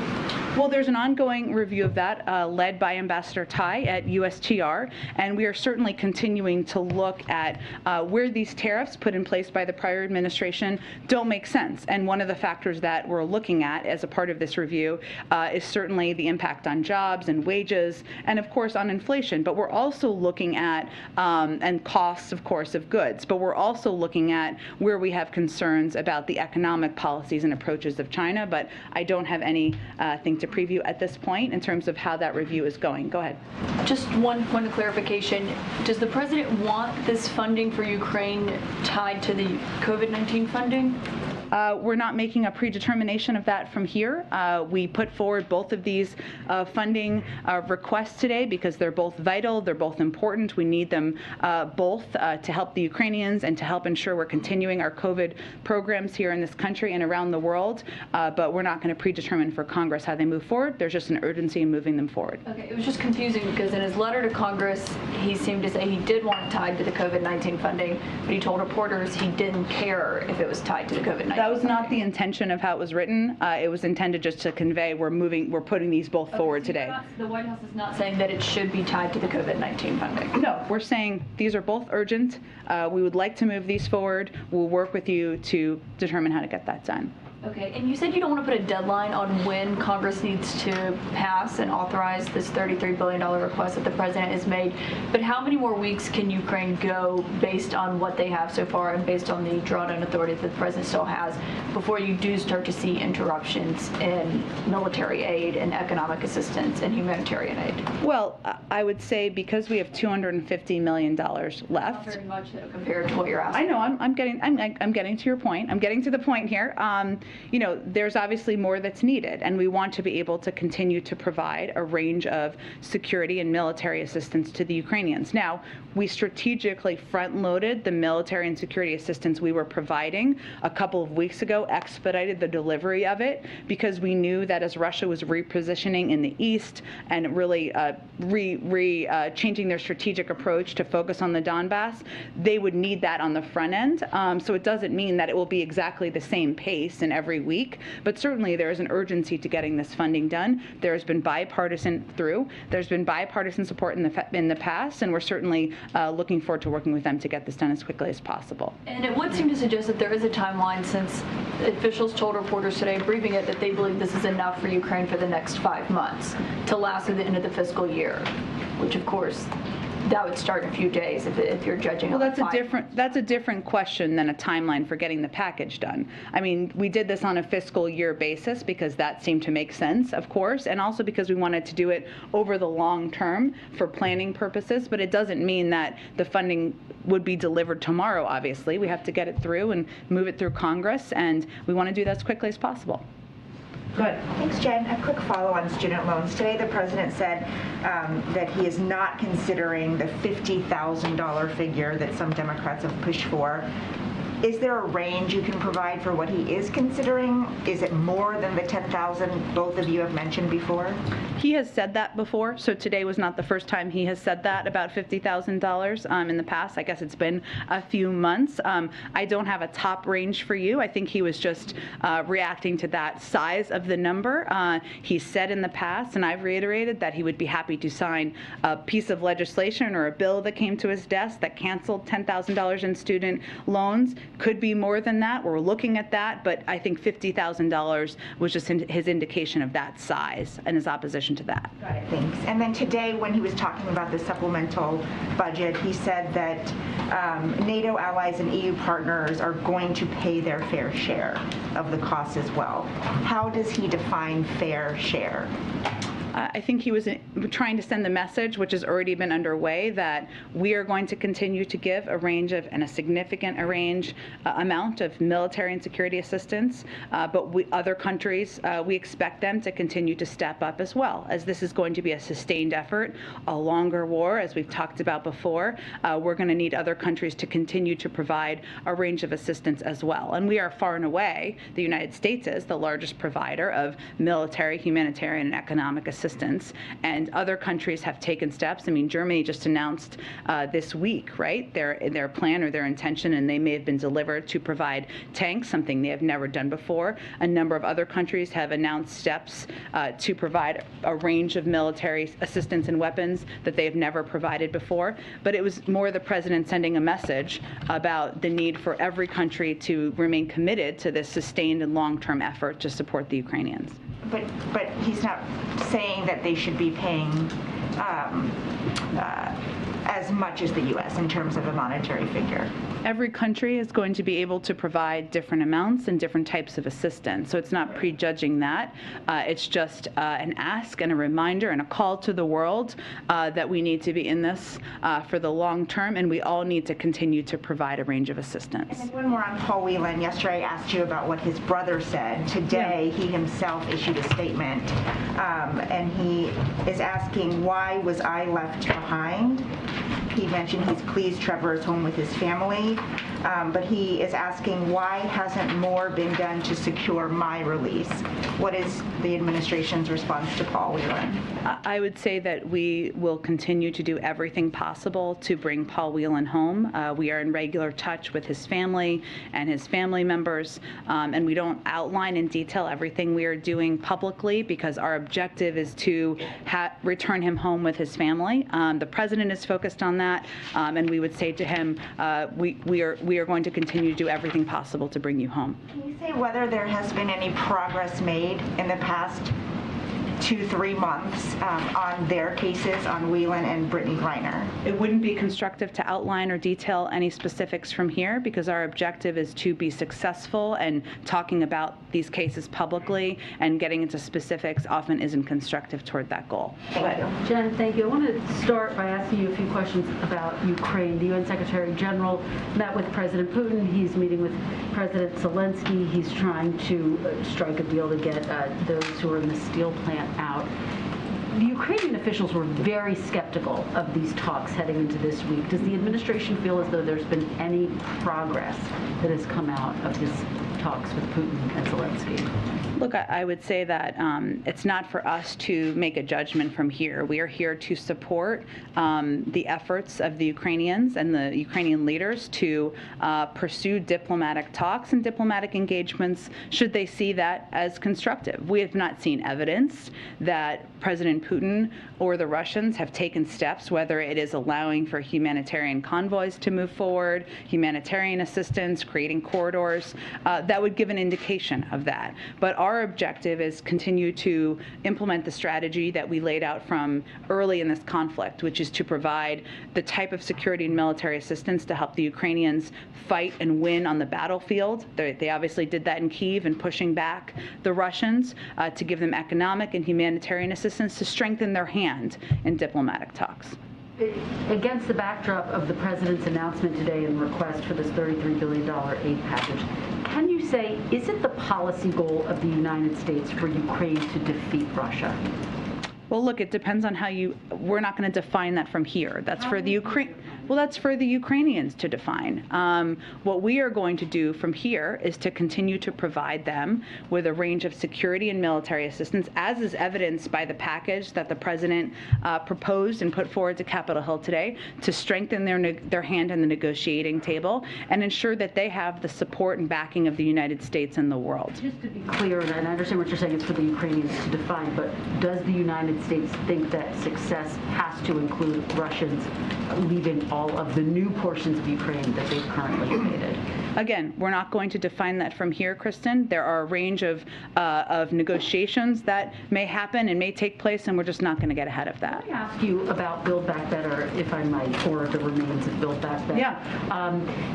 Given that you are pushing for this new aid, given that you are pushing for pandemic aid as well, where does that fall right now on the agenda? Is there urgency to get those priorities passed as well? Absolutely. I mean, here's the thing about Congress and governing. You can and you are able to do more than one thing at one time, right? Just even look at the committees of jurisdiction in Congress. The committees that are considering and looking at, some of the military assistance and security packages may not be the same that are considering and writing pieces of legislation on a reconciliation package. There is a great deal of interest and passion on Capitol Hill among Democrats and moving forward on the president's agenda and the president's proposal to lower the cost of prescription drugs, to lower the cost of child care, of health care, of elder care. And we're going to continue advocating and fighting for that. In order for it to get done against the backdrop of this election year, do you need to have a deal in place by Memorial Day? That has obviously been floated as a deadline. I'm not here to set new deadlines, Kristen. We know there is interest, there's passion, there's advocacy. We're continuing to do a lot of work behind the scenes. And we're going to continue to fight to get it done. No, you don't want to talk about deadlines, but if you could give us a reality check. The president said today he's going to announce something on student loans in just a few weeks. You had said that there could potentially be an announcement by August, the end of the summer. Realistically, can we expect to hear something from the president in the next few weeks on this? Stay tuned and we'll see. Obviously, we have to continue a policy process. The president will make a decision, and once we have a decision to make, we'll of course announce that. What I was getting at really is the end of August is also the time that the student loan payment deferral, that's the kind of period that it was extended through, so it was more about making a decision before then. Okay, thanks, Jen. We always like to beat timelines here, so go ahead. Thank you, Jen.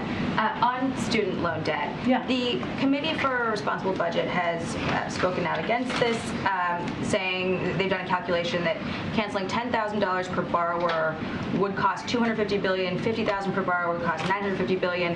What do you say to people sort of in their camp who are concerned that canceling student debt can have an inflationary impact?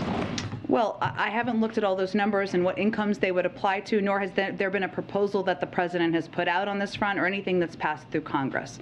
But what I would say, broadly speaking, is that when you look at the choices that need to be made, the president is looking at the impact of student loans, something that many people in this country, millions of Americans, undertook to get a better education, to make sure they were advancing their own knowledge, to maybe help their family have a better life, that finding ways to provide relief to students, to make sure that these working families are getting relief is more important than tax cuts to millionaires, billionaires, and corporations. And we can make choices about where we invest and where we think we can make the tax system more fair. But there isn't even a bill that's moved through Congress, nor have we put a proposal together. So those numbers aren't based on any reality at this moment.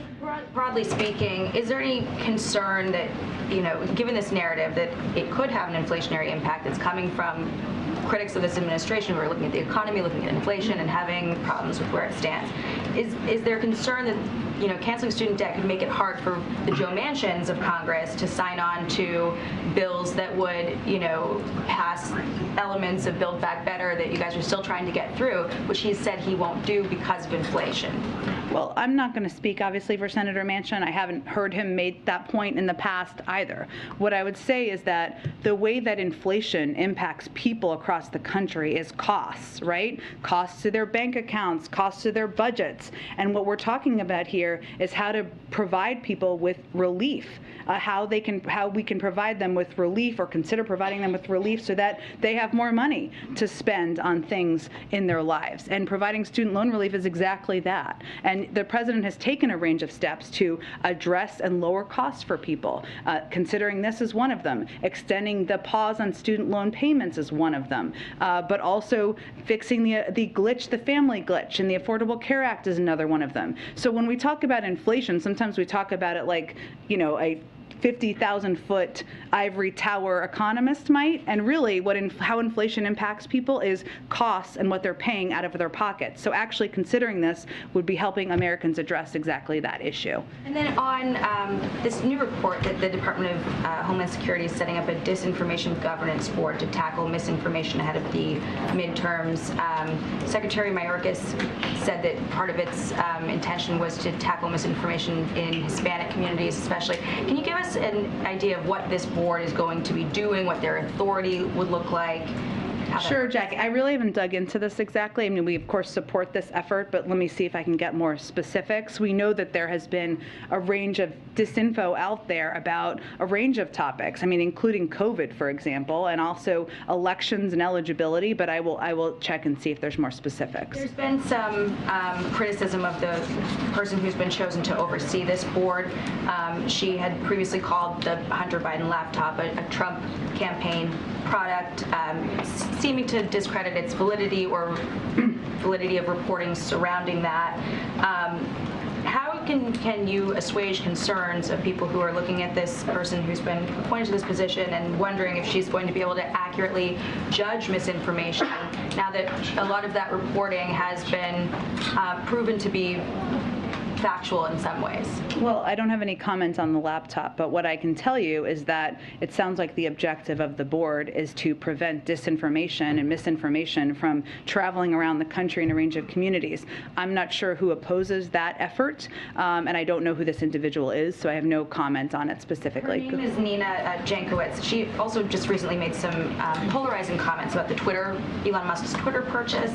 It's just getting some pushback from critics who are saying this person may not be the right choice for a board that is run by the Department of Homeland Security.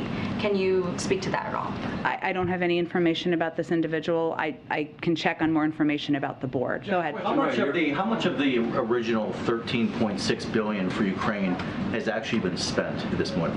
Reporters are still trying to understand the answer to that. Well, I noted a little bit earlier, I think, in preemptive response to this question, that of the $3.5 billion on security, we've spent $3.25 billion of that already, which we have transparently provided regular info to all of you on. In terms of the humanitarian and economic assistance, a lot of it has been allocated to how it would be spent. I can see if we have an update on what has actually gone to ground. Okay, and secondly, on the menthol ban, some black community activists, the ACLU, members of the CDC have raised concerns that it could push more of the illicit market, which would lead to racially profiling black smokers. Can this administration assure that won't happen? Absolutely, because this rule would go after manufacturers and people who sell, not individuals who smoke menthol cigarettes, and it would save lives. I'd also note that the NAACP put out a statement saying for decades the tobacco industry has been targeting African Americans and have contributed to the skyrocketing rates of heart disease, stroke, and cancer across our community. The tobacco industry is on a narrow quest for profit, and they have been killing us along the way. The NAACP has been calling for a ban on menthol cigarettes and flavored e-cigarettes for years now, and we applaud the FDA's plan. But what we're talking about here is these rules are estimated that it's estimated that eliminating menthol in tobacco products could prevent up to 654,000 deaths over the next 40 years and up to 238,000 deaths among African Americans. But this is not about going after individuals smoking menthol cigarettes. This is about manufacturers and people who are selling them. John, why does President Biden believe pro-life taxpayers, Catholics among them, should fund Title 10 clinics that advise women on how to get an abortion? You go down the road, you get these people 5 and 6 questions. I get one. I think if you could sit here and be respectful of your colleagues here, that might work better. Go ahead, sir.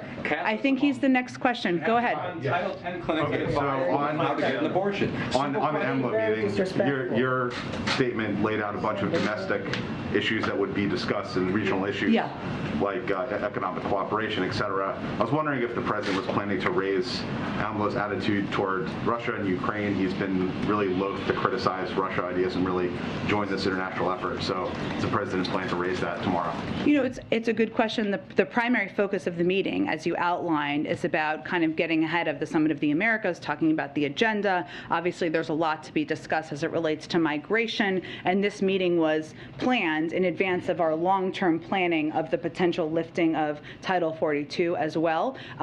It is often on the president's mind, as you know, Russia and Ukraine and the conflict. So while it may not be on the preemptive agenda, we will have a more comprehensive readout once the meeting is concluded. And on the GDP report, I'm just wondering if the contraction has the White House rethinking its support for the Fed's plan to raise interest rates.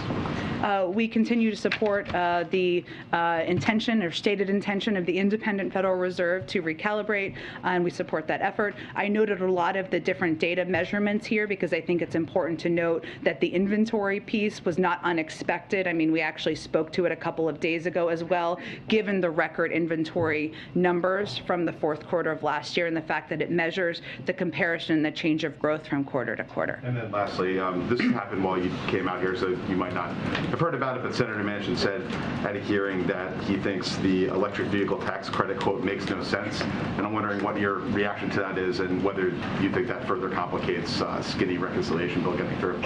I would say that Senator Manchin remains a friend of the president's and someone we will continue to work with and look forward to continuing engagements with. Go ahead. Question: why does President Biden believe pro-life taxpayers, Catholics among them, should fund Title X clinics that advise women how to get economic and humanitarian assistance aid amount? I'm wondering, the military aid, it seems like the president said his quote basically run out. The humanitarian and economic aid, if it has not yet run out, could those funds be diverted first from the White House to additional security and military assistance?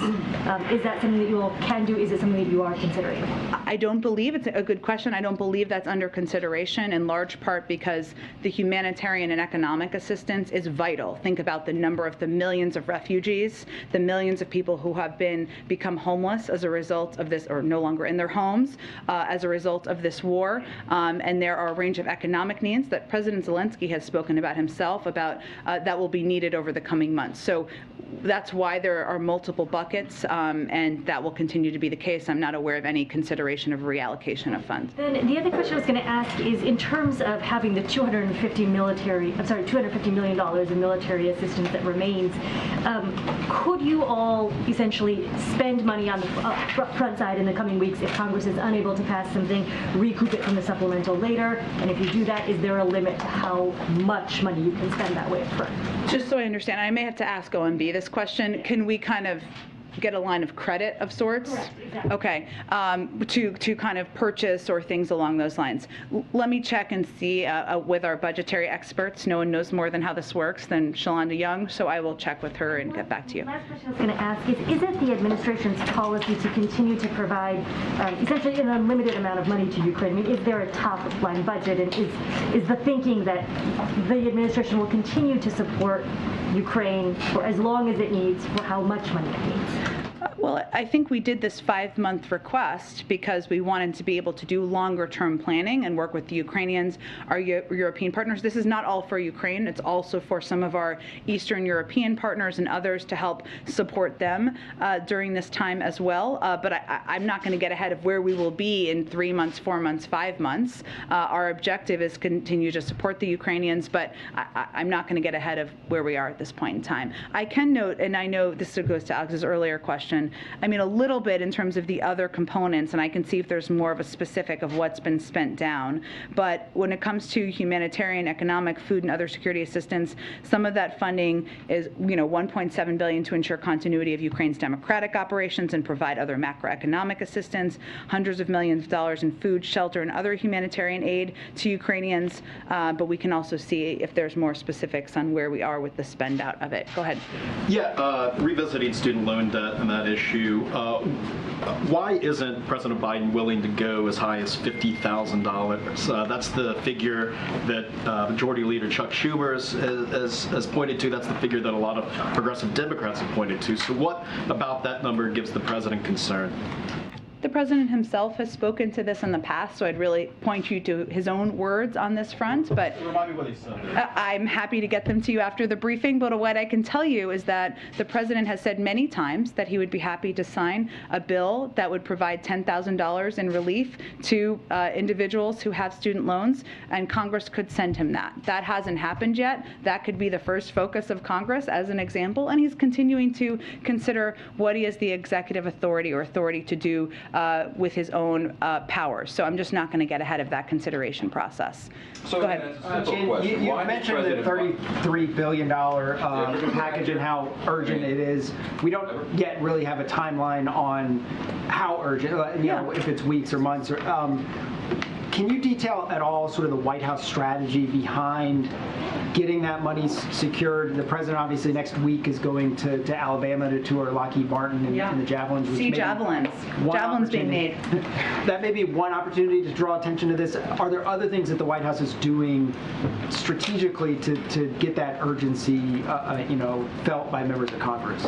Look, I think you are going to see a full court press from us on this funding as well as the COVID funding, which is vital to the continuation of our fight against the pandemic. And you will see that in the form of engagement with members on the Hill and committees. You will see that in the form of our Secretary of State, our Secretary of Defense, and other national security officials speaking publicly, testifying, as many of them are, and speaking to it during testimony. And obviously, you noted the president's visit to the factory, the Lockheed Martin factory, I believe, in Alabama next week. Even the decision today for the president to make the announcement himself instead of doing just a background briefing and providing all of the details to all of you was an effort to talk through the vital need of this assistance, what it would go to, and elevate it to that level.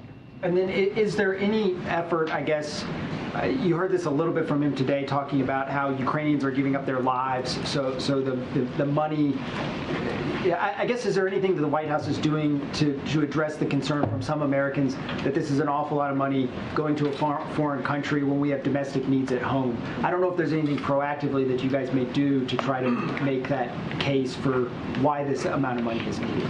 Well, I would say that we've also seen an incredibly heartfelt outpouring of support from the American people for the efforts of the United States to lead in standing up to Russian aggression and to stand up in favor and support of the Ukrainians. To the president, this is about American leadership in the world. It's also about standing up for democracy versus autocracy. It's about standing up against one foreign country invading another foreign country. It's about American leadership in the world. So we will continue to articulate that and make that clear. And that is part of the reason why the president also detailed in specificity today what all of this would go to. I mean, some of it, a great deal of it is, of course, to military assistance to fight this war.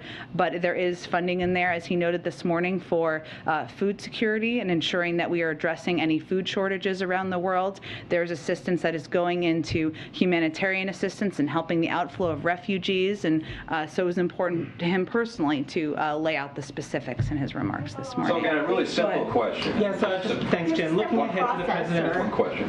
You give these people 6 questions in the front row. Looking ahead to the president's trip to Japan that was announced last night, I'm wondering if you can talk about, in the Quad Summit, wondering if you can talk about how the president will raise sort of a unified response to Russia with India at the table, and then also sort of the China-Taiwan issue. Well, on the first part, on Russia, I would say first we've had a number of engagements, as you know, with leaders in India about our approach to supporting the Ukrainians in this war, whether that is sanctions and the enormous sanctions package we've put in place, or of course the assistance we've provided. We will convey the same sentiment in this meeting. Now, this meeting is several weeks away, so a lot can certainly happen. And as you know, other members of the Quad have also been vital partners and vital, supporters of the Ukrainians' effort to fight the war, including Japan. I mean, Japan, just as an example, has not only provided a range of assistance, but they've also agreed to divert some of the LNG resources to help Europe. So there's a number of steps they have also taken that will be a part of the discussion. And certainly certainly the president will provide an update on what we're doing and where things stand at that point in time. We're just not quite there on previewing the agenda yet. Obviously, the president's position on Taiwan has not changed. He will certainly restate it during this meeting, but I'm sure we'll have more to preview as we get closer to the trip. Taiwan? How will that be raised as well? Again, as we get closer to the trip, there's not a change in our policy. Obviously, the president's policy is based on the Taiwan Relations Act. That will continue, and as we get closer to the trip, I'm sure we'll have more to preview. Go ahead. Thanks, Jen. One question on Moldova, one on COVID. Do you have any update, any insight on the explosions in Transnistria earlier in the week? Yeah. And if the Russians were to open a new front in Moldovan territory, would that trigger any new consequences for Russia? On the first part, I just don't have a new confirmation or new details to read out from here.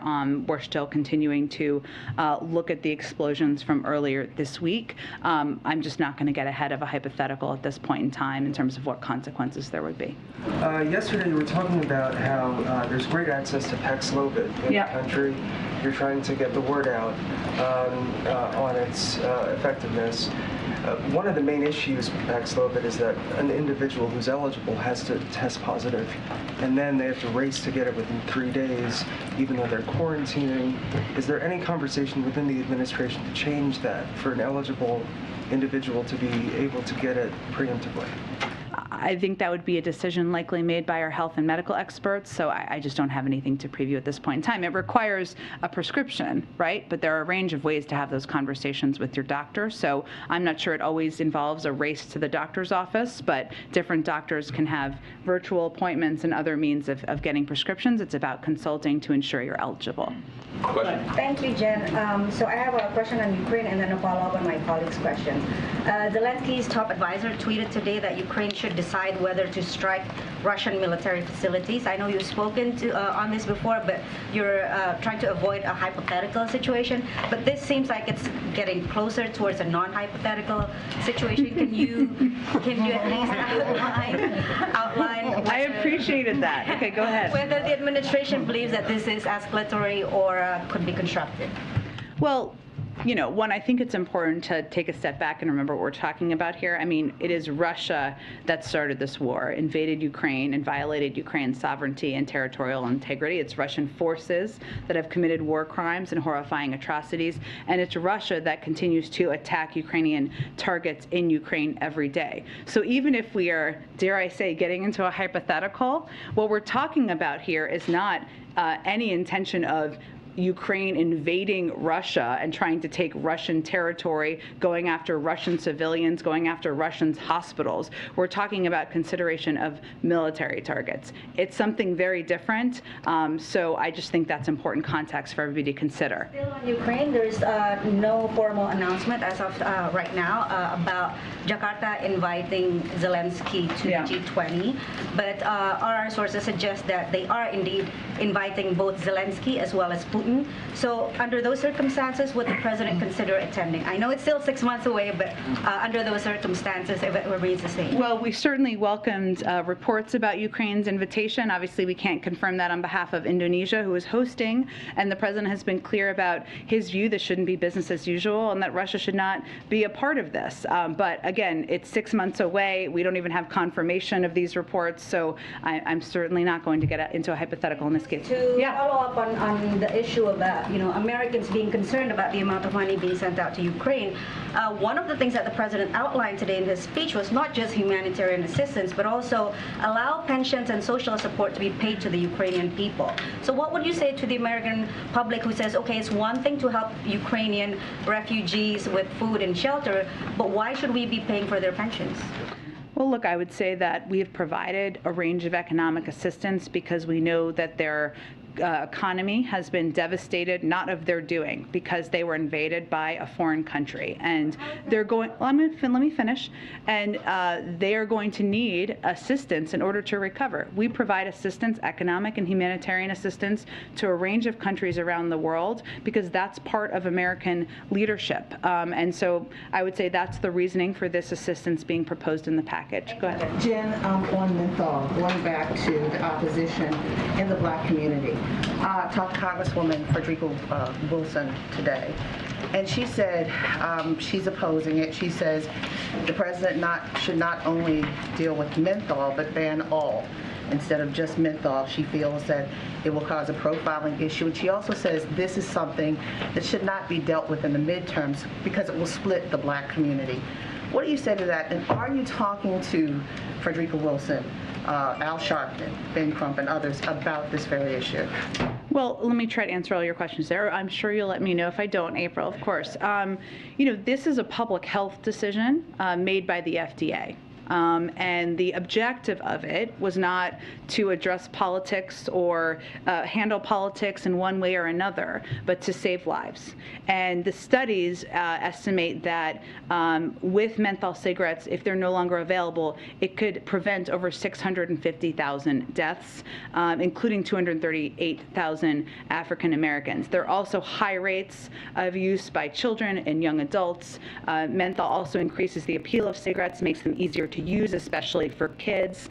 And what we have seen, as you know, is decades of targeted marketing activities at the African American community to promote further purchasing and in many ways, and for many, addiction to these cigarettes. So this is not, but what I think is important for everybody to know and understand, including opponents, is this is not targeting individuals. This is not to give anybody license to arrest somebody who is smoking a cigarette, a menthol cigarette. This is going after the manufacturers of this. It is going after those who are selling, because we have seen decades of marketing targeted activities at exactly these communities. So, with that said, as you say, decades, I mean, there's been efforts to stop the targeting through billboards in urban communities in the 90s and on and on. This is decades old.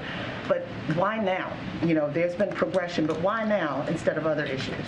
Well, I think, again, this is a public health decision that went through a public health process. It wasn't made through a political prism or made, for any other reason than the lives that it could save. Go ahead. Thank you, Jen. At least 7 sailors have died by suicide since the USS George Washington began undergoing a shipyard overhaul. There have been 3 just within the last month. The Navy today confirmed 3 from prior years. Is the president aware of these suicides? Does he have any response to them?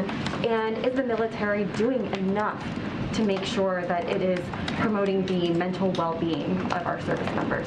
Well, certainly the president is regularly briefed and is aware, and the service of men and women and the stress and the pressure on them is something that is on his mind, including making sure we have the right mental health care, the right treatments for any individual who may be suffering from depression or anything that might lead to suicide.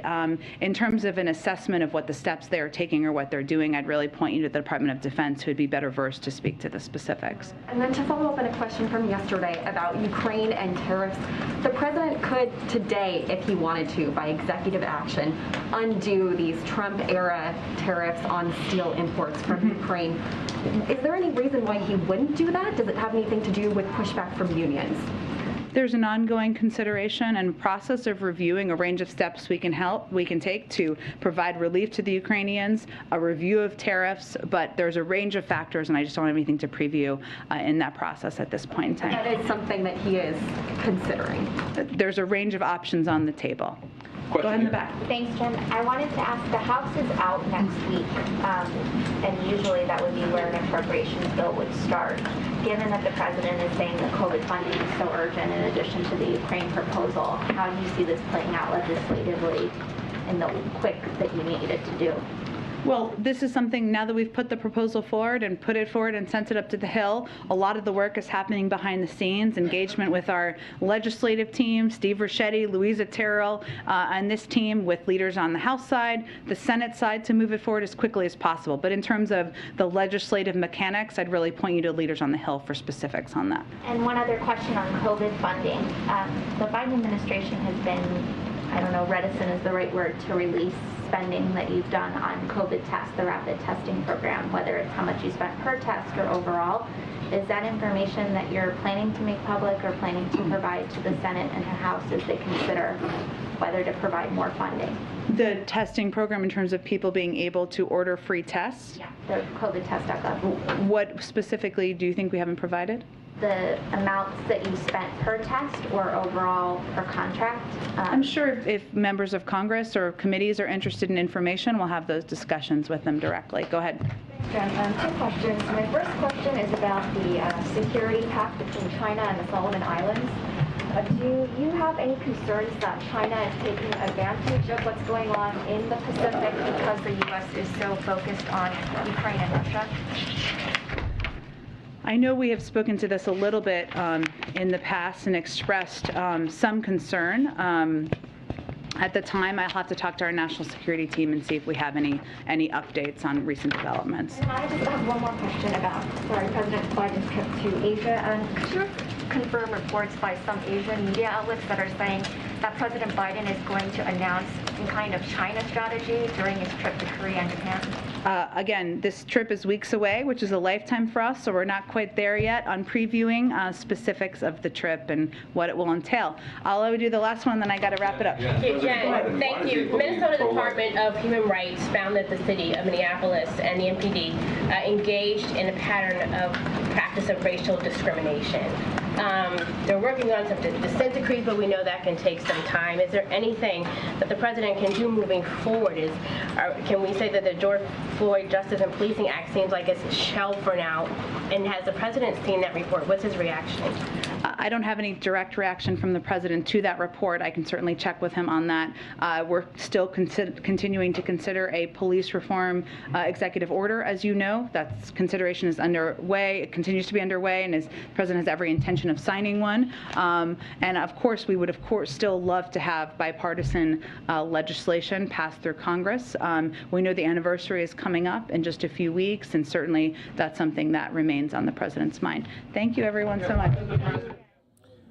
White House briefing wraps up there for today. You're watching Live Now from Fox, everybody. When we come back, we are waiting for Speaker of the House Nancy Pelosi and the Ukrainian ambassador. They will be unveiling a new photo exhibit on the Russian invasion of Ukraine, and it looks like it'll be happening pretty soon. So let's take that quick 2-minute break, and then we'll get out to it.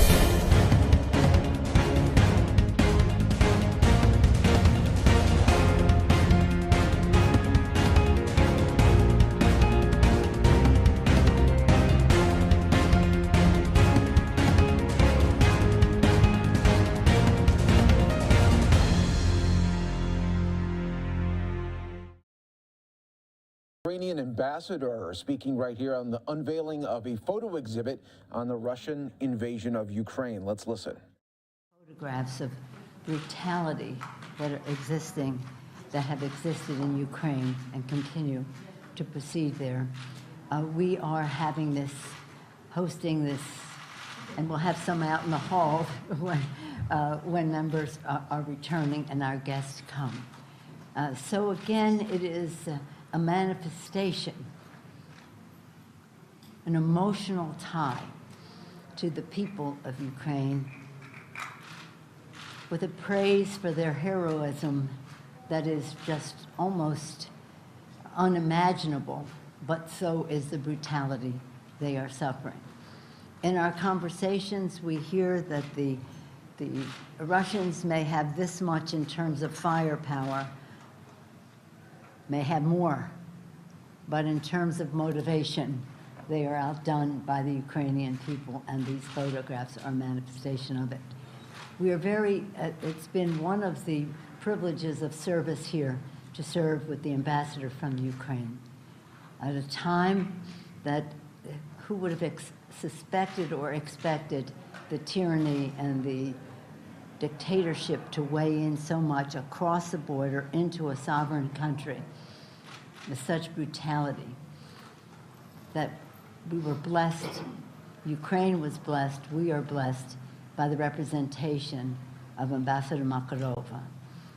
She has been brilliant, she has been understanding, she has been patient, she has been teaching us, and she has us on a fast course, a master class on how democracy is at stake, courage is at hand, and the Ukrainian people are so worthy of our support. And with that, I'm very pleased to welcome Madam Ambassador Makarova of Ukraine. Thank you.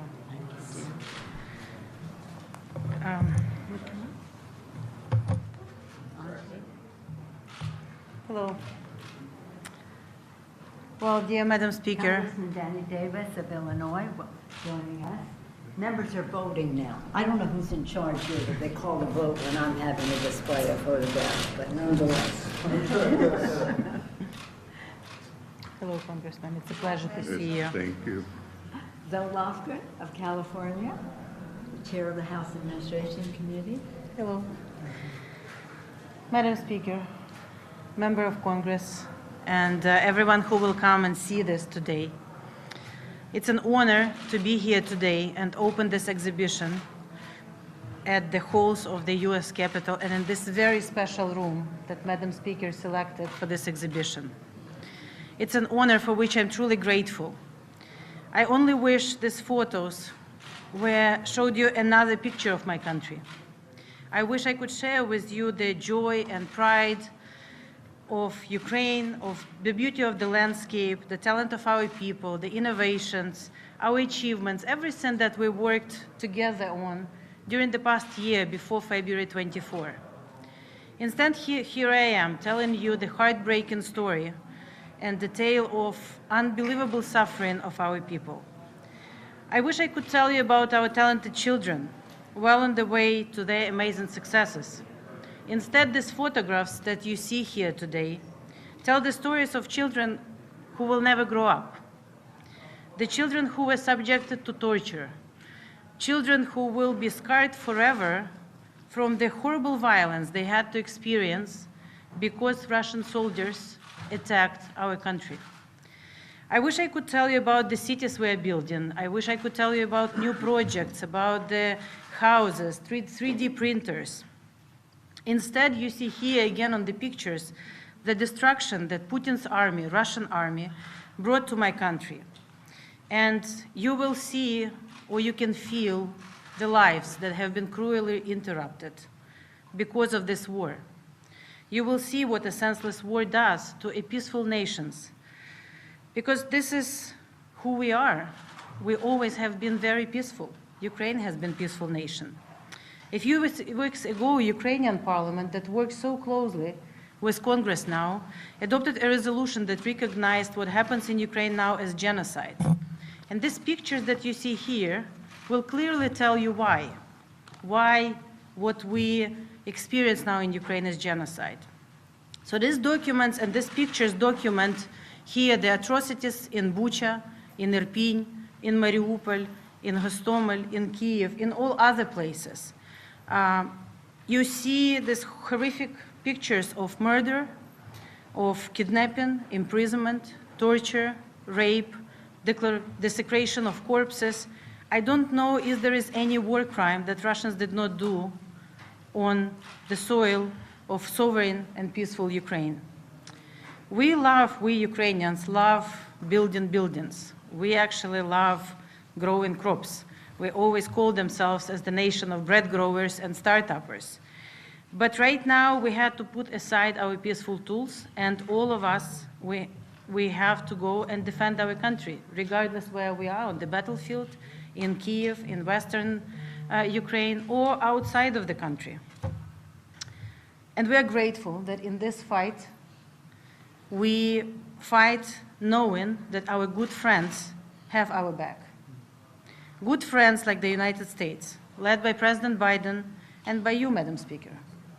We are grateful for the unwavering and invaluable support that comes from both sides of the aisle, from both parties and both chambers of US Congress. We share the same goal. This goal is to stop the violence, to stop the dictatorship, to stop the kleptocracy that threatens the free world, because we all know that this fight is much bigger than Ukraine, that this fight about something that we all cherish and believe. And on behalf of my president, our government, and the people of Ukraine, I would like to thank you all for all the actions you are taking, for all the help that Congress and American people, through you, are given to us. Particularly the initiatives that Congress voted yesterday, quite a number of very important bills. Particularly right now, as we stand here, the Congress is voting for a very important piece of legislation that will be a very important first step for the Lend-Lease, particularly for the package that President Biden announced today and submitted to Congress in order to provide us additional assistance in financial support, but also military support.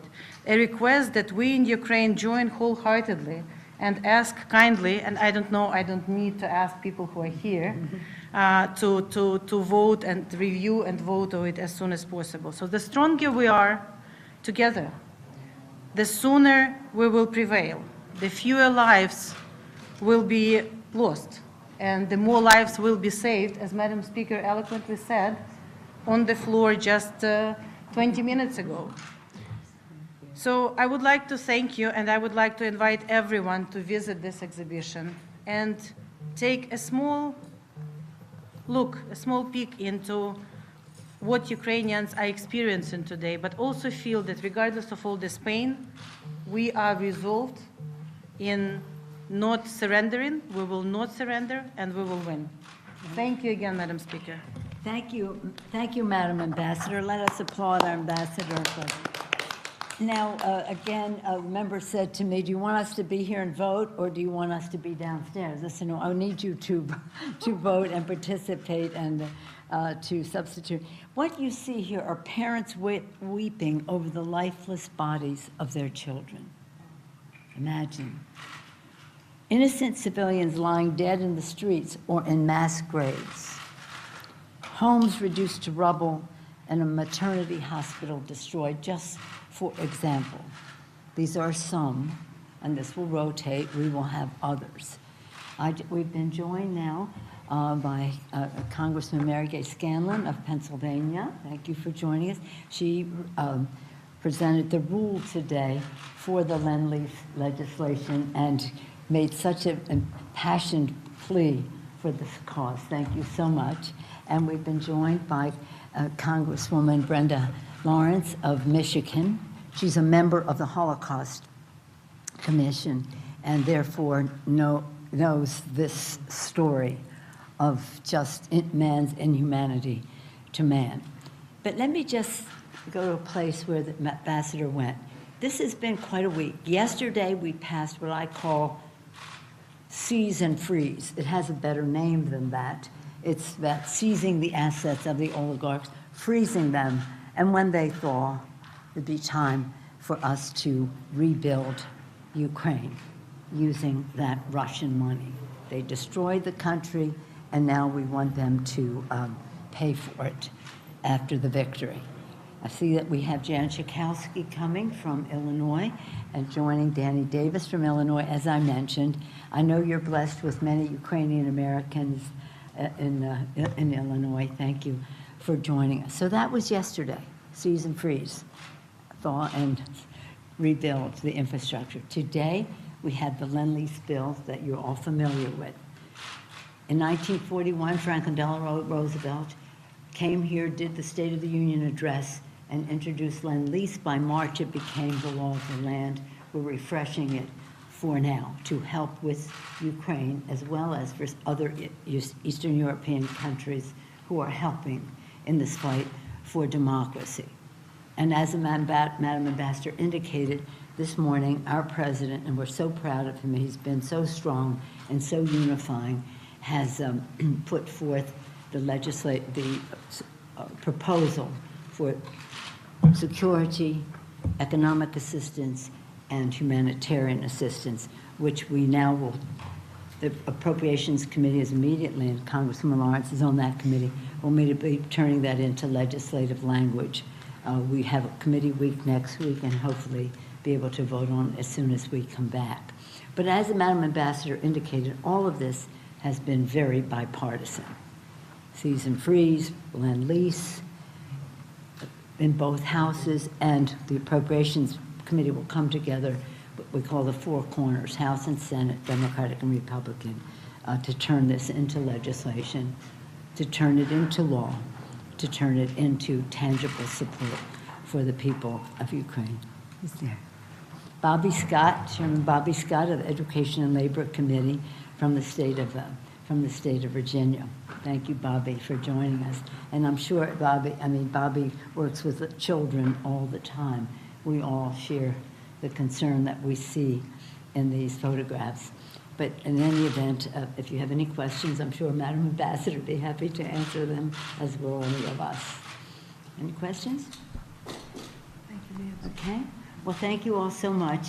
Congresswoman Lofgren, as chair of the House Administration Committee, she's really our boss when we want to hang a picture or change the decor anyway. We have to go to Zoloff. And we all thought this was a good idea. We call her the mayor of Capitol Hill because if we want to get something done that affects how we present. All right, so that event wrapping up there, where there will be a new photo exhibit there in Capitol Hill, really documenting the Russian invasion of Ukraine and happening on the House floor right now. You could see that it was passed there in a big majority there from both Democrats and Republicans.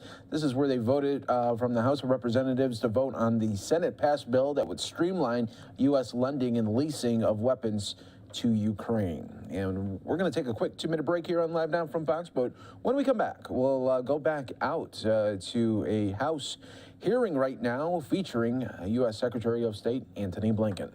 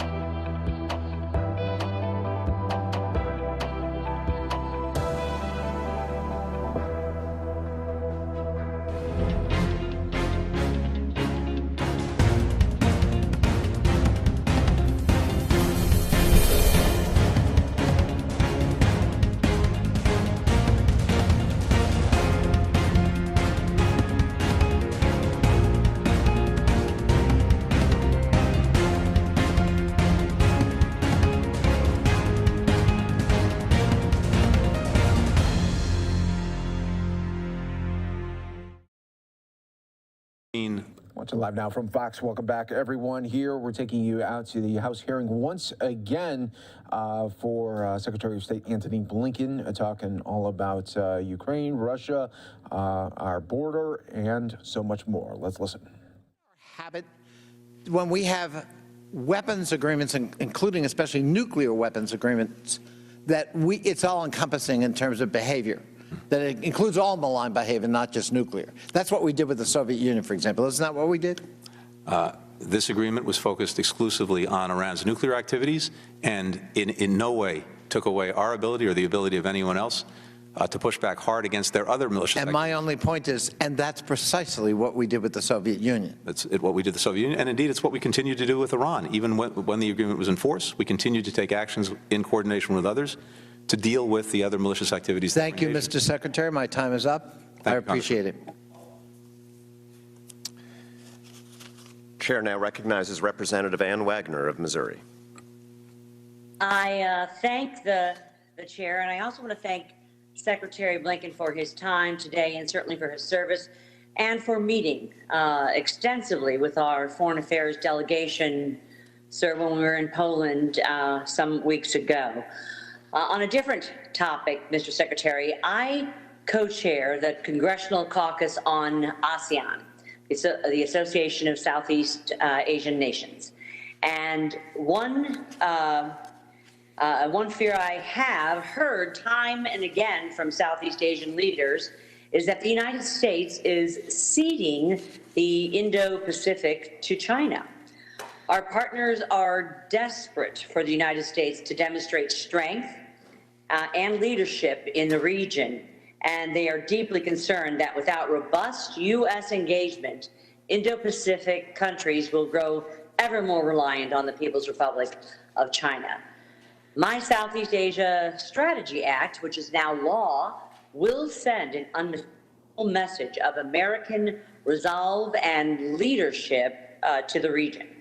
In the meantime, we have an opportunity to make our case that we must remain the region's partner of choice, and I hope that the U.S.-led Indo-Pacific Economic Framework announced this past October will serve as a roadmap for the future of a free and open Indo-Pacific region.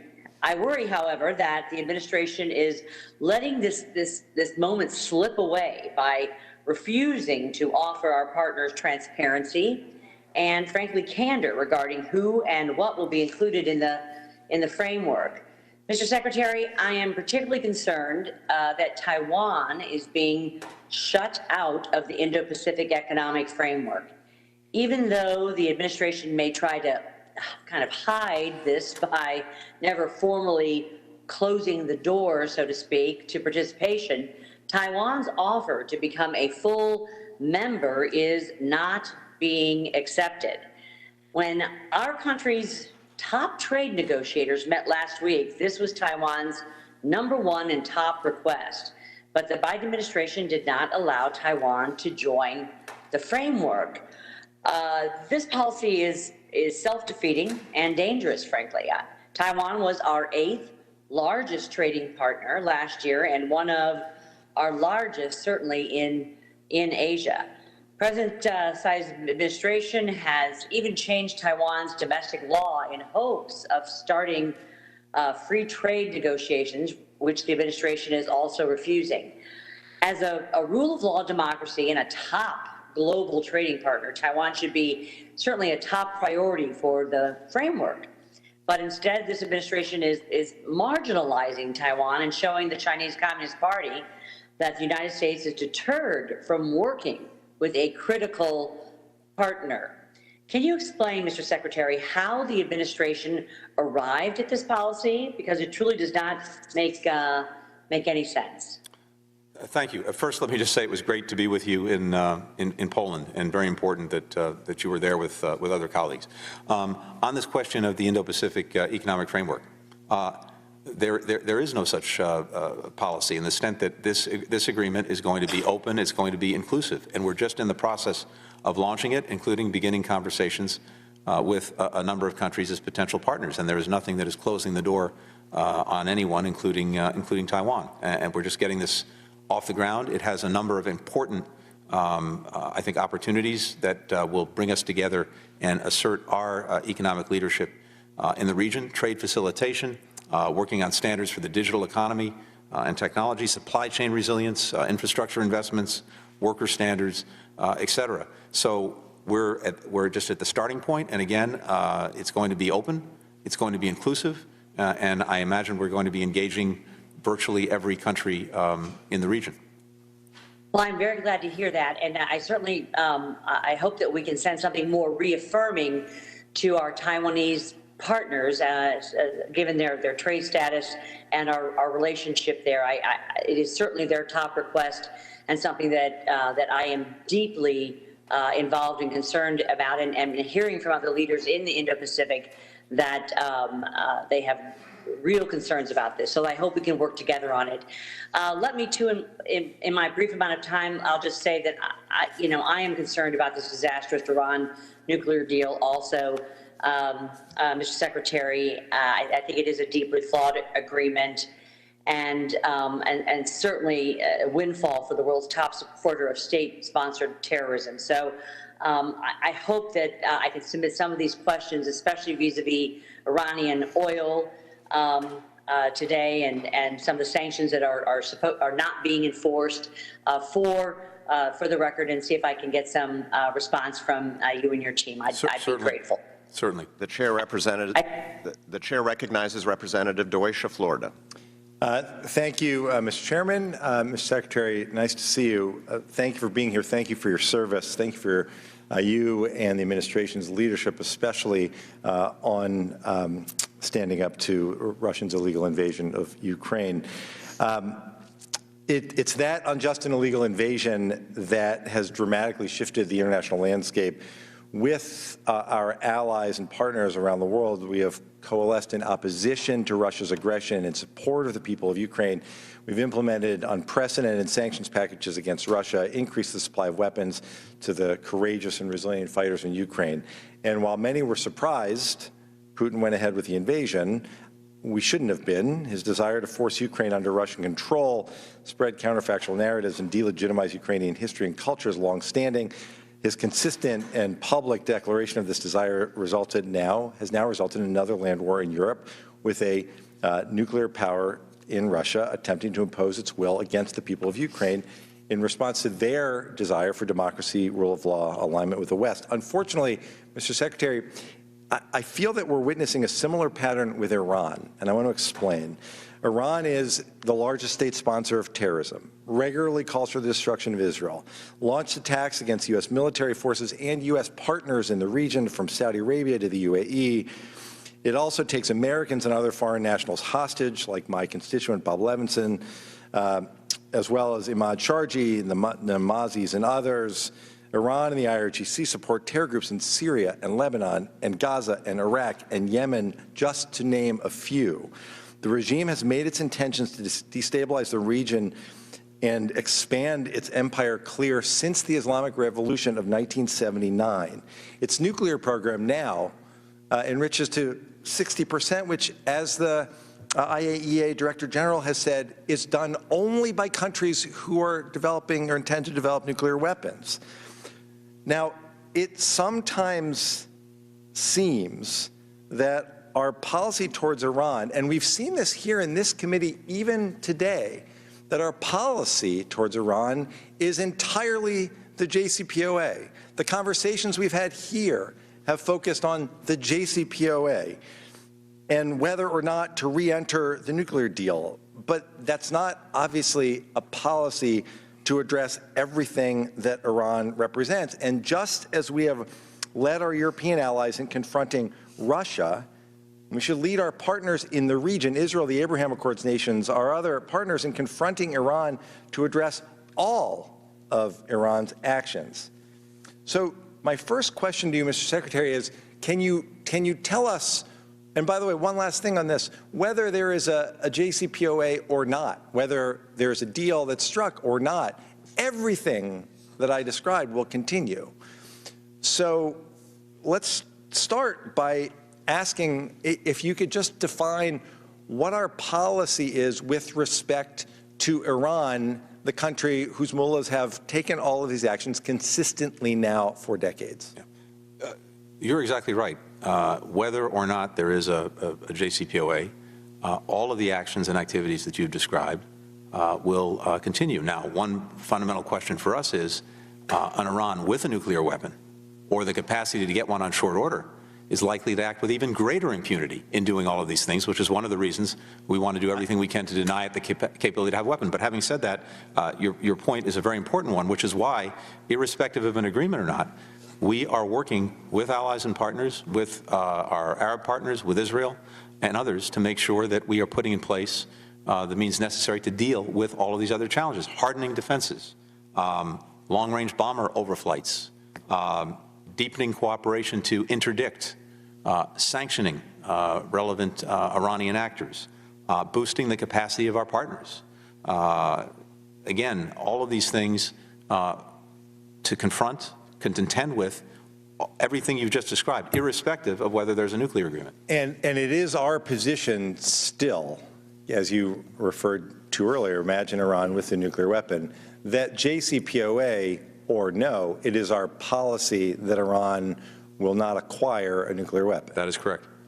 And we heard multiple times during the negotiation of the original JCPOA that all options remained on the table. I want to reconfirm that that continues to be true today. That is correct. I appreciate it, Mr. Secretary. As we go forward, instead of talking about Plan B, if there is no JCPOA, I would just respectfully suggest that Plan A always be and continue to be exactly what you described just now, and I yield back the balance of my time. Thank you. Thank you. I now recognize Representative Brian Mast of Florida for 5 minutes. Thank you, Mr. Chairman, Mr. Secretary. Over here, robust sanctions on Russia. You called them massive consequences. I want to speak a little bit about those. At minimum, would there have to be an agreed upon ceasefire to lift, for the United States of America to lift any of those sanctions? Congressman, we're certainly not talking about lifting sanctions. We're talking about would there have to be a ceasefire for America to lift our sanctions? Well, at a minimum, any movement on any sanctions, ceasefire at minimum would need to require something like that. Yeah. Would they have to remove forces from Ukraine to lift any sanctions? Again, all of this, first and most important thing is we will support whatever it is the democratically elected government of Ukraine. These are our sanctions. America's sanctions, but they're in commerce, America's commerce with Russia, America's determination on who we are going to get energy from, everything else, decisions that affect Americans. So for America and our sanctions and our commerce resuming, does Russia have to be out of the Ukraine? Congressman, the Ukrainians that we are supporting in every way that we can, it's vital that they determine the actions that would be most effective. So you're saying Ukraine will determine? No, I'm saying we want to hear from them. Their sanctions. We want to hear from them and allies and partners on what would be most effective and when. So we want to hear from them. They want to hear from us. We're the United States of America. Zelensky came to the United States of America, said we're the leader of freedom. We have to be the leader of peace. He addressed the House of Representatives, the Senate. So let's be America and lead. And as the Secretary of State, great honor. Do they have to have a ceasefire? Do they have to be out of Ukraine in order for the United States of America to regain commerce, any type of commerce, or lift sanctions? Again, what I'm not going to do is lay out or engage or negotiate in public on something that we will work in close coordination with the Ukrainians. I think what you mean is you won't answer clearly to the American people. This is our country. These are our sanctions. This is what we're doing. We are providing arms. We are doing cyber warfare. We are doing economic warfare. We are in a situation on the global stage where nobody can say there's 0% chance of nuclear war. That's a tough situation to be in. We're doing all of this. So answer to the Americans. No, we're doing all of this in service of ensuring that Ukraine remains sovereign, remains independent, and we are looking at what actions would be required to make sure that we can keep doing that, as well as making We're doing stuff sure for Americans too. as well as We're doing making it for sure Ukrainians. We're doing it for Americans as well. There's a lot that's going on that's hurting Americans. What's going on with energy, very specifically, that's an easy one to talk about. But let's go back to these. Does there have to be a war crime tribunal for Putin before we will lift any sanctions or allow for any commerce? There has to be accountability, and there will be accountability. War crime but again, tribunal? I'm not going to get into spelling out a roadmap of when or if sanctions would be lifted. We will determine that. That's sad that we won't lay out a roadmap for what has to happen. That's very weak negotiation. Negotiate from strength, not from weakness. Not in public, not at this time. Well, they have to repay damages for everything that they've destroyed in their Ukraine. We want to make sure that not only is there accountability for war crimes that have been committed, but there's accountability for the fact that there be reparations, huge act of destruction. So reparations for everybody that's we will been look at making sure that the damage that was done to Ukraine is assumed by those who committed it. I hope that these are bare minimum things that take place before the United States of America consider resuming any commerce with Russia, Putin whatsoever, before we consider lifting any sanctions whatsoever, and that we begin starting to speak to them from these positions of strength. I want to yield a couple of moments to my colleague, Mr. Zeldin, to address some of the lies that you told us earlier. Thank you. In response to Mr. Connolly, you said that prior to the U.S. withdrawal that Iran did not violate the letter of the JCPOA. Is that your position? That I'm sorry, can you repeat? Prior to the U.S. withdrawal from the JCPOA, that Iran did not violate the letter of the JCPOA. Is that your position? At various points, we had concerns that they were in violation. We brought that to the dispute resolution mechanism that was built into the agreement, and those concerns were resolved. So twice, IAEA found Iran in violation of heavy water. They found that they had assembled more IR-6s, that they had acquired more IR-8 rotor assemblies, that they attempted to acquire carbon fiber that they're not allowed to, all in violation of the letter of the JCPOA. Now, you all know this, but you come here anyway and you gaslight us. So we're forced to call you out on it. Next time you come here, please don't make believe like they haven't violated the letter of the JCPOA before. Gentleman's time has expired, and let me remind all members, tough questioning, challenging questioning is perfectly appropriate, but accusing the Secretary of State of lying is, in my view, a violation of the decorum that we have on a bipartisan basis tried to maintain. We won't make the accusation. That's simple. I will now yield to Representative Brad Sherman of California for 5 minutes. There's some that will hold you to an impossible standard, that somehow the administration has failed if we don't get absolutely total justice in Ukraine, and Iran doesn't change its regime and everything. We live in a real world, and it is not a failure of the administration that the world will be imperfect even when you leave the administration.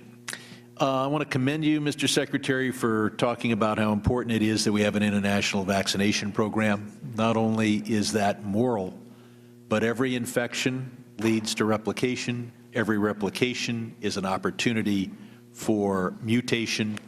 And if you're on Team Human, we've got to immunize every human on the planet, or another variant is coming back to the United States.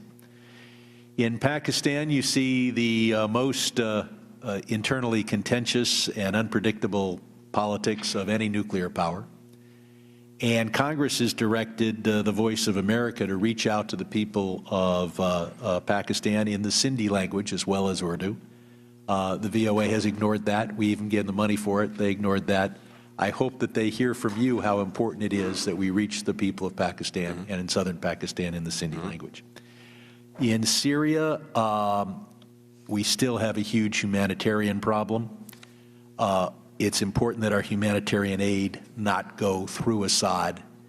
And as we have it in our interest to weaken Russia, we might want to take a look at those who are standing up to Assad, to Tehran, and to Russia in Syria. Some of us have been urging lethal weapons go to Ukraine for many, many years. We faced a lot of headwinds from the last administration. Thank you for what you're doing. The world focused us on Ukraine, but 500,000 people have died in Tigray. I commend you for your visit to Ukraine. I hope that we pay, if not equal, at least more attention to Tigray. The Ethiopian and Eritrean governments are using starvation as a weapon. And the World Food Program says that 90% of the people there need assistance. Your deputy secretary came to us very late last year and said that a decision had been made to refrain from making a public determination on atrocities and to whether this is genocide. Do you want to, I mean, you got to call them as you see them. Can I count on the State Department for making a public determination? Are there gross human rights abuses, and is there genocide in Tigray? Thank you, Congressman, very much. First, there have clearly been atrocities committed by every party in Ethiopia. There's no doubt about that. In terms of an actual legal determination of what they are in their nature, we will make that determination. Thank you. We have provided substantial defense assistance to Israel. 43,000 rockets have been launched by Hamas and Islamic Jihad. Thank God the casualties have been modest, and that is because of Iron Dome. But keep in mind, that was 4,300 attempts to kill as many Israeli civilians as possible. Every one of those rockets was a war crime. Not a single one had any real prospect of hitting a strategic target. As you know, the Obama-Biden administration agreed to a comprehensive memorandum of understanding on our minimum level of aid. You and President Biden have indicated opposition to imposing new political conditions or restrictions on this assistance. Do you continue to oppose new political restrictions on our defense assistance to Israel? We do. Good. And turning to the caucuses, should the administration not waive Section 907, at least until the POWs are released and those of Armenian ethnicity are able to go back to their homes from which they've been cleansed? First, we're working very assiduously on any POWs. This is something that I've engaged the most senior leadership in Azerbaijan on. Second, 907 is, as it is annually, under review, and as soon as we have the results of that review, obviously we'll make those known to you. Hopefully you will not waive it. I yield back. Thank you. I now yield 5 minutes to Representative Fitzpatrick of Pennsylvania.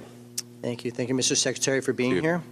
Before I get to Ukraine, and if this question has already been posed, I apologize, but CNN reported yesterday that over $7 billion in military equipment was left behind in Afghanistan to include aircraft, which is literally twice the amount of defensive equipment that we just authorized for Ukraine a few weeks back. I just want to give you an opportunity to comment on that. I haven't seen that specific report, but you're correct. Over 20 years, a huge amount of military equipment was provided to the Afghan security forces, which unfortunately, as we know, collapsed in extremis. And much of that equipment, 20 years later, remained, and in turn, much of that equipment was taken by the Taliban. So I don't know about the specific report, but that certainly sounds possible. If you could take that for the record and get a response to Yes, I will. That'd be great. Back to Ukraine.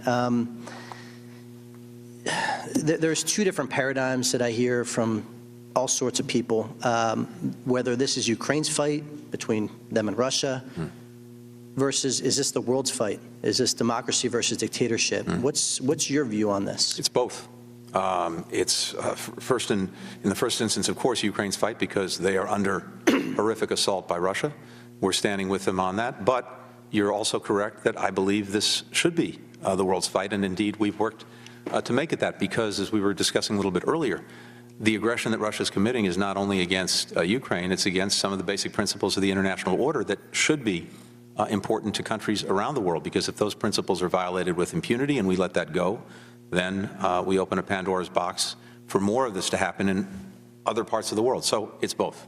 Is there any Rubicon that would be crossed, any red line that can or will be determined, which will change this NATO, non-NATO distinction? Because a lot of people are having a hard time reconciling how we could assist on the periphery through sanctions, through defensive military equipment, but never going in. and watch tens of thousands, perhaps hundreds of thousands of Ukrainians get slaughtered. And yet if one step is taken over the Romanian border and one Romanian is killed, that the full force of 30 nations' militaries would come to bear. Is a Romanian life worth that much more than a Ukrainian life? Why are we, all life is equal, and we should care about all life. Why the cliff effect of this NATO, non-NATO distinction? Because yes, the NATO addresses the legal obligations we have under Article 5, but there's a second prong to this analysis. What's our moral obligation? It's a good question and an important question. And as you note, we have an alliance with obligations and commitments with the NATO countries that includes Article 5. That does not hold for Ukraine and a number of other countries in Europe. And for that matter, it doesn't hold for other countries around the world. We are doing, through the security assistance we're providing, the economic support we're giving, the humanitarian aid we're making available, we are going to extraordinary lengths to help the Ukrainian people deal with this aggression, deal with it effectively, and they have been. There's no doubt that, you're right, horrific death, destruction has happened and continues in southern eastern Ukraine, which is exactly why we are doubling down on everything that we can do to make sure that they have the means in their own hands to deal with this aggression. There are, of course, many places around the world. And Congressman Sherman just referred, for example, to Ethiopia, where we're seeing horrific things happening. I could point to 20 or 30 different places. And the question for us in each instance is, what can we do, and what are we responsible for doing to try to deal with the situation? There's not a one-size-fits-all approach to this. And with regard to Ukraine, I think it's fair to say that we've taken exceptional steps in advance of and now during this aggression to help the Ukrainians defeat it. Surely you'd acknowledge this is a very unique situation. 3/4 of Ukrainian children have been displaced, having bombs dropped on their head, pediatric cancer hospitals being bombed, maternity wards being bombed, war crimes unlike we've ever seen in our lifetime. So yes, genocide occurs everywhere, and it's wrong everywhere, and we should help everywhere we can. This is a very unique circumstance, and I think it's important that the Ukrainians know that. And what I think is puzzling and concerning to so many of us in this body is this administration's seeming propensity to tell people what they're not going to do, signal to Vladimir Putin what we're not willing to do, taking options off the table. Even if that decision has been made internally, why telegraph that? It's also important to be clear about a few things. And first, I would say I think we've been extremely clear not only in what we've said, but in what we've actually done to make sure that the Ukrainians have in their hands the means to deal with and ultimately defeat this Russian aggression. And when I saw President Zelensky a few days ago with Secretary Austin, he expressed directly to me his deep appreciation for the support this Congress has given to Ukraine and for President Biden's leadership. And he said the United States was its #1 supporter around the world. And he said something akin to that publicly after the meeting. But again, I don't want to put words in his mouth. So it's very clear not what we're not doing, but what we are doing. And I think that's manifesting itself in Ukraine on the battlefield. My time's expired. I yield back. Thank you. Thank you. Chair recognizes Representative Bill Keating of Massachusetts. Thank you, Mr. Chairman. Secretary, thank you for your extraordinary work, and thank you for the work you've done in bringing home Trevor Reed. I've spoken with the Reed family. I know and have followed that very closely, and I know the extraordinary effort that went into that. I also want to thank you for the effort that you're giving with trying to bring home Paul Whelan, who's been illegally in prison for over 1,200 days, and will pledge to do anything I could do, and I'm not alone in Congress saying that, to try and bring him home as soon as possible. I was recently, and the other thing I want to thank you for, not only from the perspective as a member of Congress here in the U.S., but I don't think it's fully appreciated, just the extraordinary work at putting together the transit and holding together and moving forward the transatlantic coalition that we have in place.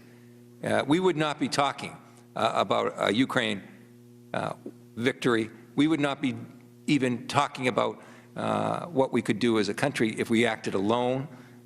We know that we can't do it alone.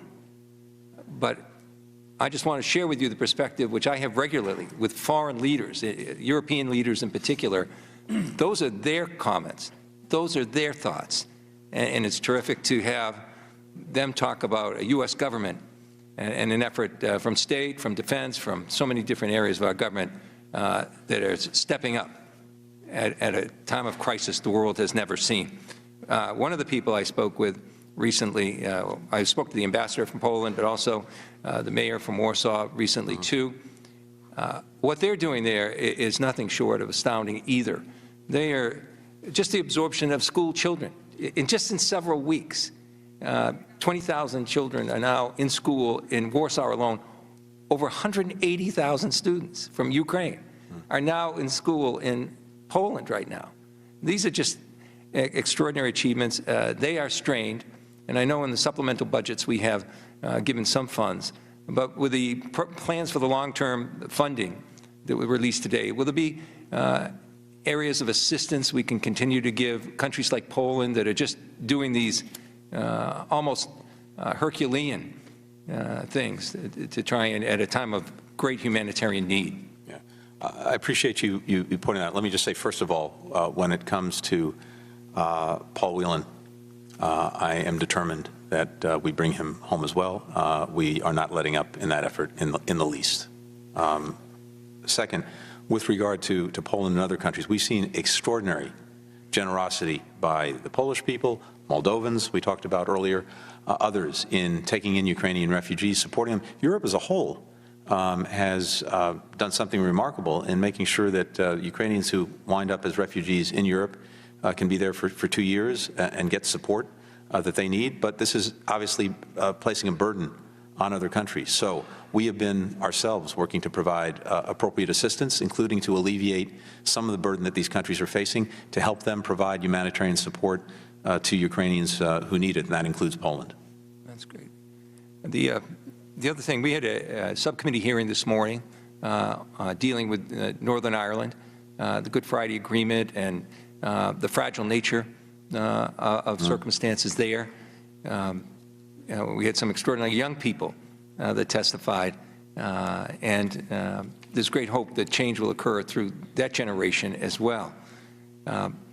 I spoke after that with the Minister of Foreign Affairs, Simon Coveney, and we were discussing a letter I led, the bipartisan letter to the State Department, calling for a special envoy for Northern Ireland so that we can become more involved. I'm very concerned with so many other things going on in the world, but there remains a real crisis brewing there. And the elections are coming just in the next few days in Northern Ireland, and we don't know the ramifications of what that might be. But could you give me an update on any progress with a special envoy? In short, I anticipate that we'll be moving forward soon on naming an envoy. Great, thank you. I yield back, Mr. Chairman. Thank you, and I'd just like to briefly note that we have a delegation of parliamentarians from Ukraine who just joined us. You can wave there, and of course, thank you.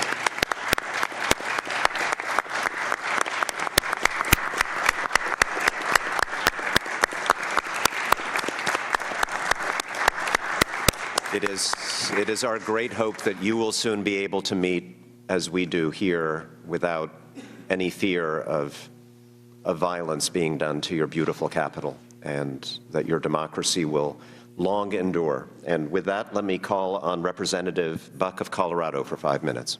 Thank you, Mr. Chairman. Mr. Secretary, thank you for being here. A little different concern. I want to move away from Ukraine for just a moment if we can. I am concerned about the fentanyl that is coming to this country that is largely manufactured in China. Yeah. Just a few statistics. Fiscal year 2021, Border Patrol seized 11,201 pounds of fentanyl at the southern border, which was more than double what they seized in fiscal year 2020 and 5 times what they seized in fiscal year 2019.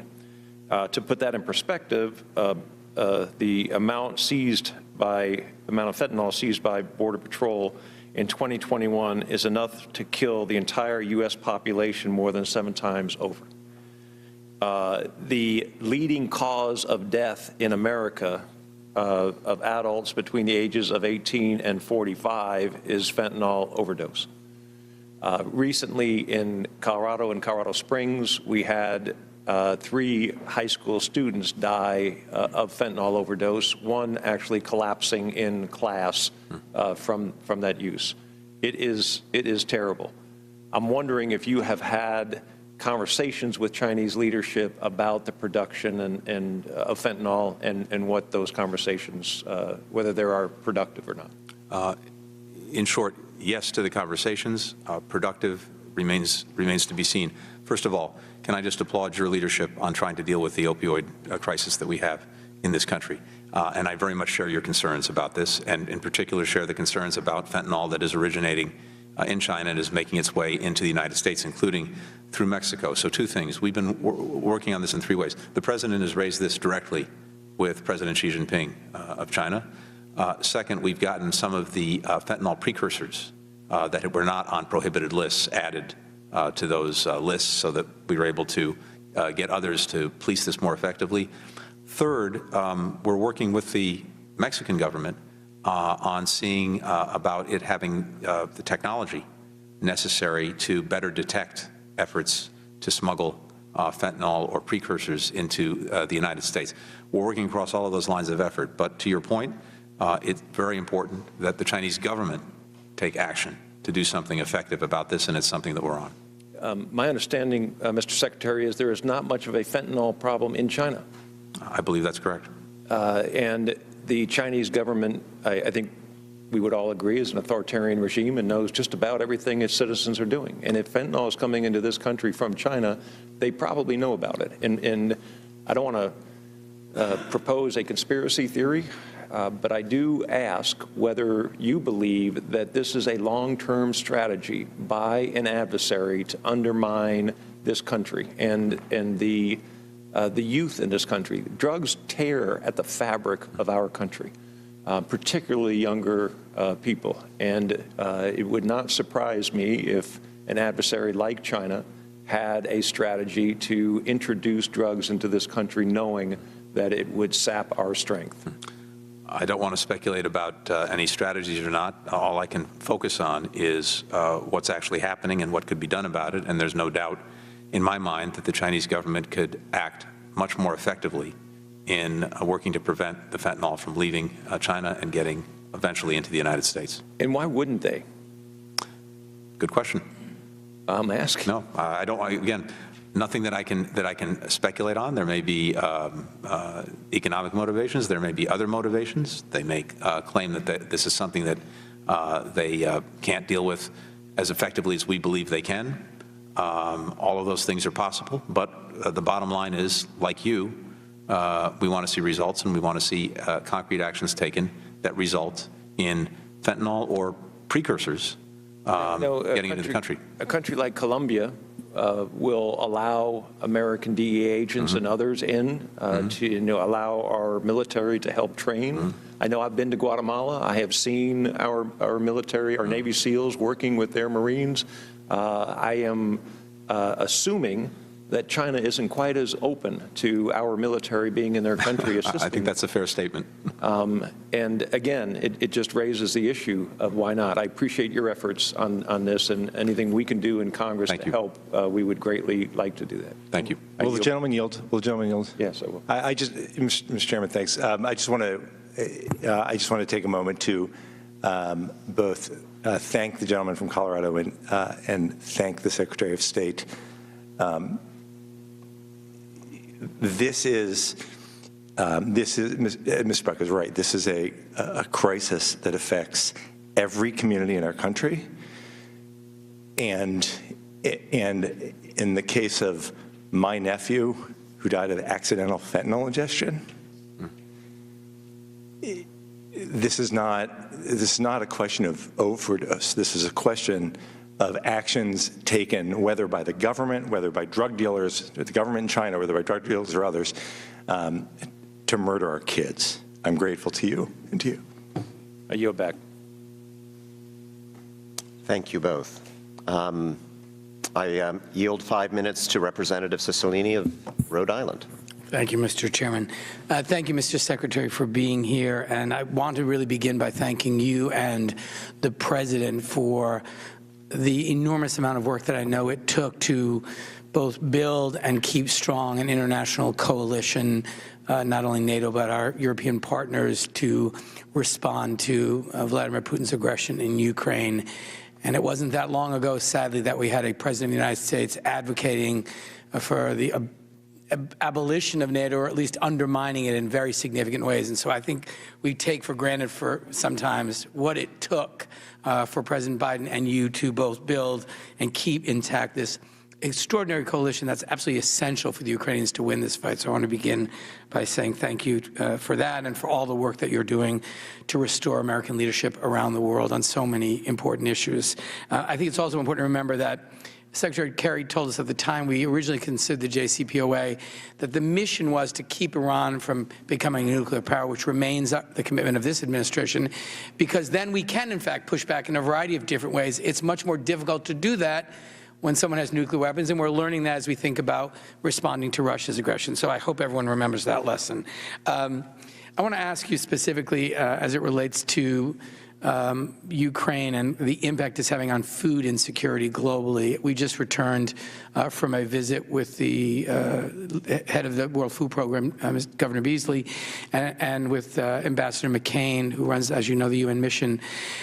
And, you know, the disruption of the supply chain is obviously a piece of it, but we also learned about the efforts that the Chinese are engaged in to kind of increase their efforts in responding to the food insecurity around the world. And so how is the State Department coordinating our food security efforts, the food security efforts of our allies, to help to be effective in responding to this crisis, but also to think about it as a way to counter the malign influence of China and others? And in particular, we learned about the failure of Gulf countries to play a meaningful role in responding to the food insecurity. I wonder kind of what's the status of those discussions. I very, very much appreciate you putting a spotlight on that and the work that you're doing on that, including with David Beasley, with Ambassador McCain. This is vitally important because one of the horrific consequences of the Russian aggression against Ukraine is an accentuation of what was already a significant food security challenge around the world. And we probably have an additional 40 million people as a result of the aggression and the inability, because of Russia, of the Ukrainians to export effectively the wheat that they're producing, blockades of the Black Sea ports, literally attacking farms and farmers. This is, of course, contributed to difficulty in countries getting wheat that they had contracted for. There's actually a huge amount that's been produced this year, but it can't get out of the country because of the Russian blockade, among other things. So we're seeing the effects literally around the world, as you know, and we're operating on a number of lines of effort to address this directly. First, let me just say that next month we're going to chair the Security Council at the United Nations. I'm putting the focus of our month-long presidency on food security and taking concrete steps to address it. We have a plan before Congress for dealing with feeding the future. That includes $11 billion over 5 years to address this both in the immediate but also long term. We're pressing countries to make contributions to the World Food Program, to the Food and Agriculture Organization, which are underfunded given the needs that they have now. We're urging countries that have stockpiles of food to release those stockpiles and also not to put in place export controls that restrict their ability to get food to where it's needed. The President has incentivized our own producers of fertilizer to produce more and get more out. We've done emergency assistance to a number of countries that most acutely need it for food security: Ethiopia, Kenya, Somalia, about $100 million over the last few weeks. So across all of these lines, we're trying to address the problem in the immediate, but also longer-term sustainability. Great, thank you, and we look forward to being sure we're doing our part in supporting those efforts in any way that we can. My final question, Mr. Secretary, is there was a letter that I led with 150 colleagues requesting an increase in funds which support LGBTQI rights around the world through the global Fund and the European Democracy Resilience Initiative. As you know, LGBTQI people around the world are facing really unprecedented violence and repression, and I just hope that you will commit to streamlining democracy and human rights funding to include gender equity and empowerment and inclusive LGBTQI people, and support increased funding for this community, for our community, which is really in tremendous need. We do, and I welcome working with you on that. Thank you very much, Mr. Secretary. Gentleman's time has expired. I now recognize Representative Mark Green of Tennessee, who's the ranking member of the Subcommittee on the Western Hemisphere, Civilian Security, Migration, and International Economic Policy, for 5 minutes. Thank you, Mr. Chairman and ranking member, and I want to let the Secretary know that the nearshoring bill that your team reviewed has finally been dropped. So thank you for the input from Secretary Zuniga and the others, Deputy Secretary Zuniga, who helped with that. Also, thanks for being here today. I want to thank you, too, for, I think I understood correctly, we're going to send some State Department people back in to Ukraine. I think that's a good decision. I thought taking everyone out was a bad decision. I'll be completely honest with you. I remember from my study of history, the State Department stayed all through the bombing of London in World War II. Yet we kind of ran away on this one. We shouldn't have, and I'm glad to hear that you're moving folks back in. I want to jump back a few months to Afghanistan. You know where I am on this, and you know my criticisms of both your department and DOD and the administration. What I want to ask today is how many American citizens are still in Afghanistan? So let me say two things on that, Congressman. And first of all, I appreciate the other points that you mentioned. There are at present 126, as of a few days ago, American citizens remaining, of whom 37 seek to leave, and that we are assisting. Since we left Afghanistan on August 31st, we've directly assisted the departure of, again, as of a few days ago, 636 American citizens and many LPRs as well. The 37, but y'all are working a plan to get the 37 back. That's out. correct. Okay, very good. Mr. Secretary, I assume, and I think it was talked about a little earlier, you're familiar with the company Rosatom or Rosatom? Mm-hmm. That's, yeah. So it looks like they're a state-owned enterprise for Russia, and it looks also that they will be the ones that build the $10 billion reactor for Iran. Is that correct? Under the Bashir plan, yes, I believe that's correct. And my question to you is, how much sense does it make when we have these sanctions on Iran, on Russia, to allow a state-owned enterprise of Russia? All right, so those were just some of the highlights there from Blinken at that department budget hearing. You're watching Live Now from Fox, everybody. We're going to take a quick 2-minute break, and when we come back, we'll break down the intense hearing that was happening earlier in at the Capitol today between the DHS Secretary and Republicans. You don't want to miss this one right here on Live Now from Fox.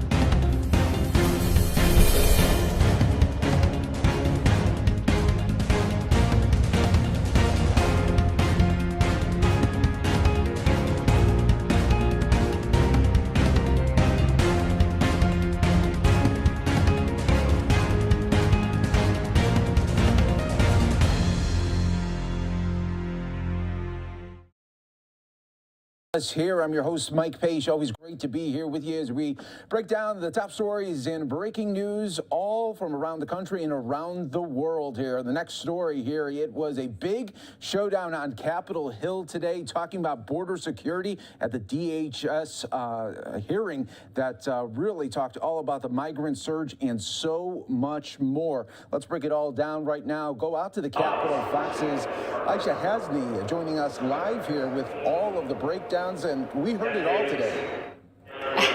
Hey, Mike, good evening to you. That's right. A lot of fireworks on the Hill today in this hearing with Secretary Mayorkas.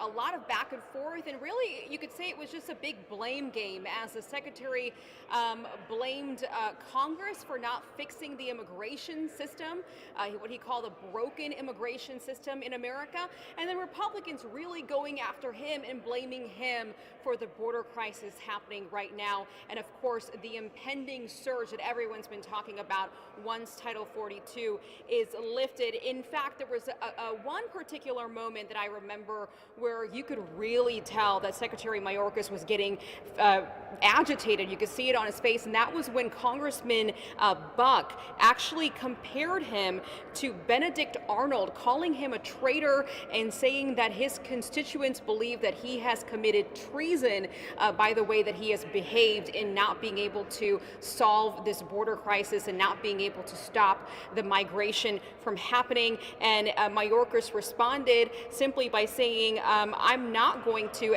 I find this so offensive that I don't even want to respond to this, to give this statement dignity and respond to it, and I'm not even going to ask you for an apology, to which Congressman Buck replied, don't ask for an apology because I won't give you one. So it really was getting heated in a couple of different moments. Secretary Mayorkas is here on Capitol Hill right now. He was yesterday as well, because he's trying to convince lawmakers that he's got this under control, that he has a security plan that he only unveiled about 2 days ago that is going to deal with that impending surge of migration on the border once Title 42 is lifted. But even he himself during the hearing yesterday admitted, you know what, it will be a strain on Border Patrol agents once it reaches a certain amount of people. I think he said something like 18,000 people a day. That is going to absolutely strain DHS. Now, Republicans say there is nothing new about his security plan. They don't believe anything in it. It includes a variety of things like going after cartels and adding more resources, and that's their problem. They say you're just going to expedite processing migrants. You're just going to speed up the process of moving migrants into the interior of the country. You're not actually preventing migration. You're not actually sending the people who don't belong here back over across the border. Now, this comes at a time, Mike, as you know, where a growing number of Democrats are very concerned about the administration's rollout of this repeal, not necessarily the repeal, but the plan as to what might happen once that repeal happens. Arizona Senator Mark Kelly, I just want to read you a statement that he made after he took a look at the Mayorkas security plan. He said, I've read it. I've got more questions about how and when additional resources will hit the ground. So not a confident response from a Democrat who, by the way, a vulnerable Democrat down in the state of Arizona, a border state. So Republicans, Mike, are not satisfied with how things are going, and they want a vote on Title 42. They want to be able to extend Title 42 specifically because they want people like Mark Kelly and other Democrats to be able to put their money where their mouth is. Instead of just saying and talking about how concerned they are, they want to be able to make them take action by taking a vote, putting them on the record. Mike. Yeah, Aisha, this is something where you knew the fireworks were going to be right from the beginning. I mean, you had Jim Jordan going off there right from the beginning, and it's something to see when the Republicans right off the bat, they're saying, we want you to resign, we want your resignation. It's going to be a bumpy couple of hours then. Absolutely, and there were so many calls, so many different lawmakers, Republicans, all of them, that kept saying, you know, we want you to resign now or else you face impeachment when we take back the House, because Republicans do feel that confidence going into the midterm elections that they're going to be able to regain control of the House, and once that happens, they are threatening to impeach Secretary Mayorkas. And by the way, speaking of Ranking Member Jordan, one of the more testy back and forths in the hearing today included him asking whether or not Secretary Mayorkas knew if there were any of these migrants that were on the terror watch list. And it went on back and forth until finally Secretary Mayorkas said he did not know, and that he would have to go back to the office and get those numbers and get that information for him. So Republicans felt like they weren't getting the answers that they wanted. They didn't have the facts and figures from the Secretary, and the Secretary kept pushing this back on Congress and saying, I'm doing the best I can with the situation, but it's Congress's responsibility to fix the immigration system.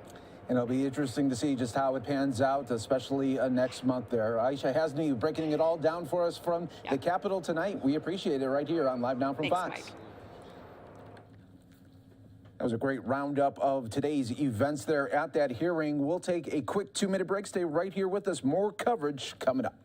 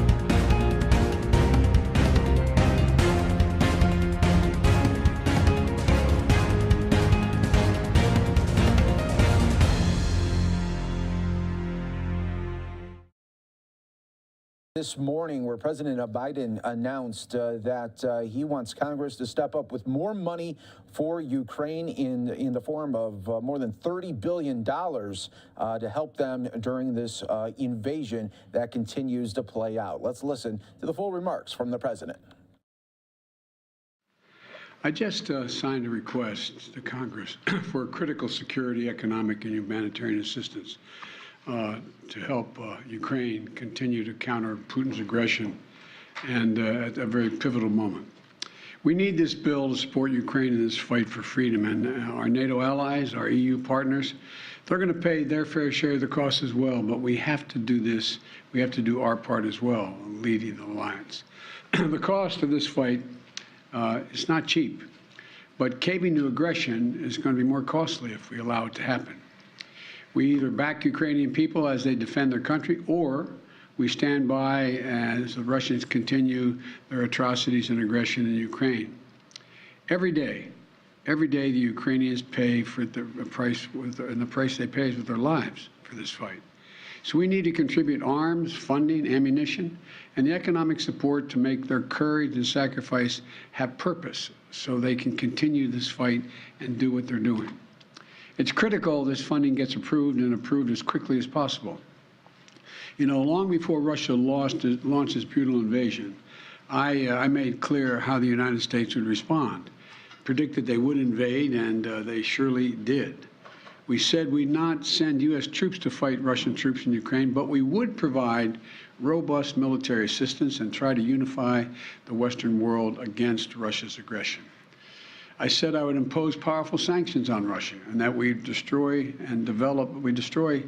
this myth that somehow they could continue to move without the rest of the world acting, that we deploy additional forces to defend NATO territories, particularly in the east along the Russian and Belarus borders. That's exactly what we said we would do, and we did. But despite the disturbing rhetoric coming out of the Kremlin, the facts are plain for everybody to see. We're not attacking Russia. We're helping Ukraine defend itself against Russian aggression. And just as Putin chose to launch this brutal invasion, he could make the choice to end this brutal invasion. Russia is the aggressor. No ifs, ands, or buts about it. Russia is the aggressor, and the world must and will hold Russia accountable. Russia's continued assault is yielding immense human cost. We've seen them leave behind horrifying evidence of their atrocities and war crimes in the areas they try to control. And as long as the assaults and atrocities continue, we're going to continue to supply military assistance. And I might note parenthetically, you know, there's a dinner this weekend, Celebrate the Press.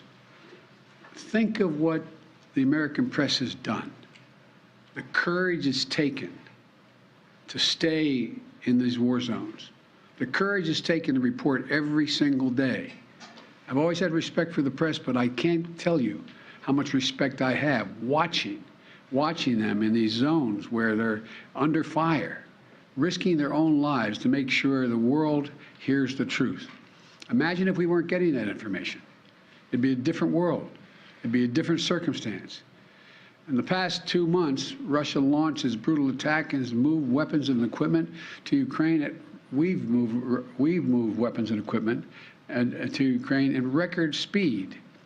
Thanks to the aid we provided, Russian forces have been forced to retreat from Kyiv. Doesn't mean they're not going to try to come back, but they've retreated thus far. We've sent thousands of anti-armor, anti-missiles, helicopters, drones, grenade launchers, machine guns, rifles, radar systems, more than 50 million rounds of ammunition. The United States alone has provided 10 anti-armor systems for every Russian tank that is in Ukraine, 10 to 1. We're providing Ukraine significant, timely intelligence to help them defend themselves against the Russian onslaught. And we're facilitating a significant flow of weapons and systems to Ukraine from our allies and partners around the world, including tanks, artillery, and other weapons. That support is moving with unprecedented speed. Much of the new equipment we've announced in the past 2 weeks has already gotten to Ukraine, where it can be put to direct use on the battlefield. However, we've almost exhausted what we call, the fancy phrase, the drawdown authority that Congress authorized for Ukraine in a bipartisan spending bill last month. Basically, we're out of money. And so that's why today, in order to sustain Ukraine as it continues to fight, I'm sending Congress a supplemental budget request. It's going to keep weapons and ammunition flowing without interruption to the brave Ukrainian fighters and continue delivering economic and humanitarian assistance to the Ukrainian people. This so-called supplemental funding addresses the needs of the Ukrainian military during the critical weeks and months ahead. And it begins the transition to longer-term security assistance that's going to help Ukraine deter and continue to defend against Russian aggression. This assistance would provide even more artillery, armored vehicles, anti-armored systems, anti-air capabilities that have been used so effectively thus far in the battlefield by the Ukrainian warriors. You know, and it's going to deliver much-needed humanitarian assistance as well as food, water, medicine, shelter, and other aid to Ukrainians displaced by Russia's war, and provide aid for those seeking refuge in other countries from Ukraine. It's also going to help schools and hospitals open. It's going to allow pensions and social support to be paid to the Ukrainian people so they have something in their pocket. It's also going to provide critical resources to address food shortages around the globe. Ukraine was one of the world's largest agricultural producers. It typically grows 10% of all the wheat that's shipped around the world. Putin has asserted sanctions are blocking food from Ukraine and Russia getting on the market. The sanctions we've imposed on Russia. Simply not true. Putin's war, not sanctions, are impacting the harvest of food and disrupting the movement of that food by land and sea to nations around the globe that need it.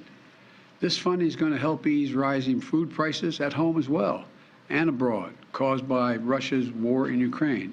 It's going to help support American farmers produce more crops like wheat and oilseed, which is good for rural America, good for the American consumer, and good for the world. And this supplemental request will use the Defense Production Act to expand domestic production and the reserve of critical materials like nickel and lithium that have been disrupted by Putin's war in Ukraine and that are necessary to make everything from defense systems to automobiles. And I hope Congress will move on this funding quickly. I believe they will. I want to thank Congress, Democrats and Republicans, for their support of the people of Ukraine.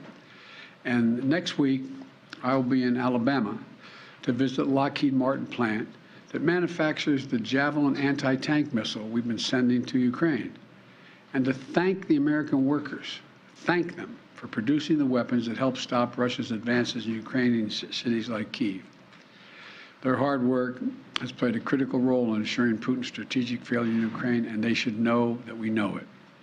In addition to this supplemental funding, I'm also sending to Congress a comprehensive package that will enhance our underlying effort to accommodate the Russian oligarchs and make sure we take their ill-begotten gains. We're going to accommodate them.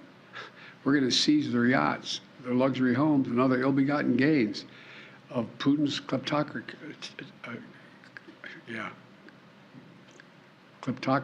and the guys who are the kleptocracies. But these are bad guys. This legislative package strengthens our law enforcement capabilities to seize property linked to Russia's kleptocracy. It's going to create new expedited procedures